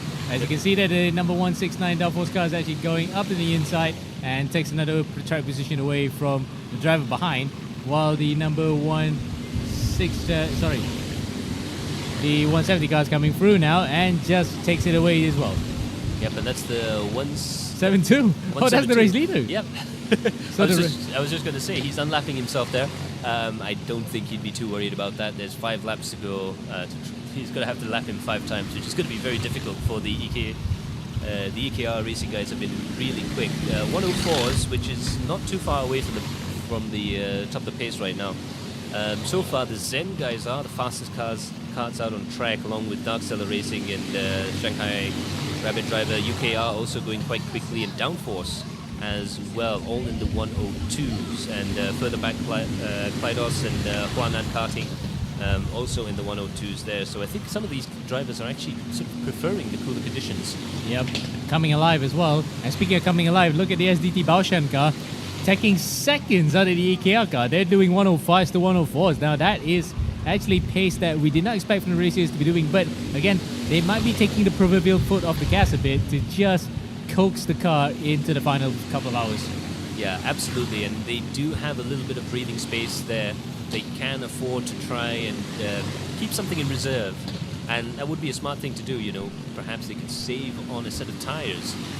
They could avoid having to take that time penalty in the pit stops, or they could avoid damaging the kart as well, or trying to push the car too hard, pushing themselves into a mistake which loses a lot of time. You spin, you lose whole half a minute trying to recover from a spin in reality. But at the same time, the SDT Baoshan guys, 2 laps, 3 laps, that's doable in 2.5 hours, I think. If they can push the pace and really start piling on the pressure, who knows? A rough pit stop here or there, and the elevated pace we can see from the SDT Baoshan guys, they could catch up towards the end.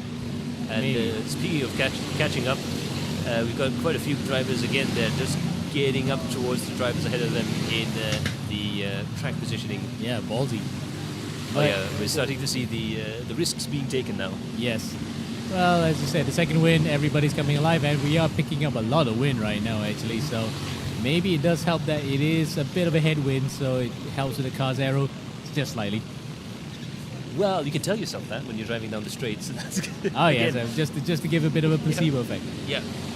Again, placebo effect actually sort of works both ways. You know, you've got the yes, my car's damaged, it feels like it's about to fall apart, and you start slowing down, and then you've got the we made it this far, it's not going to break. Oh yes. We've got a bit of a breeze, it's fine. What's the worst that could happen? Yep, the famous last words in all of motorsports. What could possibly go wrong? Coming down towards the braking zone here, diving up towards the inside there, and very little's gone wrong with that overtaking maneuver. Beautiful bit of stuff there, puts a little bit of a squeeze going into turn 2, and that is textbook stuff. And a nice little wave as well, but the battle's still going on there. Coming into the braking zone, are they going to switch positions? Nope, it looks like that is a position gain. Again, you can just tell the quality of the field has been quite impressive actually. There's quite a few drivers out there. And these teams, they're not just three driver teams. You've got 6, 8 drivers.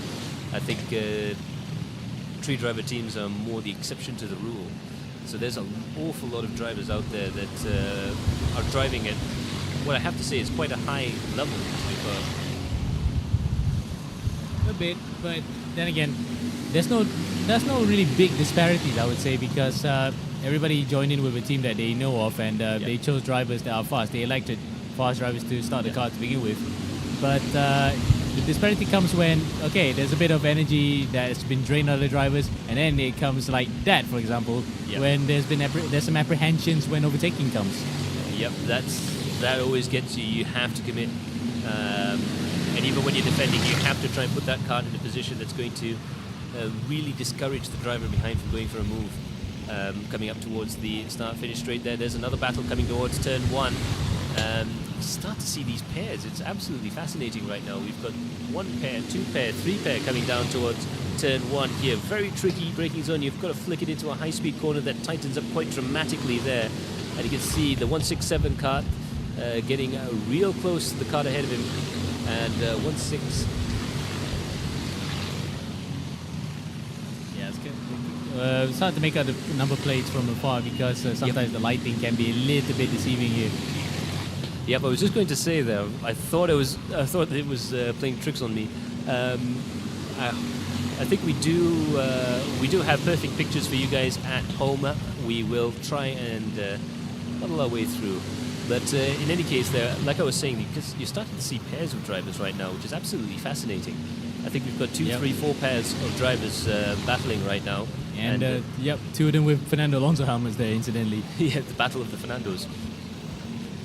Beautiful bit of driving through there. Again, just trying different racing lines, trying to do something.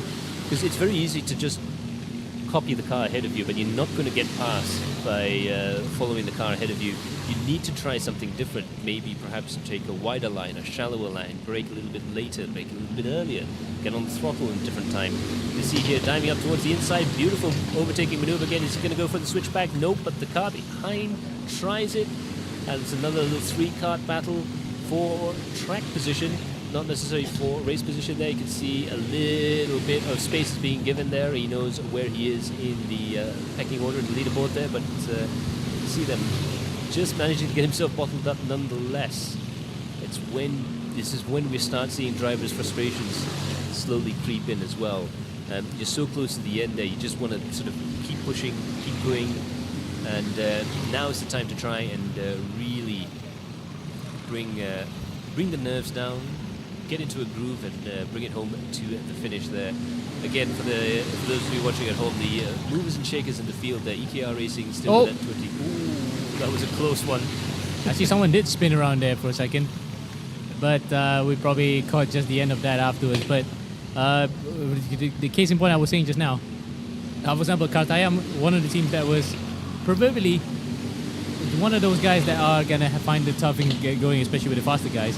But they really got shafted from the luck of the draw, having to start all the way at the back. Yeah, that is the issue with when it comes to that sort of thing. It is pure random chance, and occasionally, like I say, 12 hours is a long time to try. Ooh, beautiful bit of switchback racing there, going through the Mickey Mouse section, coming up towards the braking zone here.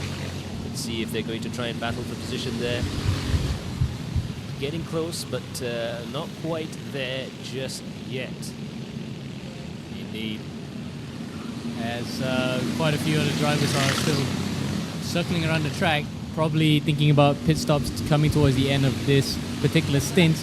And it's going to come to, we're almost ending our stint, by the way, in the commentary booth for the English, I say English, for this one. Beside me, the actual Welshman here. I'll be going off now. This will be my, later on, this will be for my final part of the entire day. Yeah, and it's been fun. Hopefully it's been fun for you guys watching along with Amel. I know I've had fun on the stream here, and Buddy and Kelvin say that they've had quite a bit of fun as well. It's been nice having you on the team, actually, despite. Yeah, it's been great, actually. It's really great how that we're walking alongside broadcasts that run MCS with us, but it's the same graphics and all that, so it feels really legitimate. Yeah, and just on a personal note, we've been talking about doing this for 3, 4, 5 years.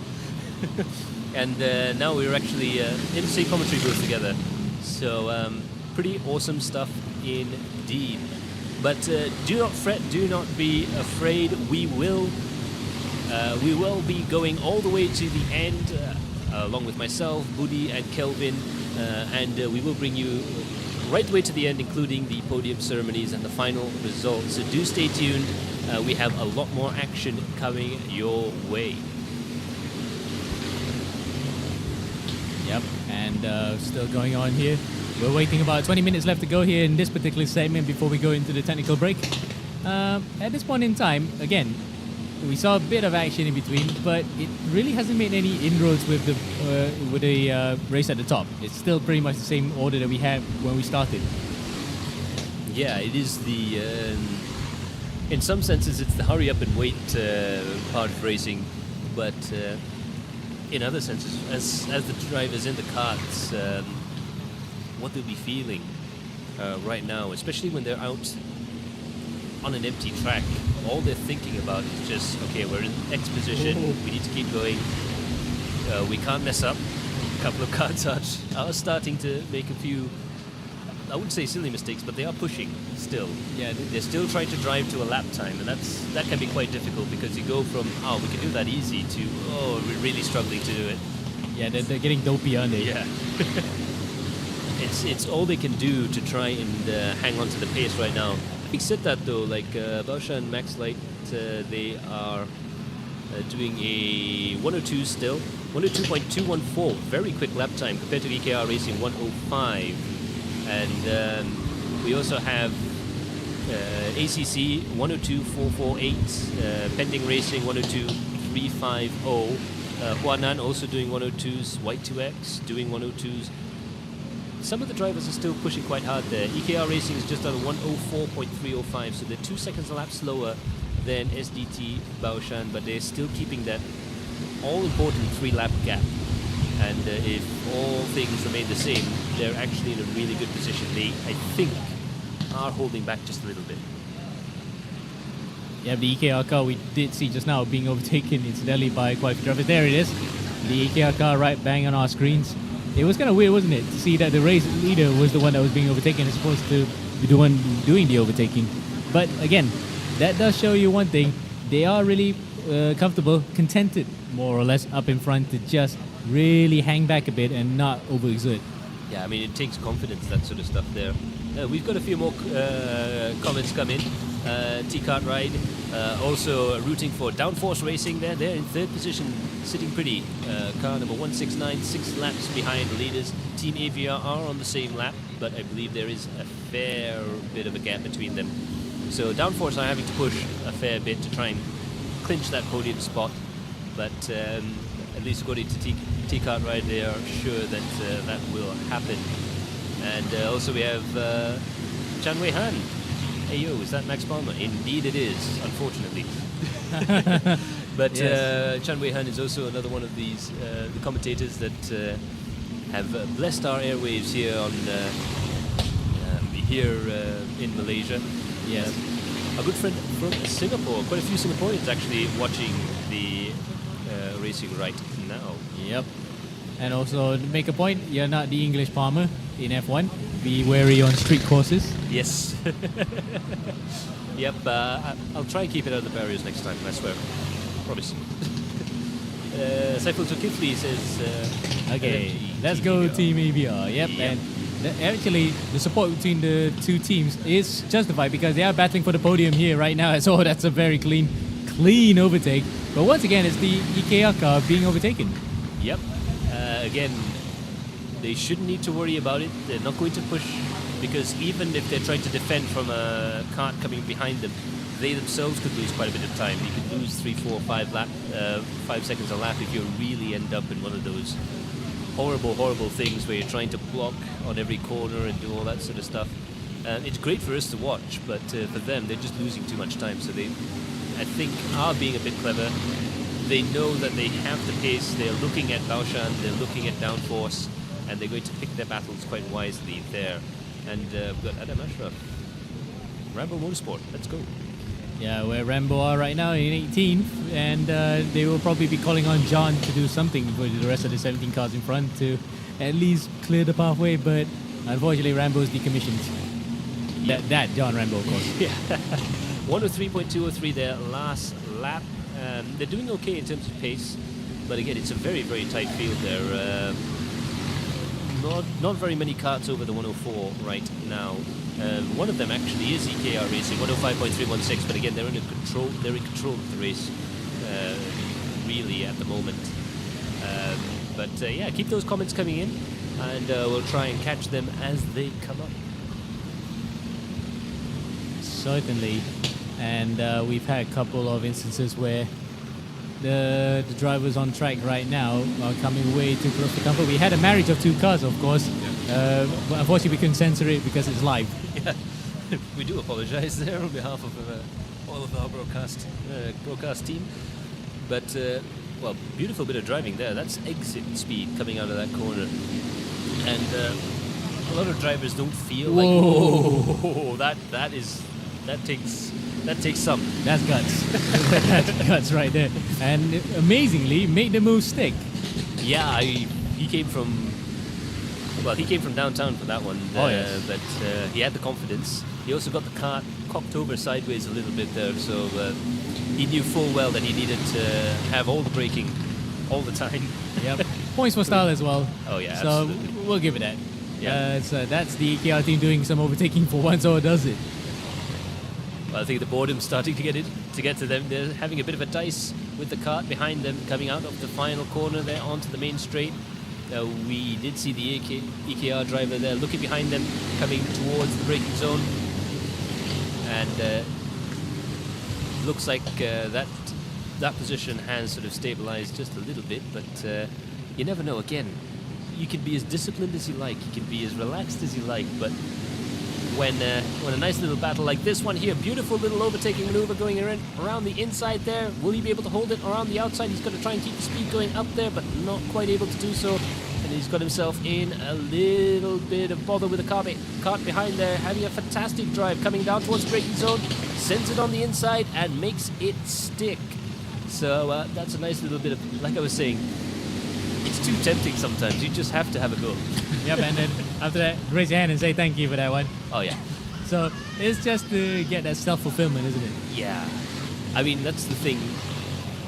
When you talk to high-level drivers, it doesn't matter in karting, drifting, rallying, circuit racing, the thing that drives them isn't, yes, a little bit of rivalry drives them, but the main thing is just that fulfillment. It's what Jackie Stewart used to say. It's not an emotion so much as a feeling of just contentment and being in complete control of the vehicle. And the the best way, I think, is to sort of feel that is to battle, to go wheel to wheel, to know you can put your kart in positions that other people can't. Yep. And of course, live to tell the tale, which yeah. JYS has done so. Yep. Sir JYS. So yeah, I mean that's been the story of this race so far. It's just being at the end and being there to tell the tale. As you can see there, we've finally gotten, I'd say, fully into dusk now, just about night, and the track looks beautiful. The karts look absolutely wonderful with the livery they've got on them. Yeah. Fantastic stuff there, just the right amount of pearl, just the right amount of shininess. Luckily, we have told the Magpies to go somewhere else this evening, so we should be all right. Yes. Well, we're not in Australia, of course, so we're fine. Oh yeah, we're right. They're off in Bali, I think. Yeah. But yeah, you can see the lighting's beautiful there. The drivers will not have any issues when it comes to driving at night here. The lighting, it's quite tricky actually to light a kart track properly, because a lot of places you go to, you get these long shadows, and there'll be some braking zone, there'll be that one corner where you're not quite confident about where you're going. You take a few laps to get up to speed. Here, no real problems. A couple of braking zones there are a little bit darker than others, a couple of shadows, but nothing you can't drive around. It's very well lit, especially for an outdoor track of this size. It's got quite a bit of acreage, this track. Oh, yes. And given the fact that you can see everyone, even with the slight shadows, it's testament to that at least they put some thought through it to make the circuit as visible as possible for the drivers. Yeah, get another feather in the cap there. And of course, being able to drive karts at night, for any of you guys watching in Southeast Asia, you'll know this, but everyone watching from outside of Southeast Asia, particularly Malaysia, Thailand, Indonesia, it can get quite muggy in the daytime. It can get quite hot, and really the best time to go out karting with your mates is Friday night, Saturday night, when the lights go down, and it's a lot of fun. Nighttime karting is just the right conditions, and rounds off a well-rounded day, I think. Oh, yes. Well, unless, of course, there's some of us who have been here since early morning and some of us racing some other places. It is a good way to send off at the end of the day. It really is nice to see the floodlights are on and it just illuminates the whole place. Yeah, I think it has woken quite a few of the guys up there. There's quite a few more people milling about right now. The end is nigh, as they say, and they're just about starting to get into... Yeah, looks like a pearl, doesn't it? Because the way that it just shines in the middle of the night. Yeah. But yeah, it does grab your attention, and certainly for the drivers, it's like sitting inside the cockpit of a Soviet Union fighter where everything's green. Yeah. I was going to say driving a disco ball, but we won't be too unkind. It is a much better effect out there, and for those of you watching, it looks brilliant on video, but in real life it really stands out. It's sort of like a 4K kart in a HD world. Oh yes, it really does come at you in a flash. And I have to say again, it's a testament to the RUD guys and to everyone who's been involved in this championship. The turnout for the karts, as usual, is absolutely impeccable, and it's the same level of standard you can say that you can have whether it's rental karts or racing karts here. It's really, really good stuff, and it just goes to show. I'd have to say this is a series I can see going on for many more years to come. You can see the ACC driver in eighth position coming into the pits there for another driver stop. A few adjustments there. Again, I believe they can adjust the seats, they can adjust the pedals just a little bit, and they can do a little bit of work there to try and keep the karts running in fine condition. We see a little bit of a scuff mark there on the side pod. That's a testament to how closely they've been racing. And that again, as my dad used to say, if you don't have a little bit of rubber on your car, you're not trying hard enough. Yeah, the Battles cars do the talking for the most part. Oh yeah. As you can see there, that's pretty much typical standard fare. You had to wait for a minute in the pit stops to get out, which is an eternity for the driver, but it is par for the course, regulation-wise and everything, as he's edging to go to 150. the car number 58 behind, the AGI team, are also ready to go here after making their pit stop. And a couple of cars also being wheeled back in, so that might have been for pit stop to change tire reasons. Yep. But that's the thing. That's the tricky thing. That's the AGI racing team again from Singapore, and again quite a big team that they've got there. That's the way to do these sort of things, isn't it? To get a whole group of friends out there, or a whole group of drivers out there, and really work together. And away they go out onto the track. Again, with these, when you have timed pit stops, like a minute-long pit stop or something like that, I can tell you at the start of the race, yep, a minute feels like a minute. By the end of a 12-hour race, a minute feels like 15. Yes, you're not wrong there, because you can go through the entire duration, about 11 hours and 45 minutes. It feels like you went through like a breeze, but the final 15 feels like an hour. Yes. And you are absolutely convinced that the kart's going to blow up. Or the wheels are going to fall off. And it's something that Derek Bell talks a lot of. The final few laps. He's never driven a car that's felt good for the final 2 or 3 laps of Le Mans. Yeah. They all feel horrible. I mean, it's the mind thing, isn't it? Yes. And you take them to the test track the next day and they drive fine. It's purely the mental side of things. Yes. You either get hyper-focused or you start getting a little bit dopey. You really, at this point, it's not so much a physical battle, because I think they've been driving for long enough. They've got the stamina up. They've gotten used to the physical loads of driving the karts. And it is a physical thing to drive these karts. Proper race cars, proper race tires, really pushing quite hard indeed, but it's the mental side that takes over at the last hour and a half.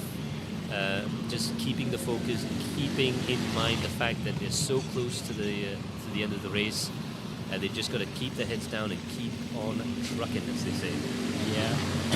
But again, the mental side really becomes important when you do not want to lose it, or the car loses it first. Toyota 2016. That will be forever embodied as one of the most heartbreaking moments in the whole of motorsports. Take everything away from Hamilton 2008, or from the final lap of any other Grand Prix that has gone through to the final seconds, even up to Hakkinen blowing in 2001. That is nothing compared to what happened to Toyota in 2016. I would hate to be the mechanic that put that clip on that hose, because it was a clip failure apparently, but it was a 50-cent piece that had stopped a $300 million enterprise. Yes, from winning their first ever Le Mans against proper competition at that era.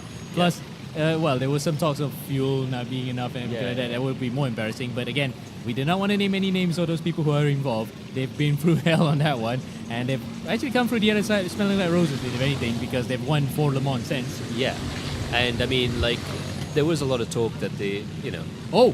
Ooh. Okay, see what I'm saying? Just, sparks. again, another dopey moment there. Yeah, sparks flying there, as you're saying. Yeah, but like I say, there's a lot of talk about Le Mans giving you the victory as opposed to you taking it. And the one thing I do have quite a few friends still in endurance racing, and there was a lot of talk online that Toyota didn't earn their first Le Mans win. It wasn't with proper competition. But the feeling inside the paddock has always been, they've been doing this for 30 years. It's about time. Yes.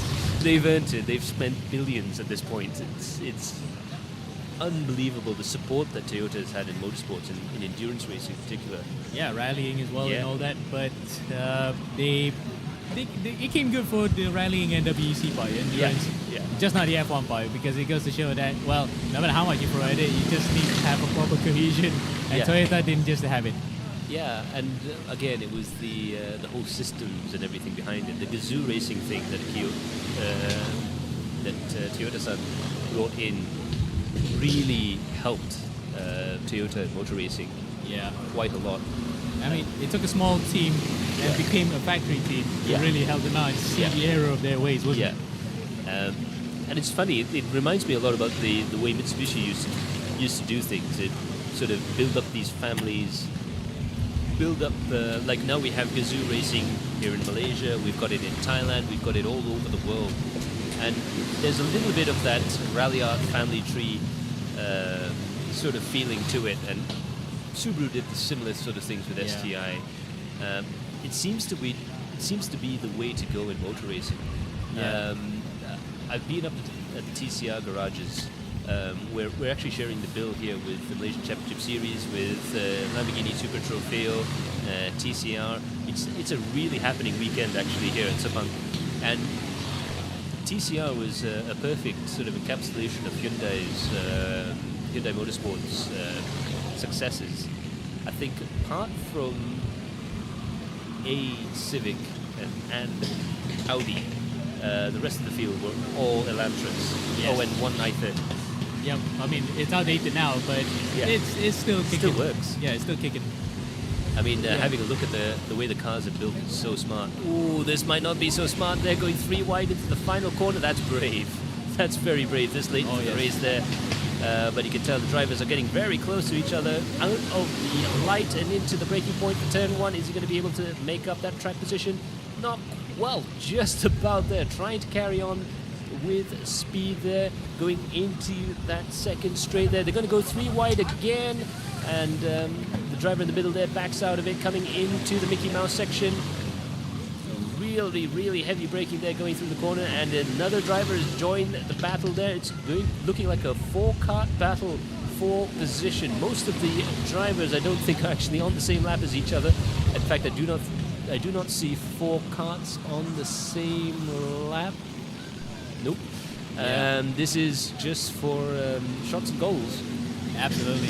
But I think that's a great way to sign it off for this part, isn't it? Yeah. Because it's just been all fun and games and slight podcast in between. Yep. But we will definitely be doing it another time, or maybe sooner rather than later. We'll see. We'll see. Absolutely. I mean, I'm very happy to be here. Very happy to join in with you as well. But yeah, we need to do this more often. But do not worry, Amo will have to leave us. But we will be back. We have Budi coming up next. We also have Kelvin, T, and myself, Max Barber, to take you guys towards the end of the race. We're going to take I was going to say we're going to take a short break in a few moments' time. But yeah, thanks for joining us, and it's been fun, isn't it? Yeah, absolutely. It's been an absolute blast, and can't wait for it to be over because it's been quite an experience. Absolutely. Let's have a look before we go for a break. At the top 10, EKR Racing is in the lead with SDT, Baoshan, Max Light in second place. Downforce Racing is in third, Team ABR in fourth, Zen in fifth position, Dark Clear Unite Racing Team in sixth, UKR is in seventh place with ACC Wanjiao in eighth, Wandao, I do apologize, in eighth place, Yidong in CRT in ninth, and 9up Racing Team in 10th.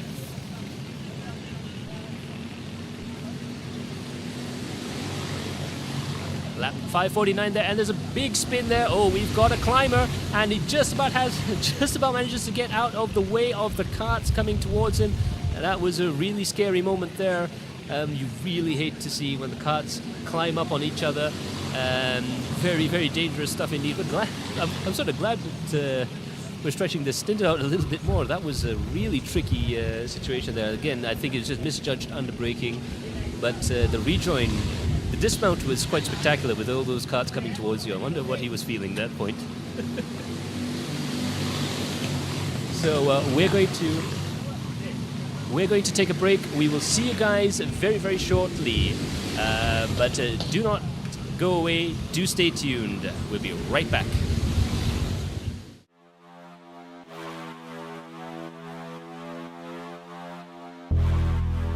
Whoa.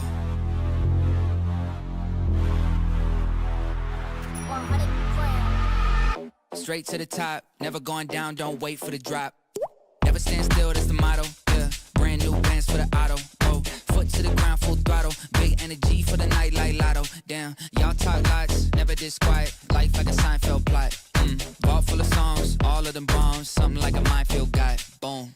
Get it, tickets running out quick. Bet it, never get it out big. Said it, never had to shout it. They said I couldn't ever do it, okay, how's this? Fit a week worth of work in a minute. Machine well oiled, you know how I stay efficient. To-do list written, I do this different. Hold up, wait a minute, I ain't finished. Okay. Look, flows the same now. Paved the way, the snakes and fakes are chased out. Back to back, I changed the pace now. Had to stack the cash until the bank's out. Straight to the top, never going down, don't wait for the drop.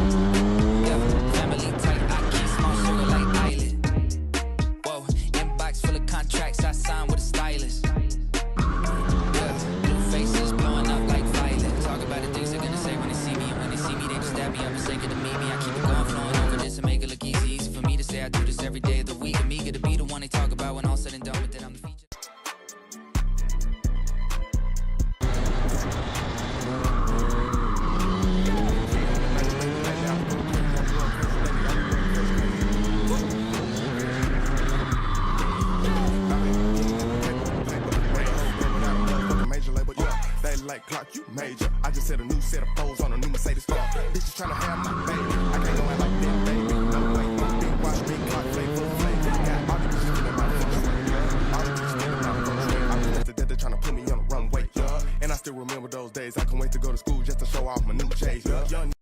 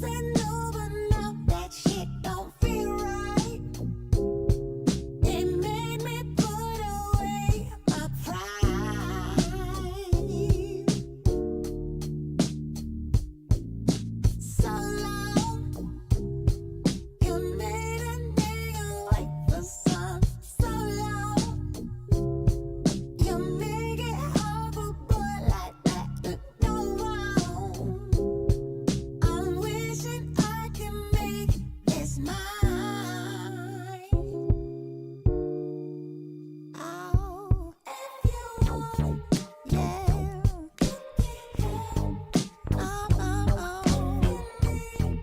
Ooh, we can make it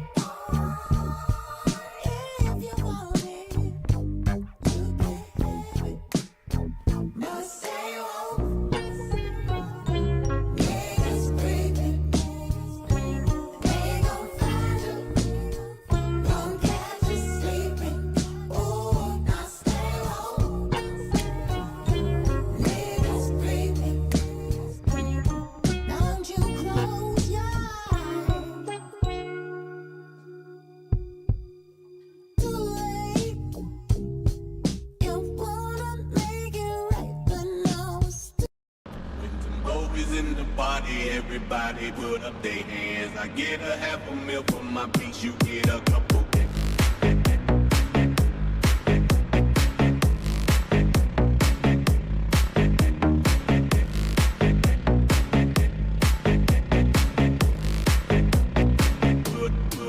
Put up their hands.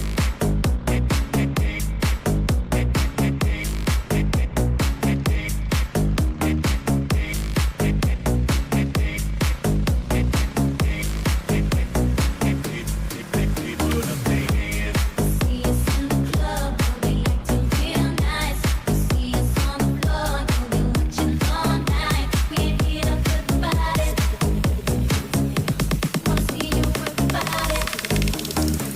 When them boys in the party, everybody put up their hands. I get a half a meal for my piece, you get a couple grand. Never gon' see the day that I ain't got the upper hand. I'm respected from California, AK down to Japan. I'm a real producer and you just a piano man. Your song gon' top the charts, I heard 'em, I'm not a fan. I'm respected from California, AK down to Japan. Niggas talking crazy, I'm the one that gave them the chance. Somebody need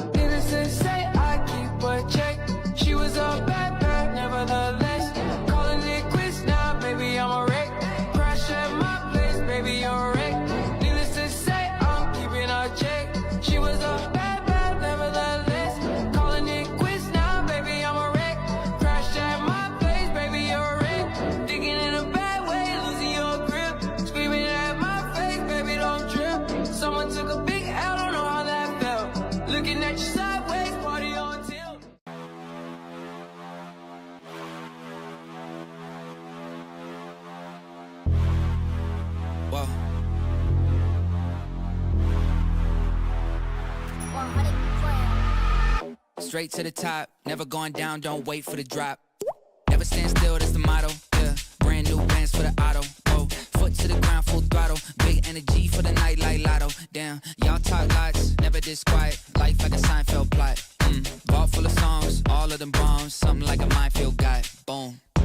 Get it, tickets running out quick. Bet it, never getting outbid. Said it, never had to shout it. They said I couldn't ever do it, okay, how's this? Fit a week worth of work in a minute. Machine well oiled, you know how I stay efficient. To-do list written, I do this different. Hold up, wait a minute, I ain't finished. Look, flows the same now. Paved the way, the snakes and fakes are chased out. Back to back, I changed the pace now. Had to stack the cash until the bank's out.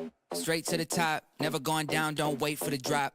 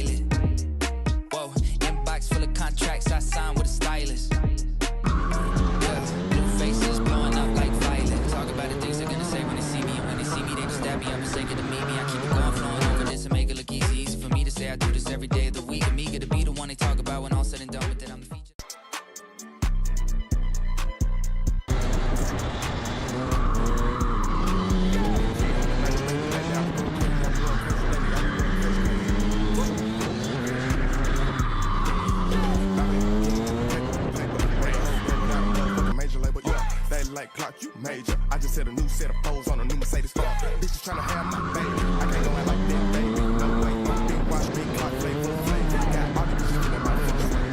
All the bitches feeling my full straight. I'm just dead, they're tryna put me on the runway, yeah. And I still remember those days. I can't wait to go to school just to show off my new chase, yeah. Young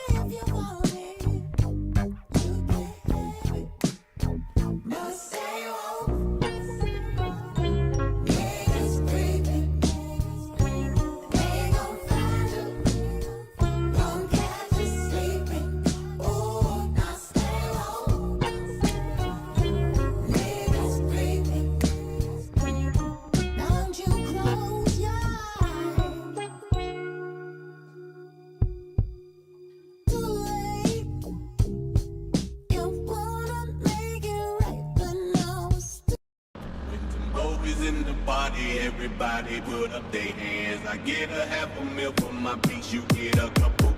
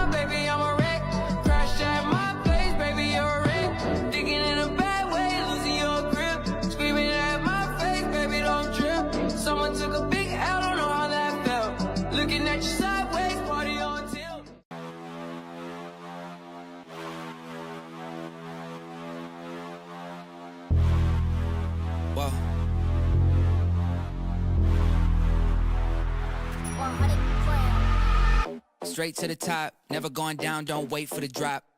Never stand still, that's the motto. Yeah, brand new bands for the auto. Oh, foot to the ground, full throttle. Big energy for the night like lotto. Damn, y'all talk lots, never this quiet. Life like a Seinfeld plot. Vault full of songs, all of them bombs. Something like a minefield guy. Boom. Get it, tickets running out quick. Bet it, never get it out big. Said it, never had to shout it. They said I couldn't ever do it, okay, how's this? Fit a week worth of work in a minute. Machine well oiled, you know how I stay efficient. To-do list written, I do this different. Hold up, wait a minute, I ain't finished. Okay. Look, flows the same now. Paved the way, the snakes and fakes are chased out. Back to back, I changed the pace now. Had to stack the cash until the bank's out. Straight to the top, never going down, don't wait for the drop.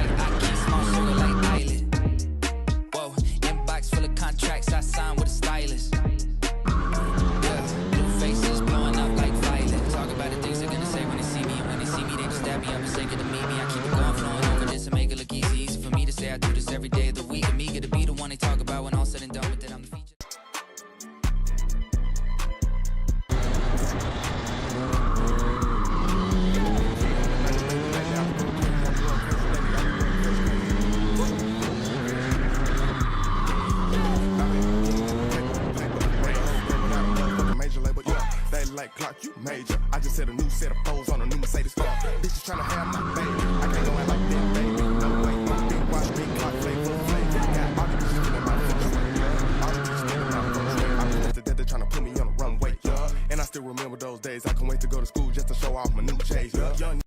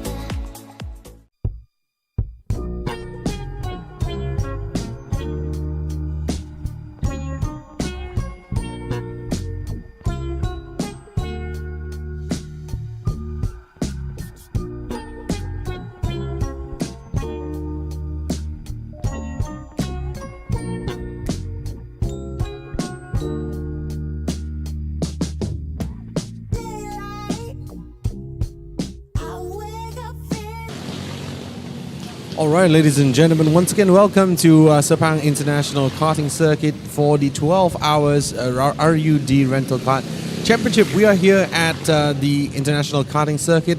I'm with Max at the moment, and this will be the final stint of this evening.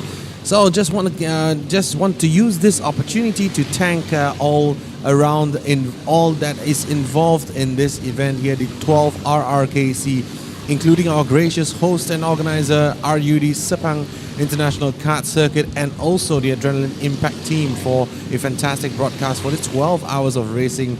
So once again, thank you everybody, and also great pleasure to work with a motley of cast, great casters, including Max Palmer, including Amir Hazik, Amo, and of course our Inche Muhammad Budi. So thank you very much, guys. This is Kelvin, and this will be the last stint for today. So Max, hello again. Yeah, absolutely. It's a great pleasure to be on the broadcast this evening. I would have loved to have been here from the start, but we were actually involved in the race at the big track here. It's been a packed schedule, I think. We've had Lamborghinis, we've had the Asian Classic Car Challenge, we've had MCS, fantastic touring car racing. We also had TCR, and we have this 12-hour race here. So it's been almost a festival of motorsports right here at Sepang. It's brilliant. I think it's good that our motorsport scenes are packed this weekend.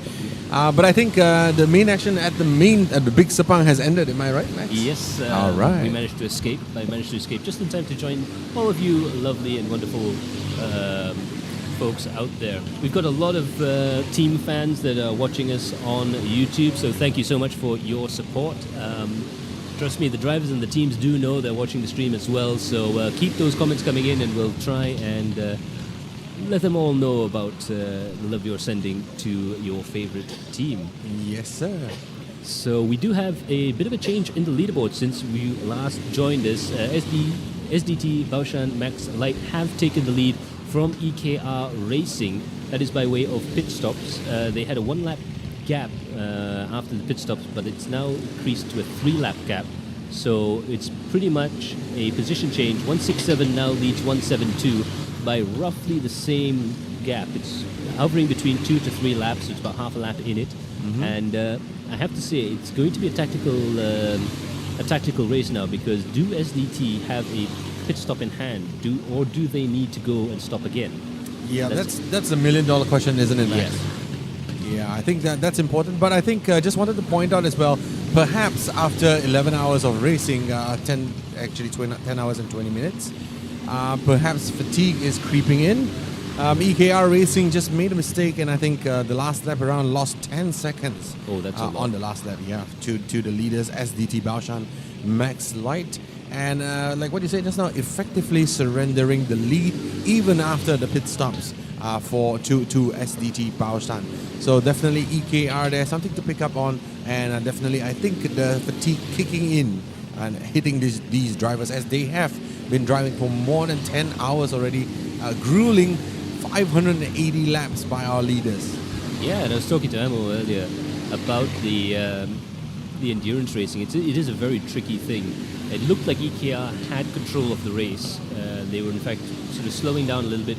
They were in the 104s. You could see that they were preserving the gap, maybe having a little bit of fun there. But unfortunately, they're just it appears to have come undone for them. It's not impossible. I mean, the gap is the same, just with the positions change right now. So it is still a possibility, and by extension, Downforce Racing might still be able to do something. They might be able to catch up to second place if EKR are still in trouble. There's only 1 lap in between EKR and Downforce Racing, so the Singaporean contingent might have something to celebrate. Downforce Racing, an ironic name for a series which has absolutely zero downforce. The downforce is in our hearts. Yes. The downforce is the friends we made along the way. and also your breakfast, lunch and dinner, Yes. which you consumed. They go directly into your stomach, into your body weight, and affecting your downforce, literally. You know the double cheeseburger? No, that's not going to get you the lap time. You need a Big Mac. Spot on, Max. So after 10 hours of racing, this is what we have for you. Yep. The winners will probably be the one who consumed the most. That's hilarious. So once again, but I mean, the irony is there, but Downforce Racing definitely doing well and on the ascendancy as well, as they are now in P3, only 4 laps behind the leaders SDT, Baoshan, Max Light. So something to ponder for the guys at Downforce Racing, with approximately 1 hour and 38 minutes to go. Yes, and it is a 90-minute stint. So that would be coming up to a length. The final stint length would be 1 hour and 30 to go. Yep. And of course, just want to point out as well to those of you joining us on social media and YouTube, keep your comments coming in. I think we see quite a fair bit of comments, especially for 169 Downforce Racing. I think you guys are out there for your mates, and I think they will feel it. They will maybe have more downforce. K-Sitha there saying Downforce Racing 169 with a dab. That's very, very on point for 2015. Yes. And we also got another 169 comment there, and a couple of supporters for Adam Heng. Really going very, very quickly indeed. Yes, indeed. So an interesting 1 hour and a half to go. 583 laps completed thus far. We would like to see more laps, and also I think basically by extrapolating what we have at the moment, by the time we finish this race, which is in another 1.5 hours, we will have approximately 600 plus racing laps. Yeah, this has shown how fast the pace is, because if you backtrack and if you do the calculations, we're still trying to work it out now, but it is a lot. This is not a short racetrack by any stretch of the imagination. Yep. So they are really booking it around here. I think the layout has helped a great deal in the high average speeds we're seeing here, especially for these types of cars, this 4T Superkarts. Yeah, I have to say, everyone's been racing quite cleanly. We've had a couple of incidents early on that were quite entertaining and amusing. Yes, thankfully, indeed. it was entertaining and amusing. No injuries? Yep, we have no reports of injuries whatsoever. Yep. It's a testament to the track safety and the preparation of the karts, and obviously the driver's skill out there. I think it's been a while since I've seen a kart race with such, frankly, quite consistently high standards of driving. Considering it's a 12-hour race, we are going to see mistakes. Yep. But mainly in this corner here, this is the infamous Mickey Mouse section. Mickey Mouse. And just echoing what you said, right? And I also expect most of the mistakes to come perhaps in the next 1.5 hours. Yes. As the clock winds down, the body gets more tired. I was just at the pit lane, and we saw the drivers literally struggle to get out of the kart after the stint. It's like, I couldn't get out. Yeah, we saw one of the drivers actually kick the dash of the kart. To lift himself out? Yeah, getting out of the kart. Oh, wow. That's how stiff the legs are. Right. And what a lot of people don't appreciate, I think, when you get into a rental kart, it's a bit tiring, but it's okay. Most people can do it. When you get to this is effectively a proper race chassis. This is karting's equivalent to, I suppose, like a Carrera Cup car. Yep. You do have quite a lot of forces going through the kart. It's got a different style of driving as well. It's not quite as manic as the 2-strokes. The 4-strokes got a bit of torque down low. Yes. Can get a bit squirrely on the exit, Yep. and it's a very physical thing to do still. It's Extremely. Yeah, just like endurance racing. Endurance racing on a bike, on a 250cc bike, is 90% as hard as doing it on a liter bike, just because of the forces exerted on the body. And the lap times are not slow. They're still 102, 103s. And these are very, very good lap times, because of course you do like 50 seconds in a 2-stroke race car. Yeah. But those will run from maybe 17 laps before they need maintenance, fuel, blah blah blah, and everything, right? Yep. But these will go on forever and ever and ever. Yeah. And I think the most important thing here, the most important component on the kart is probably that thing in the middle. Yes. It's the nut behind the steering wheel that you've got to worry about. Yes. But so far we've had quite a bit of nice racing there. We still have a few same lap sort of battles, but it is starting to thin out a bit. We've got a battle for 5th and 6th, Zen and UKR. We've also got a battle between 9up Racing Team and SDT Shanghai Rabbit Driver as well. And further back, we are starting to see the drivers go out. Dark Seller Racing Team and T-Power Team 2 are on the same lap. So most of the we are starting to talk about laps more than gaps at this point in time. But as we saw with EKR Racing, it looked like they had it in the bag, but unfortunately they've dropped down to second place. Again, anything can happen. We are coming up towards the 1 minute 30 mark. 1 minute 30 would be how long a race stint is. So we see some guys going to the pits. Perhaps are they going in a little bit early? Are they going in a little bit late? I think that last one was actually a maintenance stop. Yeah, it could be also that, I mean, maybe doing a 90-minute stint right now, not the wisest thing with the amount of fatigue that the drivers will already carry with them. Yep. Maybe it's just also spreading out the risk, doing like 45 stints instead of one 90-minute. So yeah, definitely going into the pits right now is something that's quite interesting. But like what you said, Echo, once again, that we are talking about gaps in the form of laps now. But just wanted to point out as well, right, even the RUD Motorsport, the current P27 team, they have also completed more than 500 laps. Yes. Within the last 10 hours. So how incredible that is. The entire field has done over 500 laps. I think I've not seen that in any sort of karting challenge. Even a one-make race like this. Yes. Usually you'd have one or two,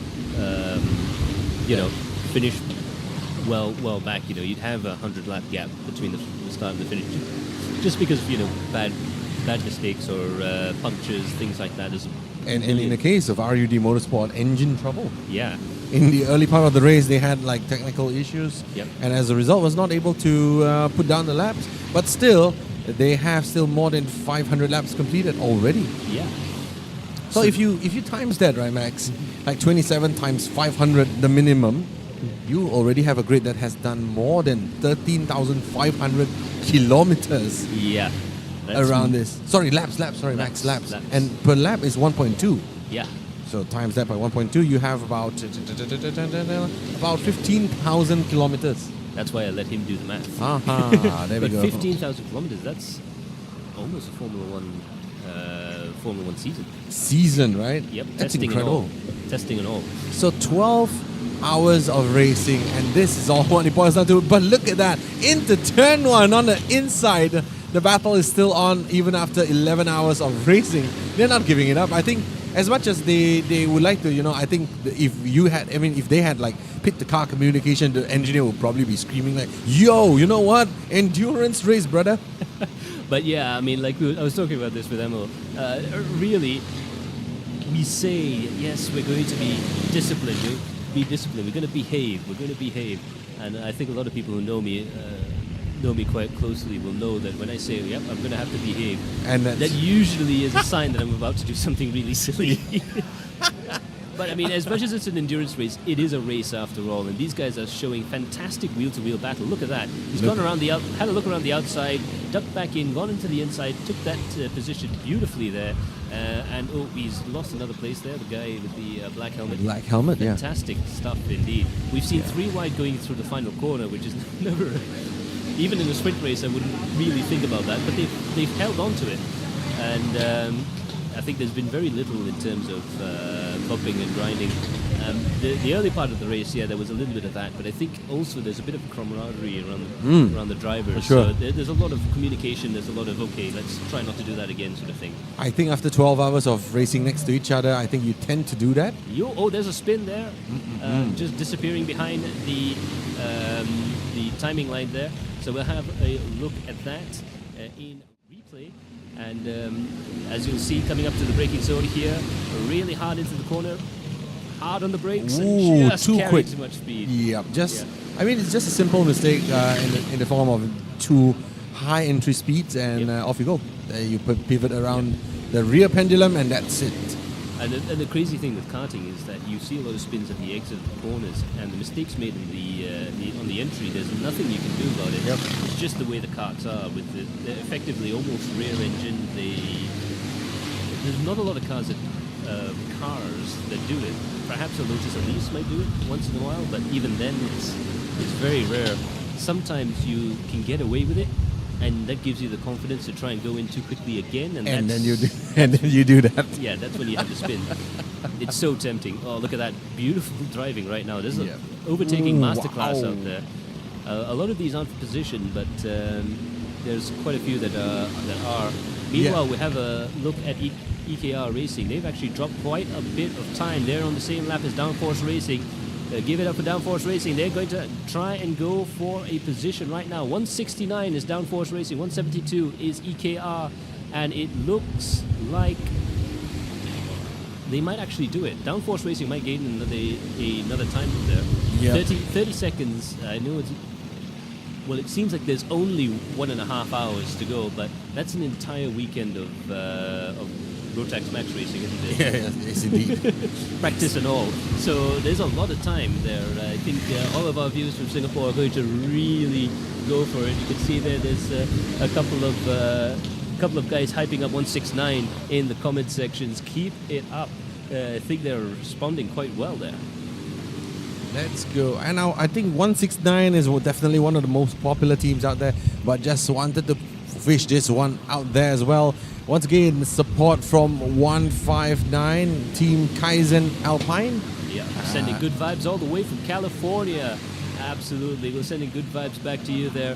Kaizen Alpine crew, again, they've got a whole country behind them. We've got so many comments from the USA. Yep.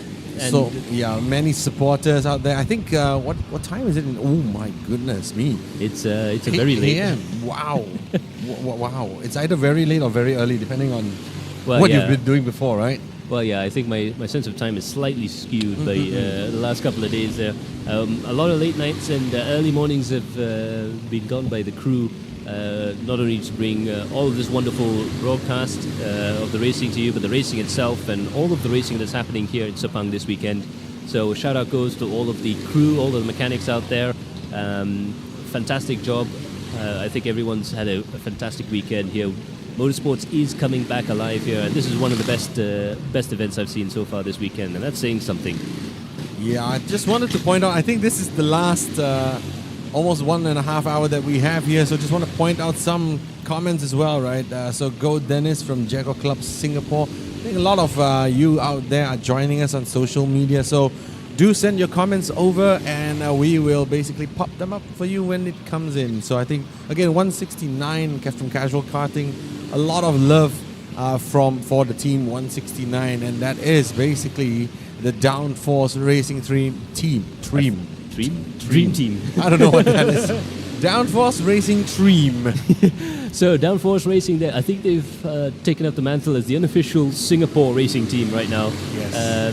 There's quite a few drivers outside of that that's also from Singapore, but this is effectively Team Singapore, and they're going after EKR Racing right now. 169.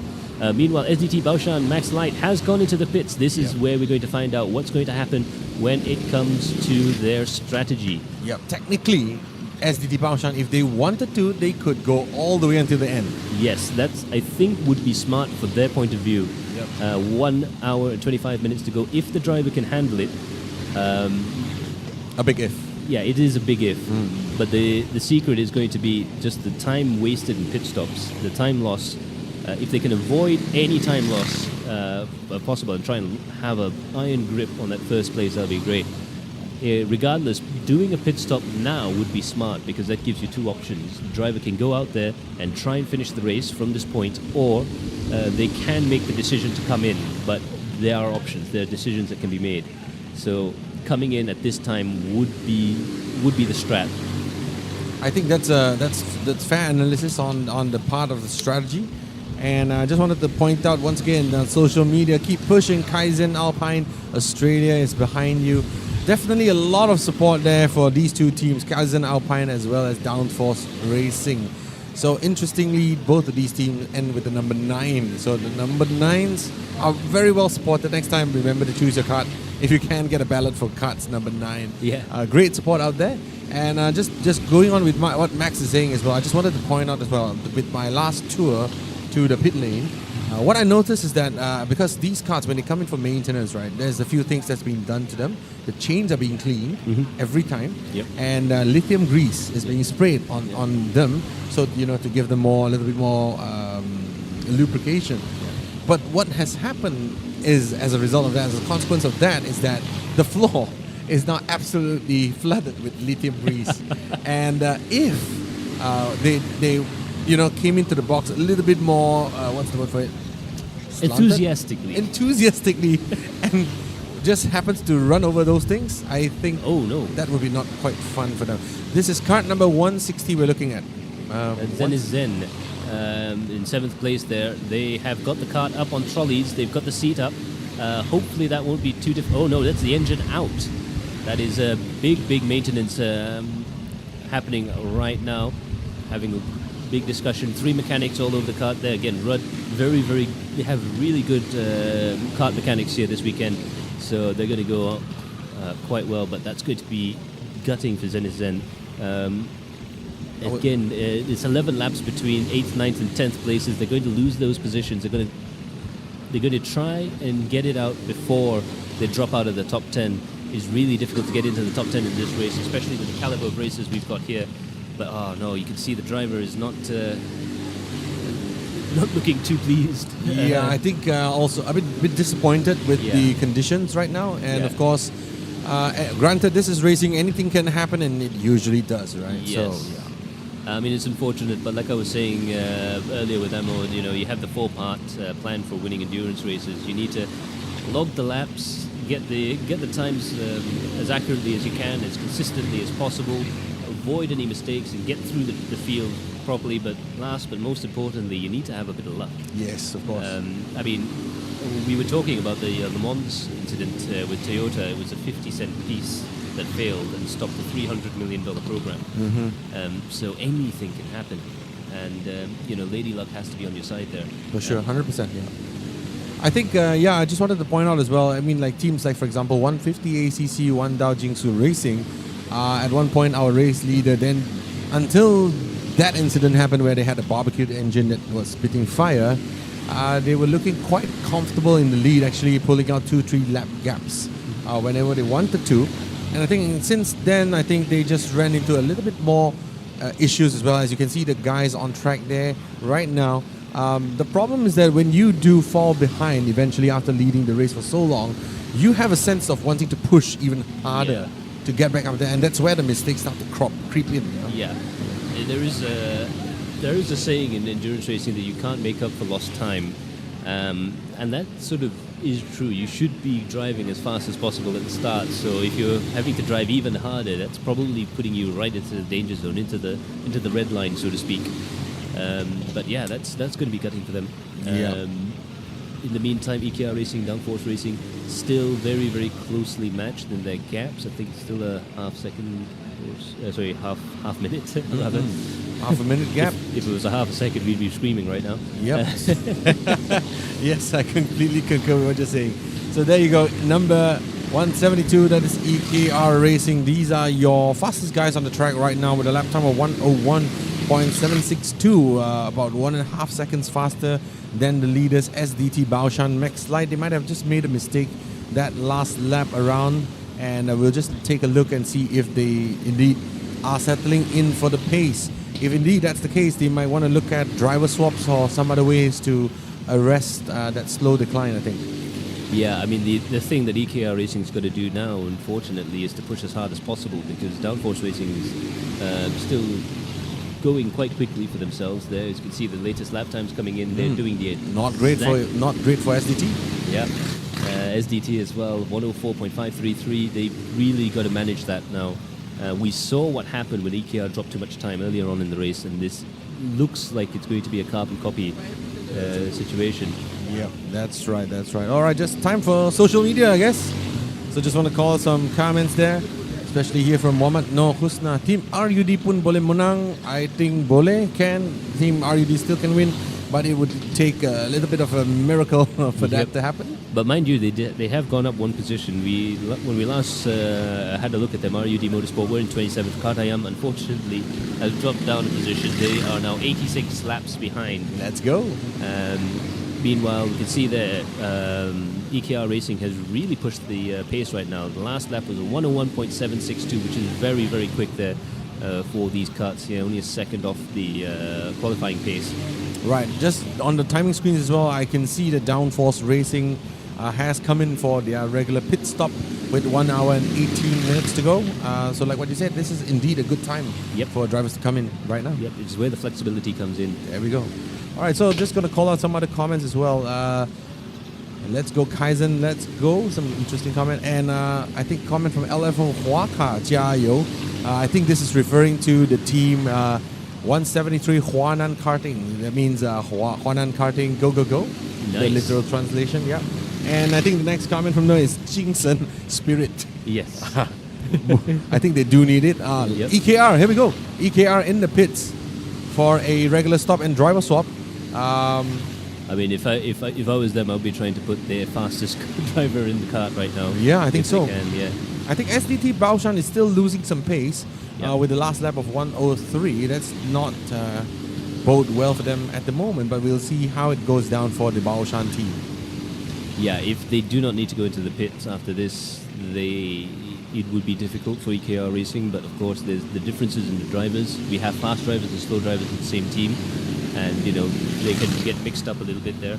But we can see there that EKR is still taking time out of them, and I think the next driver, if they've done what we think they're about to do, if they're going to pull off what they're going to pull off, they're going to put a driver in there and say, okay, you're going to need to drive this at qualifying pace for their chance to try and close up the gap, and hope that Baoshan needs to come in for another pit stop. Yep, that's right. So more social media comments as well from Quantian. Go, go, go, Downforce. The Downforce fan club is out in action here, and of course we have more comments as well from NGR 9UP, not just 9UP, I believe this refers to 9UP Racing Team, which is currently running P7, the 153 karts, 9 laps behind. But just going back to the action as well, just now what we are seeing, and which kart that was stranded actually in pits, I believe that was the kart of Zenith Zen, right? That was struck.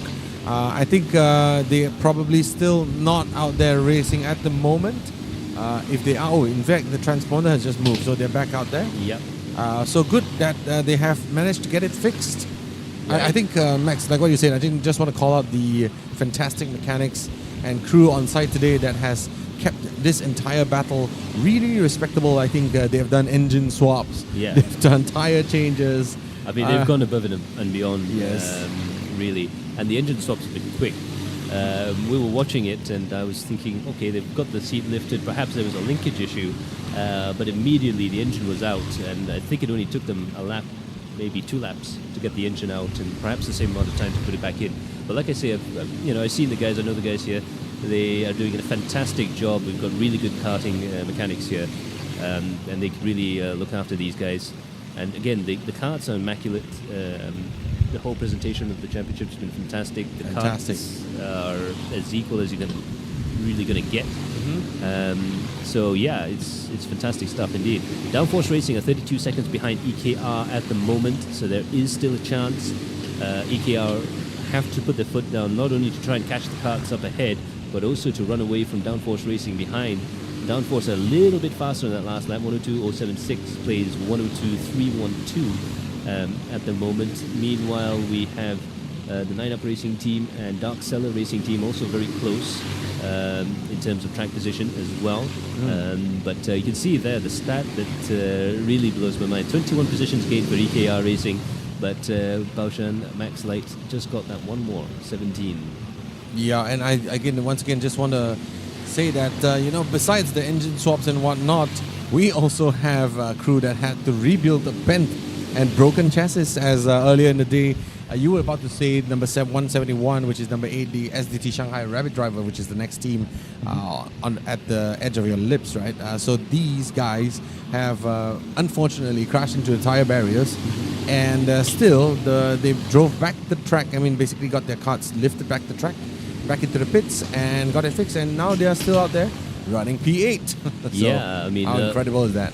One of the secrets of endurance racing is you just have to keep going, because no matter how big the setback is, you can still get a result. I remember, I cannot remember the dates, but I remember once being at the Nürburgring 24-hour event, and we had a crew there that lost an hour to car repairs and still managed to get a top 10 result in class, which is it's saying something. Spirit. Yes. Spirit. All right. So let's go back to social media for a quick one. ACC, go, go, go. Here we have fans of ACC, and next up we have AVR fight and go AVR. So the AVR brigade is out and bouncing, and I think interesting comment here. Sending extra downforce from home to 169. I would like to ask JV, in what form? Pizza, burger, or steak? Let us know in the comment section down if below. we see a Domino's pizza guy, delivery guy turn up, then we'll know. Yeah. I think, after 10 hours of racing, 11 hours almost now, I think anything right now is warranted and anything is well deserved. Absolutely there. I think all of these guys, we've seen the race actually close up. Our expectation, my expectation anyways, is for the race to open up a bit more and for things to solidify. But we've got a situation right now, EKR and Downforce may trade places. We have further back there, we've got a bit of a battle between Shanghai Rabbit Driver and ACC, and by extension, Pending Racing also in CRT are in positions there. Zenith Zen only has one lap down from CRT, and we're starting to see battles, especially at the front end of the field. As the pit stops cycle through, we're getting into the last race. This is when the plans come into play. Yes, and also rear tire wear. As you can see here, this is number 1 SDT Baoshan Max Light with the last lap of 104. That is incredibly slow compared to the rest of the grid. Just in comparison, right, the fastest kart right now is RUD Karting in P14th with a lap time of 101.7, and SDT Baoshan has just did a 104.2. Now, Max, one thing that we have to understand is that while they were able to swap the front tires around the 5-hour mark onwards, they were never able to do anything about the rear tires. Yes. So now it becomes a rear limited situation Yep. right now, and SDT Baoshan, I think, is paying the price. I think that answers your question as to why the race has been closing up instead of opening up.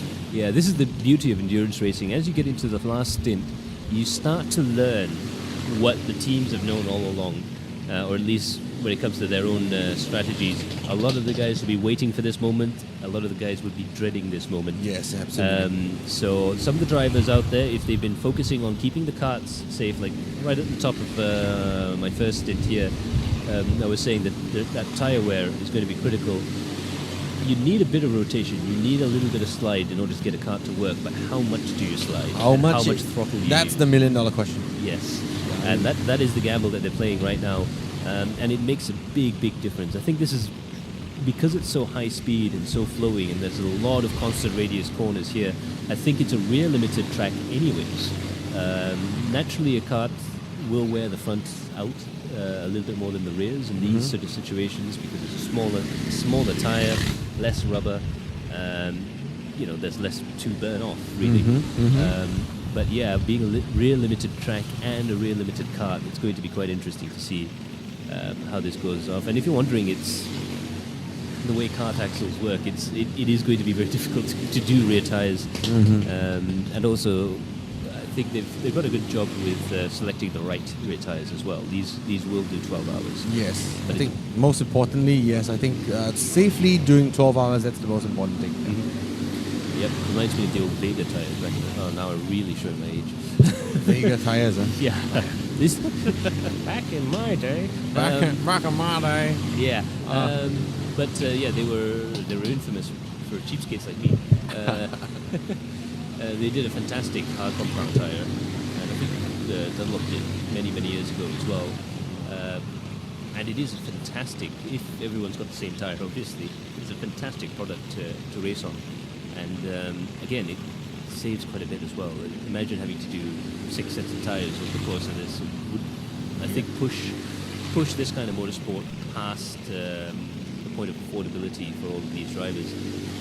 The way they've got it set up here, I think it's just nice in terms of the value for money for the racing. Oh, incredible. Yes. Incredible. I cannot say more about these karts. Yeah, and the seat time, I mean, I think Valuable. per kilometer, this is the cheapest possible way. Has to be. Yeah, even compared to rental cars, actually, when you think about it. Yeah, completely, Yeah. Absolutely.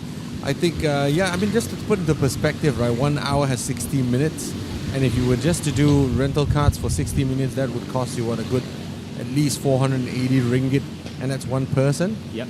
And so 12 hours of this, absolutely worth every single cent that you put into it. And more so, you get a bespoke race chassis to race on and a set of new tires to change halfway through the race. I mean, so far I haven't seen a team that has gone for an extreme strategy, like run my first set until it burns down to the core, and then swap on a new set and push as hard as we can. Most of them have opted for somewhere around the middle. So that's where we're looking at in terms of strategy. Right? But just coming back to social media once again, Max, here we go. Jaguar Club Singapore is behind the Downforce guys. Gobbled at 32 seconds. Downforce, go Dennis. Dennis is in the kart right now. Fantastic guy. You can see he's driving the wheels off that kart right now and pushing very, very well. And you can tell he's actually pushing quite hard, but also really in control of the kart. And notice he's got the least amount of slip angle right now on the kart, which is super critical right now. He's got to make those tires last. He has to avoid the mistake that EKR Racing appear to have done. Yes, indeed. And really capitalize on that. He's all over the back of that kart for, I believe that is for track position right now, going around the final corner there. And he can't get held up too much. He's got to push as hard as he can. Oh, that's through the middle sector. I do apologize. And now he is frustrated, I know. Yeah, I think definitely a little bit more frustrated, but well, I mean, they have done enough laps to understand that you cannot win a race with one corner, with one lap, but you certainly can lose it just with one corner alone. Yeah. Absolutely. And that is also a man on a mission there. He can't get held up too much, but also he can't lose his cool over being held up too much. That's going to be the balancing act right now. For real. The gap is actually coming down right now. It's 29 seconds. So 29 or 29, yeah, indeed. 29.430. 29 It's between doable. EKR Racing, Ekar Racing, and Downforce Racing. As I think, so EKR has been passed by Downforce. I believe this is for driver swaps. EKR has just peeled into the pits. The 172 kart will be going for a driver swap while this is happening. But down to just quoting it out, Downforce has probably sent their ace driver out there. He's pumping out lap after lap after lap, and lost a little bit of time the last time around. I think we saw the reason why. I think he was waving to say hi to Mum. Wasn't complaining, right? Let's not put thoughts into the minds of our drivers there. But he's going to be thrilled by that. Downforce Racing now move into second position. Team AVR take over third place right now. Again, it's going to be a question for Team AVR if they need to do another driver stop. I believe that Downforce have put their quickest driver in there. And Baoshan, again, we're going to see what they're going to do there as well in terms of their strategy. But right now, we've got 36 seconds between Downforce Racing and Team AVR. It's going to be looking over the back of their over the back of their shoulders there. Team AVR and EK Racing are now battling for third position. And this is fourth position, I believe. 157. They've climbed over. They've climbed over. That is a lot of sparks there. They might need to go into the pits to check the karts out there. That is a very, very long climb over sort of episode. Slow climb, right? That's a slow climb. Yeah, that's the scariest thing. And I think there's a little bit of damage. A little bit of damage to the kart. He's going very slowly into the pits there. That is a disaster. We'll try and get the number again. I'm not too sure if that's EKR or... when they went past the start-finish once again, I think he just decided to, chance it out and see if the kart is still functional. Whoa, the action still going on out there. 11 hours into the race now.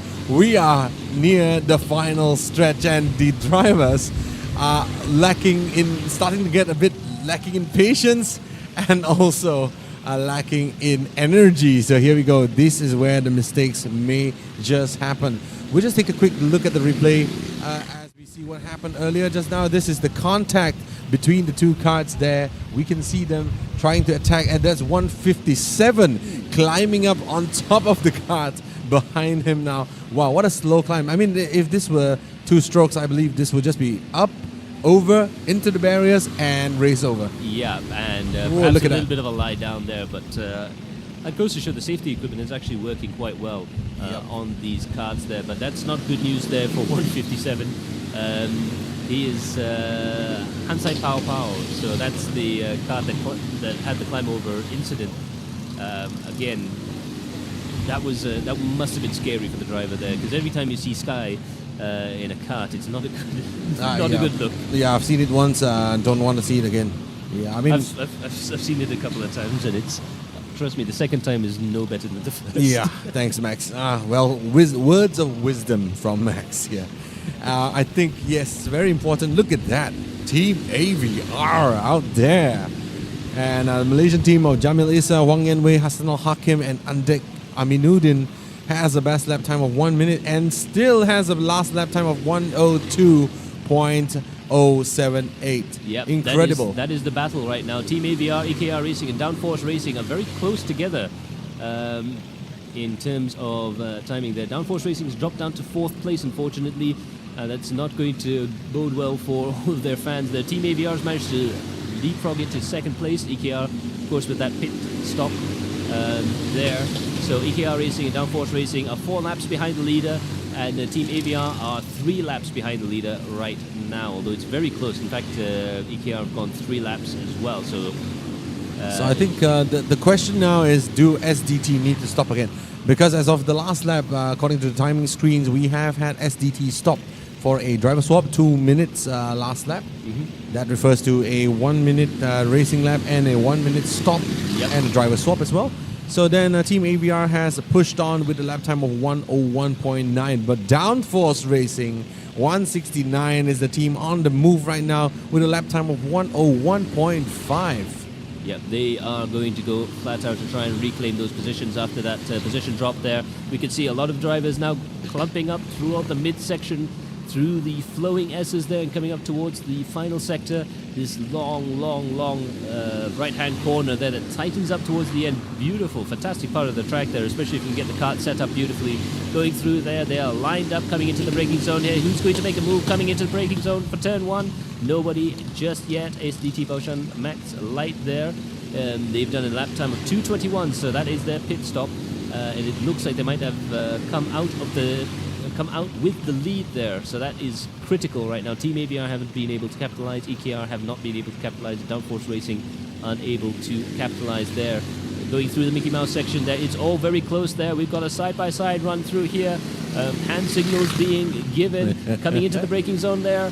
Nose to tail, will they be able to make it through there? Beautiful stuff indeed. Team AVR is 20 seconds ahead of EKR Racing there. And that's Downforce right at the end of the pack there. EKR, I believe, at the front. Really pushing very hard indeed, coming up towards the midpoint through this center section. That's really very tricky indeed, especially when you've got the concertina effect there. Yes, you might go from just that. lift and coast to actually Brake. having to brake, and that loses you so much time. So they're going to wait till the last possible moment in order to brake. They're going 3 wide coming up into turn 1 here. This is absolutely spectacular stuff there. Are they going to go for an overtaking maneuver? There is Opportunistic one guy move going on the through there. inside. Beautiful stuff indeed. As they say back in my hometown, they've done him up like a kipper. What a great move. Opportunistic move into turn 1. That's some great action. Once again, just kudos to all the drivers out there as they enter Mickey Mouse. Once again, washing a little bit wide this time around as they cross the line. Absolutely. You can see that the guys are getting a little bit desperate in some cases.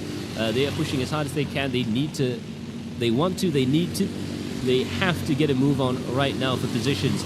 The battle at the front of the field has gotten very interesting indeed. Team AVR, the Malaysian team, Jamil Issa, Wang Yanwei, Hassan Al Hakim, and Andik Aminuddin doing very well for themselves. We were talking about a lot of the Chinese teams getting up at the top there, and we've had a little bit of almost a jinx for the Malaysian teams there. So I think it's coming good for Team AVR. Their strategy has worked very well. 59 minutes on the clock. We are into the final hour of the race, ladies and gentlemen. This is absolutely thrilling stuff.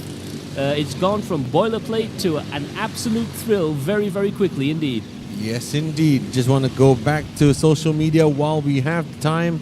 Basically, just want to call out some comments there. Frank Boland been up since 7 p.m. yesterday, supporting Team 159. I assume that's on a different time zone, as we have just entered 9 p.m. over here. But kudos on you, Frank, and I believe Team 159 will be very thankful for your support indeed. Kaizen Alpine crew, they're running about 37 laps behind the leaders, but nevertheless, I think the important achievement here is that they have completed 500 plus racing laps in Sepang International Karting Circuit. And I think this is something really for us to cheer on for, and something that's quite interesting.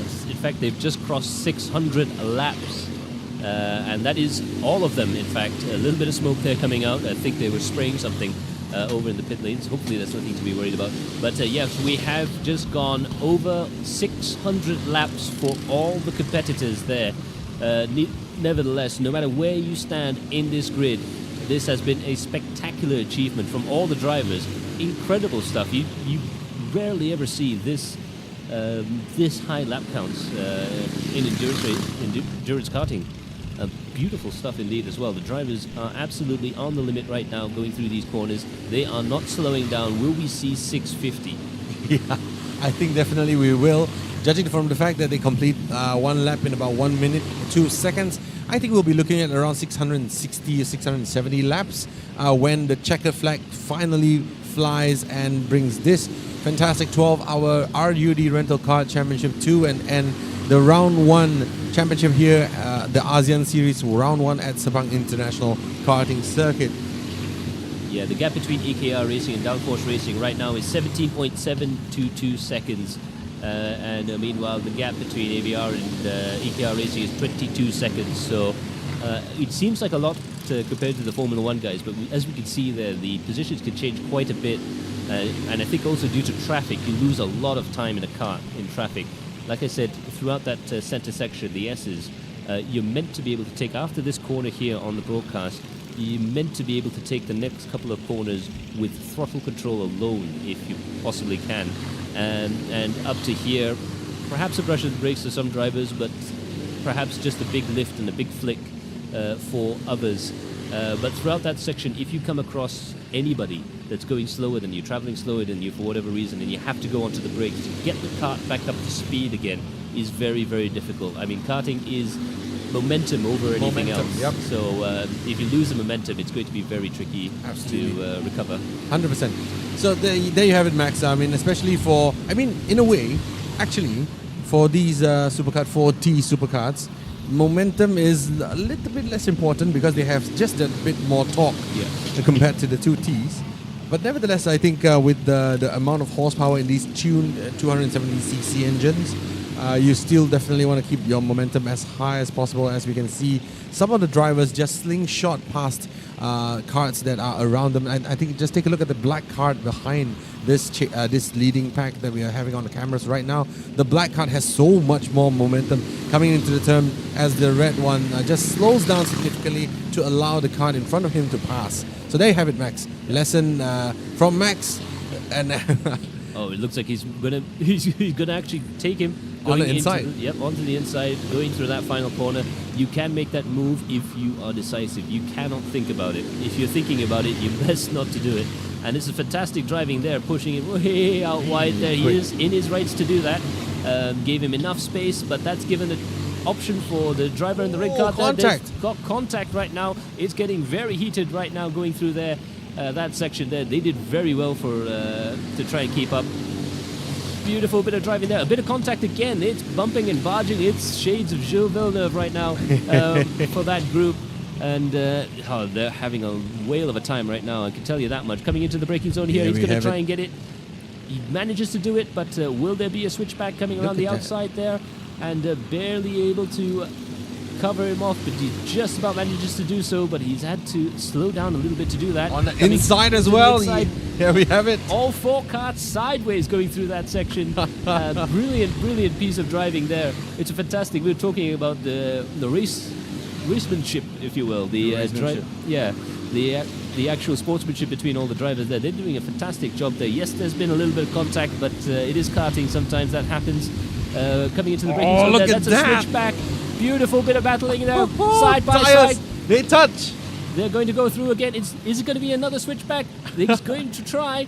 He's looking left. He's looking right. He's got his visor open. It looks like coming down towards the braking zone here. He's going to try something. No, he's not going to be able to do so. It looks like the other car actually got a better drive coming out of the corner there. Yes. And that's managed to seal the position and I think for now. And I think Also, one thing, I believe that was the ACC racing team in front right now. I believe that's also a factor of the kart behind being a driver slightly of a bigger bulk and definitely more weight to carry around, and therefore resulting in the position loss as well. But just for a quick replay of the action just now as they go side by side into turn one and with the switchback once again. But you can see the little bit of tire smoke at the end there. They do touch, and everyone still came across unscathed. But definitely something interesting to point out is that this is racing. This is 11 hours and 7 minutes into a 12 hours race, and they are still so competitive.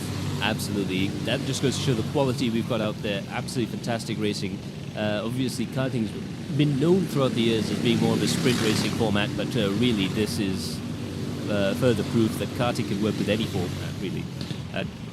Endurance racing as well. It's a brilliant idea, brilliant concept. We've seen a lot of it.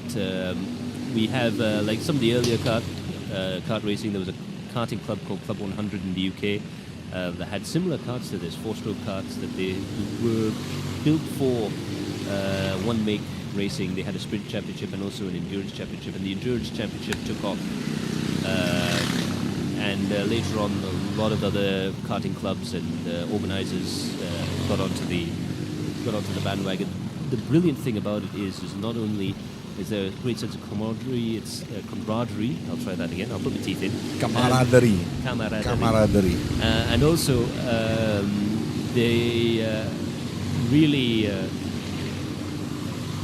It really goes to show that it's a fantastic form of motorsports. Not only is it, yes, the costs are a little bit higher, but you get to share them with a bunch of drivers. I mean, we've got some guys here with 7 drivers in one team, so it's a fantastic way of actually sharing the costs.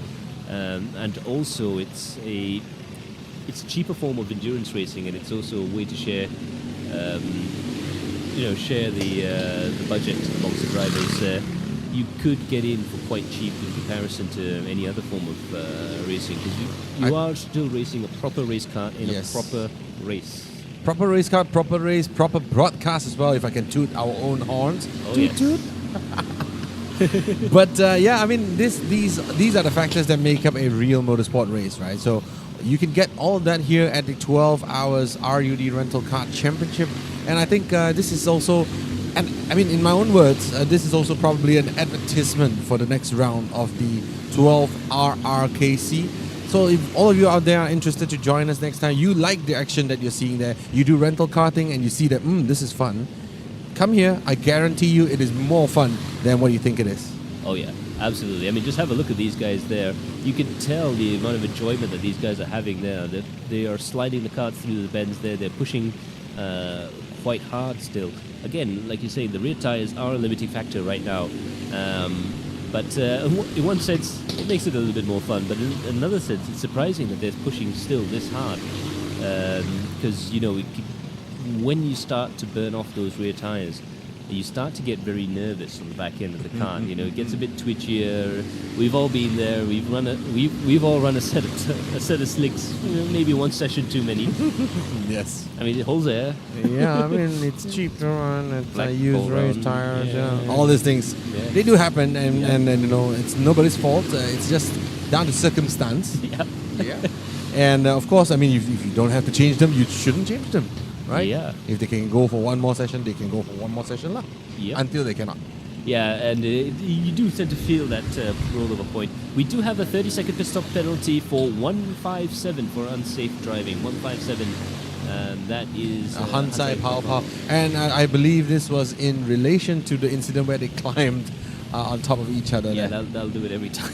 Yeah. So the penalty is out there. 30-second pit stop penalty for team number 157, which is Hansai Pao Pao. And this will be done at the next pit stop, or else it will be added on to the race time. Yeah.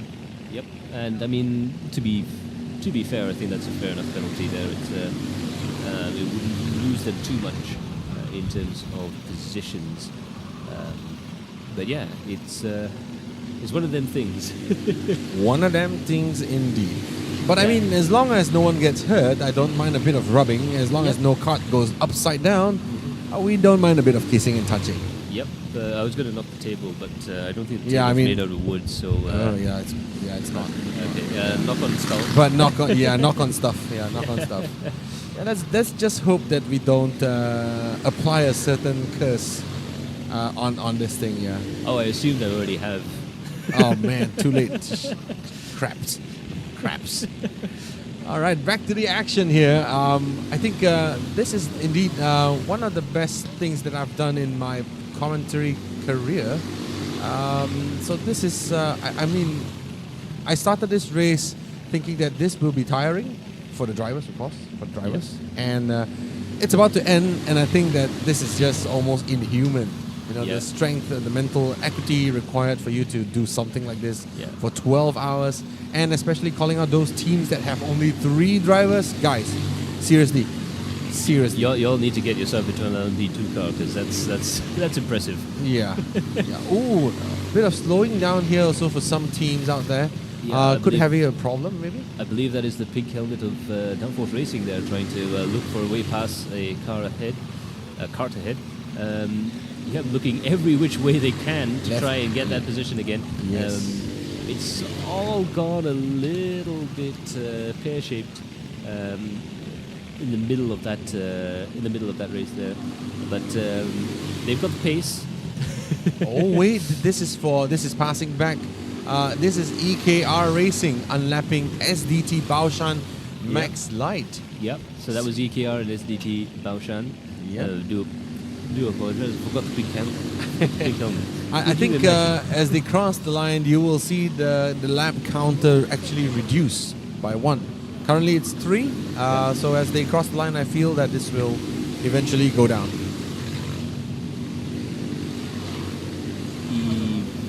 Eventually. Eventually, yeah. EKR Racing, I feel, is now in the front of SDT Baoshan. Oh, but of course, I mean, when they cross the line, then SDT will just cross it again and make it 3 again, once again. So Yeah. so really quick changeover there. So yeah, it's going to be difficult for EKR to try and get back up to SDT. It is possible. I mean, never say never. You look at 3 laps, and if it was at Le Mans or at Sepang for the 12-hour race, you'd think, ooh, that's going to be a bit too much. But it's a very short lap. It's 1 minute lap time. So Yes. they're effectively 3 minutes behind. 46 minutes to go in a race. And again, it's getting towards the end. SDT Baoshan are in a controlling situation. That's something we can't deny. They definitely are. If they keep all their ducks in the row, get the right hands, play the right cards, and do any of the other lazy similes that we tend to use as commentators, they should be all right. They should be all right. I think you are trying not to use those words because you're trying to avoid applying a certain curse to it, right? Oh yes, yeah. If they wash their face and Wash their face. and Be a make sure good kid. file their taxes on time. File the taxes on time. They'll be good. But SDT Baoshan are now currently in the lead, followed by EKR Racing Team. AVR is in 3rd, 4 laps down. Downforce Racing is in 4th place, 5 laps down. UKR are on the same lap in 5th place, followed by Dark Solar Unite. 9-Up Racing, ACC. There we go. I mean, SDT. ACC, you just saw it on track. That's an overtake. Clean overtake. I mean, obviously, no one told the ACC team that this is a 12 hours endurance race. Because let's just pull up the PIP once again. They are just like overtaking people like as if it was a sprint karting race. I don't think they care. Ah, yes. It's not that they don't know, they don't care. Yeah. Sometimes chaos reigns. Yeah, I think so. Yeah, I think you're right. You probably have a great point there. When you are, ACC, you're running in P8, 10 laps down. You see a kart, you overtake that kart. You don't care who he is, where he is in the rankings, back marker, unlapping yourself. You don't really care, do you? You see kart, you pass. You see kart, you pass. But I mean, it goes back to there's a fantastic YouTube channel, the name of Slap Shoes. I'll shout them down in the stream because they're fantastic. If you ever want to learn more about oval racing, them's the people to go to. And he has a fantastic quote that it is absolutely perfectly possible to win a motor race by sheer accident. I can attest to that. Yep, I think we've been there before. Been there before. I mean, not a real motorsport race, I mean a sim race, but that just happened to me approximately 3 days ago. Yeah. Hopped onto iRacing, had a race in a car that I've never driven before, had to turn on assist because I couldn't shift the car. Yeah. And qualified last because I didn't qualify at all. And first lap, everyone just killed themselves and cruised to the win. I'll take it. Yeah, of course. all the time. But yeah, not to apply a certain jinx to it, but SDT Baoshan probably can afford to cruise around for a bit. Yeah, they can try and save those rear tires right now. Yeah. They're doing 102.239, which is still quick. EKR are flying right now, 101.673 at the moment. Team AVR are doing their best to try and get into the 101s. Downforce Racing, unfortunately, it looks like they're in the 103 there. I'm not Yeah, sure if losing that's some correct. pace actually. Yeah. Yeah. Just looking for the clock to roll over there for Downforce Racing. And it looks like, yeah, they're still in the 103s there, 103.568. So it looks like they're losing positions there. UKR are in fact catching them ever so slightly. 5.5 seconds there between Downforce Racing and UKR. The battle for 4th and 5th is on right now. So that's going to be a real challenge. That's right. 5 seconds separate Downforce Racing and UKR. And I think this soon will be the battle that we want to look at if we can just have these cards on the stream. So 166 UKR and 169 Downforce Racing. They are approximately 5 seconds apart.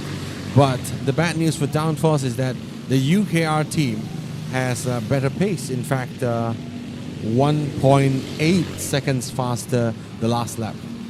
Yes, indeed. They are really starting to push up right now. It looks like it's going to be a position change fairly soon. In fact, for Downforce Racing there, really tense moments there. So there you can see the carts coming through there. Not a lot of time between them. Coming up in towards the braking markers here. This, meanwhile, is EKR Racing trying to gain another position there. That's 154. So trying to trying to lap another driver there. Further back there, I believe we will see Downforce Racing and UKR. Team AVR looks like they are set in second place if all goes to plan. But AVR and Downforce Racing, that's going to be Downforce Racing and UKR, that's going to be challenging. Yeah, I mean, so basically, yep, we just looking at this card. What's the number of this card? This is 169. Yes, I believe this is 169, if I'm not wrong. So this will be Downforce Racing, which is currently separated from UKR 166 by 5.1 seconds, and UKR has actually on our timing sheets overtaken Downforce Racing. So yes, indeed. So that's Downforce Racing's gone down to 5th place. UKR has gained another position, gone into 4th position there. Brilliant bit of driving there. Has definitely responded to what's needed of them to try and get that position. 102.300. Very neat lap time. Yeah, I mean, good racing lap from Downforce Racing as well, but their transponder has stopped.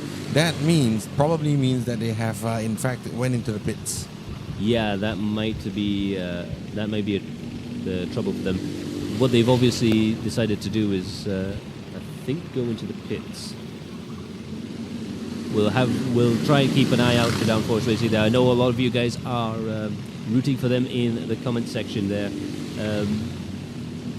In the meantime, we have a look on the screen right now.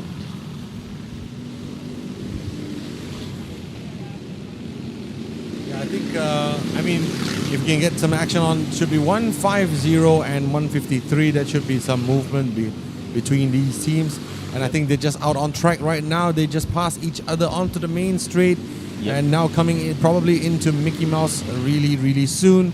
We will be looking at 150 and 153. 9up and ACC, Wandao Jingsu Racing, separated by no more than 200ths of a second. Oh yeah, they are in the battle right now, and you can see there they're getting really close. As you can see there. A little look down at the cart there just to see if there's any bit of an issue there. You can see there 0.029. It doesn't get any closer than that between ACC and 9up Racing Team. Very, very close stuff indeed. And coming further behind there, we have a couple more karts. Yep. And yeah, I just wanted to take a look and see if we can find these cards out there. This is 155 Dark Seller Unite. Right behind them is 150. That's ACC, Wan Tao Jing Su. And behind them is 9 Up. So just the cards behind them. Behind 155, here you go. Going into Mickey Mouse right now at the moment. That's ACC's Wan Tao Jing Su. And social media time. So comment from the fans of ACC. Finally, ACC Wan Tao Jing Su fighting. Yeah, absolutely spectacular stuff indeed from that battle there. You can see they're getting very close indeed. It's going to be an overtaking maneuver coming up towards the braking zone there. It looks like he's got that drive coming out of the corner there. That's ACC, the car that you're looking out in front with the black helmet. That is indeed ACC, just past 152, I believe is a back marker. 152, the car of Yidong Yezi CRT Racing. But ACC is the man on the move right now. They're trying to build a gap to 9 Up Racing Team, 153 behind them. Yeah, absolutely. They're going to need all the help they can get there. 150 and 153 there. This is going to be very close indeed. Coming up towards half an hour. It's going to be, if they can get the pass done cleanly, that's going to be a really important milestone for them.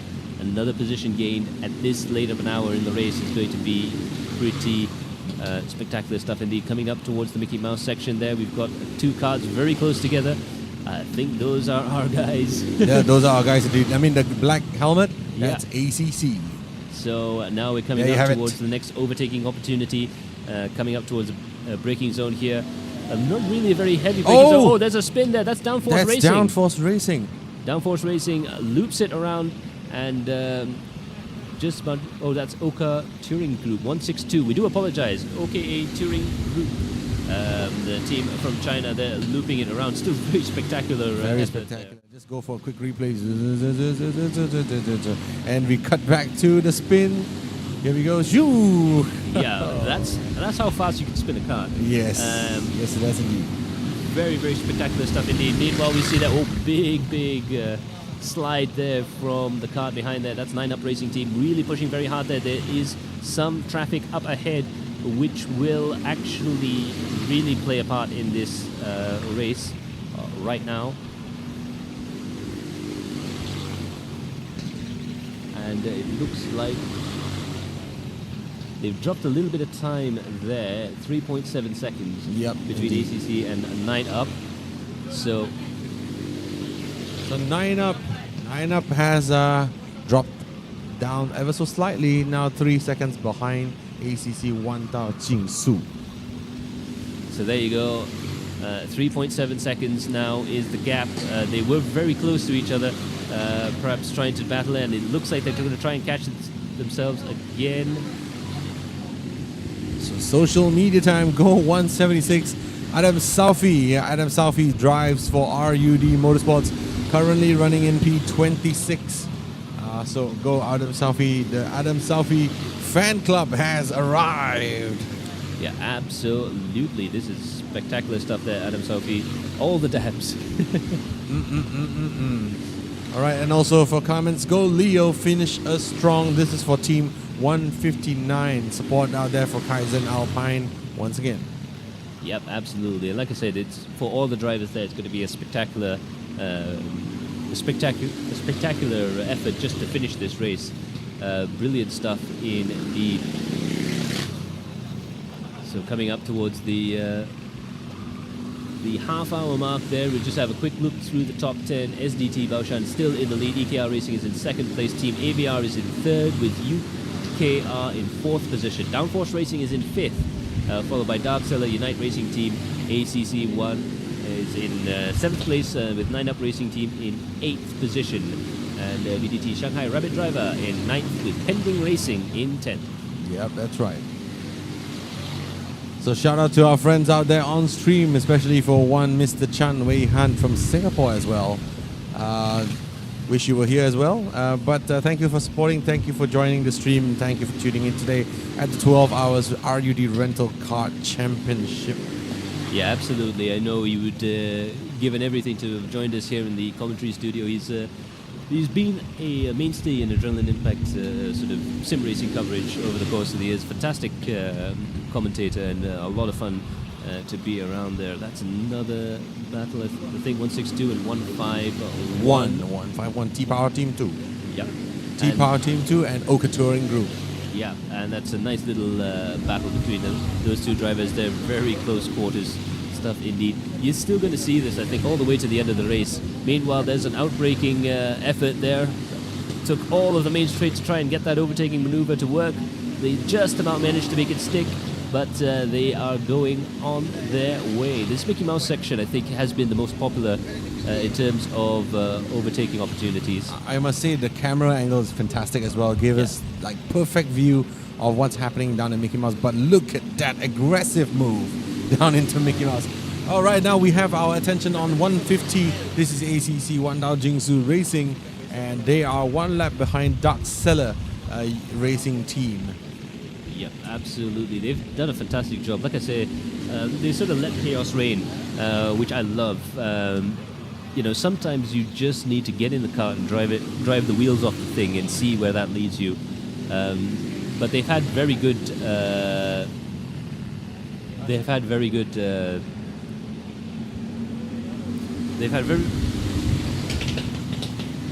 Do apologise. But they've had very good driving tactics, driving techniques as well. So they're able to push the cart very, very quickly. But at the same time, they've managed to actually maintain the tyres as well. So even though they are letting chaos reign, they are letting their drivers off the leash and driving as quickly as possible and having all these nice fun battles. But at the same time, they are able to actually keep the speed up, which is very impressive this late into the race. 30 minutes are on the clock, 31 minutes and 50 seconds on the clock right now. This is the final stretch coming into the race.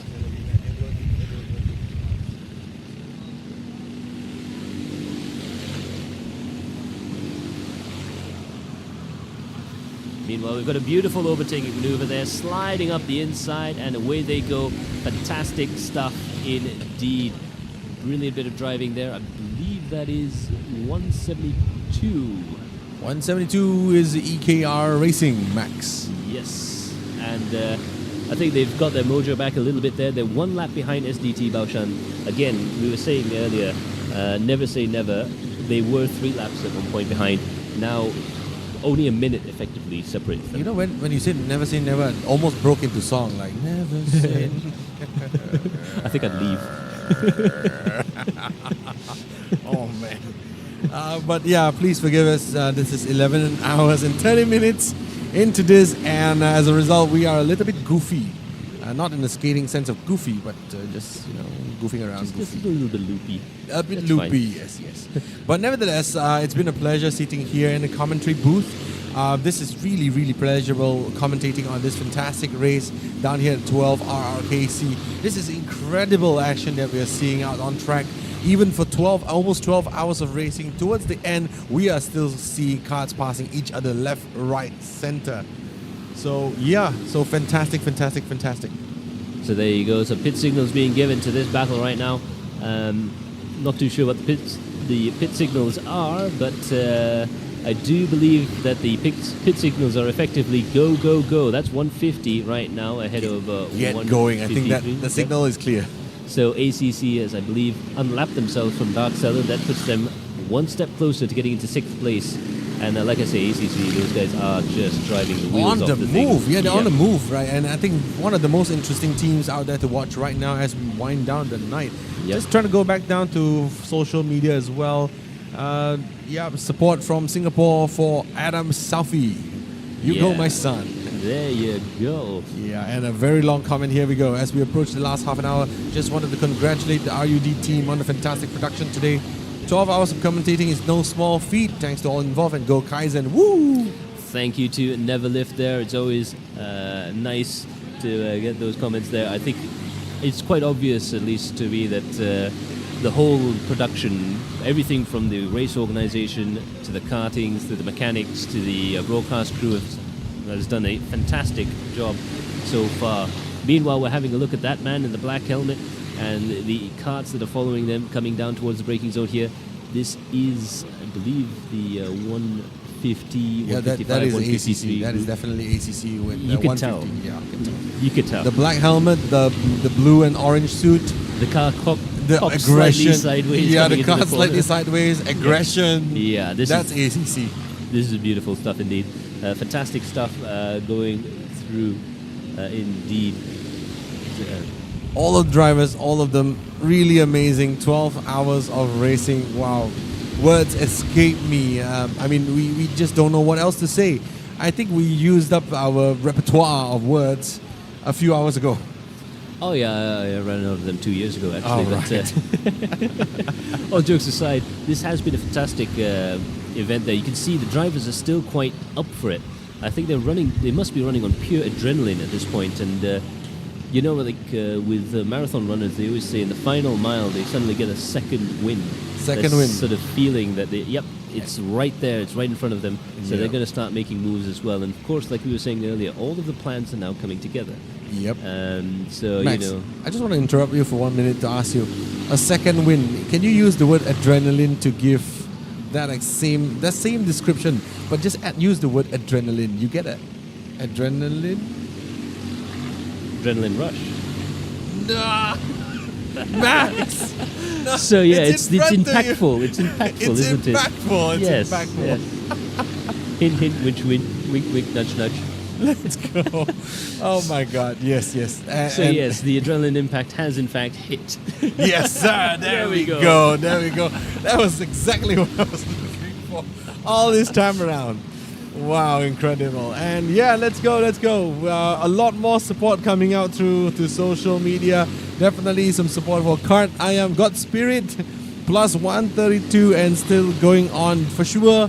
No one is giving up on racing here tonight. They want to take that checker flag. Checker flag. If it's the last thing they do, they're going to go for that checker flag. They're going to pass underneath it and finish the race. Even backwards. Yes, even if they have to push the thing. Even if they have to push. Yeah, I think if you break down the last lap, you run 1.2 kilometers with your transponder gear and get it done. You're gonna Ricky Bobby it across the Ricky Bobby.